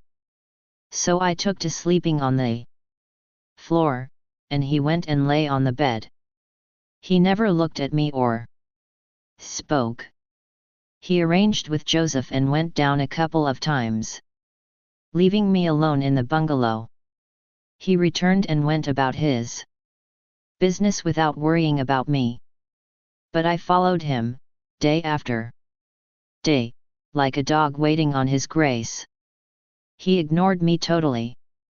I could never have imagined that one human being could ignore the presence of another human being so completely. I followed him like a shadow. Leaving aside all my own pride and self-respect, I hoped that ultimately he'd come round. I never left his side even for a moment. Whether in his room or in the cave. It was a strain to remain speechless in that vast lonely place. I thought I had gone dumb. Joseph was the only one to whom I could say a word whenever he appeared, but he was a reserved man and did not encourage me. I had spent 3 weeks thus, in a vow of silence. I could not stand it any more. So one night as he sat at his table I said, "Have you not punished me enough?" My voice sounded strange, and like someone else's to me after so many weeks. It had a booming quality in that silent place that startled me. He started at the sound, turned, looked at me, and said, "This is my last word to you. Don't talk to me. You can go where you please or do what you please. I want to be with you. I want you to forget everything. I want you to forgive me," I said. Somehow I began to like him very much. It seemed enough if he forgave me and took me back. But he said, "Yes, I'm trying to forget even the earlier fact that I ever took a wife. I want to get out of here too, but I have to complete my work, and I'm here for that. You are free to get out and do what you please. I'm your wife and I'm with you. You are here because I'm not a ruffian. But you are not my wife. You are a woman who will go to bed with anyone who flatters your antics. That's all. I don't want you here, but if you are going to be here, don't talk. That is all." I felt too hurt. I thought that Othello was kindlier to Desdemona. But I bore everything. I had a wild hope that in the end he'd relent, that when we left this place he might change. Once we were back in our home, everything would be all right. One day he started packing up. I tried to help him, but he would not let me, and then I packed up my things too, and followed him. Gaffure's car arrived. Both of us came down to the hotel. Back in 28. The room looked poisonous to me now. He stayed for a day settling accounts, and at train time he went with the baggage to the railway station. I followed him mutely. I waited patiently. I knew he was going back to our home at Madras. I wanted very much to go back home. The porter carried our trunks. He pointed at my portion of the baggage and told the porter, "I don't know about these, not mine." So the porter looked at me for a second and separated my box. When the train arrived, the porter carried only his baggage, and he took his seat in a compartment. I didn't know what to do. I picked up my trunk and followed. When I tried to step into the compartment, he said, "I have no ticket for you," and he flourished a single ticket and shut the door on me. The train moved. "I came to your home." She sat sobbing for a while. I comforted her. "You are in the right place. Forget all your past. We will teach that cat a lesson by and by." I made a grandiose announcement. "First, I'll make the world recognize you as the greatest artist of the time." Within a short time my mother understood everything. When Rosie had gone in for a bath, she said, cornering me, "This cannot go on long, Raju, you must put an end to it. Don't interfere, mother. I am an adult. I know what I am doing. You can't have a dancing girl in your house every morning with all that dancing and everything going on. What is the home coming to?" Encouraged by me, Rosie had begun to practice. She got up at 5 in the morning, bathed, and prayed before the picture of a god in my mother's niche, and began a practice session which went on for nearly 3 hours. The house rang with the jingling of her anklets. She ignored her surroundings completely, her attention being concentrated upon her movements and steps. After that she helped my mother, scrubbed, washed, swept, and tidied up everything in the house. My mother was pleased with her and seemed kind to her. I never thought that my mother would create a problem for me now. But here she was. I said, "What has come over you all of a sudden?" My mother paused. "I was hoping you would have the sense to do something about it. It can't go on like this forever. What will people say?" "Who are people?" I asked. "Well, my brother and your cousins and others known to us. I don't care for their opinion. Just don't bother about such things." "Oh. That's a strange order you are giving me, my boy. I can't accept it." The gentle singing in the bathroom ceased. My mother dropped the subject and went away as Rosie emerged from her bath fresh and blooming. Looking at her, one would have thought that she had not a care in the world. She was quite happy to be doing what she was doing at the moment, was not in the least bothered about the past, and looked forward tremendously to the future. She was completely devoted to my mother. But unfortunately my mother, for all her show of tenderness, was beginning to stiffen inside.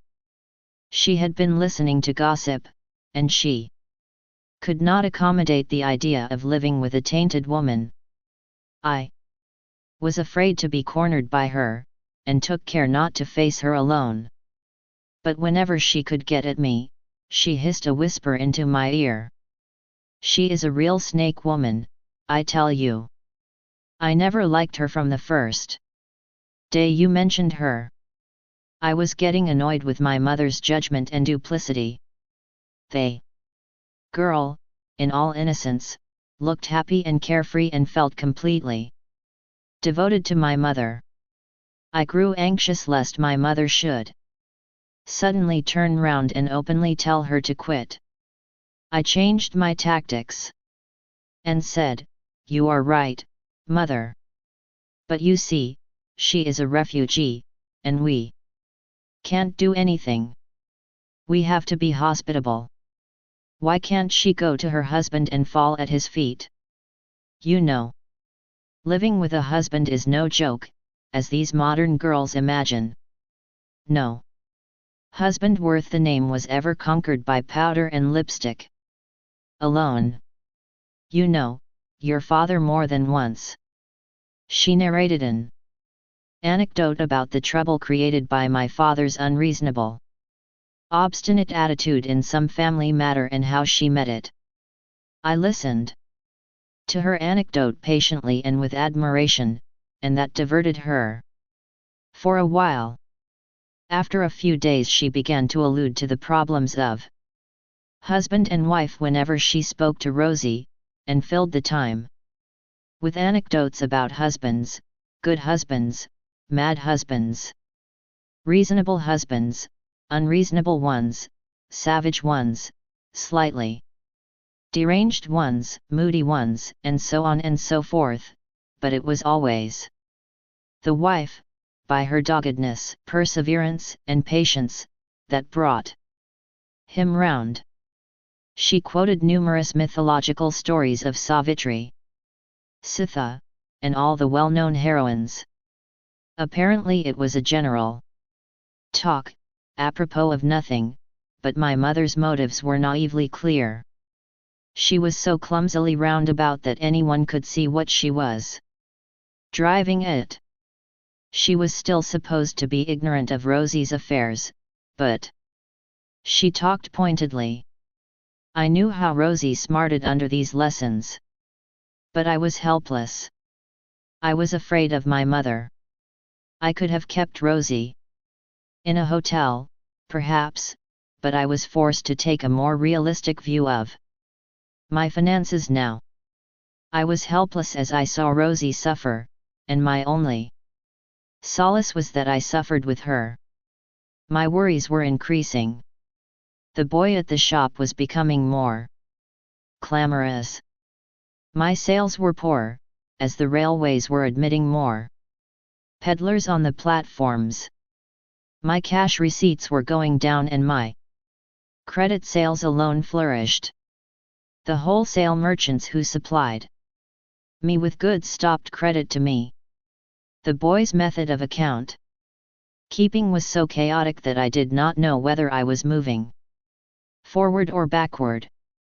He produced cash from the counter in a haphazard manner, and there were immense gaps on the shelves all over the shop. The boy was probably pocketing money and eating off the stuff. With my credit at the wholesalers gone, the public complained that nothing one wanted was ever available. Suddenly, the railways gave me notice to quit. I pleaded with the old station master and porter, but they could do nothing. The order had come from high up. The shop was given to a new contractor.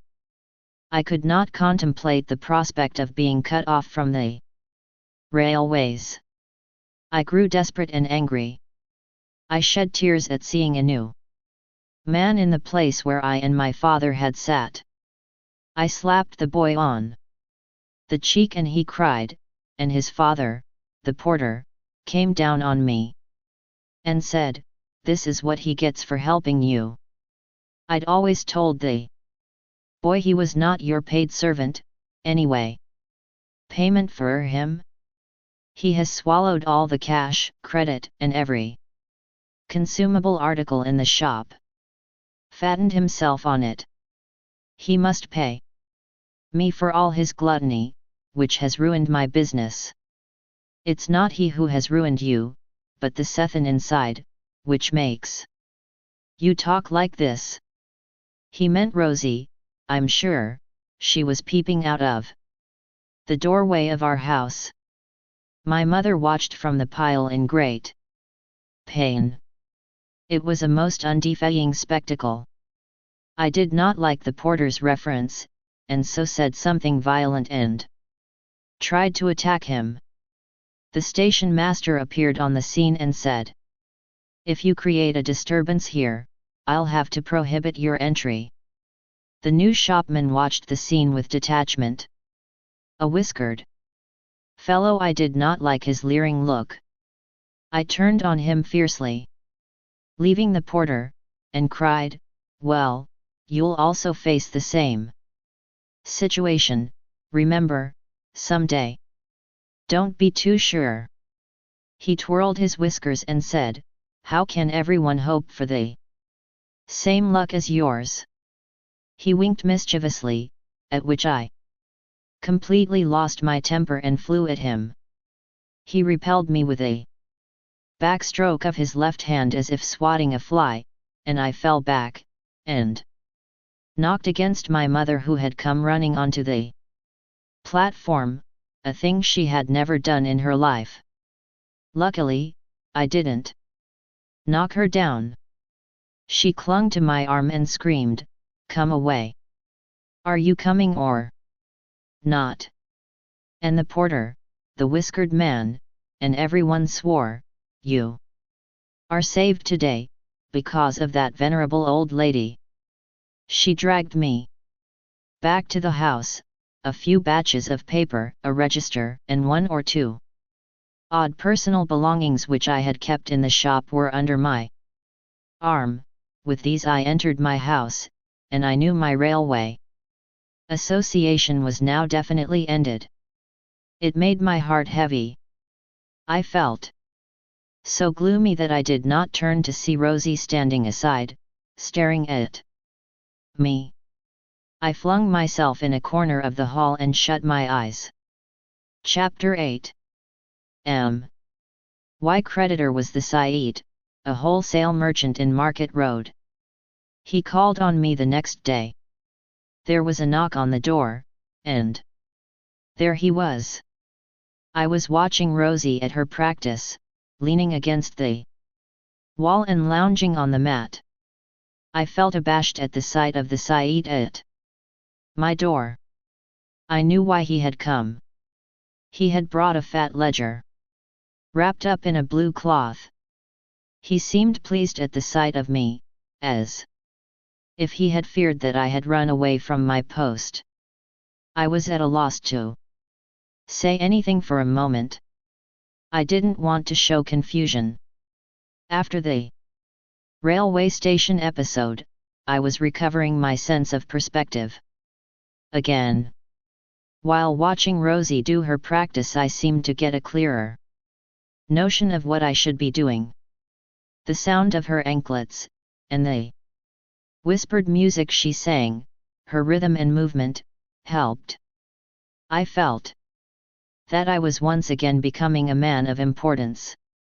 My mother, fortunately for me, had not spoken a word to me since the previous evening, and that saved me a great deal of embarrassment and strain. My mother could not help speaking to Rosie, in spite of all her prejudice. She liked the girl really and could not help treating her kindly. She had not the heart to starve her or offend her in any way. She attended on her enough to give her food and shelter, and left her alone. Only she could not trust herself to speak to me after the scene at the railway station.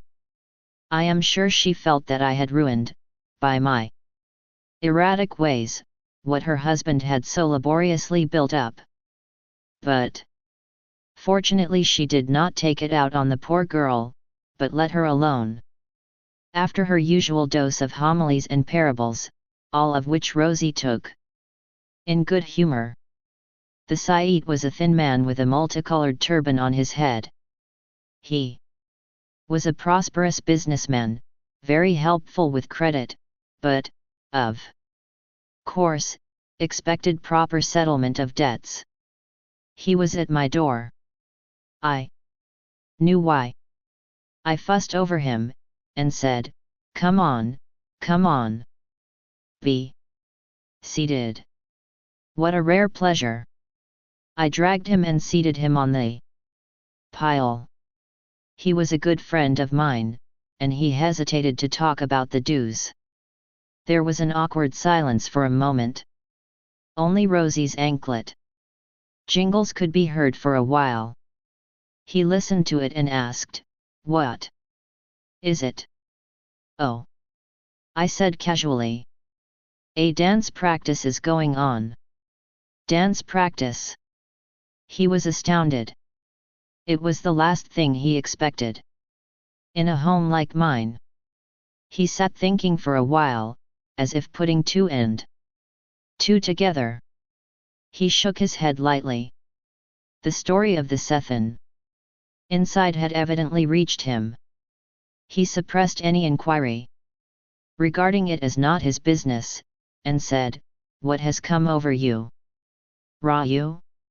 You have not paid my dues for months and months, and you used to be so regular.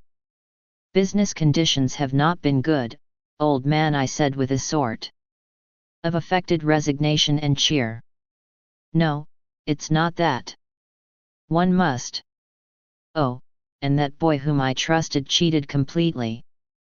What is the use of blaming others?" he asked. He seemed to be a ruthless man, who was bent upon harassing me. He took out his notebook, opened it out, and pointed at the bottom of a column. 8,000 rupees. I can't let this go on very long. You will have to do something about it. I was tired of being told to do something about something. My mother started it with regard to the girl, someone else about something else. The girl had started to say, "We must do something." And now this man. I felt irritated by his advice and said curtly, "I know it. What do you propose to do about it? Of course you are going to be paid. When? How can I say? You must wait." "All right. You want another week?" he asked. "Week?" I laughed at the joke. He looked hurt. Everyone seemed hurt by me at this time. He became very serious and said, "Do you think it is a laughing matter? Do you think I have come to amuse you? Why do you raise your voice, Saeed? Let us be friends." "Friendship has nothing to do with this," he said, lowering his voice. When he raised it, the jingling inside could not be heard. But when he lowered it, we could hear Rosie's steps in the background. A smile, perhaps, played over my lips as I visualized her figure on the other side of the wall. He felt irritated at this again. "What, sir, you laugh. When I say I want money, you smile as if you were dreaming. Are you in this world or in paradise? I came to talk to you in a businesslike manner today, but it is not possible." "All right, don't blame me." He bundled up his account book and rose to go. "Don't go, Saeed. Why are you upset?" I asked. Everything I said, unfortunately, seemed to have a ring of levity about it. He stiffened and grew more serious. The more he scowled, the more I found it impossible to restrain myself. I don't know what devil was provoking so much mirth in me at this most inappropriate moment. I was bubbling with laughter. I suppressed a tremendous urge to giggle. Somehow his seriousness affected me in this way. Finally, when he turned away from me in utter wrath, the profound solemnity of this puny man with his ledger clutched under his arm and his multicolored turban struck me as so absurd that I was convulsed with laughter. He turned his head, threw a brief glance at me, and was off. With a smiling face, I re-entered the house and took up my position on the mat. Rosie paused for a second to ask, "Something very amusing?" "I heard your laughter." Yes, something that made me laugh." "Who was he?" she asked. "A friend," I said. I did not want her to know these troubles. I didn't want anyone to be bothered with these things. I did not like to be bothered by anything. Living with Rosie under the same roof was enough for me. I wanted nothing more in life. I was slipping into a fool's paradise.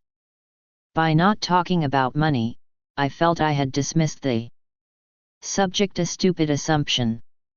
The world outside Rosie seemed so unreal that it was possible for me to live on such an assumption. But not for long. Within a week or 10 days I found myself involved in court affairs. My sense of humor had completely ruined my relations with the Said. And he had proceeded directly to get satisfaction through a court. My mother was distraught. I had not a friend in the world except Gafur. I sought him out one day at the fountain parapet and told him where I stood. I was returning from the court. He was all sympathy and said, "Have you a lawyer?" "Yes. The one there over the cotton go down." "Oh, he is the adjournment expert. He can keep the case going for years. So don't worry." "Is it a civil suit or criminal suit?"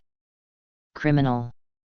They have made out a case against me that, when he came to ask for his dues, I threatened to beat him. I wish I had done so. What a pity. If it were a civil case, it could go on for years, and you would be none the worse for it while it lasted. Have you got that in your house?" he asked slyly. I gave him a fierce look. And he said, "How can I blame a woman for what you are? Why don't you look after tourists again? I can't go near the railway station now. The railway staff are going to depose against me, to prove that I beat people up. Is it true?" If I catch the porter's son, I'm going to wring his neck." "Don't do such things, Raju, you will not help yourself. You have brought sufficient confusion on yourself. Do pull yourself together. Why don't you do sensible things?" I thought this over. I said, if I had 500 rupees, I could start a new life. I outlined to him a plan to utilize Rosie's services and make money.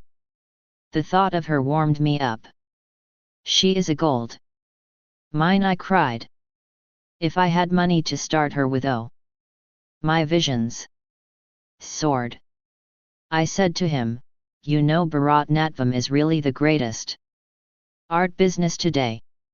There is such a craze for it that people will pay anything to see the best. I cannot do anything about it because I have no money. Can't you help me, Gafur?" He was amused at my request. It was now my turn to feel upset at laughter. I said, "I have done so much for your business." He was essentially a man of heart. He appealed to my reason. "I'm not a rich man, Raju. You know how I borrow money for even the upkeep of the car. If I had 500, I'd let my passengers ride on better tires. No, Raju. Listen to my advice. Send her away and try to get back to ordinary, real life. Don't talk all this art business. It's not for us." On hearing this, I grew so upset that I said something to hurt him. He got back into his driving seat with a serious face. "If you like a drive anytime, call me, that's all I can do to help you. And, remember, I'm not asking for the old dues from you. Set it off against the commission due to me for all your peak house trips," I said haughtily. "Very well," he said, and started his car. "Call me anytime you may want the car, it's always there. I pray that God may give you better sense." He was off. I knew here was another friend passing out of my life. Unfortunately, he was not the last. My mother's turn came soon. I was rapt, watching Rosie do a piece called The Dancing Feet. Rosie said she had introduced a couple of variations, and wanted me to give my opinion. I was becoming a sort of expert on these matters nowadays. I watched her critically, but what I watched were the curves that tempted me to hug her on the spot. But my mother was passing in and out, and nowadays we had to seize our romantic moments and get through with it at odd times. For instance, when my mother went to fetch water, we knew exactly how long she would be away and utilized it. It was all irksome, but very novel, and made me forget my troubles. Whenever I watched her sway her figure, if there was no one about, I constantly interrupted her performance, although I was supposed to watch her from an art critic's point of view. She pushed me away with "What has come over you?" She was a devoted artist. Her passion for physical love was falling into place and had ceased to be a primary obsession with her.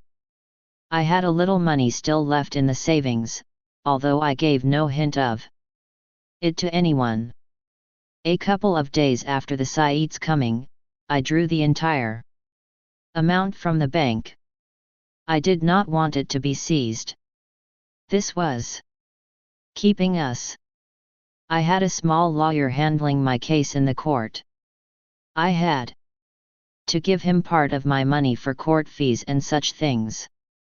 He had his office in the attic of a cotton shop in Market Road, a choking place with one shelf of books, one table, one chair, and one bench for clients.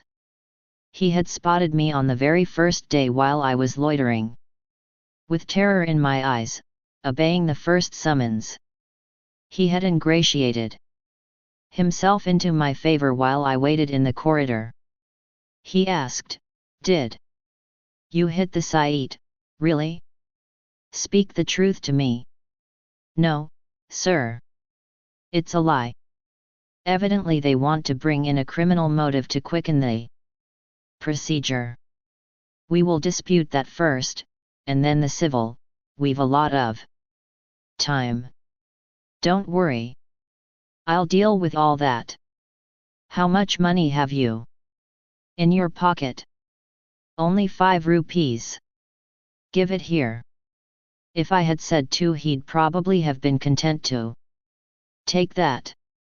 He pocketed it, held up a sheet of paper for my signature, and said, "That's right.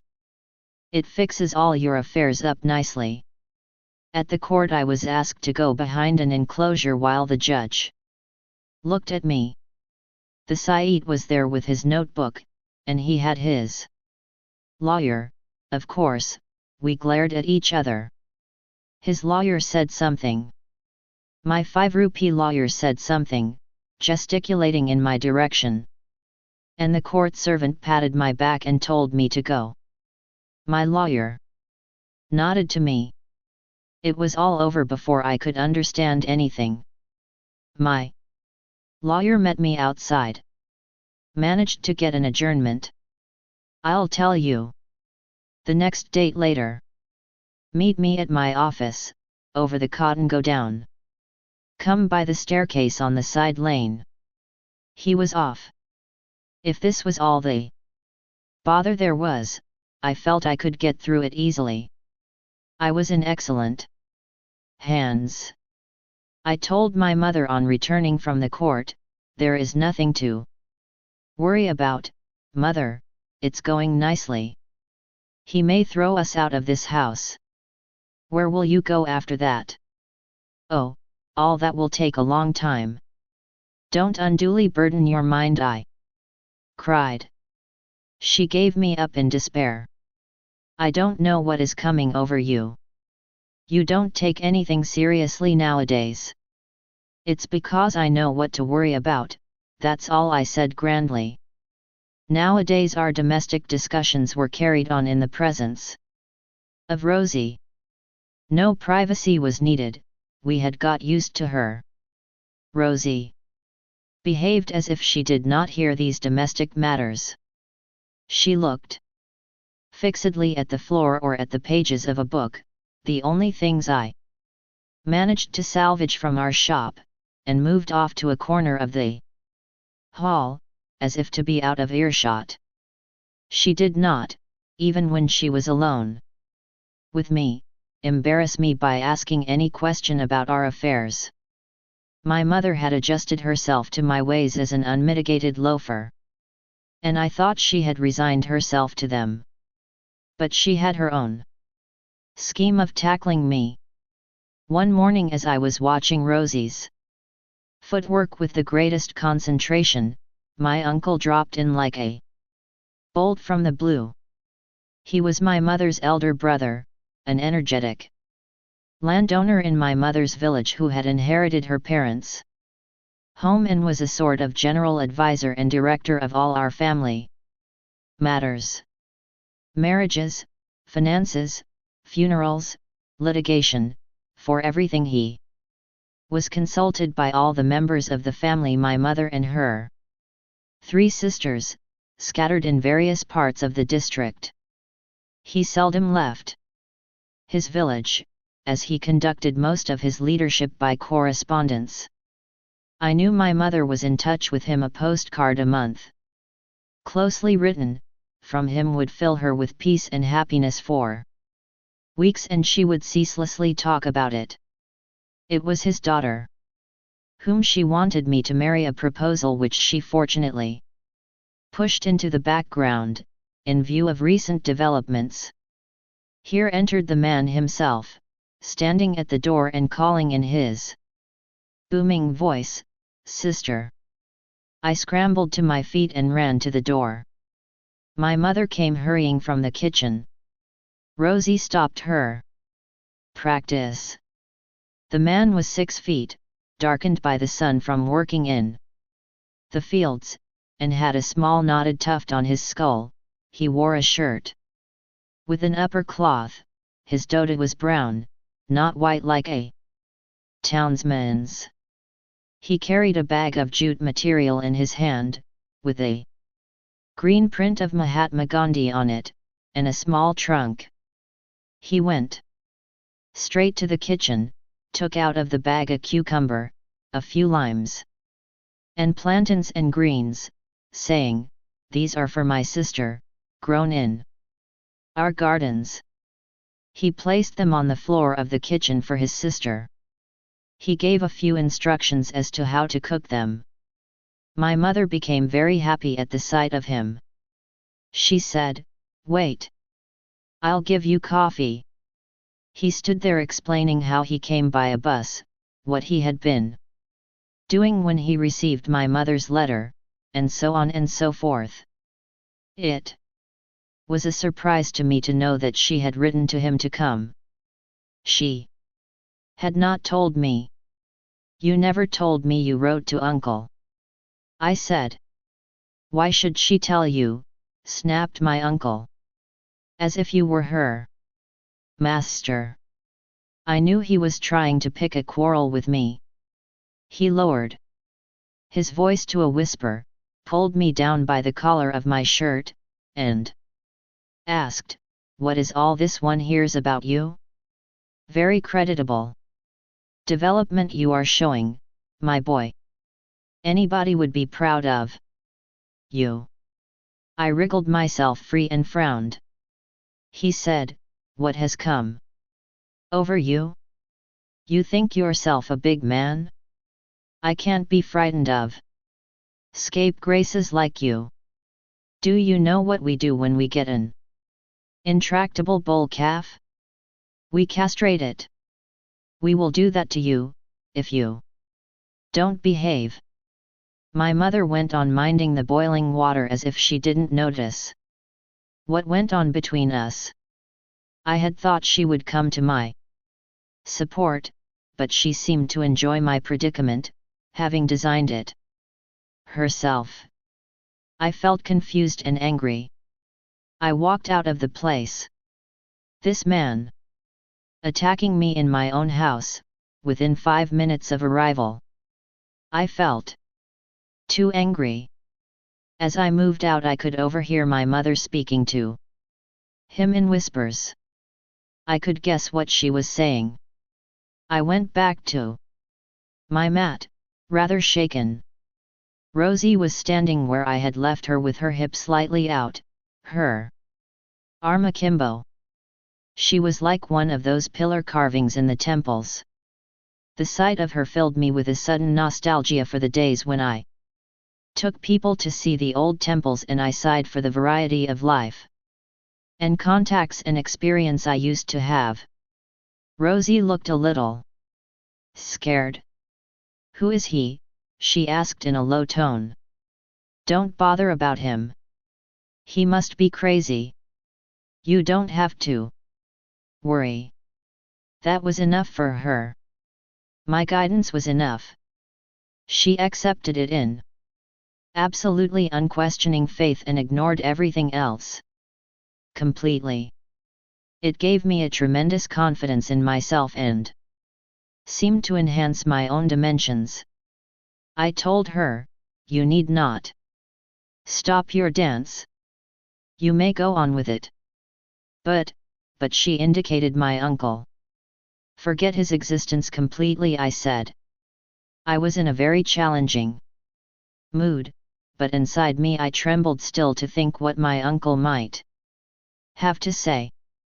"You don't have to bother about anyone except me," I said with sudden authority. My uncle used to be called in to frighten me when I was a boy. This is my house. I do as I please here. If people don't like me, they need not visit me, that is all. I laughed weakly. What was the use of pouring out all these challenging statements to this girl?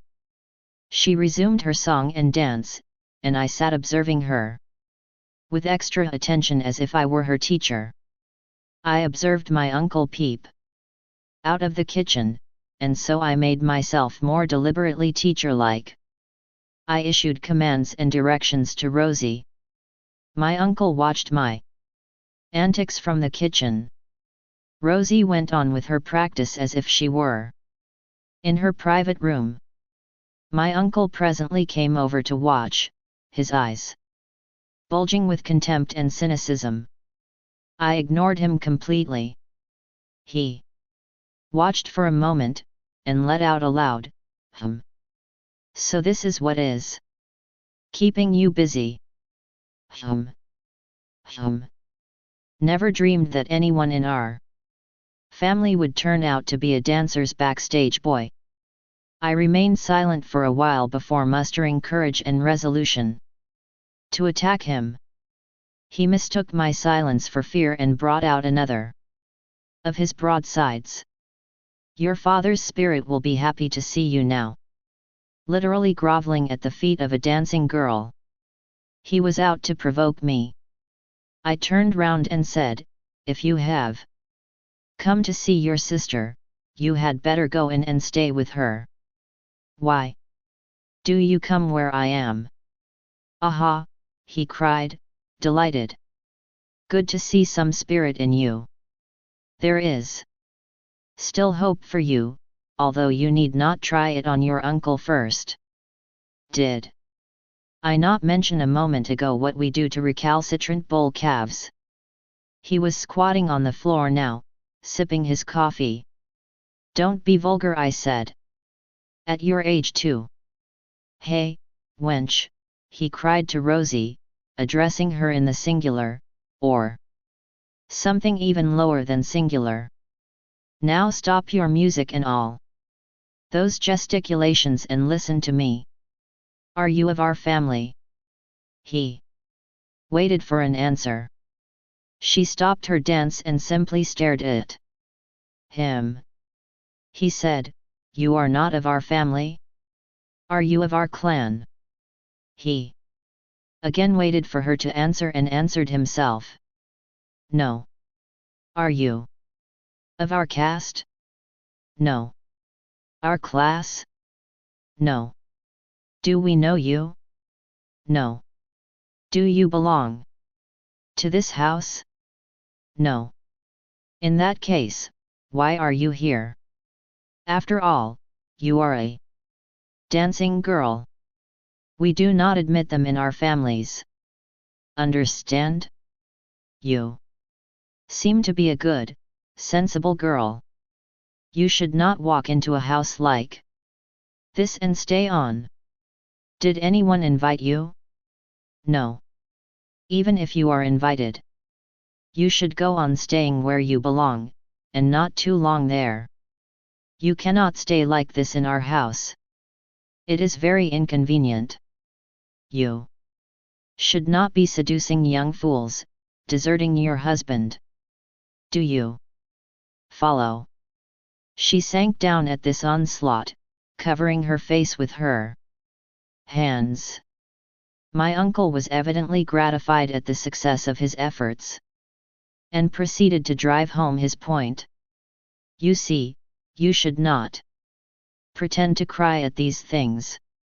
You must understand why we say such things. You must clear out by the next train. You must promise to go. We will give you money for your railway ticket. At this a big sob burst from her. I was completely maddened by it. I flew at my uncle and knocked the cup out of his hand, shouting, "Get out of this house!" He picked himself up, saying, "You tell me to get out. Has it come to this? Who are you, puppy, to ask me to get out? I'll make you get out. This is my sister's house. You go out if you want enjoyment with dancing girls." My mother came running out of the kitchen with tears in her eyes. She flew straight at the sobbing Rosie, crying, "Are you now satisfied with your handiwork, you she-devil, you demon? Where have you dropped on us from? Everything was so good and quiet until you came in like a viper. Bah! I have never seen anyone work such havoc on a young fool. What a fine boy he used to be. The moment he set his eyes on you, he was gone. On the very day I heard him mention the serpent girl, my heart sank. I knew nothing good could come out of it. I didn't interrupt my mother, I allowed her all the speech she wanted to work off feelings she had bottled up all these weeks. She then catalogued all my misdeeds down to my latest appearance in the court, and how I was going to lose even this house, so laboriously built by my father. The girl looked up with her tear-drenched face and said amidst sobs, "I will go away, mother. Don't speak so harshly.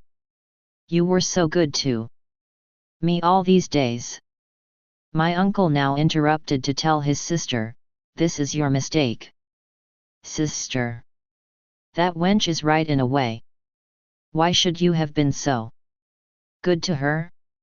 You should have told her at the beginning what was what." I seemed powerless to suppress this man or send him away. He said what he liked and stayed where he liked. Unless I physically pushed him out, there was no way of saving poor Rosie, but he could knock me flat if I laid hands on him. I was appalled at the somersault in my mother's nature the moment she got support in the shape of a brother. I went over to Rosie, put my arm around her to the shock of the two. My uncle cried, "The fellow has lost all shame," and whispered to her, "Shut your ears to all that they say. Let them say what they like. Let them exhaust themselves. But you are not leaving. I'm going to be here, and you are going to be here.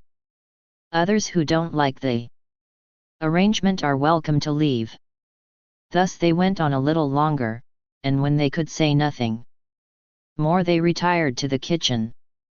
I never spoke a word more.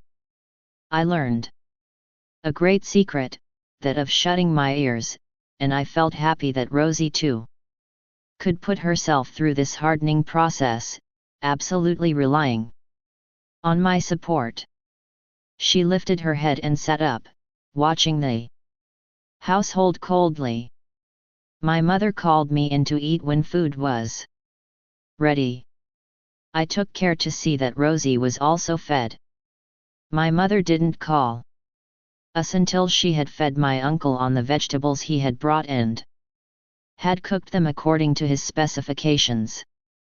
After food he went over to the pile, spread out his upper cloth, sat on it munching pan, and then lay down on the cool floor to sleep. I felt relieved to hear his snores. The calm after the storm was absolute. My mother served us food without looking at us. A great silence reigned in the house. It continued until 3:30 in the afternoon. My uncle renewed the fight by coming in to announce to all whom it might concern, an hour more for the train.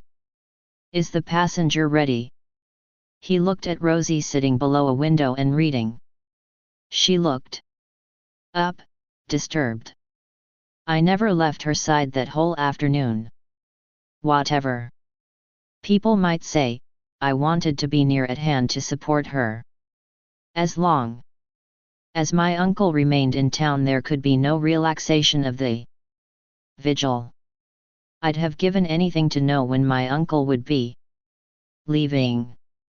But he was a man of independent notions and was not affected by my genuine desire to have him go. Rosie looked up, slightly scared. I held a hand up to give her courage. My mother came out of her corner and, looking kindly at Rosie, said, "Well, young woman, it has been nice having you, but you know, it is time for you to go." She was trying new tactics now, of kindliness and a make-believe that Rosie had agreed to leave. "Rosie, girl, you know, the train is at 4:30. Have you packed up all your things? I found your clothes scattered here and there." Rosie blinked unhappily. She did not know how to answer. I intervened to say, "Mother, she is not going anywhere." My mother appealed to me. "Have some sense, Raju. She is another man's wife. She must go back to him." There was such calm logic in what she said, I had nothing more to do but repeat blindly, "She can't go anywhere, mother. She has got to stay here." And then my mother brought out her trump card. "If she is not going, I have to leave the house," she said. My uncle said, "Did you think she was helpless, and only a dependent on you?" He thumped his chest and cried, "As long as I am breathing, I will never let down a sister." I appealed to my mother. "You don't have to go, mother. Then throw that wench's trunk out and give her a push toward the railway, and your mother will stay. What do you take her for? You think she is the sort that can keep company with all kinds of dancing?" "Shut up, uncle," I said, and I was taken aback by my own temerity. I feared he might repeat his threat to recalcitrant bulls. Fortunately, he said, "Who are you, puppy, to say if I am to shut up or speak? You think I notice you? Are you sending that out or not? That's all we want to know." "No, she is not going," I said very calmly. He heaved a sigh, glared at the girl, looked at my mother. "Well, sister, you must starting packing, then. We will go by the evening bus." My mother said, "All right." I can pack in a minute. Don't go, mother, I pleaded. See that girl's obstinacy. She watches it all so calmly, said my uncle.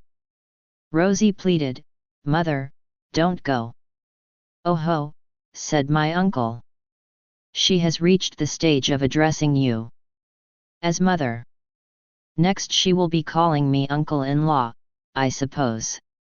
He turned to me with a horrible grin and said, Your mother needn't quit. Really? This house is hers for her lifetime. If I had had her cooperation, I'd have shown you a few nice tricks today. She would have stayed on till the end. My brother-in-law was no fool. He made you master of only one half of the home.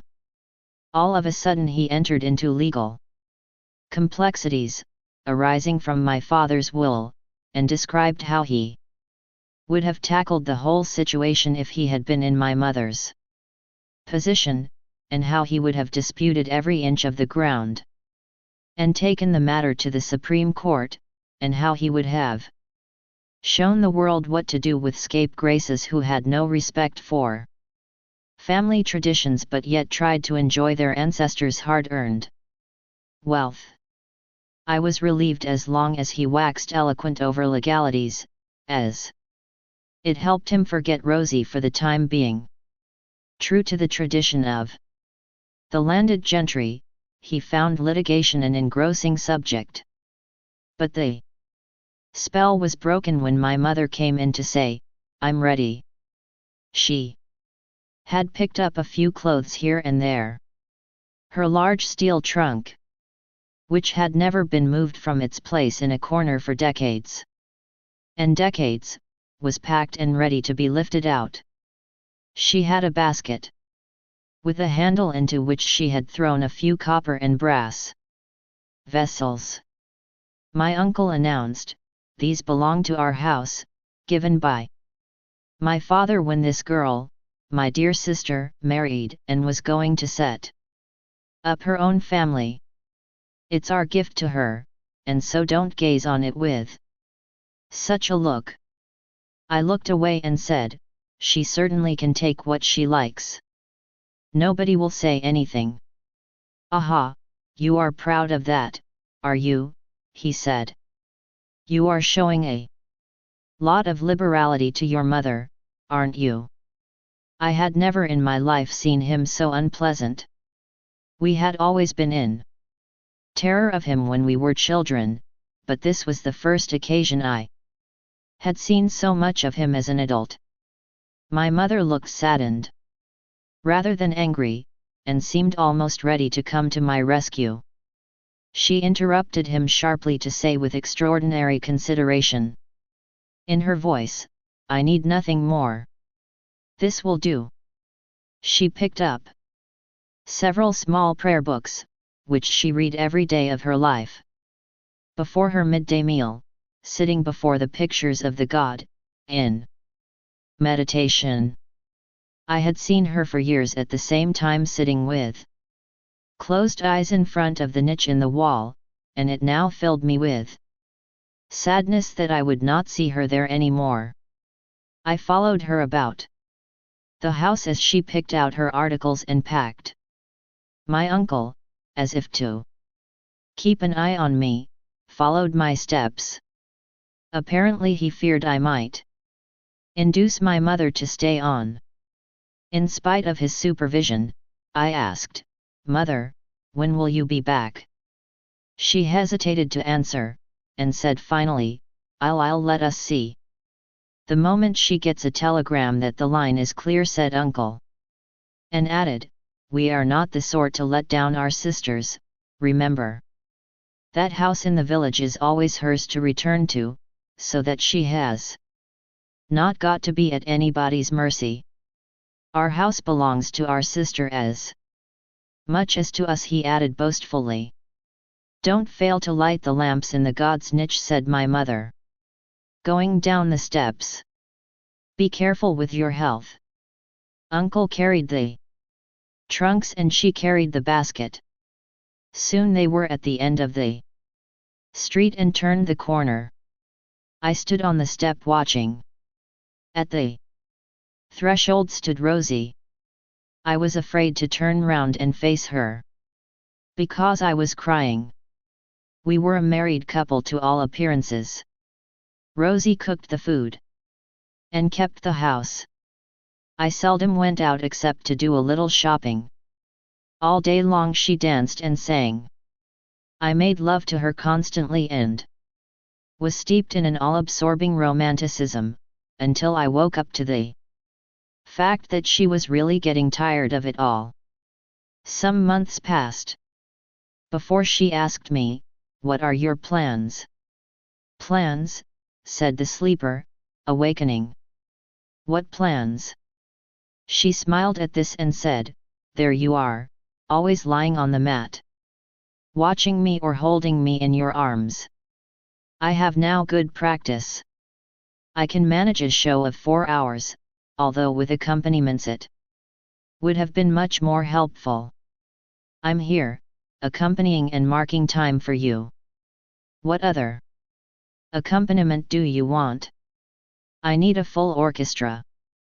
We have stayed indoors long enough," she said. I found her so earnest that I had not the courage to joke any more. I said, "I'm also thinking. Very soon we must do something." "Rosie is a silly name," I said as a first step after 2 days of hard thinking. "The trouble with you is that although your people are a traditional dance family, they didn't know how to call you. For our public purpose, your name must be changed." "What about Meena Kumari?" She shook her head. "It's no better. I see no reason to change my name." "You don't understand, my dear girl. It's not a sober or sensible name. If you are going to appear before the public with that name, they will think it's someone with cheap tricks, such as those we see in gambling side shows. For a classical dancer, you should call yourself something that is poetic and appealing." She realized that there was a point in what I said, and she picked up a pad and pencil and noted down all the names that came into her head. I added my own. We wanted to see how they sounded and also how they looked on paper. Sheet after sheet was filled up and discarded. It became a sort of joke.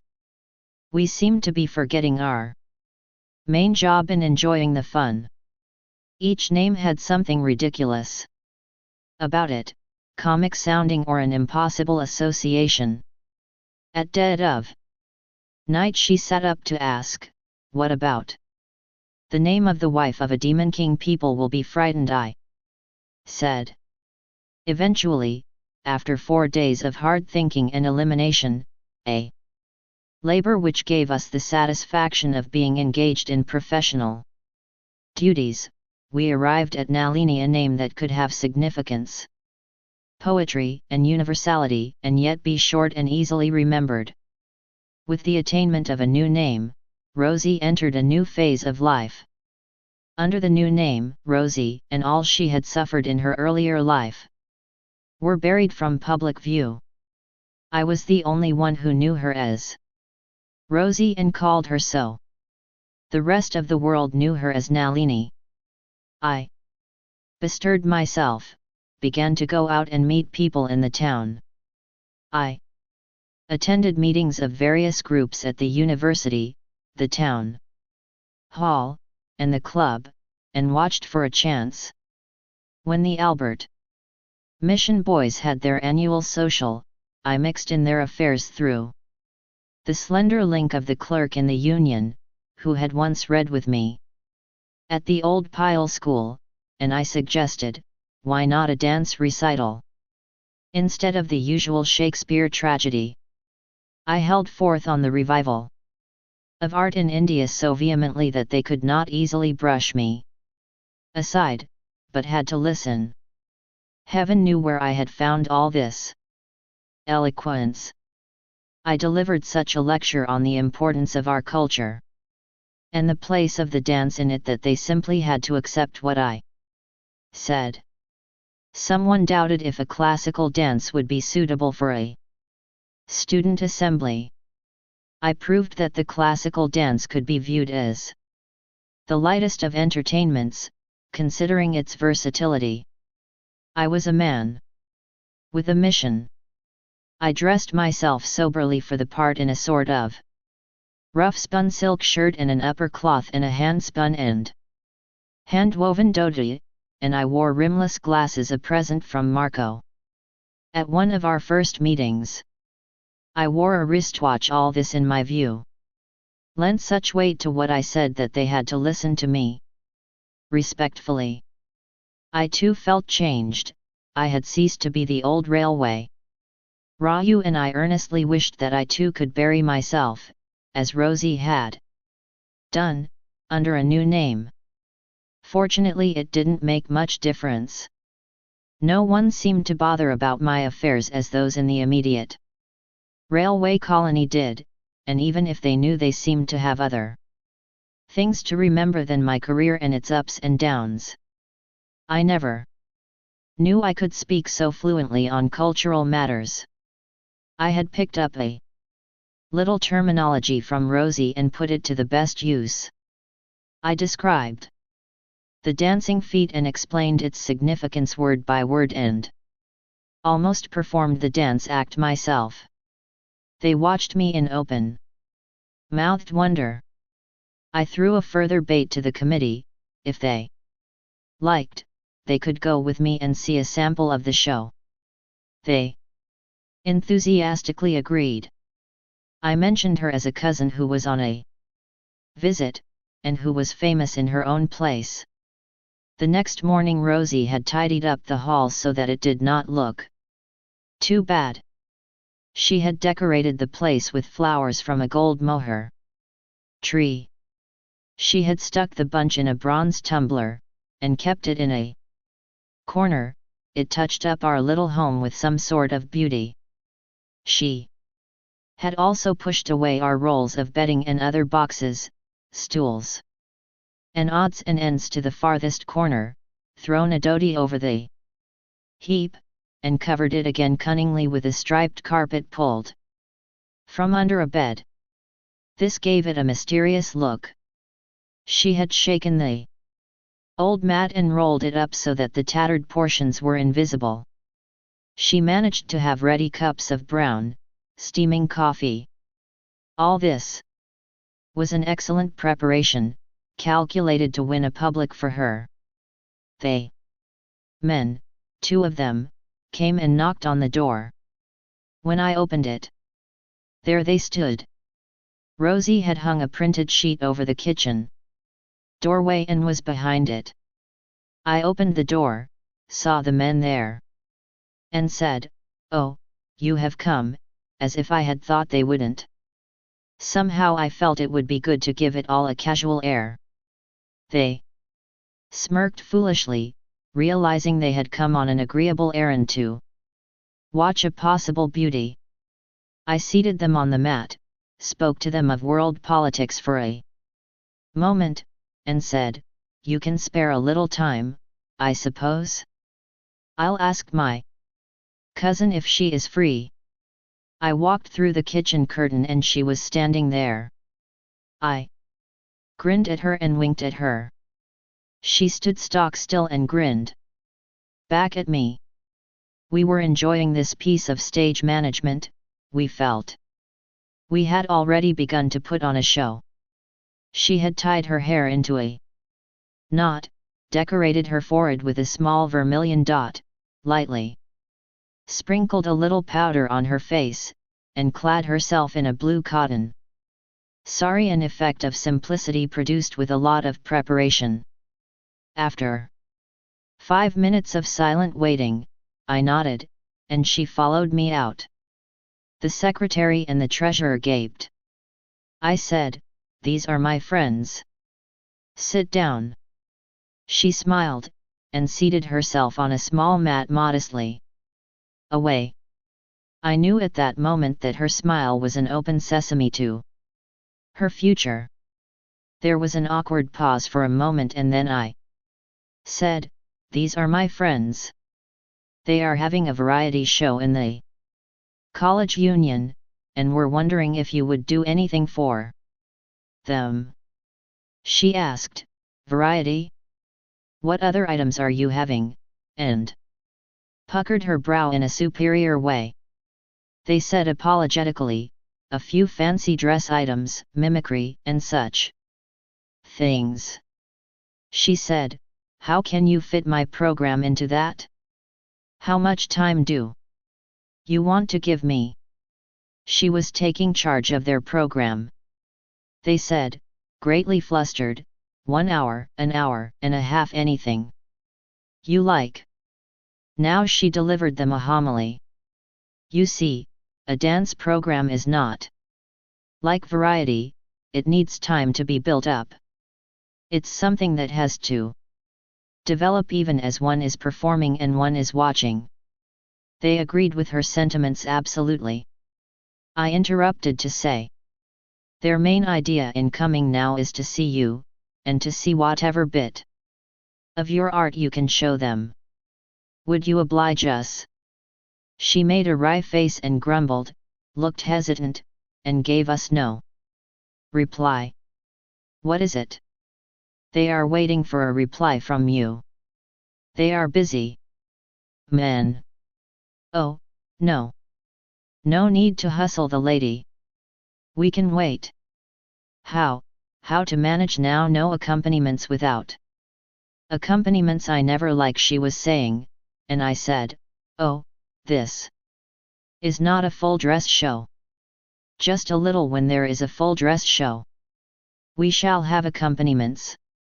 After all, you are the most important item.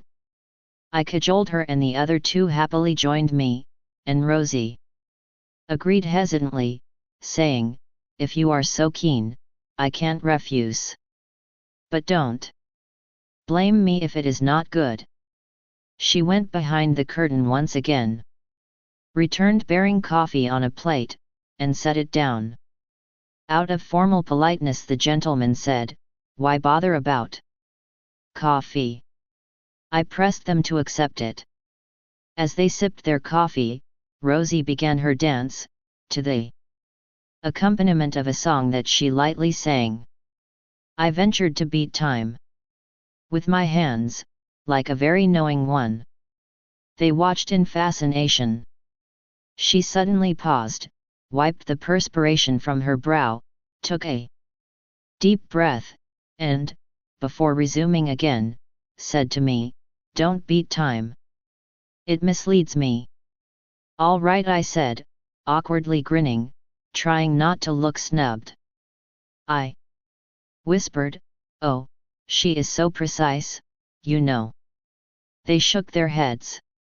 She finished her piece and asked, shall I go on? Shall I do the dancing feet? Yes, yes, I cried, glad to be consulted. Go on. They will like it. When they recovered from the enchantment, one of them said, I must admit I have never cared for Bharatanatyam, but watching this lady is an education. I now know why people are in raptures over it. The other said, my only fear is that she may be too good for our function. But it doesn't matter. I'll reduce the other items to give her all the time she wants. We must make it our mission to educate the public taste, I said. We must not estimate the public taste and play down to it. We must try to raise it by giving only the best. I think up to the interval we shall have the variety and all such tomfoolery. After the interval this lady can take up the entire show. I looked up at her for a second as if waiting for her approval, and said, she'll, of course, be pleased to help you. But you must provide the drummer and accompanists, and thus acquired at last the accompanists Rosie had been clamoring for all along. Chapter 9. Why activities suddenly multiplied. The union function was the start. Rocket-like, she soared. Her name became public property. It was not necessary for me to elaborate or introduce her to the public. Now, the very idea would be laughed at. I became known because I went about with her, not the other way round. She became known because she had the genius in her, and the public had to take notice of it. I am able to speak soberly about it now, only now. At that time I was puffed up with the thought of how I had made her. I am now disposed to think that even Marco could not have suppressed her permanently. Sometime she was bound to break out and make her way. Don't be misled by my present show of humility. At the time, there was no limit to my self-congratulation. When I watched her in a large hall with 1,000 eyes focused on her, I had no doubt that people were telling themselves and each other, "There he is, the man." But for whom? And I imagined all this adulation lapping around my ears like wavelets.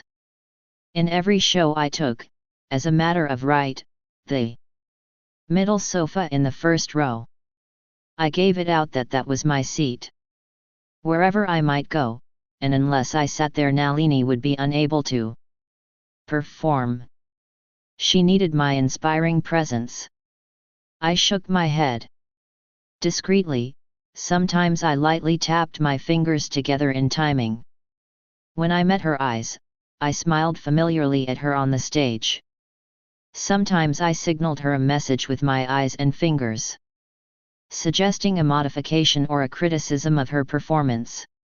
I liked the way the president of the occasion sat next to me, and leaned over to say something to me. They all liked to be seen talking to me. They felt almost as gratified as if they spoke to Nalini herself.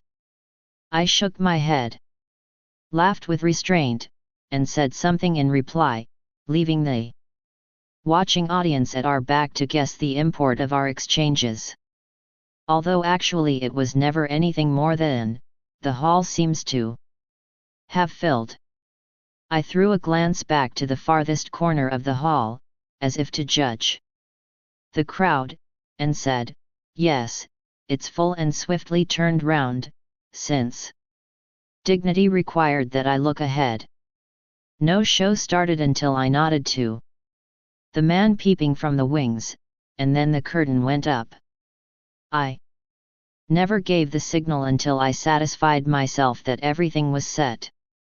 I inquired about the lighting, microphone arrangements, and looked about as if I were calculating the velocity of the air, the strength of the ceiling, and as if I wondered if the pillars would support the roof under the circumstances. By all this I created a tenseness which helped Nalini's career. When they satisfied all the conditions, a performance began. The organizers felt they had achieved a difficult object. Of course, they paid for the dance, and the public was there after paying for their seats, but all the same I gave the inescapable impression that I was conferring on them a favor by permitting the dance. I was a strict man. When I thought that the program had gone on long enough, I looked at the watch on my wrist and gave a slight nod of the head, and Nalini would understand that she must end the show with the next item. If anyone made further suggestions, I simply laughed them off. Sometimes slips of paper traveled down from the back of the hall, with requests for this item or that, but I frowned so much when a slip was brought near me that people became nervous to pass on such things. They generally apologized. I don't know. Someone from the back bench, it just came to me. I took it with a frown, read it with bored tolerance, and pushed it away over the arm of the sofa. It fell on the carpet, into oblivion.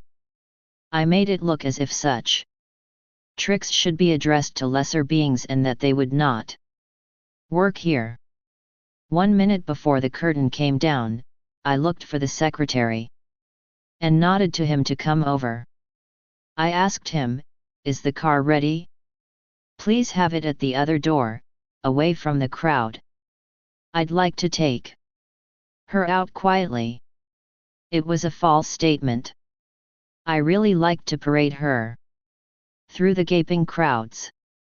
After the show, there were still people hanging around to catch a glimpse of the star. I walked ahead of her, or beside her, without much concern. At the end of the performance, they presented her with a large garland of flowers, and they gave me one too. I accepted mine with protest. "There is really no reason why you should waste money on a garland for me," I said. I slung it carelessly on my arm, or in the thick of the crowd dramatically handed it over to Nalini with, "Well, you really deserve to," and made her carry it for me. It was a world of showmanship till we reached the privacy of our house, when she would throw off the restraint and formality of ours and give me a passionate hug with, "Even if I have 7 rebirths, I won't be able to repay my debt to you." I swelled with pride when I heard her, and accepted it all as my literal due. Methodically she started wrapping the flowers in a wet towel so that they might remain fresh in the morning. On program days she cooked our supper in the afternoon. We could easily have afforded to engage a cook, but she always said, "After all, for 2 people, we don't need a cook moping around the house." I must not lose touch with my womanly duties.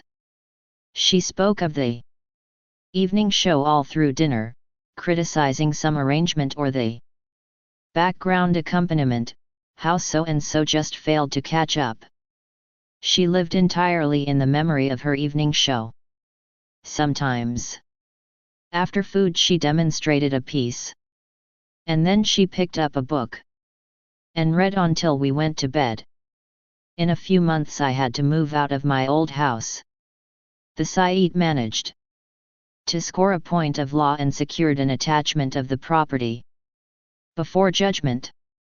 My lawyer came to me and said, "Don't worry about it, it only means he will have to pay the house tax, with arrears, if any. Of course, your mother's signature may be required too, but I'll get it. It is just like mortgaging the house to him. You may have to give him rent, a nominal one, if you stay here." "Paying rent for my own house?" I said. "If I have to pay rent, I prefer a better house." For our growing stature the house was inadequate. No visitor could be entertained. No privacy. No place for any furniture. My father had designed this house for a shopkeeper, not for a man of consequence and status who had charge of a growing celebrity. Moreover, where is the place for you to practice in? I asked Nalini when she demurred at the notion of moving out. Somehow she was deeply attached to the house, the place which first gave her asylum. The lawyer went to the village and returned with my mother's signature on the document. How did she take it? I could not help asking. Not badly, said the adjournment expert. Well, of course. We cannot expect elderly people to take the same view as we do. I had to argue and persuade her, though your uncle proved a difficult man. 4 days later my mother's letter came. She had written on a yellow paper with a pencil. I gave my signature not because I was happy about it, but because otherwise the lawyer would not go from here. And your uncle would not let him stay in peace. It is all confusing to me. I'm sick of everything. I signed without your uncle's knowledge. When he was away in the garden, so that the lawyer might leave this place without any damage to his person. Anyway, what does it all mean?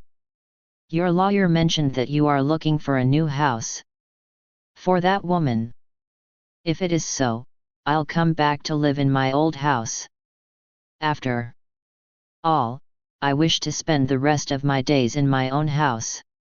It was good of my mother to have set aside her own anger and written to me. I felt touched by her solicitude.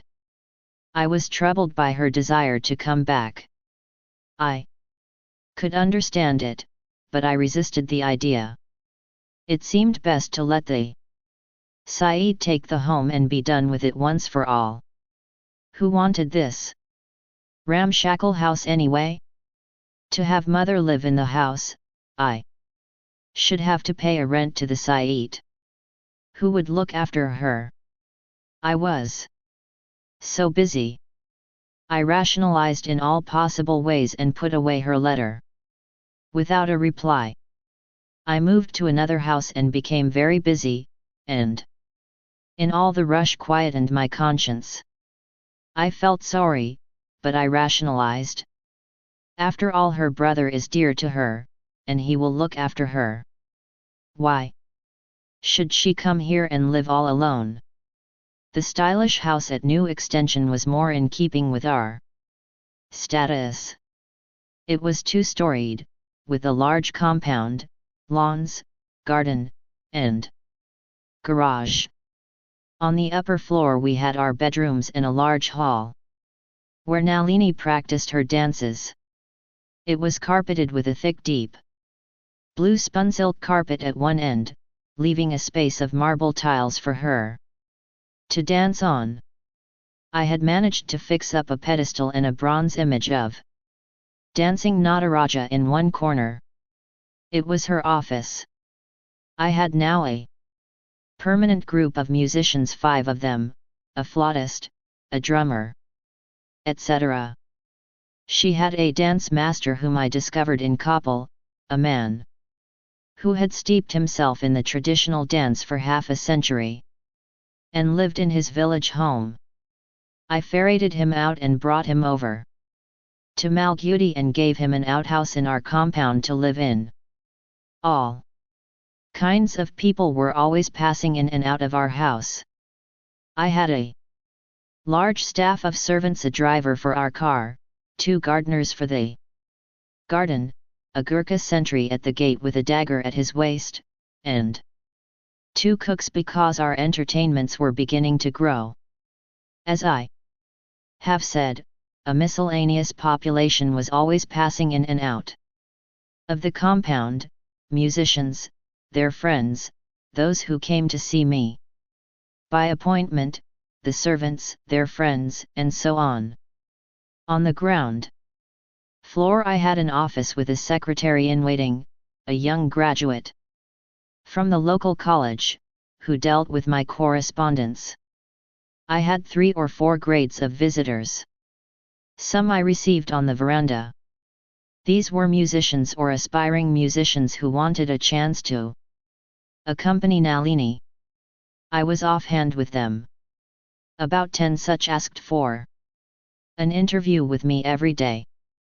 They were always waiting on the outer veranda to have a chance to speak to me. I went in and out, hardly noticing them. They respectfully rose at the sight of me and saluted, and if they intercepted me I kept up a show of giving them a hearing, and then said, "Leave your address with my clerk there. If there is anything that can be done, I'll ask him to call you up." When they flourished a batch of testimonials I snatched a brief look at them and said, "Good, good. But there is nothing I can do now. Leave your name in the office," and I passed on. My outer veranda was cluttered with benches on which people sat and waited all day to have a chance to speak to me. I treated them with the scantiest attention. I left them to guess when I would come to my table. Sometimes obscure composers turned up with new songs especially created for Nalini's benefit. Sometimes when I sat at the office table I did not mind if they peeped in and took their chance to speak to me. I never offered this class of visitor a chair, but did not mind if he pulled one up and sat down. When I wanted to dispose of him, I pushed my chair back and went in abruptly, leaving it to my secretary to see him off.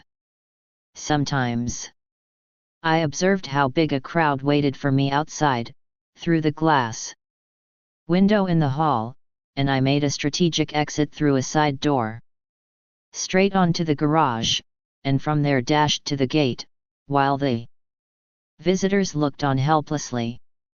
I felt vastly superior to everyone. Apart from those that came as supplicants, there were others who approached me with genuine offers of engagement. They were the higher grade of visitors. I received them on the hall sofa and rang the bell for coffee. I offered my inner circle of visitors coffee day and night. Our coffee bill alone amounted to $300 a month. Enough to maintain a middle-class family in comfort. The appointments in the hall were all expensive brass inlaid trays, ivory knickknacks, group photographs with Nalini in the middle. Sitting in that hall and looking round, I had the satisfaction of feeling that I had arrived. Where was Nalini in all this? Away out of sight. She spent a great part of the day in her rehearsal hall with her musicians. One could hear the stamping of feet and the jingle of anklets on the upper floor. After all, she was living the life she had visualized. Visitors had always a hope that they might get a glimpse of her passing in or out of the house. I knew what they were looking for, with their shifty looks darting at the inner doorway. But I took care to see that no one saw her. I had a monopoly of her and nobody had anything to do with her. If anyone ventured to ask for her, I said, "She is busy or no need to trouble her. You have told me, that is enough." I resented anyone's wanting to make a direct approach to her. She was my property. This idea was beginning to take root in my mind. There were, however, a few friends of the inner circle whom I took upstairs to her room. It was a very eclectic group. They had to be my intimates. I had had no friends at all formerly, my friendship was now sought after by others. I was on backslapping terms with 2 judges, 4 eminent politicians of the district whose ward could bring 10,000 votes at any moment for any cause, and 2 big textile mill owners, a banker, a municipal councillor, and the editor of The Truth, a weekly, in which an appreciation of Nalini appeared from time to time. These men could come into my hall without appointment, demand coffee, and ask loudly, "Where is Nalini?" "Upstairs?" "Well, I think I'll see her for a moment and go." They could go up, talk to her, order coffee, and stay on as long as they pleased. They addressed me as Raj familiarly. I liked to hobnob with them because they were men of money or influence. Apart from them, sometimes musicians or actors or other dancers called on Nalini and spent hours and hours with her. Nalini enjoyed their company immensely, and I often saw them in her hall, some lying on carpets, some sitting up, all talking and laughing, while Coffee and food were being carried to them. I occasionally went up and chatted with them, always with a feeling that I was an interloper in that artistic group. Sometimes it irritated me to see them all so happy and abandoned. I signaled to Nalini to come over to the bedroom, as if for a big, important aside, and when she closed the door I whispered, "How long are they going to stay?" "Why? They have been here the whole day and may go on till night." "Well, I like their company. It's good of them to visit us." "Oh, as if we had no one else to visit us." "It's all right. How can I tell them to go? And it makes me happy to be with them. Surely, I'm not denying it. But remember, you have to rest and we have a train journey ahead. You will have to pack up, and also practice. Remember, you have promised new items for the Trichy show." "That's easy to manage," she said, turning round and going back to her friends, shutting the door on me. I silently fretted. I liked her to be happy, but only in my company. This group of miscellaneous art folk I didn't quite approve. They talked too much shop, and Nalini was likely to tell them all our business secrets. She never missed a chance to get a gathering of such friends, wherever she might be. She said, "They are people with the blessing of Goddess Saraswati on them, and they are good people. I like to talk to them. You don't know the world, they'll be a jealous lot, don't you know? That real artists never come together? These people come to you because they are your inferiors. I'm tired of all talk of superior and inferior." "What is so superior about us?" she asked in real indignation. "Well, you know, you have more engagements than 100 of them put together," I said. "That's more money," she said. "I don't care much for that sort of superiority." Gradually arguments began to crop up between us, and that, I said, put the final husband-wife touch on our relationship. Her circle was widening. Artists of the first and second rank, music teachers, dilettantes of the town, schoolgirls who wanted ideas for their school functions, all kinds of people asked to see her. Wherever possible I turned them back, but if they managed to slip through and get upstairs, I could do nothing about it.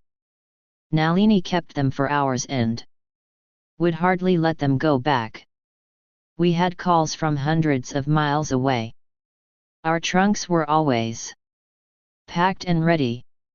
Sometimes when we left Malgudi we did not return home for nearly a fortnight. Our engagements took us to all corners of South India, with Cape Comorin at one end and the border of Bombay at the other, and from coast to coast. I kept a map and a calendar and tried to plan out our engagements. I studied the invitations and suggested alternative dates, so that a single journey might combine several engagements. Arranging an itinerary for each period took up a lot of my energy. We were out of town for about 20 days in the month, and during the 10 days we were in Malgudi we had 1 or 2 dates near home, and whatever was left over could be counted as rest. It was a strenuous program, and wherever I might be, my secretary kept me informed of the mail arriving each day and received instructions by phone. I was committed 3 months ahead. I had a large calendar on which I marked and read the dates of engagements, and hung it up at first in her rehearsal hall, but she protested, "It's ugly. Take it away. I want you to keep an idea before you of where you are going next." Not necessary, she cried. What am I going to do, looking at those dates? She rolled it up and put it in my hand. Don't show it to me. It only frightens me to see so many engagements, she said. When I told her to get ready for the train, she got ready. When I asked her to come down, she came down. She got in and out of trains at my bidding. I don't know if she ever noticed what town we were in or what Sava or under whose auspices a show was being held. It was all the same, I think, whether it was Madras city or Madura, or a remote hill town like Oatakamund, where there was no railway. A car came to fetch us from the railhead. Someone met us at the platform, led us to a limousine waiting outside, and drove us to a hotel or a bungalow. Our circus of accompanying musicians was taken away in a bunch and berthed comfortably somewhere. I kept this lot in good humor by fussing about their comfort. They are our accompanists. I hope you have made proper arrangements for them too. Yes, sir. We've reserved 2 large rooms for them. You must send them a car later to bring them over to our place. I always made it a point to collect them and keep them handy 2 hours ahead of a show. They were a timeless lot, those instrumental players. They slept, or went shopping, or sat around playing cards, never looking at a clock. Handling them was an art. They had to be kept in good humor, otherwise they could ruin a whole evening and blame it on mood or fate. I paid them well. I kept up a show of looking after them, but I kept aloof. I was careful to see that they assumed no familiarity with Nalini. If the show was at 6, I generally insisted upon Nalini's resting until 4 o'clock in the afternoon. If we were guests in a house, she generally liked to sit around with the womenfolk and chat endlessly with them. But I went up to her and said with a good deal of firm kindness, I think you had better rest a while. The train journey last night was not very comfortable, and she finished the sentence she was uttering or hearing and came up to our guest room. She felt annoyed at my interference. Why should you come and pull me out of company? Am I a baby? I expostulated with her that it was for her own good that I did so. I knew it was only a partial truth. If I examined my heart, I knew I had pulled her out because I did not like to see her enjoy other people's company. I liked to keep her in a citadel. If there was a train to catch after the show, I managed to have a car waiting ready to take us to the station. I had food brought to us on the train in silver or stainless steel vessels, and we had our supper in the privacy of our compartment. But it was a brief, short-lived relief, as it soon began all over again, getting down at another station, going through another performance, and off again. When we visited places of importance, she sometimes asked to be taken to see a famous temple or a shop or some local site. I always replied, yes, let us see if we can fit it in, but it was never done, as I always had to catch another train so as to fulfill another engagement. We were going through a set of mechanical actions day in and day out, the same receptions at the station, fussy organizers, encounters, and warnings. The same middle sofa in the first row, speeches and remarks and smiles, polite conversation, garlands and flash photos. Congratulations, and off to catch the train, pocketing the most important thing, the check. Gradually I began to say, not I am going to Trichy for a performance by Nalini, but I am performing at Trichy on Sunday. On Monday I have a program, and then I can dance in your place only on. I demanded the highest fee, and got it, of anyone in India. I treated those that came to ask for a show as supplicants. I had an enormous monthly income. I spent an enormous amount on servants and style, and I paid an enormous amount of income tax. Yet I found Nalini accepting it all with a touch of resignation rather than bouncing contentment. She had seemed such a happy creature in our old house, even when my uncle was bullying her. Nalini cherished every garland that she got at the end of a performance. Usually she cut it up, sprinkled water on it, and preserved it carefully, even when we were in a train. She said, holding up a piece of garland and sniffing the air for its fragrance, to me this is the only worthwhile part of our whole activity. We were in a train when she said it. I asked her, what makes you say so? I love jasmine. Not the check that comes with it. What is one to do with so much? All day long and all through the week you are collecting checks, and more often. But when is the time coming when we can enjoy the use of those checks? Well, you have a big household, a big car and what not, is that not enjoyment of life? I don't know, she said, remaining moody. How I wish I could go into a crowd, walk about, take a seat in the auditorium, and start out for an evening without having to make up or dress for the stage. Some dangerous weariness seemed to be coming over her. I thought it best not to prod too much. Perhaps she wanted fewer engagements. But that was not possible. I asked, you are not saying that your legs are aching, are you? It had the desired effect. It pricked her pride and she said, certainly not.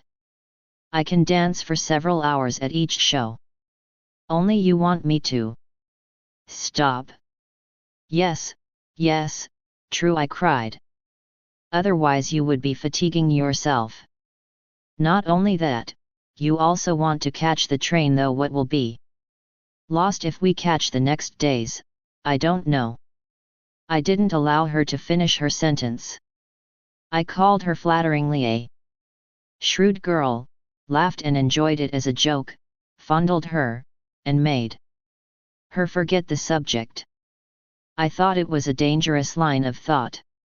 It seemed absurd that we should earn less than the maximum we could manage. My philosophy was that while it lasted, the maximum money had to be squeezed out. We needed all the money in the world. If I were less prosperous, who would care for me? Where would be the smiles which greeted me now wherever I turned, and the respectful agreement shown to my remarks when I said something to the man in the next chair? It filled me with dread that I should be expected to do with less. If we don't work and earn when the time is good, we commit a sin. When we have a bad time, no one will help us. I was planning big investments as soon as possible, as soon as we could count on a little more margin. As it was, the style of living and entertaining which I had evolved was eating up all our resources. Sometimes, she said, spending 2,000 a month on just two of us. Is there no way of living more simply? Leave that to me. We spend 2,000 because we have to. We have to maintain our status. After a good deal of thought, I ran the bank account in her name. I didn't want my creditors to get at me again. My adjournment lawyer was proceeding at his own pace. sometimes coming to me for a signature or funds, and managing things without bothering me.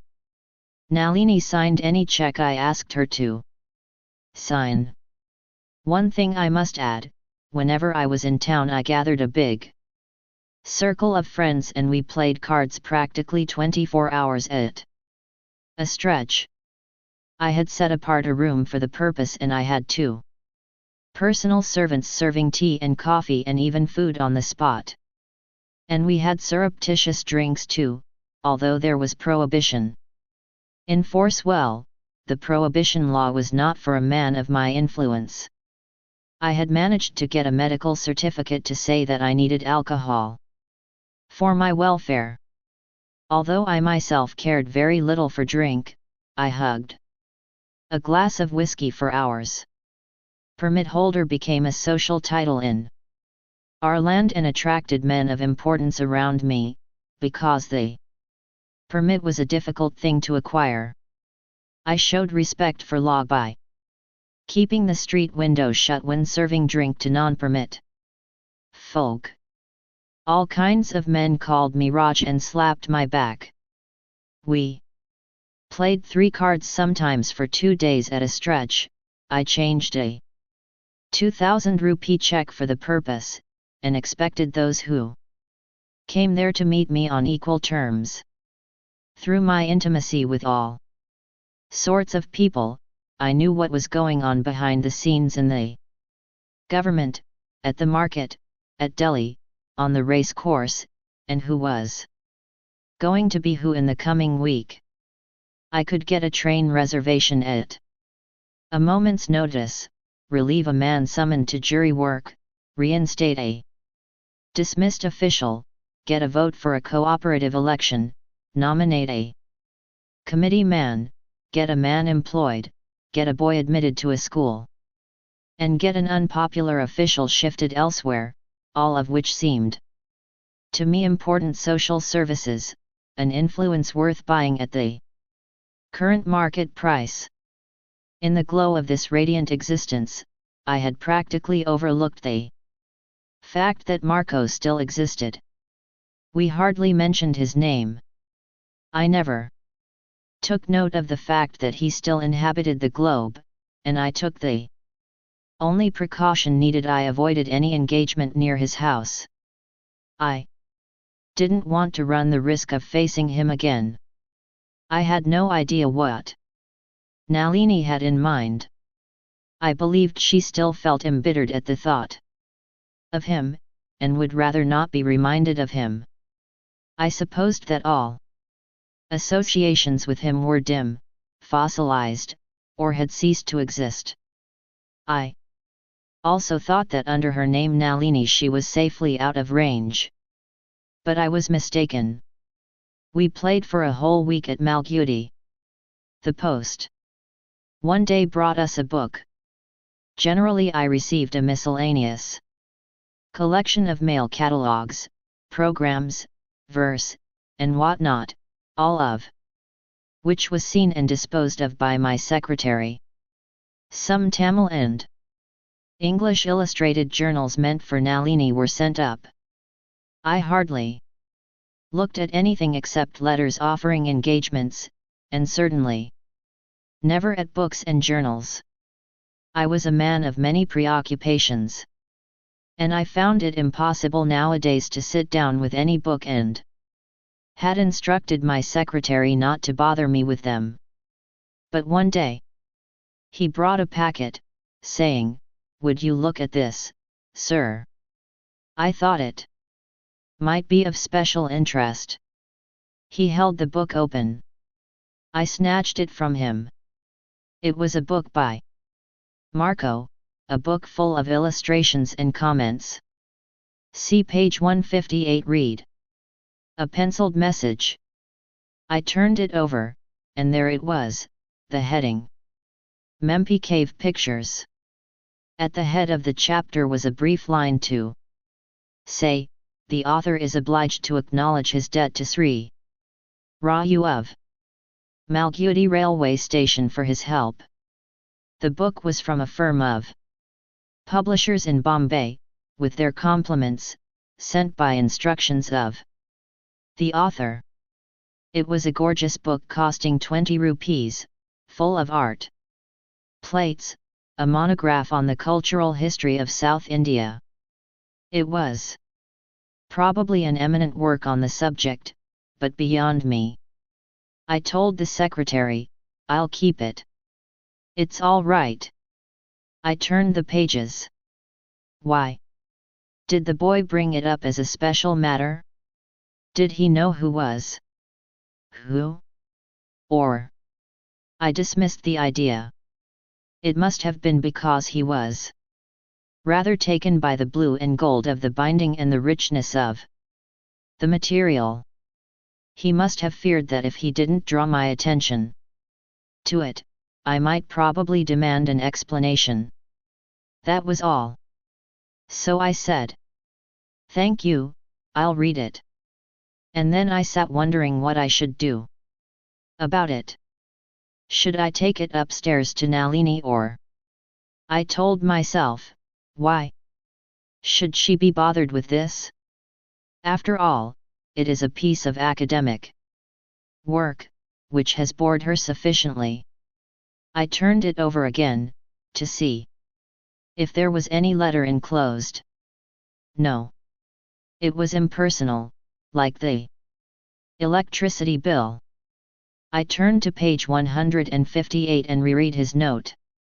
It was thrilling to see my name in print. But why did he do it? I lost myself in speculating on his motives. Was it just to keep his word because he had promised, or could it be to show that he'd not forgotten me so lightly? Anyway, I thought it would be best to put the book away. I carried it to my most secret, guarded place in the house, the liquor chest, adjoining the card-room, the key of which I carried next to my heart, stuffed the volume out of sight, and locked it up. Nalini never went near it. I did not mention the book to her. After all, I told myself, what has she to do with it? The book is sent to me, and the acknowledgement is of my services. But it was like hiding a corpse. I've come to the conclusion that nothing in this world can be hidden or suppressed. All such attempts are like holding an umbrella to conceal the sun. 3 days later, Marco's photograph appeared in the Illustrated Weekly of Bombay, on the middle page. The Illustrated Weekly was one of the papers Nalini always read. It was full of wedding pictures, stories, and essays she enjoyed. The photograph was published along with a review of his book, which was called An Epoch-Making Discovery in Indian Cultural History. I was looking through my accounts in the hall, free from all visitors. I heard footsteps clattering down in a great run. I turned and saw her coming with the magazine in her hand, all excitement. She thrust the page before me and asked, "Did you see that?" I showed appropriate surprise and told her, "Calm yourself. Sit down. This is really great. He worked for it all his life. I wonder what the book is like. Oh, it's academic. We won't understand it. For those who care for such things, it must seem interesting. I want so much to see the book. Can't we get it somewhere?" She suddenly called my secretary, an unprecedented act on her part.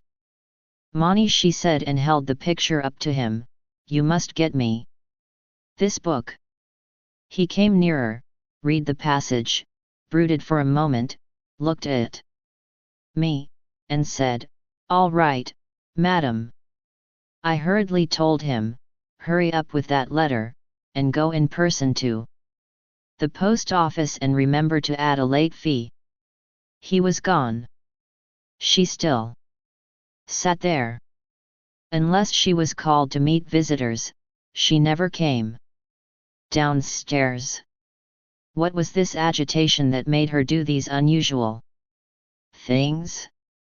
I wondered for a moment whether I ought not to bring the book out to her. But she would ask me for so many explanations. I simply suppressed the whole thing. She returned upstairs to her room.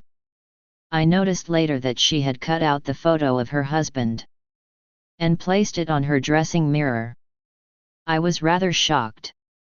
I wanted to treat it as a joke, but could not find the right words, and so left it alone. I only averted my eyes when I passed the dressing mirror. It was a long week in town, otherwise we should have been fully occupied in moving about, and probably would have missed that particular issue of the Illustrated Weekly. On the third day, while we were in bed, the very first question she asked me was, "Where have you kept the book? Who told you about it? Why bother? I know it has come to you. I want to see it." "All right, I'll show it to you tomorrow." Evidently Monty must be responsible. I had made it a convention in our establishment that my secretary should have no direct access to her, but the system was breaking down. I decided to punish him properly for his lapse. She sat reclining on her pillow with a journal in her hand, to all appearances reading, but actually preparing herself for a fight.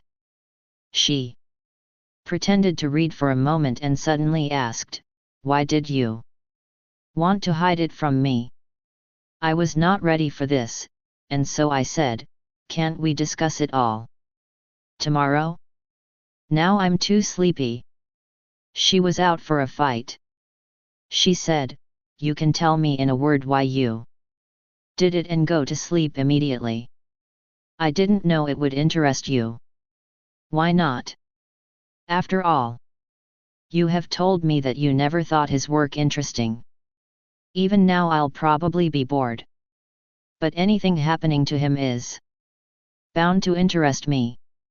I'm pleased he has made a name now, although I don't know what it is all about. You suddenly fancy yourself interested in him, that's all. But the book came to me, not to you, remember. Is that sufficient reason why it should be hidden from me? I can do what I please with my own book, I suppose? That's all. I'm going to sleep. If you are not reading, but are merely going to think, you can as well do it in the dark, and put out the light." I don't know why I spoke so recklessly. The light was put out, but I found that she was sitting up and crying in the dark.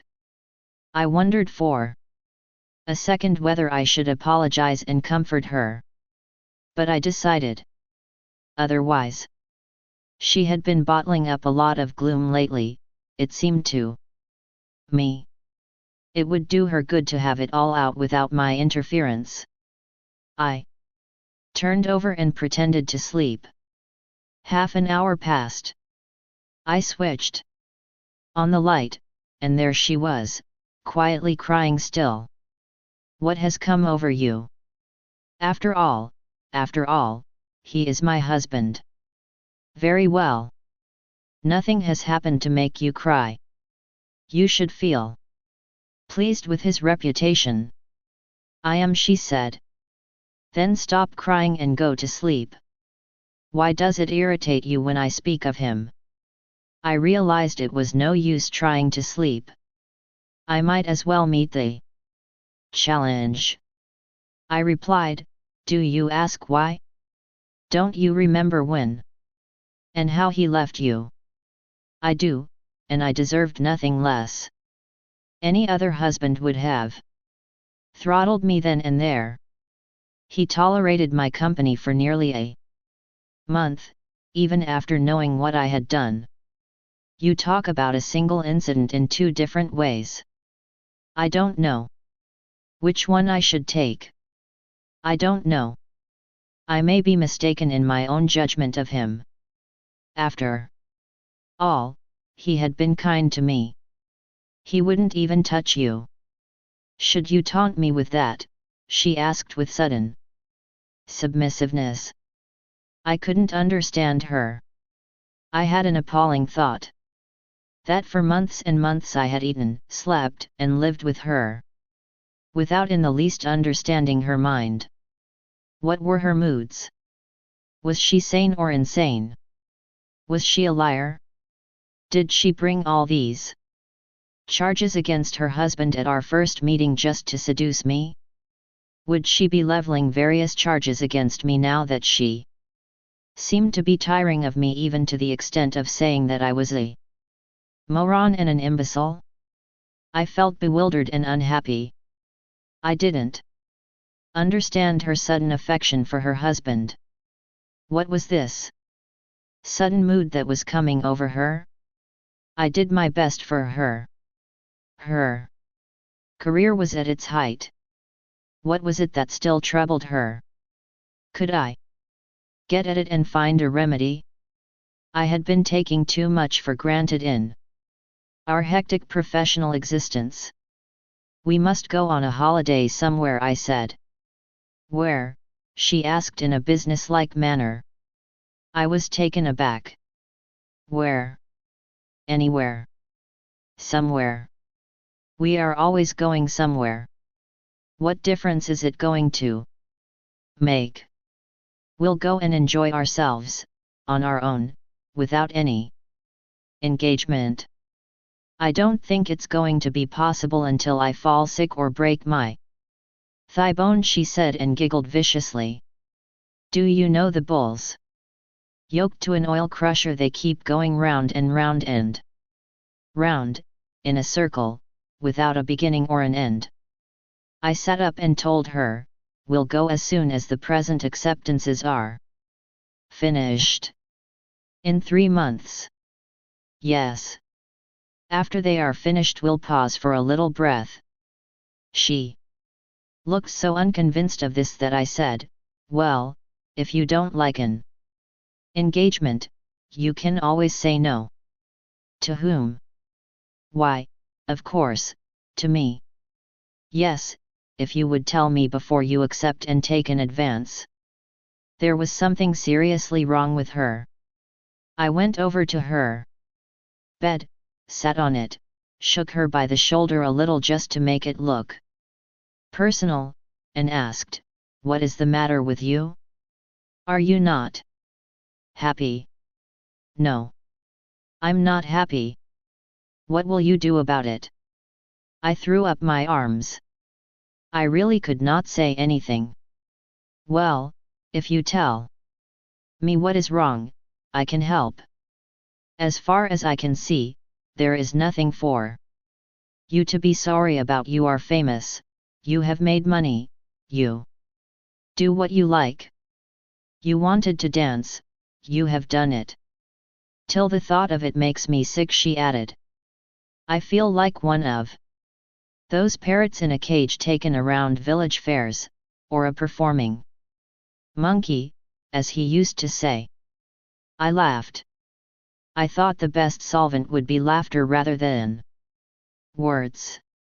Words have a knack of breeding more words, whereas laughter, a deafening, roaring laughter, has a knack of swallowing everything up. I worked myself into a paroxysm of laughter. She could not remain morose very long in the face of it. Presently she caught the contagion, a smirk developed into a chuckle, and before she knew what her body rocked with laughter, all her gloom and misgivings exploded in laughter. We went to sleep in a happy frame of mind. The time was 2 hours past midnight. Our life fell into a routine after this little disturbance. After a break of only 3 days, during which time I steeped myself in the card game, avoiding all discussions with her, our encounters were casual and slight. She was passing through a period of moodiness, and it was safest to keep out of her way and not to rouse her further. The engagements for the next 3 months were all important, running, as they did, into the season of music and dance in South India, for which I had taken heavy advance payments. We had ahead of us a travel program of nearly 2,000 miles, from Malgudi back to Malgudi, and if we went through with it there was ample time for her to get over the mood, and then I could push her into another year of activity. I had no intention of slackening this program. It seemed so unnecessary, so suicidal. My only technique was to keep her in good humor to the best of my ability from quarter to quarter. We were getting through our engagements uneventfully. We were back in Malgudi. Mani was away for a couple of days, and I was attending personally to an accumulation of correspondence on my table. Offers of engagements I piled up on one side. I had some misgivings about accepting any of them right away as I normally would. I felt I should do well to speak to her before replying. Of course she'd have to accept them, but I wanted to give her a feeling of being consulted. I sorted them out. Suddenly I came upon a letter addressed to Rosie, alias Nalini. It had on it the address of a lawyer's firm in Madras. I wondered what to do with it for a while. She was upstairs, probably reading one of her inexhaustible journals.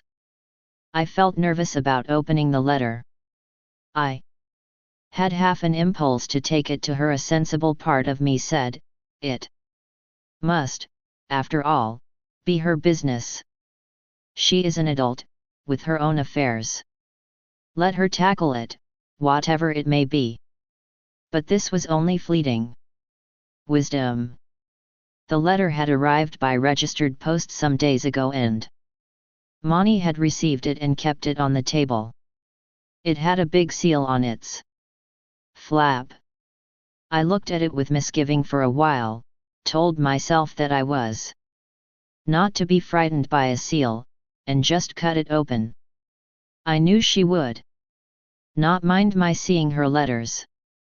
The letter came from a lawyer and said, "Madam, under instruction from our client, we are enclosing an application for your signature, for the release of a box of jewelry left in safe custody at the bank of, in the marked place.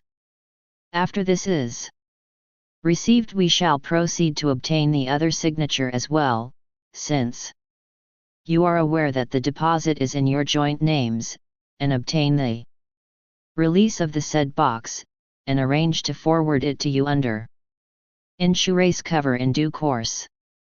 I was delighted. So this was going to bring in more jewelry for her?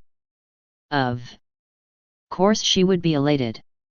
But how big was the box? What were the contents worth? These were questions that agitated my mind for a while. I looked through the letter for some clue, but the lawyer was sparing of words. I took the letter and turned to go and give it to her. But on the staircase I paused. I returned to my room and sat in my chair, thinking.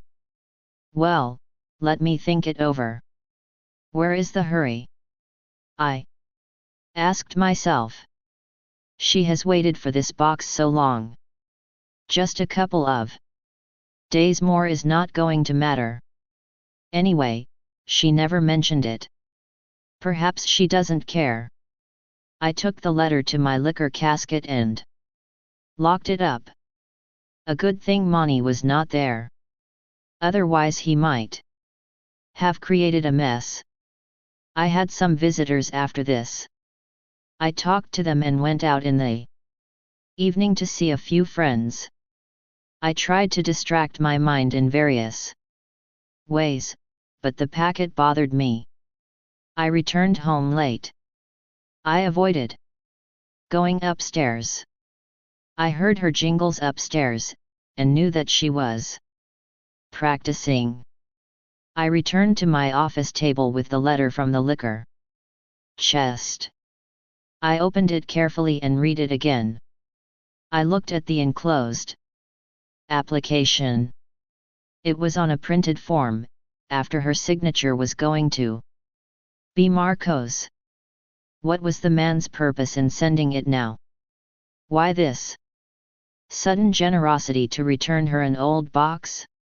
Was he laying a trap for her, or what was it?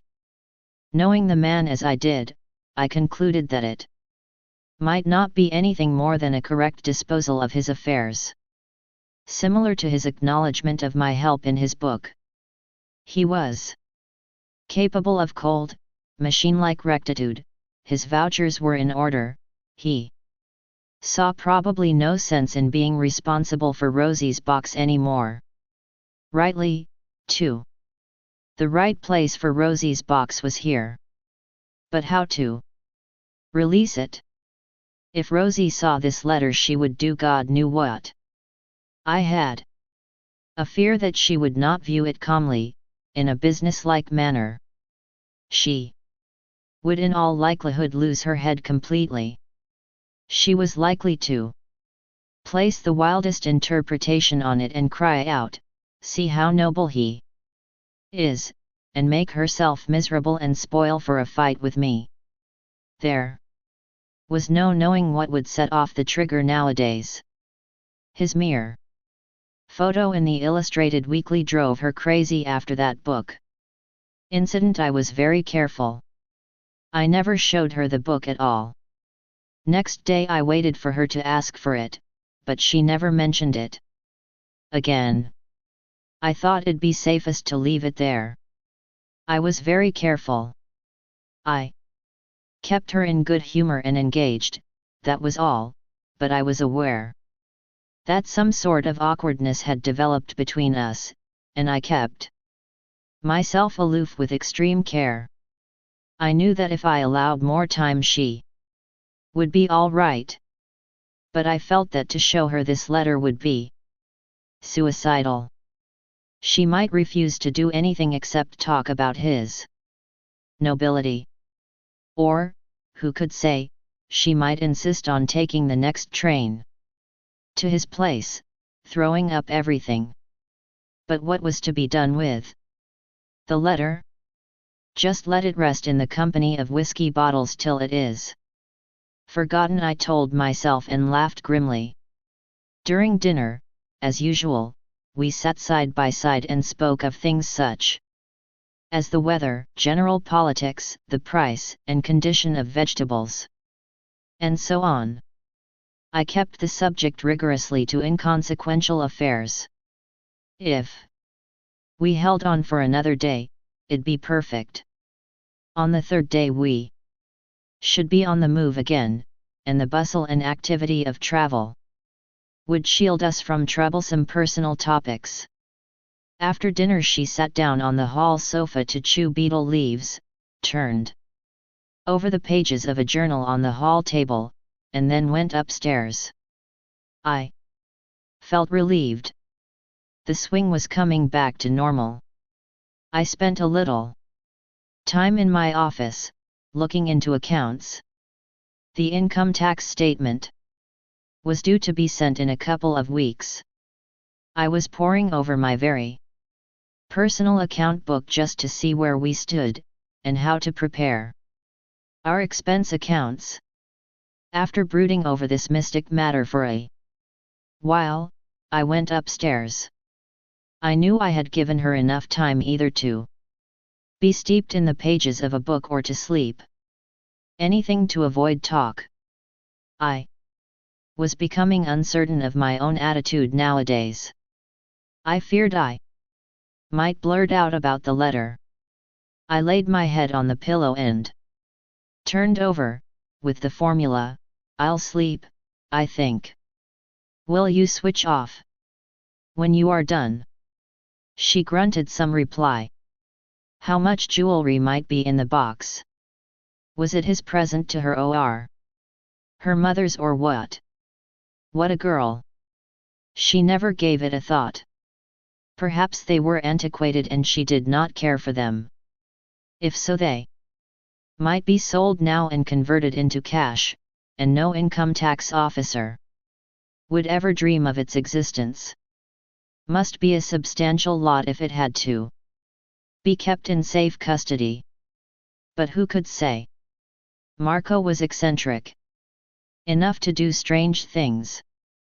He was the sort of fellow to keep even a worthless packet at the bank, because that was the right thing to do. The right thing to do. I fell asleep. Soon after midnight I awoke. She was snoring. An idea bothered me. I wanted to see if there was any time limit mentioned. Suppose I kept the letter secret and some serious consequences arose? I wanted to go down and examine the document at once. But if I got up, she would also wake up and ask questions. Or if I took no notice at all of it, what would happen? The box would continue to remain in safe custody.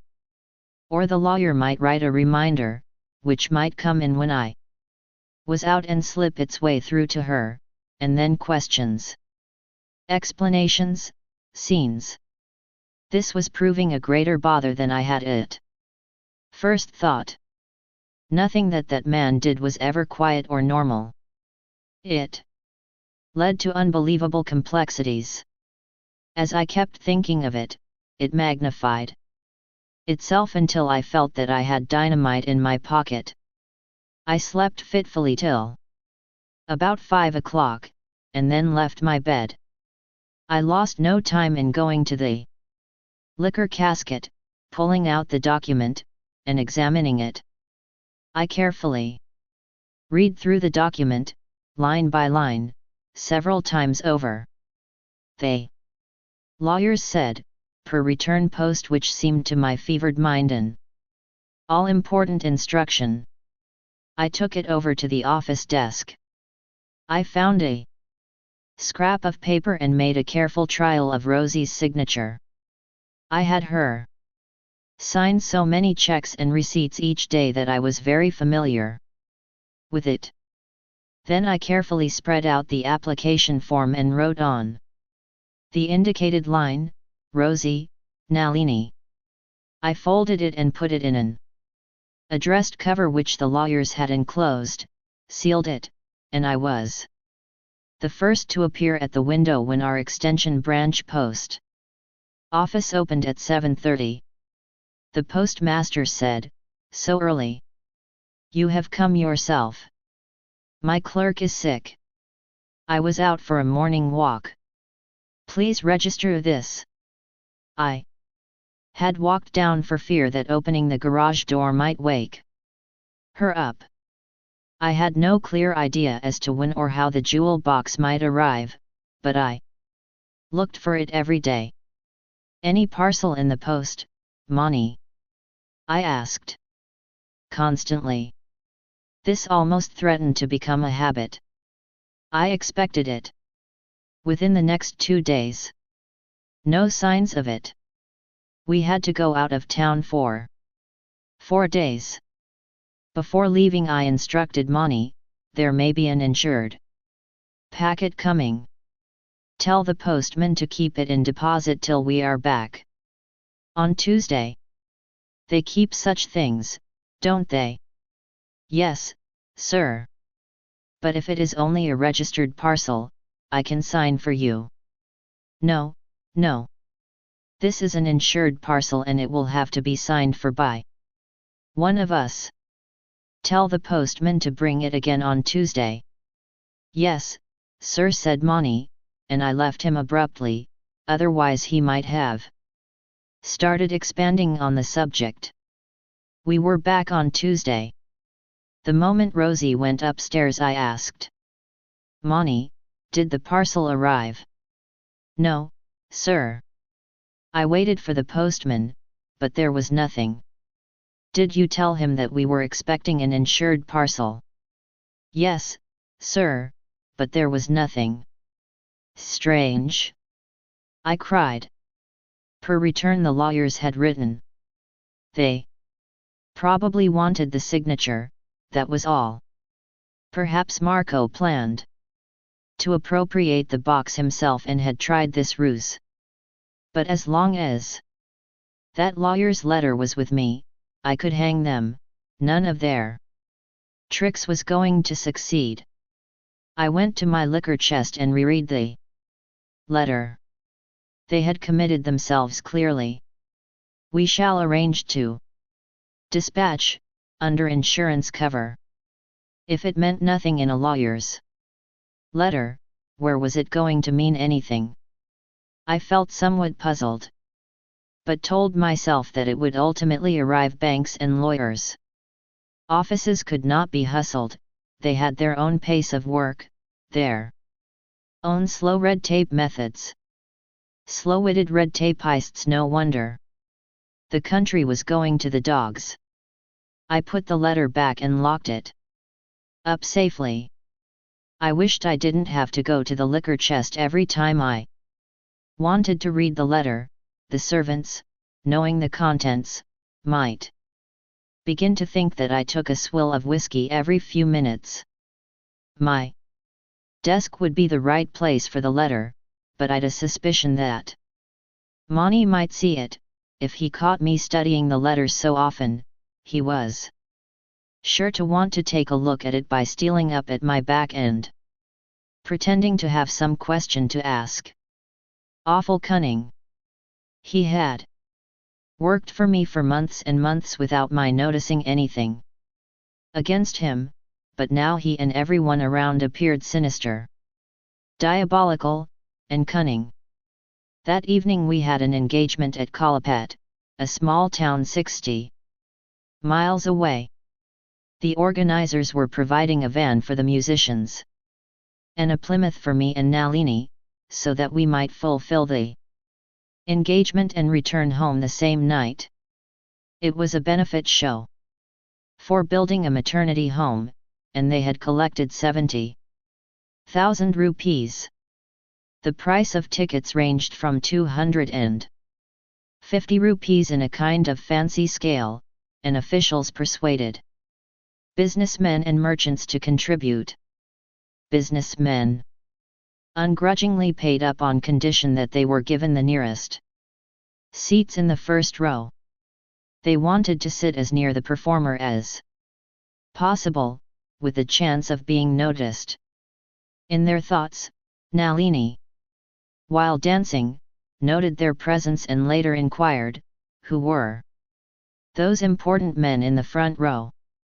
Poor creatures, they hardly knew how Nalini viewed her audience. She often remarked, they might be logs of wood for all I care. When I dance I hardly notice any face. I just see a dark well in the auditorium, that's all. This was a very large-scale function because of official interest in it.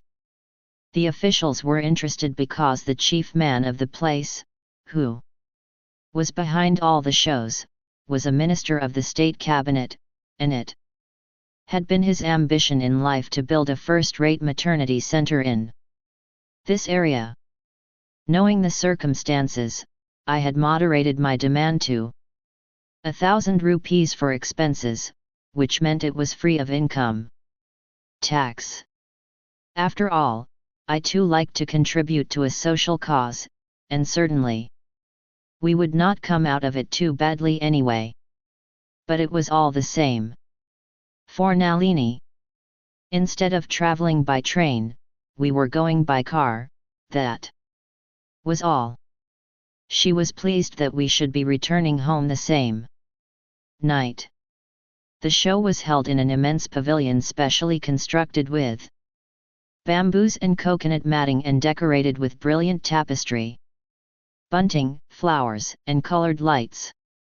The stage itself was so beautifully designed that Nalini, who generally ignored everything Except the flowers at the end, cried, "What a lovely place! I feel so happy to dance here." Over 1,000 people were seated in the auditorium.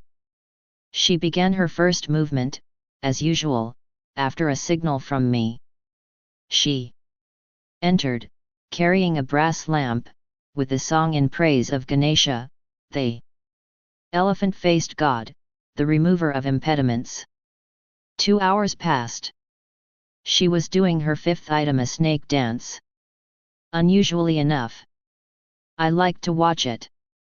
This item always interested me. As the musicians tuned their instruments and played the famous snake song, Nalini came gliding onto the stage. She fanned out her fingers slowly, and the yellow spotlight, playing on her white, upturned palms, gave them the appearance of a cobra hood. She wore a diadem for this act, and it sparkled. Lights changed, she gradually sank to the floor, the music became slower and slower, the refrain urged the snake to dance, the snake that resided on the locks of Shiva himself, on the wrist of his spouse, Parvati, and in the ever-radiant home of the gods in Kailas. This was a song that elevated the serpent and brought out its mystic quality. The rhythm was hypnotic. It was her masterpiece. Every inch of her body from toe to head rippled and vibrated to the rhythm of this song, which lifted the cobra out of its class of an underground reptile into a creature of grace and divinity and an ornament of the gods. The dance took 45 minutes in all. The audience watched in rapt silence. I was captivated by it. She rarely chose to do it indeed. She always said that a special mood was needed, and always joked that so much wriggling twisted her up too much and she could not stand upright again for days. I sat gazing as if I were seeing it for the first time. There came to my mind my mother's remark on the first day, "A serpent girl. Be careful." I felt sad at the thought of my mother. How much she could have enjoyed watching this. What would she have said if she could have seen Rosie now, in her shining costume and diadem? I felt a regret at the rift that had developed between me and my mother. She occasionally wrote me a postcard, and I sent her small sums of money now and then, dashing off a few lines to say I was well. She often asked when I'd get back the house for her. Well, that involved a big sum, and I told myself I'd attend to it as soon as I had some time. Anyway, what was the hurry? She was quite happy in the village. That brother of hers looked after her very well. Somehow I could never fully forgive her for her treatment of Rosie on that fateful day. Well, we were now on cordial terms, but far away from each other, the best possible arrangement. I was watching Nalini and at the same time thinking of my mother. At this moment one of the men of the organization came up to me unobtrusively and said, "You are wanted, sir." "Who wants me?" "The district superintendent of police." "Tell him I'll be with him as soon as this act is over." He went away. The district superintendent. He was one of my card playing mates. What did he want to see me about now? Of course, the officials were all here, expecting the minister. A sofa was kept vacant for him, and extra police were posted to control the crowd and the traffic. After this act, when the curtain came down, thunderous applause broke out, and I went out. Yes, the district superintendent was there. He was in plain dress. "Hello, superintendent, I didn't know you were coming. You could "Have come with us in the car," I cried. He plucked my sleeve and drew me aside because there were too many people watching us. We went to a lonely spot under a lamp outside, and he whispered, "I'm awfully sorry to say this, but I've a warrant for your arrest. It has come from headquarters." I smiled awkwardly, partly disbelieving him. I thought he was joking. He pulled out a paper. Yes, it was a true and good warrant for my arrest on a complaint from Marco, the charge being forgery. When I stood ruminating, the inspector asked, "Did you sign any recent document for the lady?" "Yes, she was busy." "But how can you call that forgery? Did you write for or just write her name?" He plied me with questions. "It's a serious charge," he said. "I hope you will pull through, but for the moment I have to take you in custody." I realized the gravity of the situation. I whispered, "Please don't create a scene now. Wait until the end of the show, until we are back home. I'll have to be with you in the car, and after the warrant is served you can arrange for a surety bond till the case is taken up. That will leave you free, but first I'm afraid you will have to go with me to the magistrate. He has to sanction it. I have no powers." I went back to my sofa in the hall. They brought me my garland. Somebody got up and made a speech thanking the dancer and Mr. Raju for their help in getting the collection to over 70,000 rupees. Incidentally, he spun out a lot of verbiage around the theme of the dance in India, its status, philosophy, and purpose. He went on and on. He was a much respected president of the local high school or some such thing. There was tremendous applause at the end of his speech. More speeches followed. I felt numb, hardly hearing anything. I didn't care what they said. I didn't care whether the speech was long or short. When it was over, I went to Nalini's dressing room. I found her changing. A number of girls were standing around her, some waiting for autographs, and some just looking on. I said to Nalini, "We will have to hurry." I went back to the superintendent in the corridor, composing my looks, trying to look cheerful and unconcerned. A lot of the first row men surrounded me to explain their appreciation in minute detail. "She just towers above all others," someone said. "I have seen dancers. For a half-century I'm the sort of man who will forego a meal and walk 20 miles to see a dance. But never have I seen etc., etc. This maternity home, you know, will be the first of its kind. We must have a wing named after Miss Nalini. I hope you will be able to come again. We would like to have you both for the opening ceremony. Could you give us a photograph of her? We'd like to enlarge it and hang it in the hall.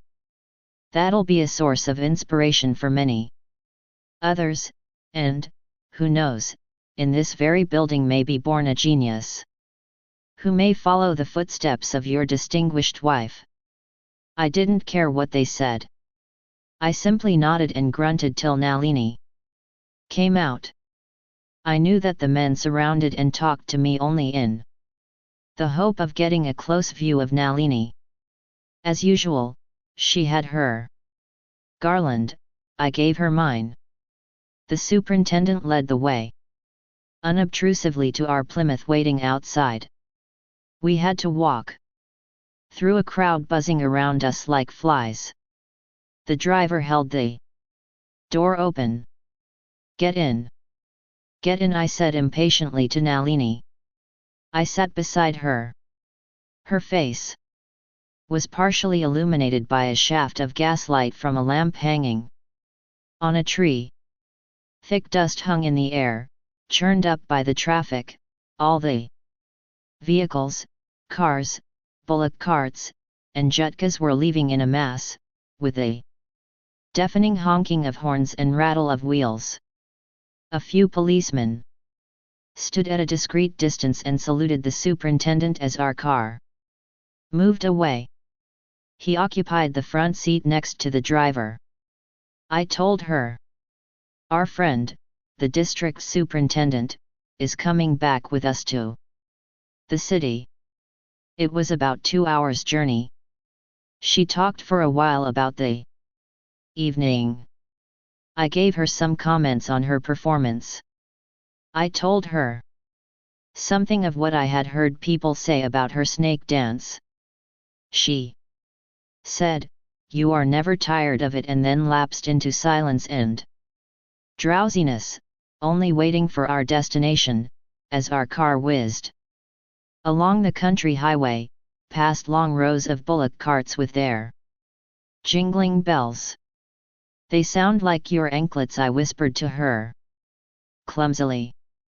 The moment we reached our home, she threw a smile at the superintendent, murmured, "Good night," and vanished into the house.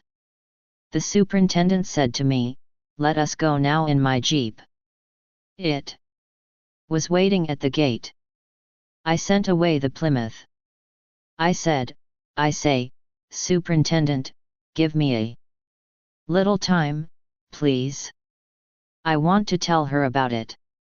"All right. Don't delay. We must not get into trouble." I went up the staircase. He followed. He stood on the landing while I went into her room. She listened to me as if I were addressing a stone pillar. Even now I can recollect her bewildered, stunned expression as she tried to comprehend the situation. I thought she would break down. She often broke down on small issues, but this seemed to leave her unperturbed. She merely said, "I felt all along you were not doing right things. This is karma. What can we do?" She came out to the landing and asked the officer, "What shall we do about it, sir? Is there no way out?" "At the moment I have no discretion, madam. It's a non-bailable warrant. But perhaps tomorrow you may apply for reconsideration of bond. But we can do nothing till tomorrow, till it's moved before the magistrate." He was no longer my friend, but a frightful technician. Chapter 10. I had to spend a couple of days in the lockup, among low criminals. The district superintendent ceased to be friendly the moment we were in the central police station. He just abandoned me to the routine care of the station officer. Rosie came to see me in the police lockup and wept. I sat for the first time with my eyes averted, in the farthest corner of the cell. After a while I recovered my composure and told her to go and see our banker. All that she asked was, "Oh, we had so much money. Where is it all gone?" I went back home 3 days later, but the old, normal life was gone. Monty worked in a mechanical manner, with bowed head, in his own room. There was no work for him to do. Fewer letters arrived for me. There was a sepulchral quietness about the house. Nalini's feet were silent upstairs. No visitors came. She had had to scrape up a bail bond for 10,000 rupees. If I had lived as a normal man of common sense, it would not have been difficult to find the amount. As it was, I had tied up whatever was left over in several foolish share certificates, on which the banks would not advance any money, and the rest I had spent in showy living, including the advances taken for future engagements. I suggested to Rosie, why don't you go through with your engagements for the next quarter? We should receive the balance of the fees. I caught her at dinner, because nowadays I spent all my time downstairs and left her alone. I lacked the confidence to face her alone in her room. I even spent my sleeping hours on the hall sofa. She did not answer. I repeated my question, at which she muttered. When the cook went in to fetch something, must we discuss it before the cook? I accepted the snub meekly.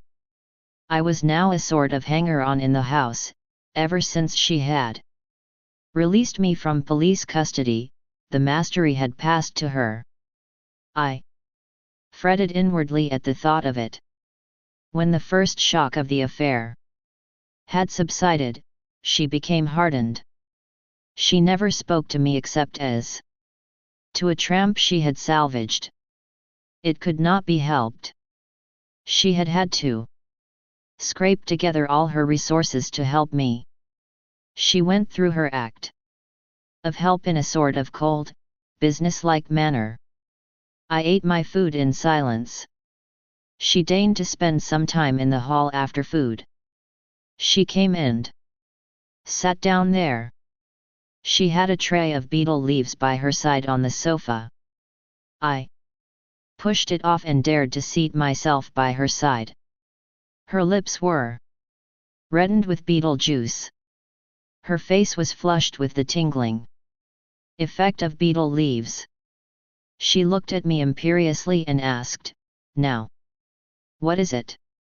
Before I opened my mouth, she added, "Remember, you should speak nothing before the cook. The servants are gossiping too much.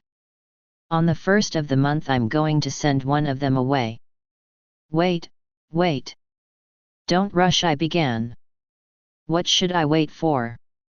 Her eyes glistened with tears. She blew her nose. I could do nothing about it but just watch. After all, the mastery had passed to her, and if she thought fit to cry, it was her business. She had enough strength in her to overcome it if she thought it necessary. It was I who needed comforting. I was overwhelmed with a sudden self-pity. Why should she cry?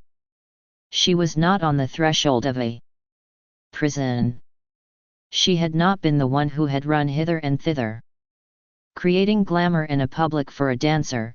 It was not she who had been fiendishly trapped by a half-forgotten man like Marcoan, apparent gazer at cave paintings, but actually venomous and vindictive, like the cobra lying in wait for its victim. I can now see that it was a very wrong line of thought to adopt. But how could I help it? It was only such perverse lines of thought and my excessive self-pity that enabled me to survive those moments. One needed all that amount of devilry to keep oneself afloat. I could give no time for others. I could not bother to think of her own troubles, of the mess she had been led into, of the financial emptiness after all those months of dancing and working, of the surprise sprung upon her by my lack of what should we call it, judgment? No, it was something much lower than that. Lack of ordinary character. I see it all now clearly, but at that time I still clung to my own grievances, and could watch without much perturbation her emotional tantrums. I allowed her to have her cry as usual. She wiped her eyes and asked, "You said something when we were eating." "Yes, but you wouldn't let me proceed," I said petulantly.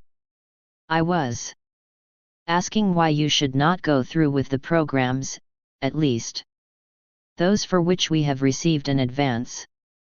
She remained in thought for a while and said, "Why should I?" because we received only an advance, while what we desperately need is the full fee in every case. Where is all the money? You should know. The account is all in your name, and you may see the bank book if you like. It was a cruel thing to say. Some devil was wagging his tongue within my skull. I was suddenly racked with the feeling that after all I had done for her she was not sufficiently sympathetic to my cause. She spurned continuing this perverse discussion. She merely said, "Please tell me what those engagements are and I'll return them all." Their money. I knew that this was just a brave statement. Where would she find the amount to refund? Why should you? Why should you not go through with them? Is money your only consideration? Don't you see how I can't face the public again? Why not? If I'm under arrest, I'm under arrest, that is all. Not you. Why should you not go about your business normally? I can't, that is all. I can say nothing more. I asked coldly, "What do you propose to do in future?" "Perhaps I'll go back to him." "Do you think he will take you back?" "Yes, if I stop dancing." I laughed in a sinister manner. "Why do you laugh?" she asked. If it were only the question of dancing, he might. Why did I talk like this? It hurt her very much. "Yes, you are in a position to say such a thing now. He may not admit me over the threshold, in which event it is far better to end one's life on his doorstep." She remained moody for a while. It gave me a profound satisfaction to see her imperiousness shattered after all. She added, "I think the best solution for all concerned would be to be done with this business of living. I mean both of us. A dozen sleeping pills in a glass of milk, or 2 glasses of milk. One often hears of suicide pacts. It seems to me a wonderful solution, like going on a long holiday. We could sit and talk one night perhaps, and sip our glasses of milk, and maybe we should wake up in a trouble-free world. I'd propose it this very minute if I were sure you would keep the pact, but I fear that I may go ahead and you may change your mind at the last second, and have the responsibility of disposing of your body." I said. Which was the worst thing I could have said. Why was I speaking like this again and again? I think I was piqued that she would not continue her dancing, was a free creature, while I was a jailbird. I said, "Is it not better to keep dancing than think these morbid thoughts?" I felt I must take charge of her again. "Why won't you dance? Is it because you think I won't be there to look after you? I'm sure you can manage. And it may after all be only for a short time. Oh, there is nothing in this case of ours. It'll just break down at the first hearing. You take my word for it." "It's a false charge." "Is it?" she asked. "How can they prove anything against me?"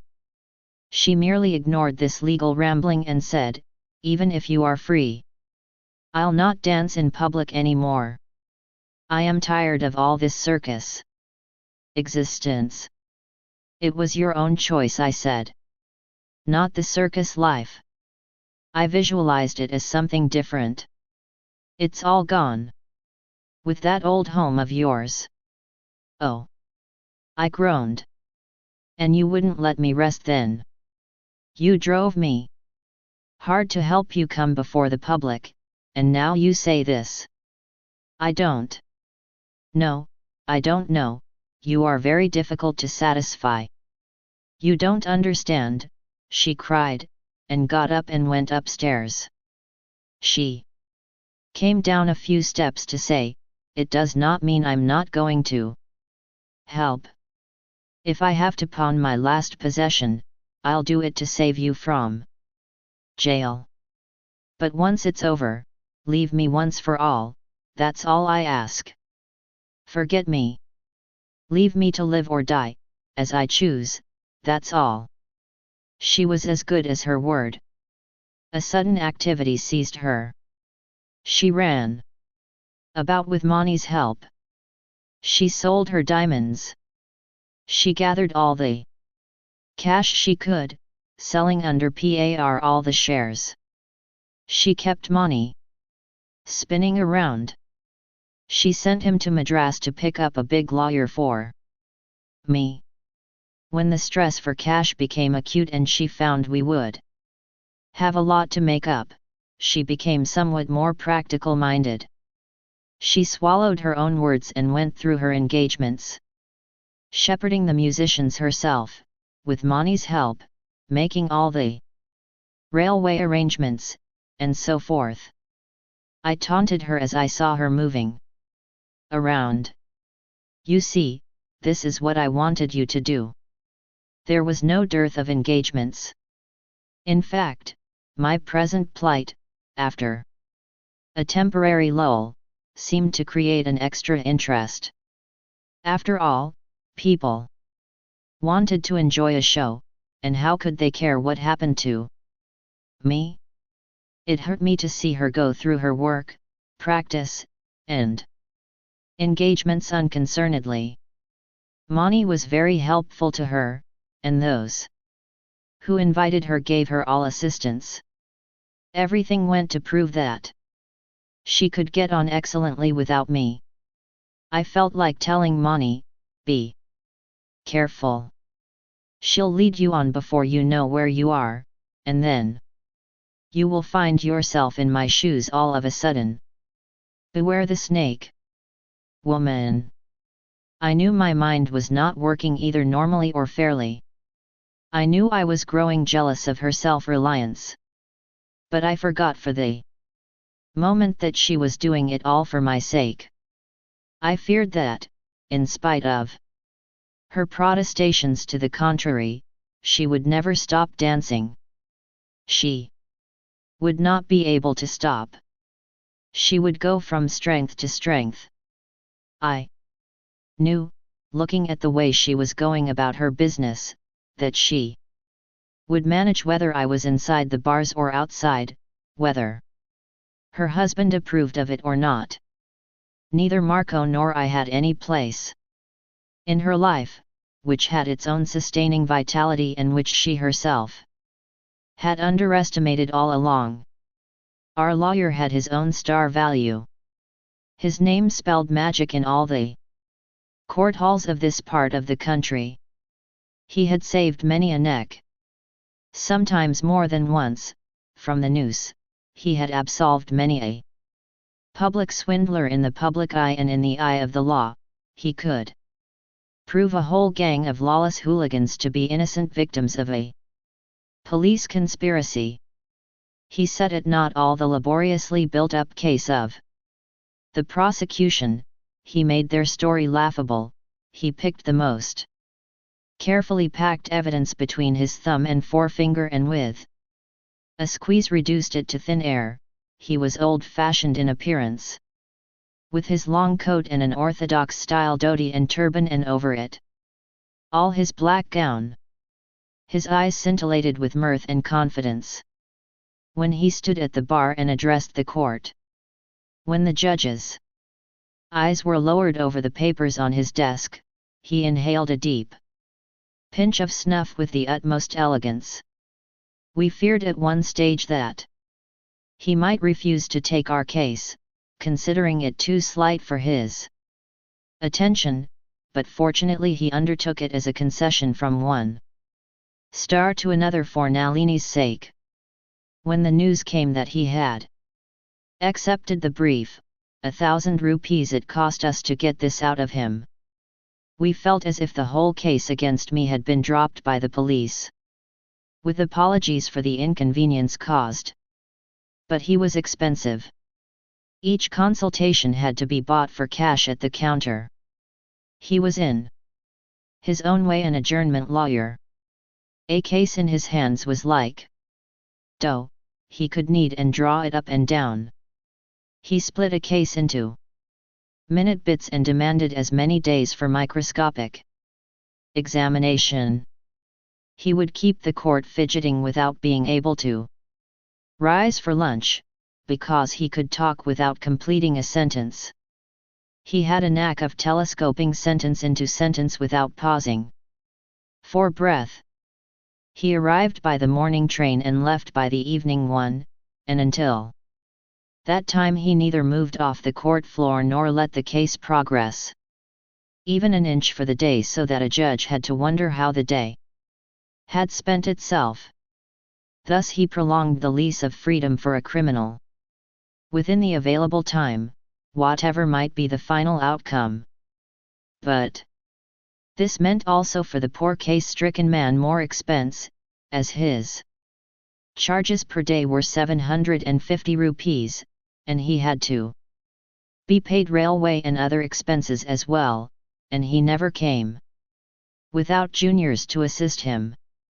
He presented my case as a sort of comedy in 3 acts, in which the chief villain was Marco, an enemy of civilized existence. Marco was the first prosecution witness for the day, and I could see him across the hall wincing at every assault mounted against him by my star lawyer. He must have wished that he had not been foolhardy enough to press charges. He had his own lawyer, of course, but he looked puny and frightened. The first part of the comedy was that the villain wanted to drive his wife mad. The second part of the comedy was that the wife survived this onslaught, and on the point of privation and death was saved by a humble humanitarian called Raju, who sacrificed his time and profession for the protection of the lady and enabled her to rise so high in the world of the arts. Her life was a contribution to the prestige of our nation and our cultural traditions. When the whole world was thirsting for Bharatnatyam, here was this man sliding it. And when she made a big name for herself, someone's gorge rose. Someone wanted to devise a way of blowing up this whole edifice of a helpless lady's single-handed upward career, Your Honor. And then the schemer brought out the document, a document which had been forgotten and lain in concealment for so many years. There was some other motive in involving the lady by getting her to sign the document. He would go into it at a later part of the argument. It was his favorite device to make something look sinister. He never found the opportunity to return to it later. Why should anyone want to trot out a document which had been kept back for all those years? Why did he leave it alone so long? Our lawyer would leave the point for the present without a comment. He looked about like a hound scenting a fox. The document, Your Honor, was returned without signature. The idea was not to get involved, and the lady was not the type to get caught by jewelry. She cared little for it. And so the document was unsigned and returned, the good man Raju himself carrying it to the post office in order to make sure of its dispatch, as the postmaster would testify. So it was a big disappointment for the schemer when the document went back unsigned. So they thought of another trick. Someone copied the lady's signature on it and took it to the police. It was not his business to indicate who could have done it. He was not interested in the question. He was only interested to the extent of saying categorically that it was not his client who had done it, and unhesitatingly he would recommend that he should be immediately discharged and exonerated. But the prosecution's case was strong, though unspectacular. They put money in the box and examined him till he blurted out that I was desperately looking for an insured parcel every day. The postmaster was cross-examined and had to admit that I had seemed unusual, and finally it was the handwriting expert who testified that it could reasonably be taken to be my handwriting. He had detailed proofs from my writings on the backs of checks, on receipts, and letters. The judge sentenced me to 2 years' imprisonment. Our star lawyer looked gratified. I should properly have got 7 years according to logbooks, but his fluency knocked 5 years off, though, if I had been a little careful. The star lawyer did not achieve this end all at once, but over a period of many months, while Nalini worked harder than ever to keep the lawyer as well as our household going. I was considered a model prisoner. Now I realized that people generally thought of me as being unsound and worthless, not because I deserved the label, but because they had been seeing me in the wrong place all along. To appreciate me, they should really have come to the central jail and watched me. No doubt my movements were somewhat restricted. I had to get out of bed at an hour when I'd rather stay in, and turn in when I'd rather stay out. That was morning 5 and evening 5. But in between these hours I was the master of the show. I visited all departments of the prison as a sort of benevolent supervisor. I got on well with all the warders. I relieved them in their jobs when other prisoners had to be watched. I watched the weaving section and the carpentry sheds. Whether they were homicides or cutthroats or highwaymen, they all listened to me, and I could talk them out of their blackest moods. When there was a respite, I told them stories and philosophies and whatnot. They came to refer to me as Vadhiyar, that is, teacher. There were 500 prisoners in that building, and I could claim to have established a fairly widespread intimacy with most of them. I got on well with the officials too. When the jail superintendent went about his inspections, I was one of those privileged to walk behind him and listen to his remarks, and I ran little errands for him, which endeared me to him. He had only to look ever so slightly to his left, and I knew what he wanted. I dashed up and called the warder he was thinking of calling. He had only to hesitate for a second, and I knew he wanted that pebble on the road to be picked up and thrown away. It pleased him tremendously.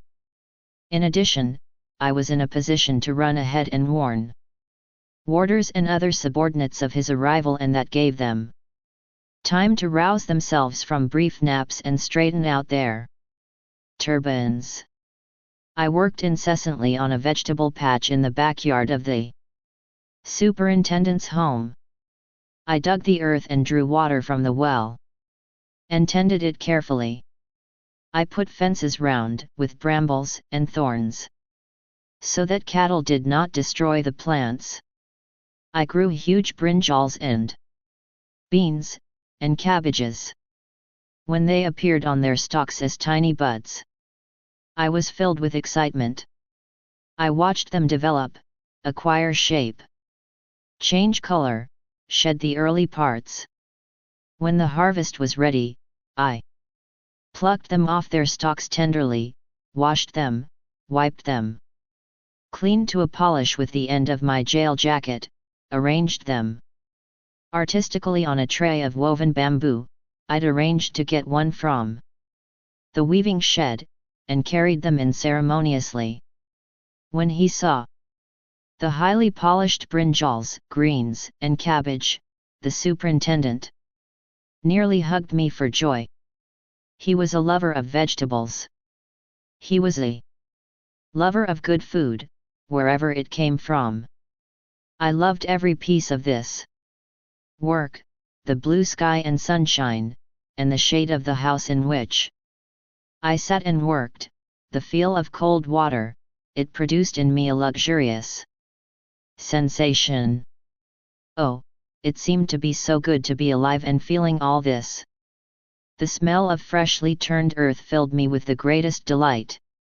If this was prison life, why didn't more people take to it? They thought of it with a shudder, as if it were a place where a man was branded, chained, and lashed from morning to night. Medieval notions. No place could be more agreeable, if you observed the rules you earned greater appreciation here than beyond the high walls. I got my food, I had my social life with the other inmates and the staff, I moved about freely within an area of 50 acres. Well, that's a great deal of space.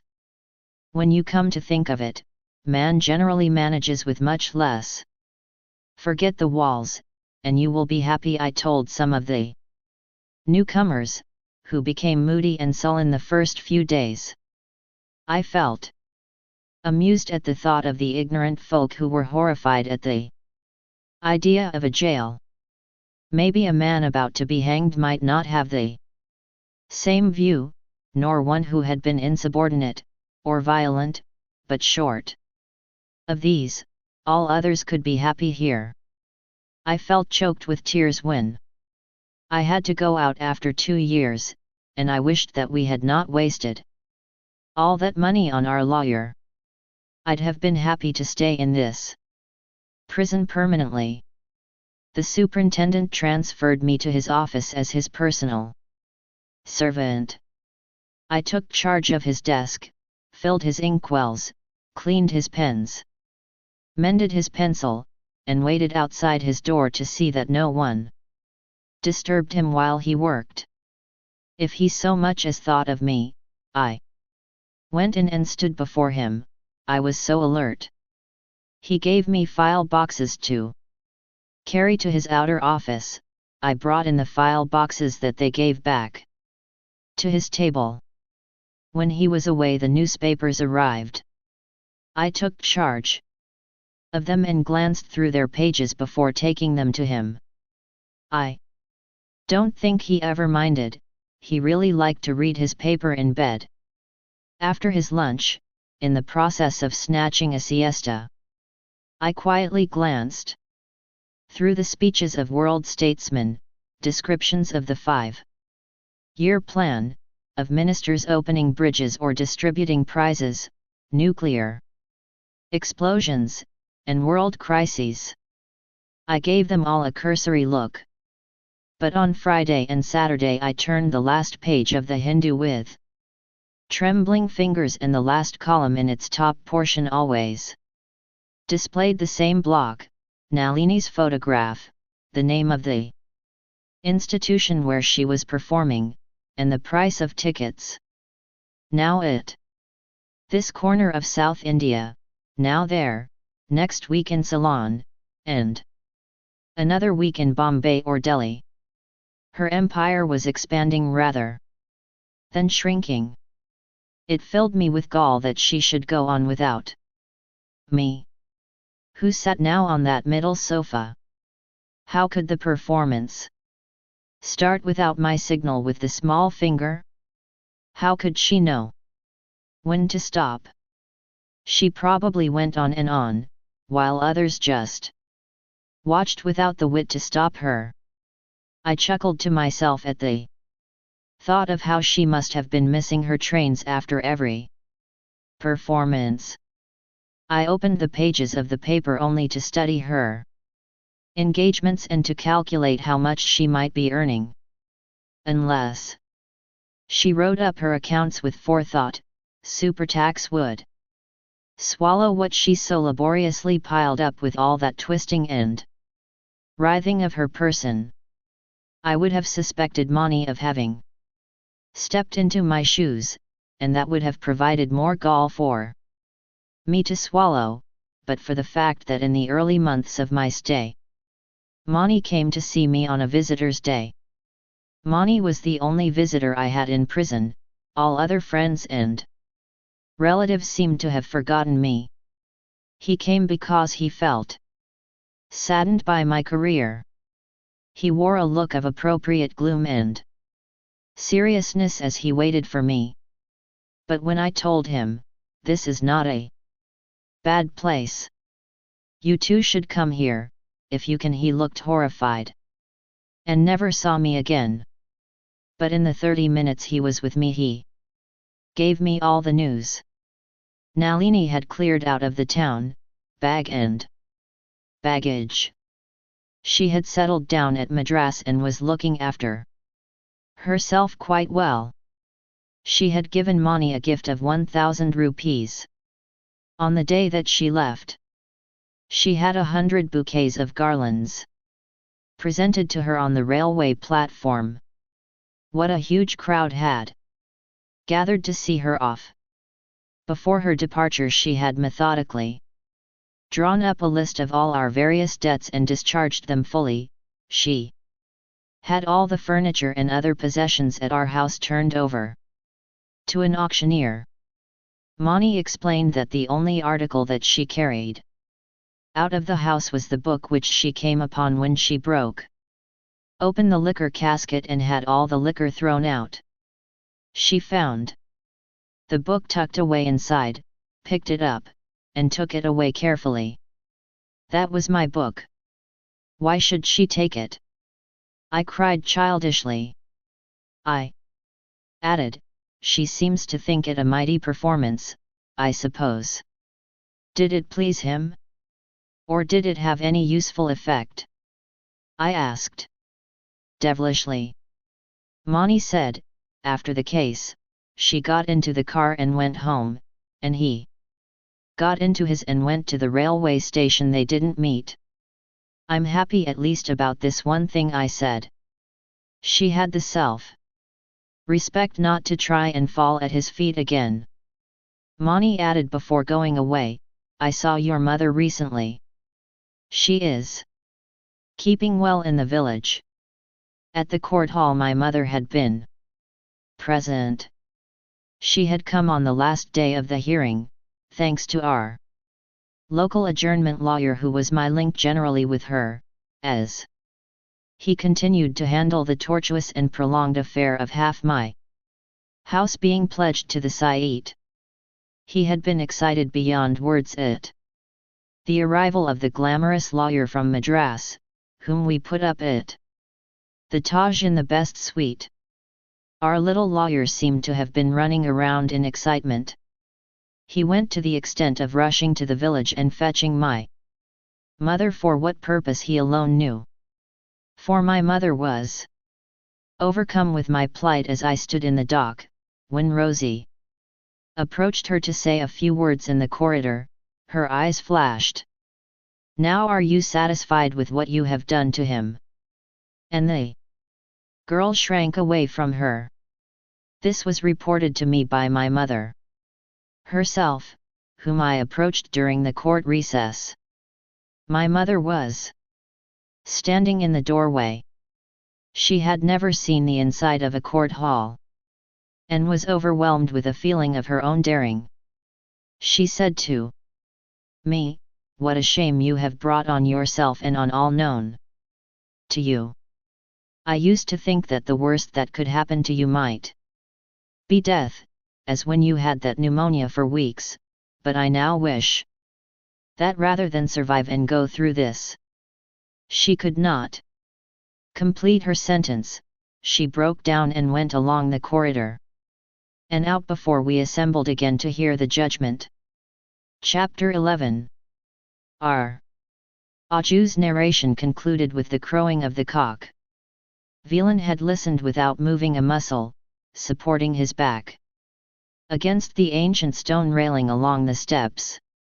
Raju felt his throat smarting with the continuous talk all night. The village had not yet wakened to life.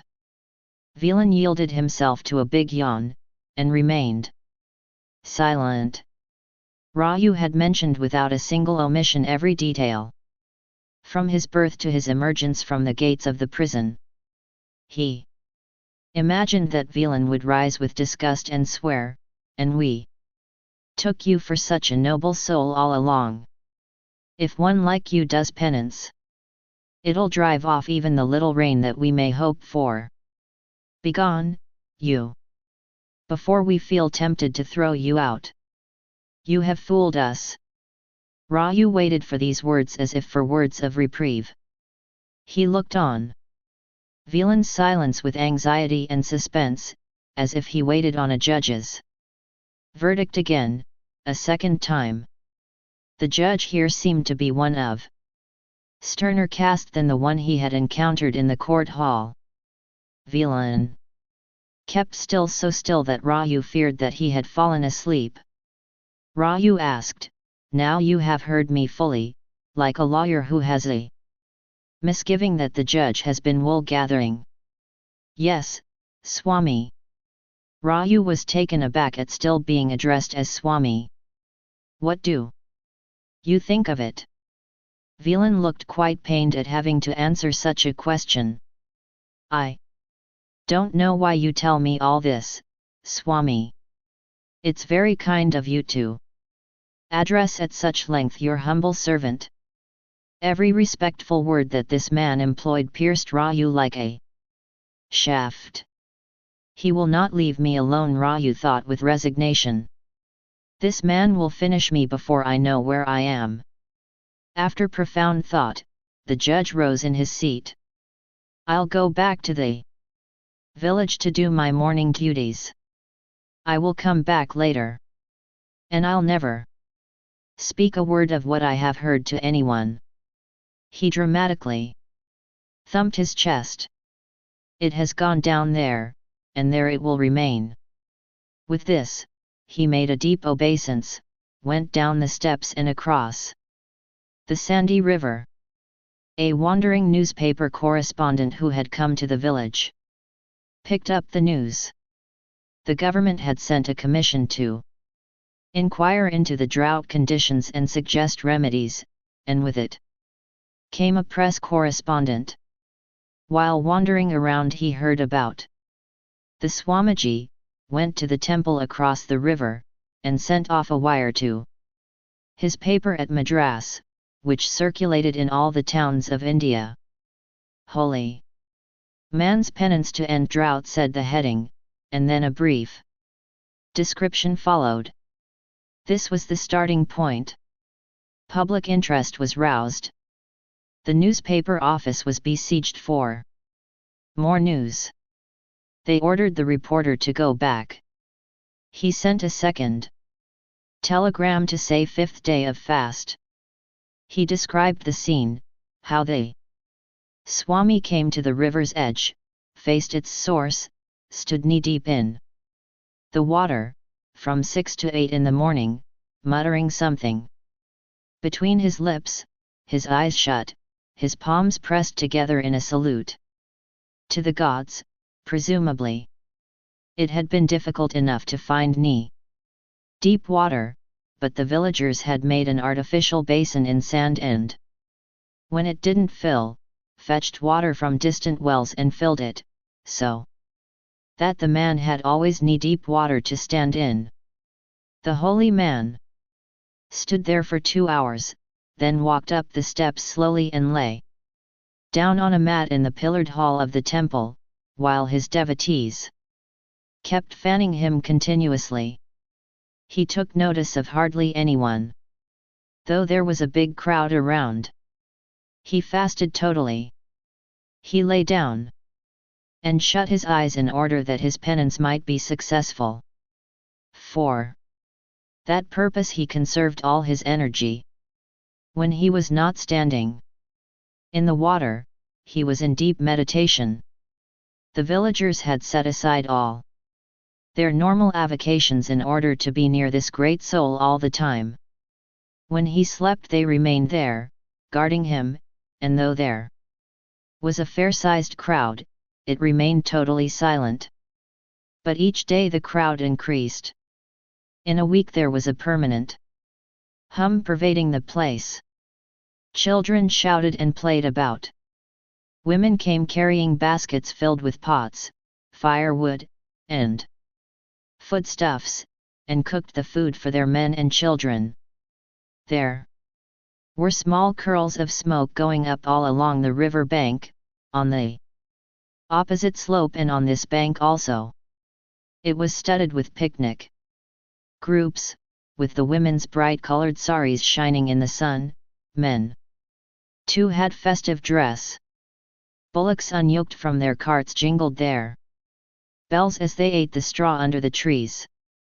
People swarmed around little waterholes.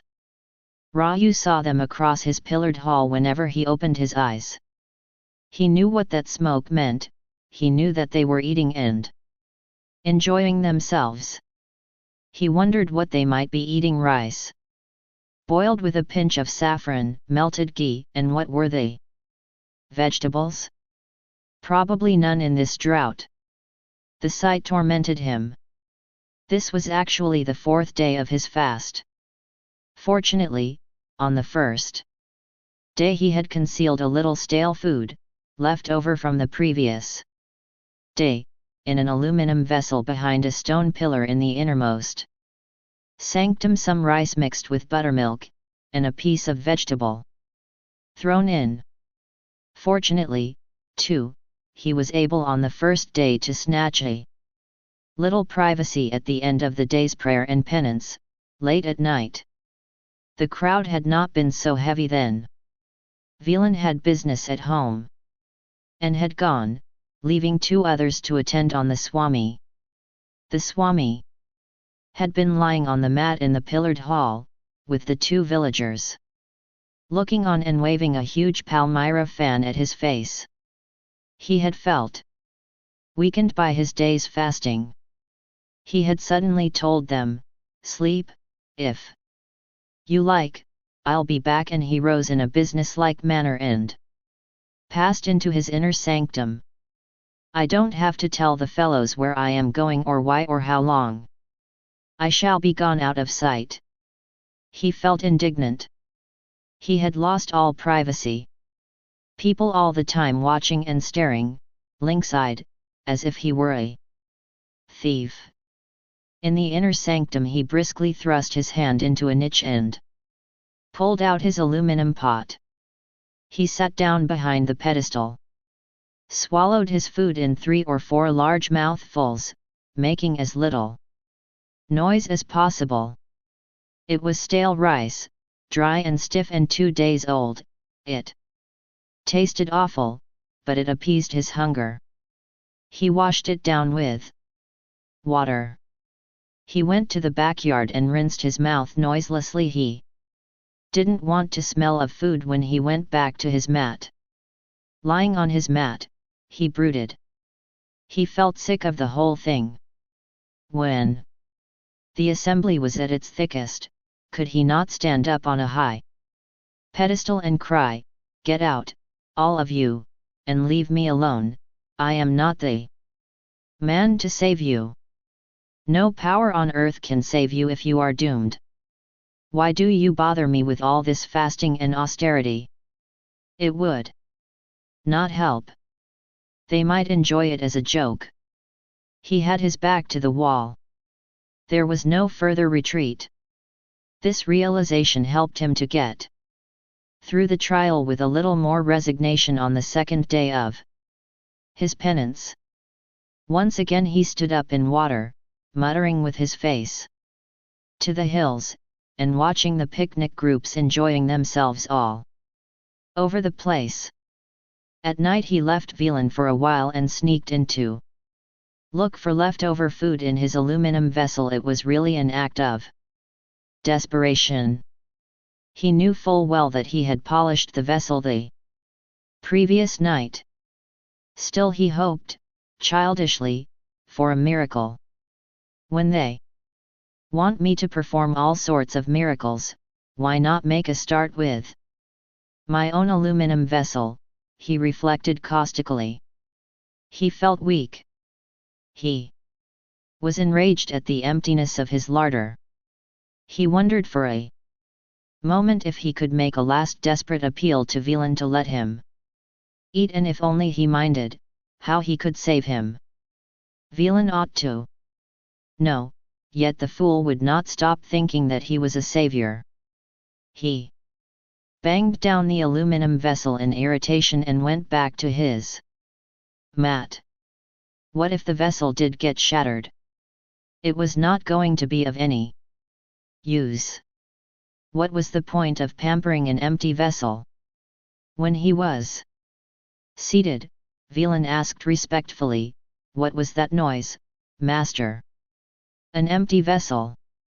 Have you not heard the saying, an empty vessel makes much noise?" Villain permitted himself a polite laugh and declared with admiration, "How many good sentiments and philosophies you have gathered in that head of yours, sir." Raju almost glared at him.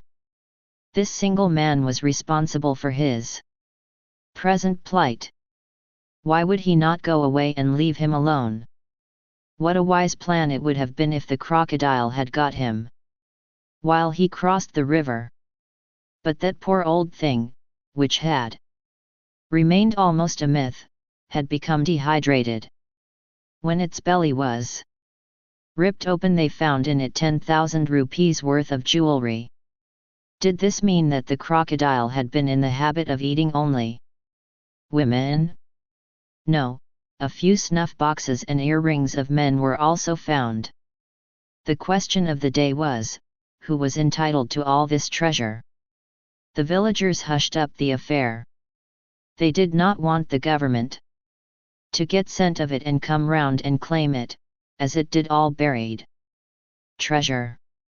They gave out that only a couple of worthless trinkets had been found inside the crocodile, although in actual fact the man who cut it open acquired a fortune. He had no problems for the rest of his life. Who permitted him to cut open the crocodile? Who could say?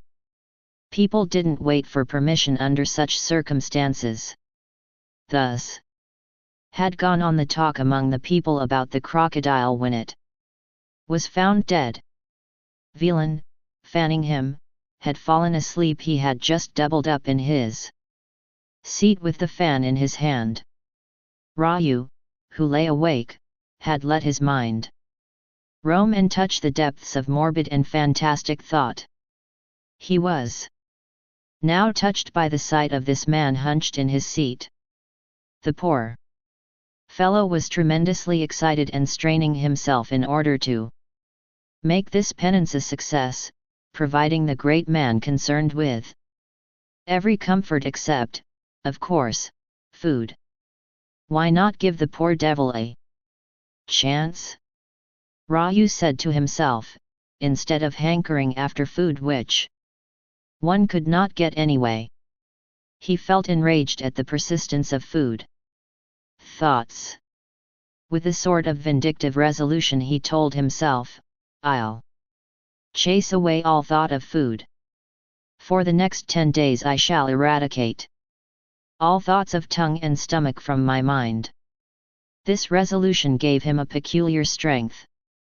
He developed on those lines, if by avoiding food I should help the trees bloom, and the grass grow, why not do it thoroughly?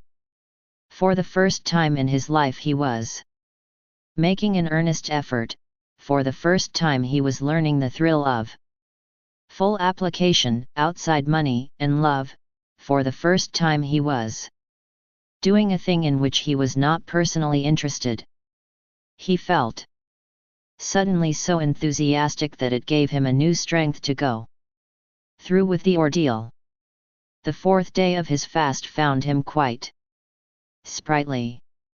He went down to the river, stood facing upstream with his eyes shut, and repeated the litany. It was no more than a supplication to the heavens to send down rain and save humanity. It was set in a certain rhythmic chant, which lulled his senses in awareness, so that as he went on saying it over and over again the world around became blank. He nearly lost all sensation, except the numbness at his knees. through constant contact with cold water. Lack of food gave him a peculiar floating feeling, which he rather enjoyed, with the thought in the background, this enjoyment is something Velan cannot take away from me. The hum of humanity around was increasing. His awareness of his surroundings was gradually lessening in a sort of inverse proportion. He was not aware of it, but the world was beginning to press around. The pen of the wandering journalist had done the trick. Its repercussions were far and wide. The railways were the first to feel the pressure. They had to run special trains for the crowds that were going to Malgudi. People travelled on footboards and on the roofs of coaches. The little Malgudi station was choked with passengers. Outside the station buses stood, the conductors crying, "Special for Mongala leaving. Hurry up! Hurry up!" People rushed up from the station into the buses and almost sat on top of one another. Gaffeurs. Taxi drove up and down a dozen times a day. And the crowd congregated around the river at Mongala. People sat in groups along its sandbank, down its stones and steps, all the way up the opposite bank, wherever they could squeeze themselves in. Never had this part of the country seen such a crowd. Shops sprang up overnight, as if by magic, on bamboo poles roofed with thatch, displaying colored soda bottles and bunches of bananas and coconut toffees. The tea propaganda board opened a big tea stall, and its posters, green tea plantations along the slopes of Blue Mountains, were pasted all round the temple wall. People drank too much coffee and too little tea in these parts. It had put up a tea bar and served free tea in porcelain cups all day. The public swarmed around it like flies. And the flies swarmed on all the cups and sugar bowls. The presence of the fly brought in the health department, which feared an outbreak of some epidemic in that crowded place without water. They khaki-clad health inspectors sprayed every inch of space with DDT. And, with needle in hand, coaxed people to inoculate themselves against cholera, malaria, and whatnot. A few youngsters, just for fun, bared their biceps, while a big crowd stood about and watched. There was a blank space on the rear wall of the temple where they cleaned up the ground and made a space for people to sit around and watch a film show when it grew dark. They attracted people to it by playing popular hits on the gramophone with its loudspeakers mounted on the withering treetops. Men, women, and children crowded in to watch the film shows, which were all about mosquitoes, malaria, plague, and tuberculosis, and BCG vaccination. When a huge close-up of a mosquito was shown as the cause of malaria, a peasant was overheard saying, "Such huge mosquitoes! No wonder the people get malaria in those countries. Our own mosquitoes are so tiny that they are harmless," which depressed the lecturer on malaria so much that he remained silent for 10 minutes. When he had done with health, he showed a few Government of India films about dams, river valleys, and various projects, with ministers delivering speeches. Far off, outside the periphery, a man had opened a gambling booth with a dartboard on a pole, and he had also erected a crude merry-go-round, which whined all day. Peddlers of various kinds were also threading in and out, selling balloons, reed whistles, and sweets. A large crowd always stood round and watched the saint with profound awe. They touched the water at his feet and sprinkled it over their heads. They stood indefinitely round, until the master of ceremonies, Villain, begged them to move. Please go away. They. Swami must have fresh air. If you have had your darshan, move on. And let others have theirs. Don't be selfish. And then the people moved on and enjoyed themselves in various ways. When the Swami went in to lie on his mat in the hall, they came in again to look at him and stood about until Villain once again told them to keep moving. A few were specially privileged to sit on the edge of the mat very close to the great man. One of them was the schoolmaster, who took charge of all the telegrams and letters that were pouring in from all over the country wishing the Swami success. The post office at Mongala normally had a visiting postman who came once a week, and when a telegram came it was received at Aruna, a slightly bigger village 7 miles down the river course, and was kept there until someone could be found going to Mongala. But now the little telegraph office had no rest day and night. Messages poured in, just addressed Swamiji, that was all. They were piling up every hour and had to be sent down by special messengers.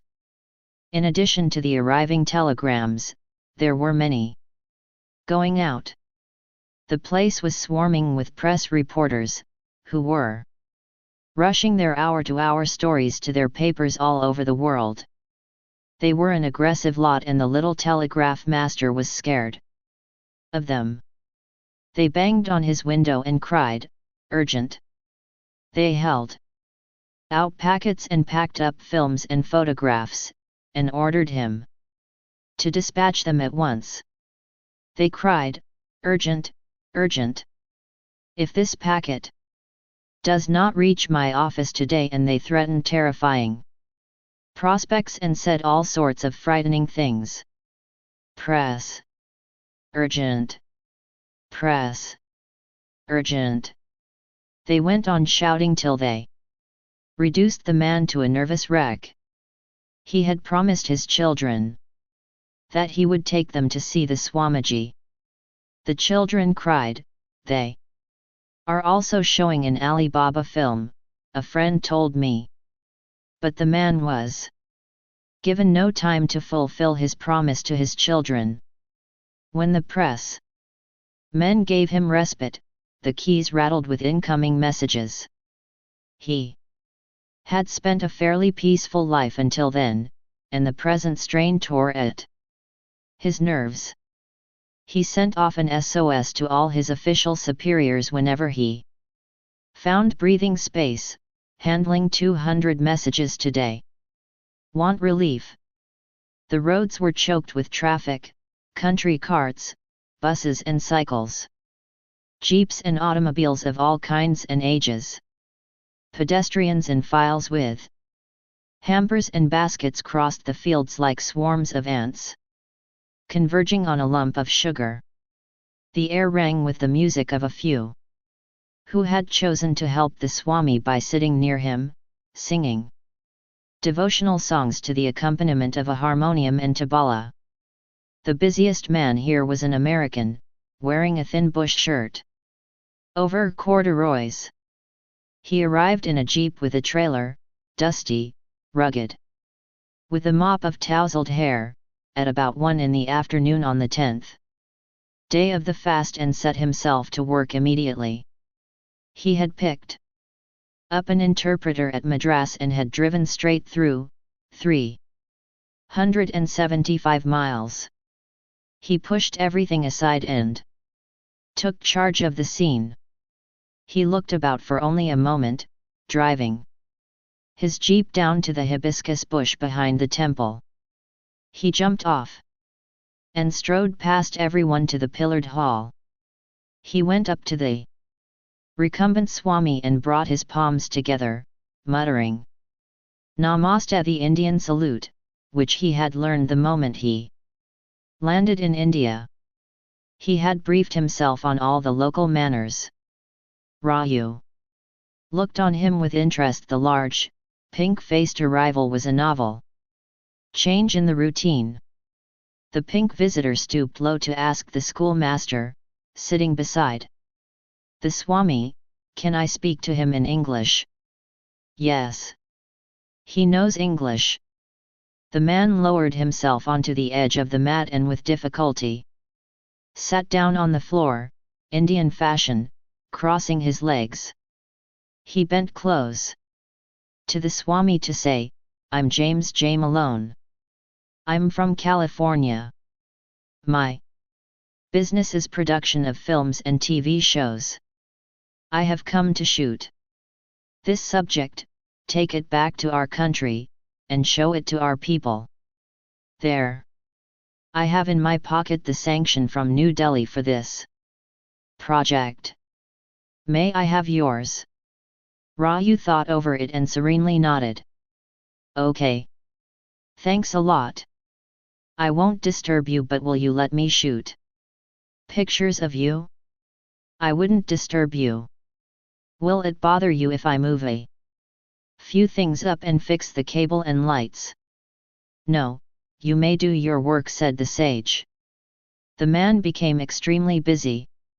He sprang to his feet, pulled the trailer into position, and started his generator. Its throbbing filled the place, overwhelming all other noises. It brought in a huge crowd of men, women, and children to watch the fun. All the other attractions in the camp became secondary. As Malone drew the cables about, a big crowd followed him. He grinned at them affably and went about his business. Velan and one or two others ran through the crowd, crying, "Is this a fish market? Get away, all of you who have no work here!" But nobody was affected by his orders. They climbed pillars and pedestals and clung to all sorts of places to reach positions of vantage. Malone went on with his job without noticing anything. Finally, when he had the lights ready, he brought in his camera and took pictures of the people and the temple, and of the Swami from various angles and distances. "I'm sorry, Swami, if the light is too strong." When he had finished with the pictures, he brought in a microphone, put it near the Swami's face, and said, "Let us chat." "Okay? Tell me, how do you like it here?" "I am only doing what I have to do, that's all. My likes and dislikes do not count." "How long have you been without food now?" 10 days. "Do you feel weak?" "Yes." "When will you break your fast?" 12th day. "Do you expect to have the rains by then?" "Why not? Can fasting abolish all wars and bring world peace?" "Yes." "Do you champion fasting for everyone?" "Yes." "What about the caste system? Is it going?" "Yes." "Will you tell us something about your early life?" "What do you want me to say?" For instance, have you always been a yogi?" "Yes, more or less." It was very hard for the Swami to keep up a continuous flow of talk. He felt exhausted and lay back. Velan and others looked on with concern. The schoolmaster said, "He is fatigued." "Well, I guess we will let him rest for a while. I'm sorry to bother you." The Swami lay back with his eyes closed. A couple of doctors, deputed by the government to watch and report, went to the Swami, felt his pulse and heart. They helped him to stretch himself on the mat. A big hush fell upon the crowd. Velan plied his fan more vigorously than ever. He looked distraught and unhappy. In fact, keeping a sympathetic fast, he was now eating on alternate days, confining his diet to saltless boiled greens. He looked worn out. He said to the master, "One more day. I don't know how he is going to bear it. I dread to think how he can pull through another day." Malone resigned himself to waiting. He looked at the doctor and asked, "How do you find him?" "Not very satisfactory. Blood pressure is 200 systolic. We suspect one of the kidneys is affected. Uremia is setting in. We are trying to give him small doses of saline and glucose. His life is valuable to the country. Would you say a few words about his health?" Malone asked, thrusting his microphone forward. He was sitting on the head of a carved elephant decorating the steps to the pillared hall. The doctors looked at each other in panic and said, "Sorry, we are government servants, we cannot do it without permission. Our reports are released only from headquarters. We cannot give them direct. Sorry." "Okay. I wouldn't hurt your customs." He looked at his watch and said, "I guess that's all for the day." He approached the schoolmaster and said, "Tell me, what time does he step into the river tomorrow?" 6 a.m. "Could you come over and show me the location?" The schoolmaster got up and took him along. The man said, Wait. You'll not mind understudying for him for a minute? Show me where he starts from, how he goes up, and where he stops and stands."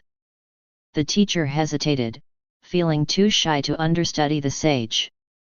The man urged him on. "Come on, be cooperative. I'll take care of it, if there is any trouble." The teacher started from the pedestal. "He starts here. Now follow me." He showed the whole route down to the river, and the spot where the Swami would stop and pray, standing in water for 2 hours. The crowd followed keenly every inch of this movement, and someone in the crowd was joking, "Oh, the master is also going to do penance and starve." And they all laughed. Malone threw a smile at them from time to time, although he did not know what they were saying. He surveyed the place from various angles, measured the distance from the generator, shook the schoolmaster's hand, and went back to his jeep. "See you tomorrow morning." He drove off amidst a great roar and puffing of his engine. As his jeep rattled over the pits and ditches beyond the hibiscus, until he reached the road. The 11th day, morning. The crowd, pouring in all night, had nearly trebled itself because it was the last day of the fast. All night, one could hear voices of people and the sound of vehicles rattling over the roads and pathways.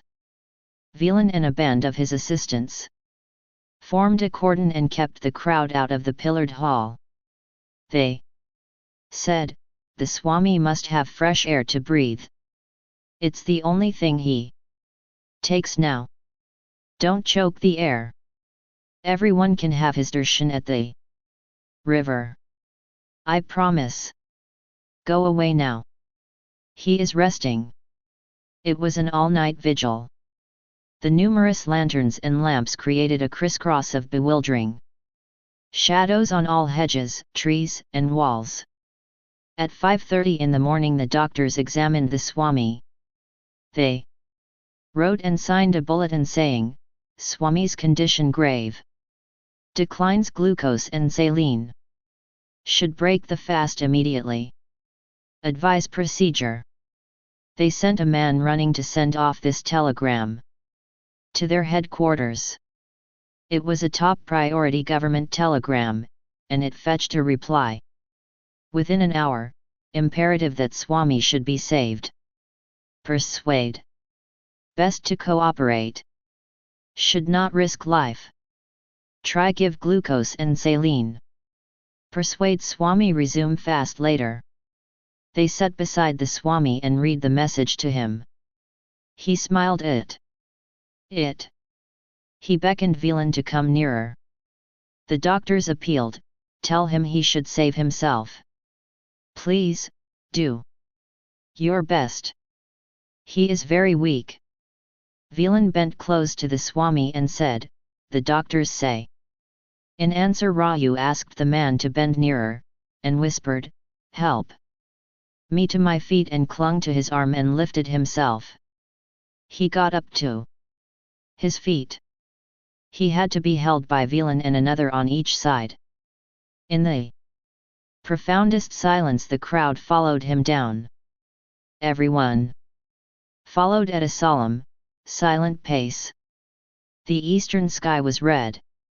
Many in the camp were still sleeping. Raju could not walk, but he insisted upon pulling himself along all the same. He panted with the effort.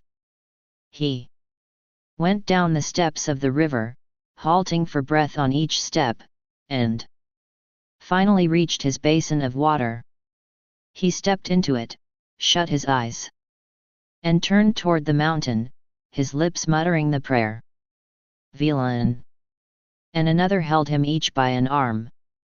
The morning sun was out by now. A great shaft of light illuminated the surroundings.